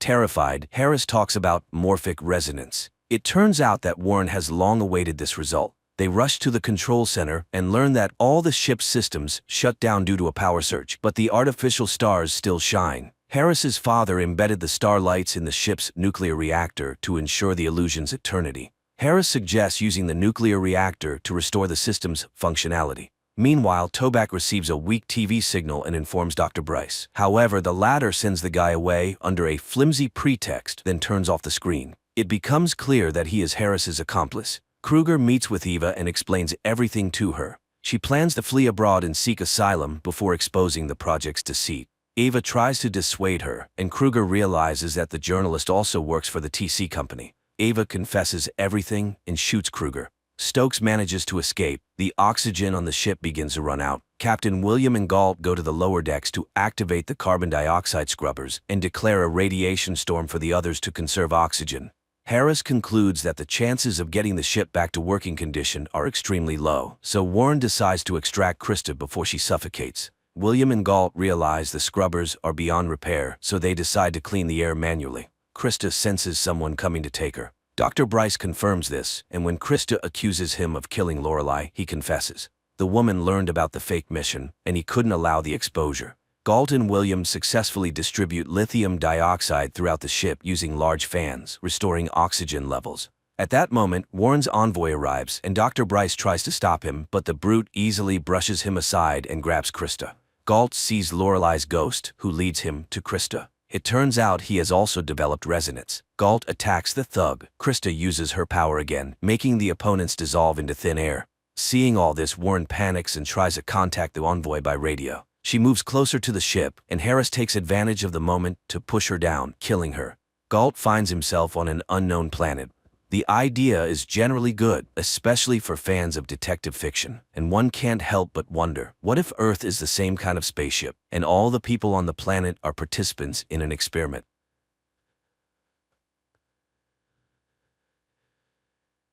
In the future, a time comes when women are offered a unique opportunity to conceive and give birth to a child using mobile artificial wombs in the form of eggs. Don't say a Bob. Say a baby. You're completely tuned to the odd, near-future scenario. A young woman wakes up in her apartment. Her home AI immediately activates the coffee maker and informs Rachel of the good news about the improvement in her digestive health. It suggests an appropriate outfit for the day and reminds her of her visit to the capsule center. Rachel wakes up her husband, Elvie, to wish him a good morning and say goodbye before heading to work. The AI now advises Elvie on his outfit for the day and informs him that his happiness index has slightly increased. He receives a prepared breakfast and heads to the home greenhouse. Meanwhile, Rachel arrives at work, where today there is a presentation of a new generation of cognitive assistants called our machines, which are soon to become new cognitive supervisors. After the meeting, Rachel is invited by her supervisor, who is concerned about the possibility of her expanding her family, as they intend to offer her a promotion. Additionally, the corporation is willing to provide funding for the services of the Uterus Center, which Rachel appreciates. Following this, Rachel continues her workday when she receives a call from the uterus. There have been changes in their lists, and a spot has opened up which the center can offer her. They schedule a visit, and Rachel settles into a relaxing chair, dreaming about her future child. During this time, her husband conducts a class in the botanical garden, where he shows students a fig fruit that he managed to grow naturally. He offers the young people a taste, but they view the fruit with disgust. Finally, one brave soul tries it. Meanwhile, Rachel shares the joyful news with her colleague and friend Alice and confesses that she hasn't told her husband about her visit to the center. Because of this, she has to consult her robot psychoanalyst, to whom she admits that her husband is very distant from her, as he is fixated on the natural world, which translates into his desire to have a child conceived, carried, and born naturally. The AI seeks an answer to the question of why this child would be considered natural, while one gestated in a capsule would not. What distinguishes them? And Rachel is at a loss, unable to find the differences. Later, she and her friend go out for lunch, and while inhaling the pleasant aromas, Rachel agrees that she should talk to her husband about everything. She finds her husband watching a relaxing program, and he talks about his day. Elvie is disheartened by the fact that the younger generation doesn't know how to interact with nature because no one taught them. At some point, people decided that nature was just a commodity, and that's when everything began to fall apart. The next day, Rachel goes to the Uterus Center, where she and others discuss how, when the birth rate dropped to 0, their newly established center took on the task of solving the problem. Women didn't want to have children because it was inconvenient for them. The center wants them to live full lives and pursue their dreams without being distracted by children. The director of the center, Linda, welcomes the gathering and is ready to share the latest technological advancements. Humans have always managed to control nature, so why shouldn't women take control of childbirth? Linda gives a tour of the center, showing the capsule developed by scientists in which the baby grows. If parents don't have time to interact, they can always play music, audiobooks, or educational podcasts for the baby. Through an app, they can feed the child and monitor its development. One significant advantage is that children in the capsule are not exposed to viruses or toxins. The capsules operate autonomously for 48 hours. The fetus inside can hear everything happening around, so it's advisable for the mother to talk to the baby. After the discussion, Linda reminds Rachel of the need to make a deposit, but Rachel intends to talk to her husband first. Upon returning home, she confesses her intention to Elvie to have a child with the help of the Uterus Center, which upsets him. Not only did she make such an important decision on her own, but she also went to the center without him. Rachel apologizes, and the couple reconciles. Rachel suggests to Elvie that they talk to Alice and her husband, and the family goes to visit them. Alice enthusiastically discusses the opportunity for women to have a child without experiencing pain, suffering, or body changes. Meanwhile, her husband demonstrates a special belt for carrying the egg capsule, to which Elvie looks quite skeptical. He categorically refuses to hold the capsule. At home, he can't shake the feeling that the egg is made of plastic. Rachel assures him that the child will perceive it as a real maternal womb, but Elvie remains unwavering. It's hard for him to accept that the child will be packaged in plastic. The wife suggests that he visit her robot psychotherapist. Although he initially takes offense at this advice, he eventually decides to go. However, after listening to the AI's advice, the man realizes that they completely misunderstand each other. Upon returning home and discussing the evolution that led humanity to grow children in capsules, he agrees to his wife's proposal because he understands how important it is to her. The next day they go to the center, and although now a child can be made from any material, Rachel announces that Elvie will be the biological father. She allows nature to determine the child's gender. Linda leads them to a room where on a large screen, future parents can witness the moment of conception. Later, they are brought a container with a fertilized zygote so they can admire it. The couple later informs Rachel's parents about the upcoming event. Rachel's father suggests that Elvie sell his countryside house since they never go there, but the man vehemently opposes the idea. While the capsule remains at the center, the future parents continue their usual lives. The day comes when the program connects Rachel to the capsule, and even though nothing can be heard from inside yet, she starts selecting music for the baby. At one point, she tries to see the baby, but she is told that it is kept in complete darkness until 7 weeks. Then one of the capsules sends a signal. It's time for birth. Even though everything is programmed, the baby doesn't always arrive at the appointed time. Soon Rachel starts having strange dreams, which she confides to her psychoanalyst, but the AI convinces her that dreams are unreliable material for analysis.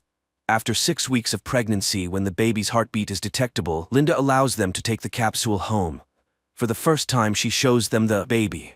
On that day, Rachel prepares the kids' room, and Elvie brings an olive tree sapling. However, his wife suggests replacing it with a hologram, and the offended husband takes the tree away, promising to plant it in their countryside house, which Rachel once again suggests selling. She just doesn't understand why they should go somewhere when they have everything for a good life here, but Elvie refuses to raise the child among plastic. The next day, Rachel meets a pregnant woman in the pool who allows her to listen to her baby's movements, filling her with delight. In the evening, she moves the capsule to their bedroom because they want to spend as much time as possible with the future child. However, Elvie feels uncomfortable with intimacy while the baby is present, so they move the capsule to baby's room. It immediately signals hunger, and the parents rush to feed their offspring. Sometime later, they go on a tour to the center to prepare for parenting. Linda shows prospective parents the play areas where children play and answers their questions. The government no longer funds education, but the center teaches programming and logic to the little ones. In one of the rooms, children engage in creative activities, or rather, a computer does the work, and the children provide feedback. One of the parents asked about the dreams the children have, but Linda reassures him.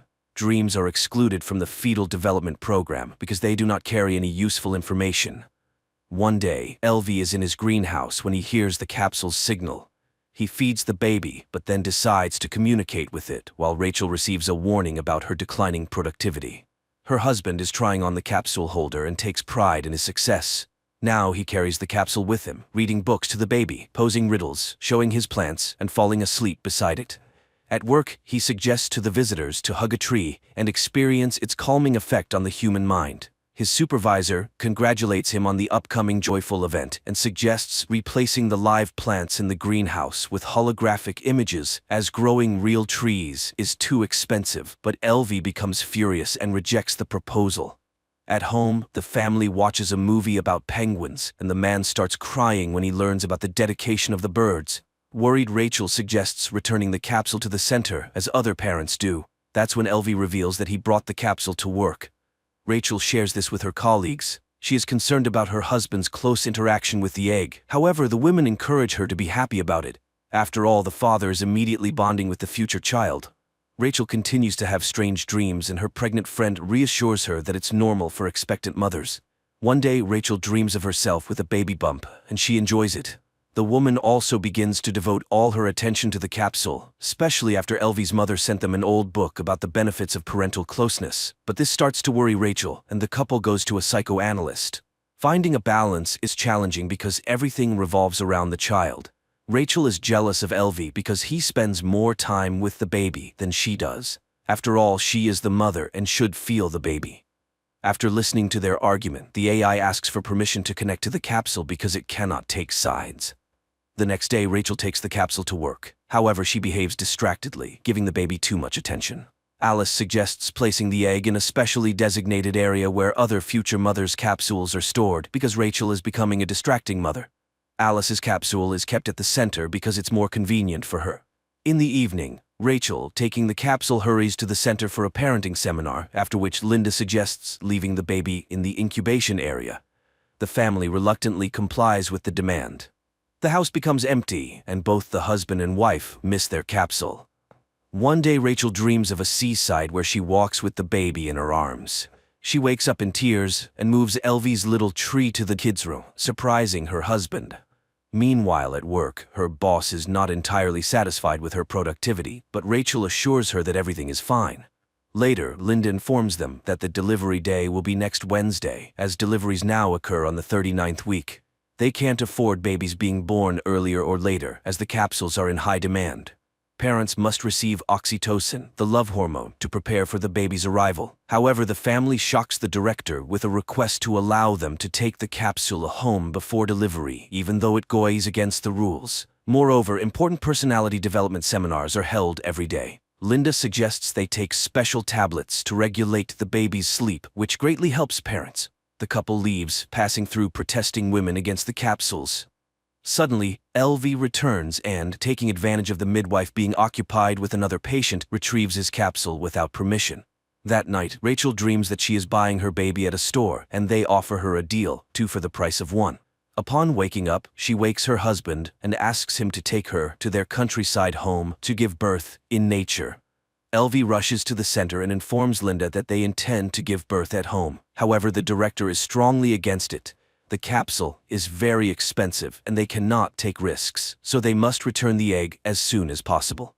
Nevertheless, the family leaves for their coastal home. Rachel enjoys the surrounding nature, starting to understand her husband. They walk in the forest together and plant an olive tree. They often sit by the sea with the capsule until one night it turns off.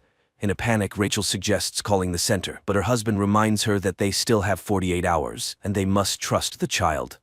They are awakened by the onset of labor, requiring a code to be entered, but they can't figure it out. So Elvi grabs a hammer. He opens the capsule and retrieves a beautiful, healthy baby. The happy parents embrace him. Early in the morning, Rachel puts the capsule in a box, takes it to the post office, and sends it back to the center. She then returns home where her husband and son are sleeping on the bed. The creators of the film portrayed the absurdity of a possible social evolution quite delicately. Nothing terrible happened. People just became so lazy that they forgot about the joys of life. Why go out of town when you can visit a capsule garden where you lie down and inhale the scents of the forest? And why go through the process of pregnancy and subject your body to stress? After all, there's the capsule.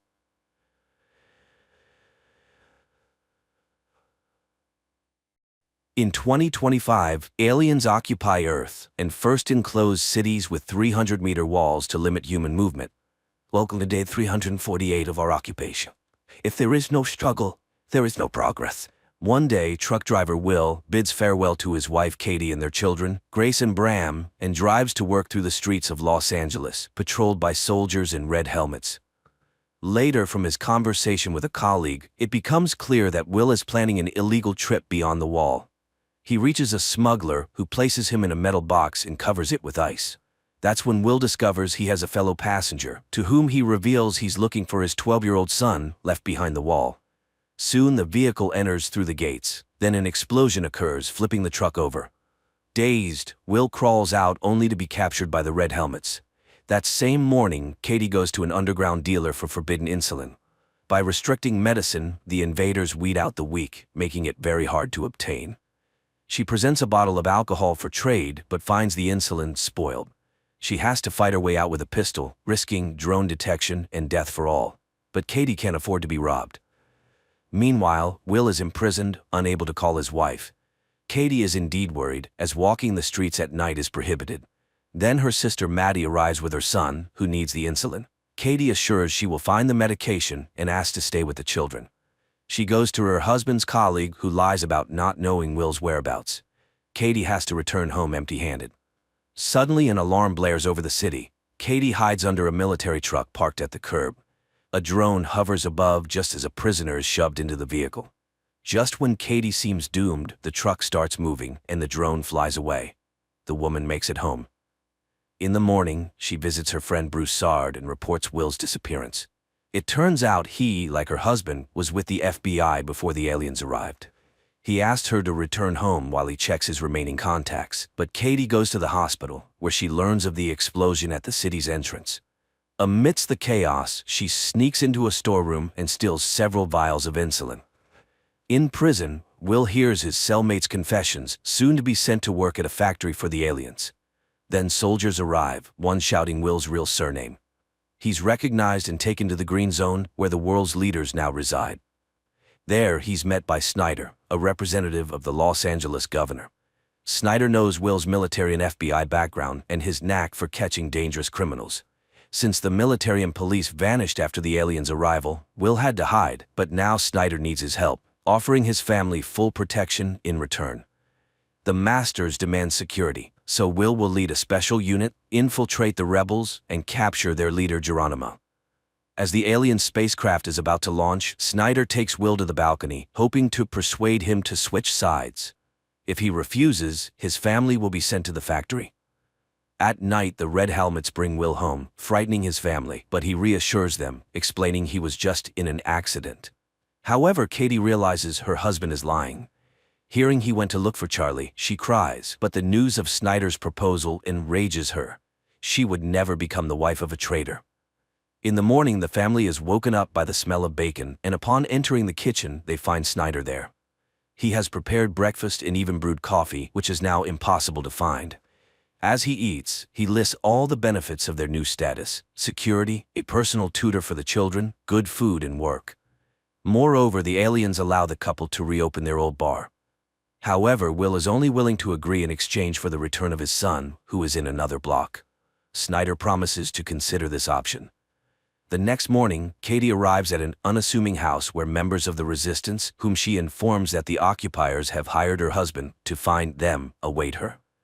The following morning, Will goes to work, quickly realizing that Snyder deceived him. Instead of becoming the commander of a special unit, he is subordinated to Phyllis, who assigns him to find the guy who planted an explosive device at the city entrance. He is partnered with Bo, an old policeman. Meanwhile, Katie arrives at her bar and finds her lost son's belongings. Broussard interrupts her cleaning, wanting to know what the police have found out about the explosion at the customs, but Will has just started his job and has no information yet. Meanwhile, Will and Bo approach the house where the girlfriend of the wanted criminal lives, and by deception, they force him to run out the back door. The agent catches up with him when suddenly a drone appears. Will fearlessly looks directly into the lens, and it instantly disappears. The police bring the detainee to the station, where Will's arrested colleague is found. The man begs Phyllis to release him as his informant, but she refuses. Then Will goes to his trailer, but his family is no longer there because the woman and child are entering his house at that moment. After hiding the mother and son upstairs, Katie drives to Broussard as the couple needs new documents, but he refuses to help as the resistance cannot take risks. Katie leaves. At home, she confronts Will, who, learning that his friend's family is with him, takes them to a man who makes fake documents. On their way, they are stopped by the Red Helmets. However, after checking the pass, they let him go with apologies, leaving Katie in a state of shock. They safely arrive at the Masters, and while he makes the documents, Will tells Katie that he caught the guy who planted the bomb. And once he finds Geronimo, they will be able to bring Charlie back. Later, Will takes the woman and child to a camp where displaced people live. Katie meets with the resistance leader. Alexander calms her down, as the caught boy belongs to another group, but he promises to warn them. At the station, Will discovers that a group of prisoners is being prepared for shipment to the factory. Phyllis asks him to resign himself. During the arrival, the city's entire defense was destroyed in 8 hours. What can a bunch of rebels do? At night, Katie comforts her distraught husband when he is informed that the suspect has divulged the location of his accomplice's hideout. He leaves, and Katie rushes to the phone to warn Broussard. Meanwhile, the prisoners are brought to the location, forced to strip, disinfected, and then redressed. At the same time, the Red Helmets arrive at the location named by the detainee and find only the bodies of rebels.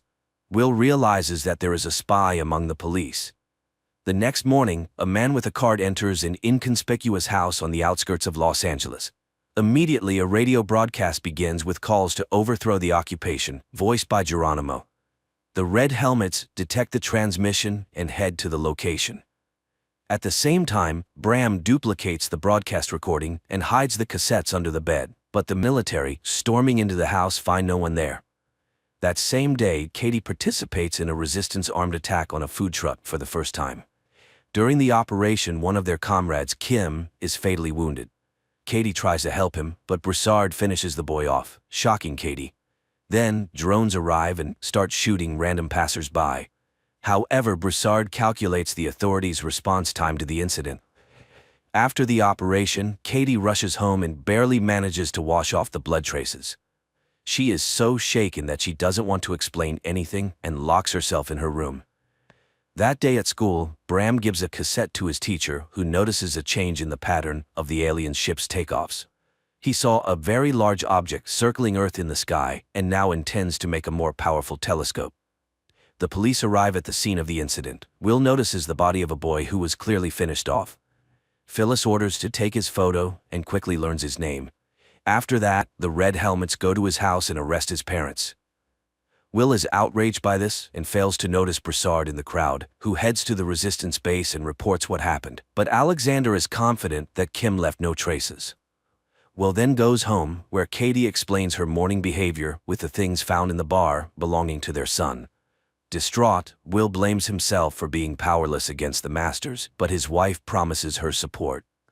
Later, Katie goes to meet Broussard. He justifies his actions as saving Kim from torture, but now she needs to extract everything her husband learned during the investigation from him. At the same time, Bram's friend asks for his help and leads the boy to an underground tunnel beneath the wall, where her brother slipped and injured his leg. It turns out their father worked there before the arrival, and now they use the tunnel to get beyond the wall. Will and Bo go to a cultural center, listed among the places visited by the deceased Kim, and find a rebel weapons cache. At the same time, Bram's friends tell him they've been going to the other side for 6 months to get food, as there's no one beyond the wall. Alexander learns about the lost weapons and asks Broussard to warn Katie about the inadmissibility of her husband's actions. He fulfills this request, but Katie is more concerned about her family's safety. Nevertheless, in the evening, she opens the bar to visitors. Suddenly, in the midst of the festivities, Snyder walks in. The man congratulates everyone on the opening of the establishment and then explains to Will that by revitalizing such places, the Masters allow people to safely release tension. Hearing this, Katie becomes furious, thinking they've sold out to the aliens for the sake of getting their son back. But Will is convinced that by continuing to work for Snyder, he will be able to find Charlie. Later, he speaks with Bo again about the spy. However, the former policeman, who has faced betrayal, doesn't believe in such a possibility. Meanwhile, Katie tells Broussard that the quick finding of the Resistance's premises is explained by a huge database in a woman who knows how to use it. She's ready to reveal her name if Will remains unharmed. Broussard swears to this. The next day, a squad of red helmets bursts into the school. The military brutally arrest a teacher and beat a student. Returning to the base, one of them removes his helmet, revealing himself to be Broussard. Later, he explains to Alexander that he learned the duty schedule of the Red Helmets. Now they have a chance to be in the right place at the right time. That same day, Phyllis shows Will information about the Los Angeles rebels. If they unite and go on the offensive, the entire block will be cleaned out. She hopes Will understands what this means for him and his family and counts on his loyalty. Meanwhile, Katie takes the children for a walk with Lindsay, the governess appointed by the authorities, and turns on the streetlight, sending a prearranged signal. The sound of breaking glass is heard. The woman counts to 10, then pulls out a fire extinguisher. Only after extinguishing the fire does she call emergency services. The Red Helmets and Will arrive. He is outraged to find that his house is being searched, but such is the protocol. Katie is asked to go to Phyllis for interrogation. She promises the family enhanced security. Moreover, the neighbors are warned that if something happens to them, they will be held responsible. Katie is shocked, as now they will be feared. Phyllis interrogates her about everything, even the personal relationship between husband and wife. Meanwhile, Maddie goes to the Commission for the Preservation of Cultural and Artistic Items in search of work and introduces herself to Charlotte, the director, hoping to become her assistant. After his wife's interrogation, Will confronts Phyllis, but she shows him tapes found under Bram's bed and advises him to keep a closer eye on his son. For now, she'll hold on to these pieces of evidence. Furious, Will drives home, and after a tough conversation, Bram shows his father posters. Their appearance in the city signals the release of a new broadcast by Geronimo. Katie manages to extract a promise from Alexander not to touch her husband, and in return identifies her husband's boss, Phyllis, in a photo. Later, another broadcast by Geronimo begins in the city. This time, the police immediately detect the signal coming from the library and rush there. The man hears their approach but utters his final words, calling for resistance. He is arrested, although Will is sure it's not Geronimo, greatly disappointing Snyder, who had already informed the masters of their victory. That same day, Maddie witnesses Charlotte's anger, who needs a painting by a specific artist. Maddie reports she knows who had collections in the city, as she worked as an art historian. Meanwhile, the arrested man confesses during interrogation that he found the text for the broadcast in a pipe. The police go to the site and verify that the indicated pipe leads to the green zone. Charlotte's workers find art items in the house Maddie mentioned. In gratitude, the owner takes her on board and promises to help with insulin. That same day, Phyllis informs Will that as a sign of trust, she destroyed the tapes. The man goes home where Bram admits he listened to Geronimo because he was the only one who instilled hope in people. Katie arrives at the bar earlier than usual and finds Phyllis in the hall, who wants to talk to her alone. Phyllis talks about her husband and draws parallels with Will, who loves his wife so much that he doesn't see who she really is. She shows surveillance photos from the truck attack site and warns Katie that she's gotten involved with the wrong people. If Katie wants to survive, she will now work for her. After the conversation, Phyllis returns home, where her paralyzed husband lies. She greets him, but upon entering the living room, she finds Broussard there. Phyllis immediately understands why he came and asks him to kill her husband too. Broussard shoots. The next day, Beau and Will go to the crime scene and find the word Geronimo written on the wall. Snyder is furious because Phyllis was very close to the masters and demands the criminal be found. A message comes in about the capture of one of the Geronimo group. Will interrogates the young man, who gives an address in the green zone. The Red Helmets burst in there, finding a concealed room and several people who call themselves the Geronimo group.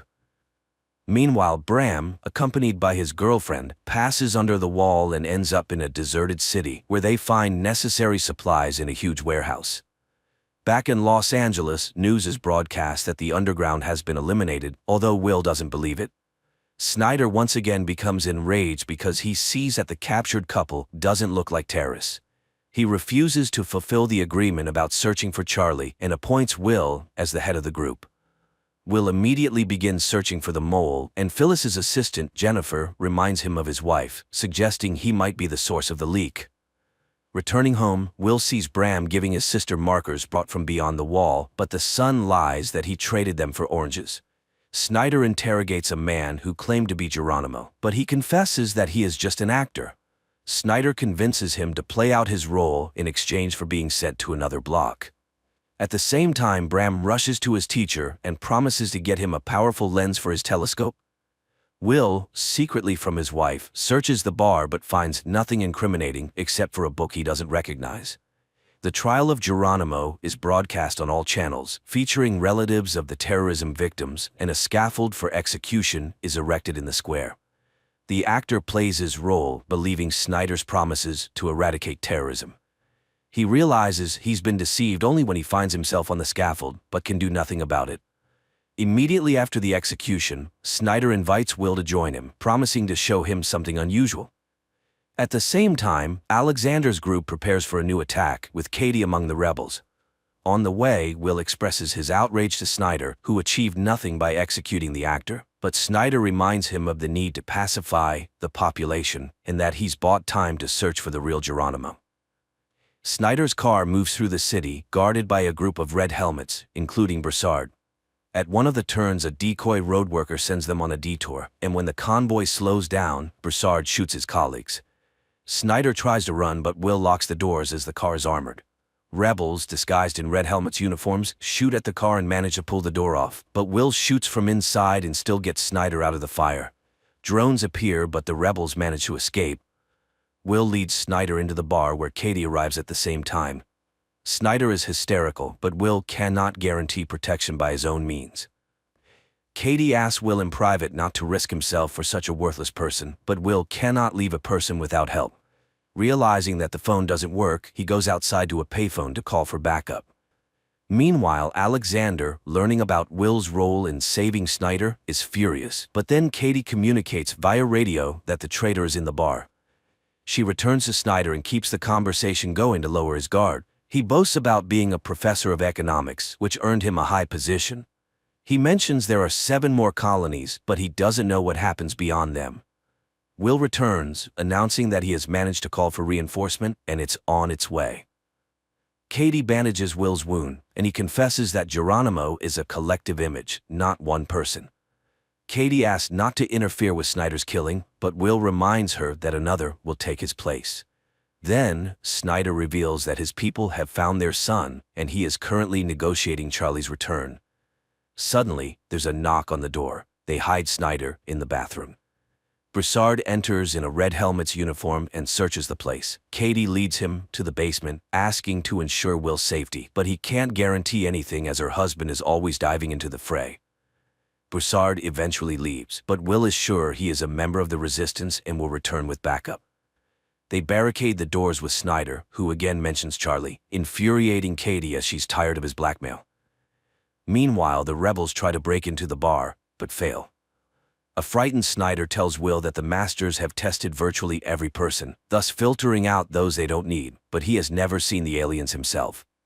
As the rebels continue to press, Will orders Katie to hide, readying himself to defend Snyder. Then a smoke grenade is thrown in, and the militants storm in. Will opens fire.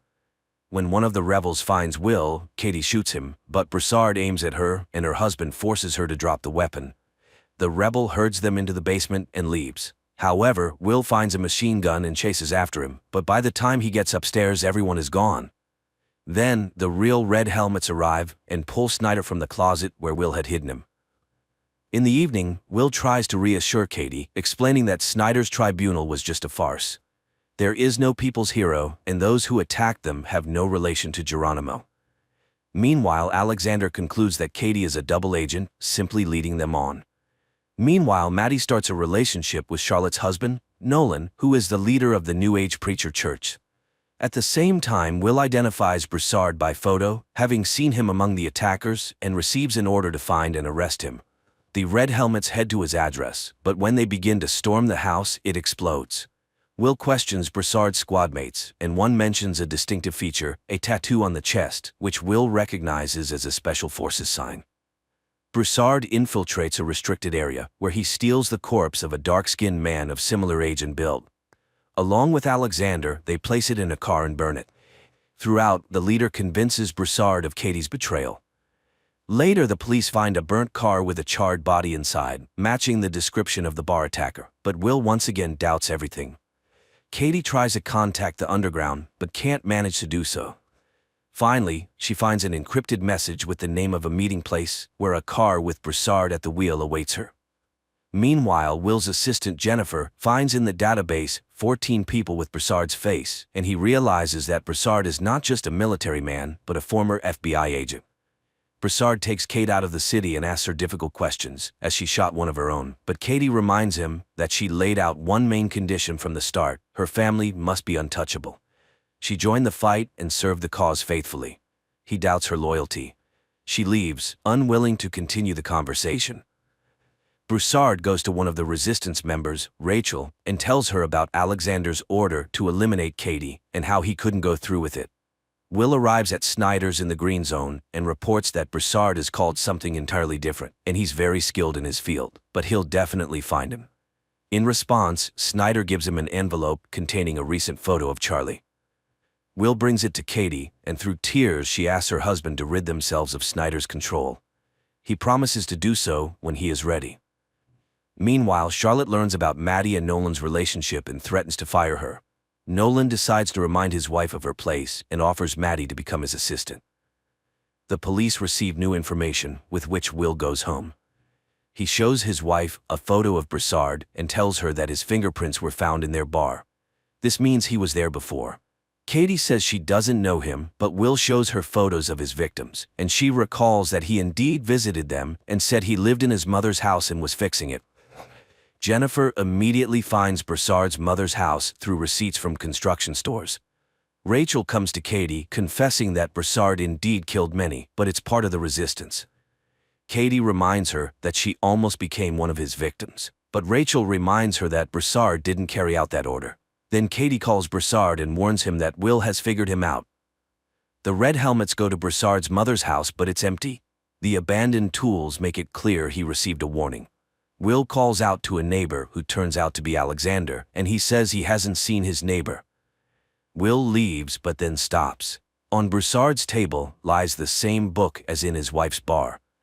Will's partner ends up at a factory where people often get sick and die. It turns out the factories are built on the moon. Will shows his children a photo of Charlie and admits he only started working for the government to get him back. That morning, the governor of the Los Angeles block arrives at Snyder's to inform him that the chief minister of the Pacific region is coming for an inspection. He assures everything is going well, but the woman is very doubtful. Katie goes to Rachel and learns that her underage sons are also in the resistance. She is stunned by the woman's courage, but still announces her departure from the group, fearing for her family. Rachel promises her support. Alexander calls Will and declares that his wife is the mole leaking information to the rebels. He sets up a meeting place. Will goes there. He immediately recognizes Broussard's neighbor, who confesses that he is the head of the cell and is willing to betray everyone for the right to leave the block. Meanwhile, Broussard meets with the leader of the youth cell of the rebels, from whom he receives information about the arrival of an important person. Will returns to Bo and tells him everything. Later, he goes to Snyder and conveys Alexander's conditions. Snyder demands a personal meeting. In the evening, Katie returns to the topic of Charlie. If Snyder knows where he is, why can't he bring him back? But the conversation shifts to the meeting with Alexander. He reveals he is ready to betray the entire cell, and Katie immediately leaves for the bar, signaling Broussard along the way. Bram and his teacher observe the moon and notice changes in its surface. It seems that's where the alien mines and warehouses are located. That evening, Broussard comes to the bar, where Katie tells him about the leader's betrayal. He immediately goes to Alexander and starts asking questions, but Alexander demands he stop all communication with Katie and prepares for a new operation. The next day, Will takes Snyder to the meeting place with Alexander, who confesses he just wants to survive. He needs a universal pass to travel between blocks. In exchange, he gives a list of the group led by Broussard and admits they are planning an operation to eliminate the minister. He will set up a meeting for Broussard where the police will arrest him. Afterward, Will take him beyond the wall and give him the pass. Later, Broussard arrives at the designated place in the market. Rachel and Katie are also there, and upon spotting the red helmets, Katie immediately warns Broussard. A rebel throws firecrackers, causing panic, and people scatter as the military opens fire. Rachel dies, and Broussard escapes. Will goes to Alexander's house, which is under police guard, and announces the cancellation of the deal with Snyder. He is ready to let him run, but Snyder starts talking about Katie signing his death warrant.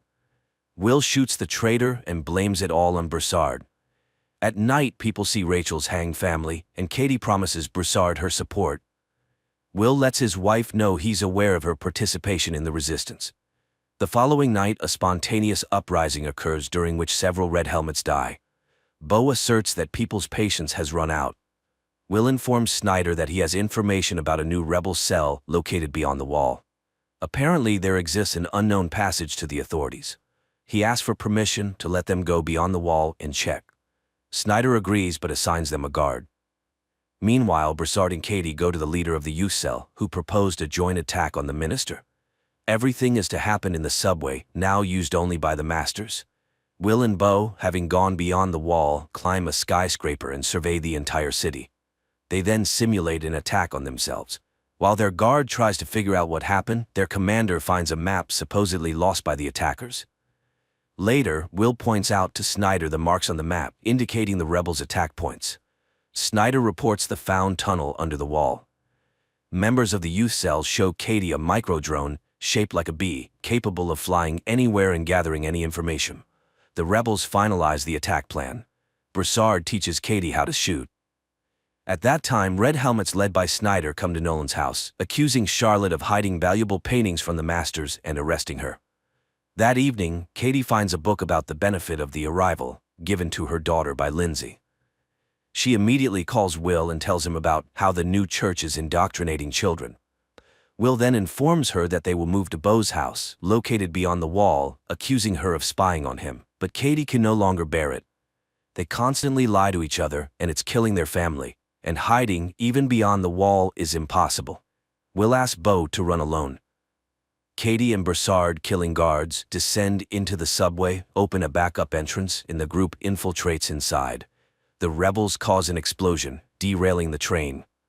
Searching the wrecked wagons, people find an alien's body. Will learns about this and heads to the station, where the governor soon arrives, announcing the kidnapping of a master. There was already an incident when 2 aliens died, leading to Dallas's destruction, so people must understand what awaits Los Angeles if they don't find the missing master. At the same time, a group of rebels transports the alien to a secret location, blocking signals with metallic foil. Will rushes home and asks Maddie to hide the children. She suggests taking them to the green zone. He tries to find Katie, and Bram gives him a secret number his mother received the day before. While the rebels try to move the alien to another location, a curfew is declared in the middle of the day. Maddie and the children end up in a huge queue, and as they try to break through, Bram runs away. Meanwhile, the rebels hijack a red helmet's car and load the alien into it. At the same time, the police receive subway camera footage. Will recognizes Katie but doesn't show it. Bram runs to his teacher and leads him to the tunnel. Meanwhile, the group that kidnapped the alien moves through the city in a police car and witnesses a house being shot to intimidate residents. Snyder is removed from his position, but the governor can do nothing. Meanwhile, the alien is brought to a laboratory, shielded from any observation methods, and they attempt to open his suit. Will gives the rebel codebook to Jennifer. Together, they review the operation footage from Broussard's arrest attempt and identify the youth cell leader, who is also in the database. The rebels figure out how to activate the communicator on the alien's wrist when Will knocks on the door. He asks to hand over the kidnapped and run, or he won't be able to save them, but Katie refuses to open the door, instead breaking the isolation, forcing the rebels to flee through a secret passage. At that moment, drones converge on the house. Katie opens the door, and Will calls the police. The alien is taken away. Snyder thanks him and gives him a universal pass beyond the wall. Simultaneously, Bram and the teacher descend into the tunnel and are caught by the police. Snyder is taken away by the patrol. Will goes beyond the wall to find his son, and Katie returns to an empty house. This concludes the first season.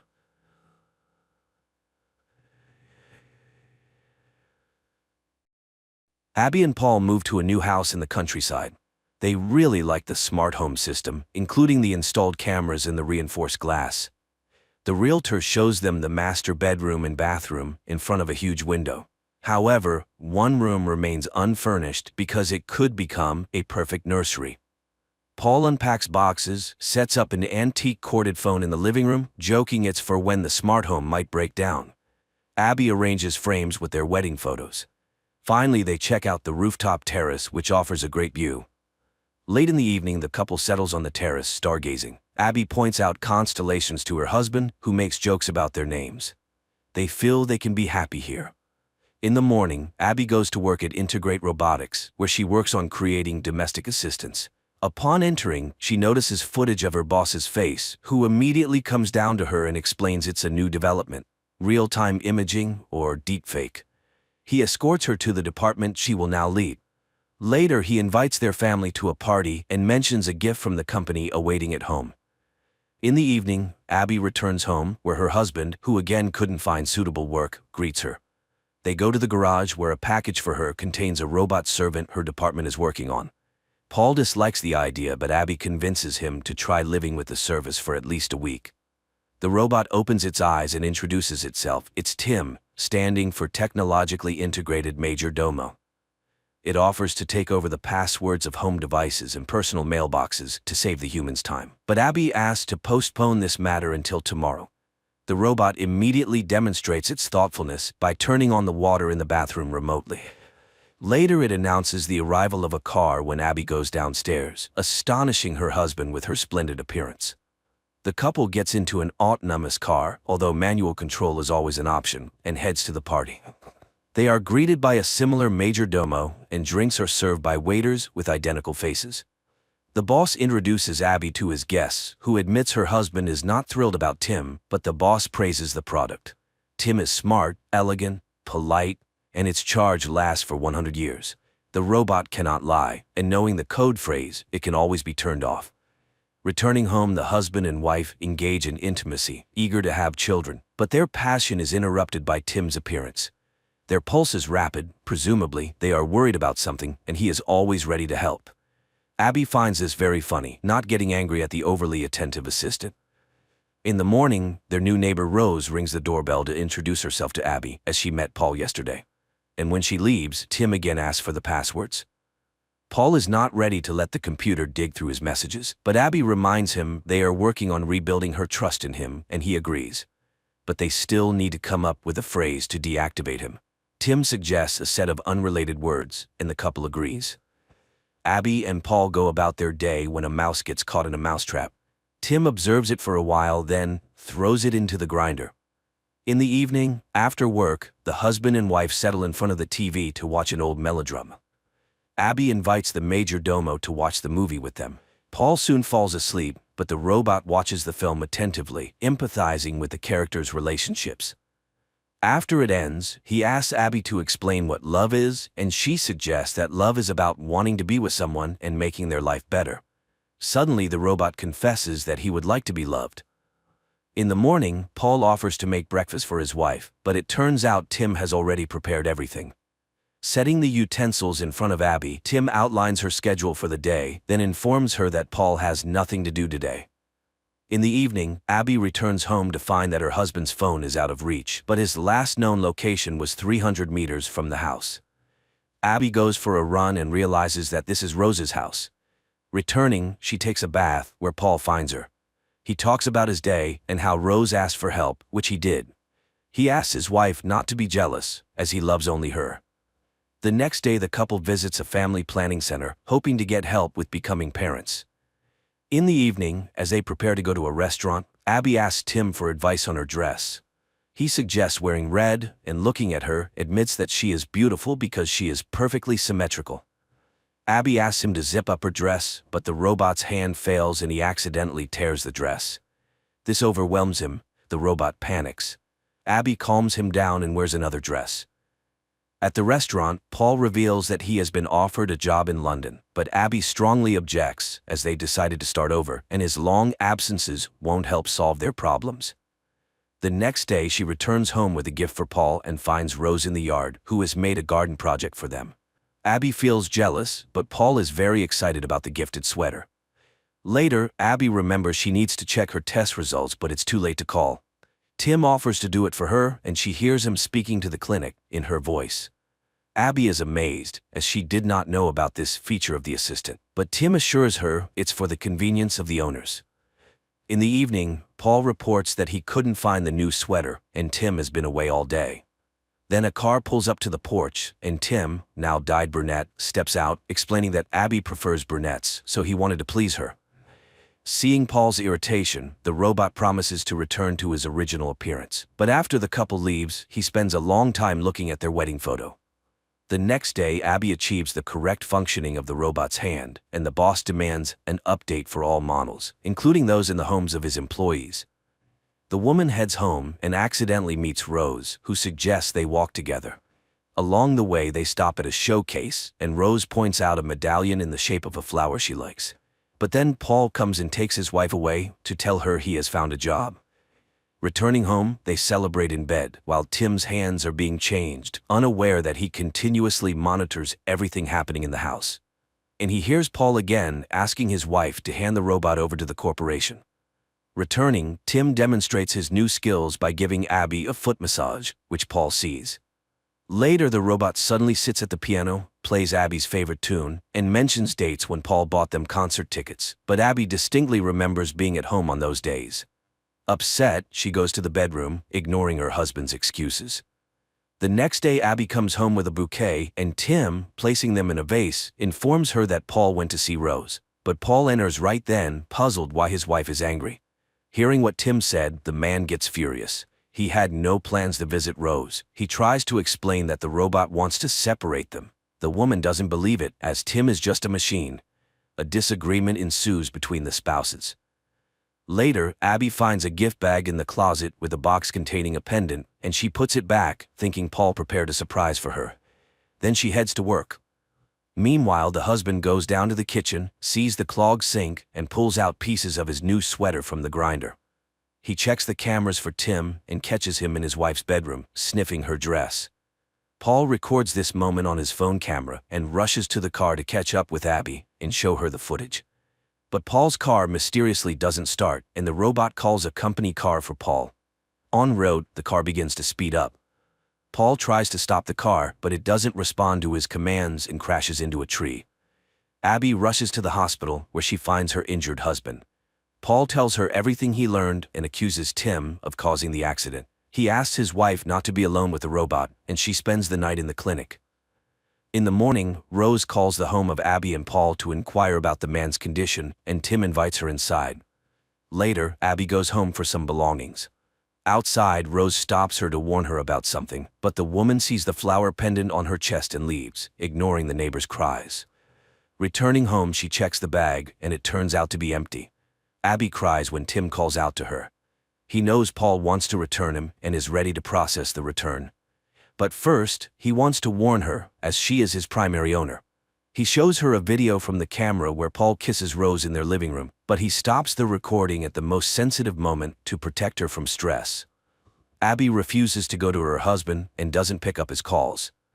Later, Paul comes home, where Tim greets him, hands him the found sweater, and informs him that Abby doesn't want to see him and his suitcases are packed. Paul doesn't believe it, but then Abby appears, tells him she saw the recording and knows about the pendant. When he starts to object, she drives him out.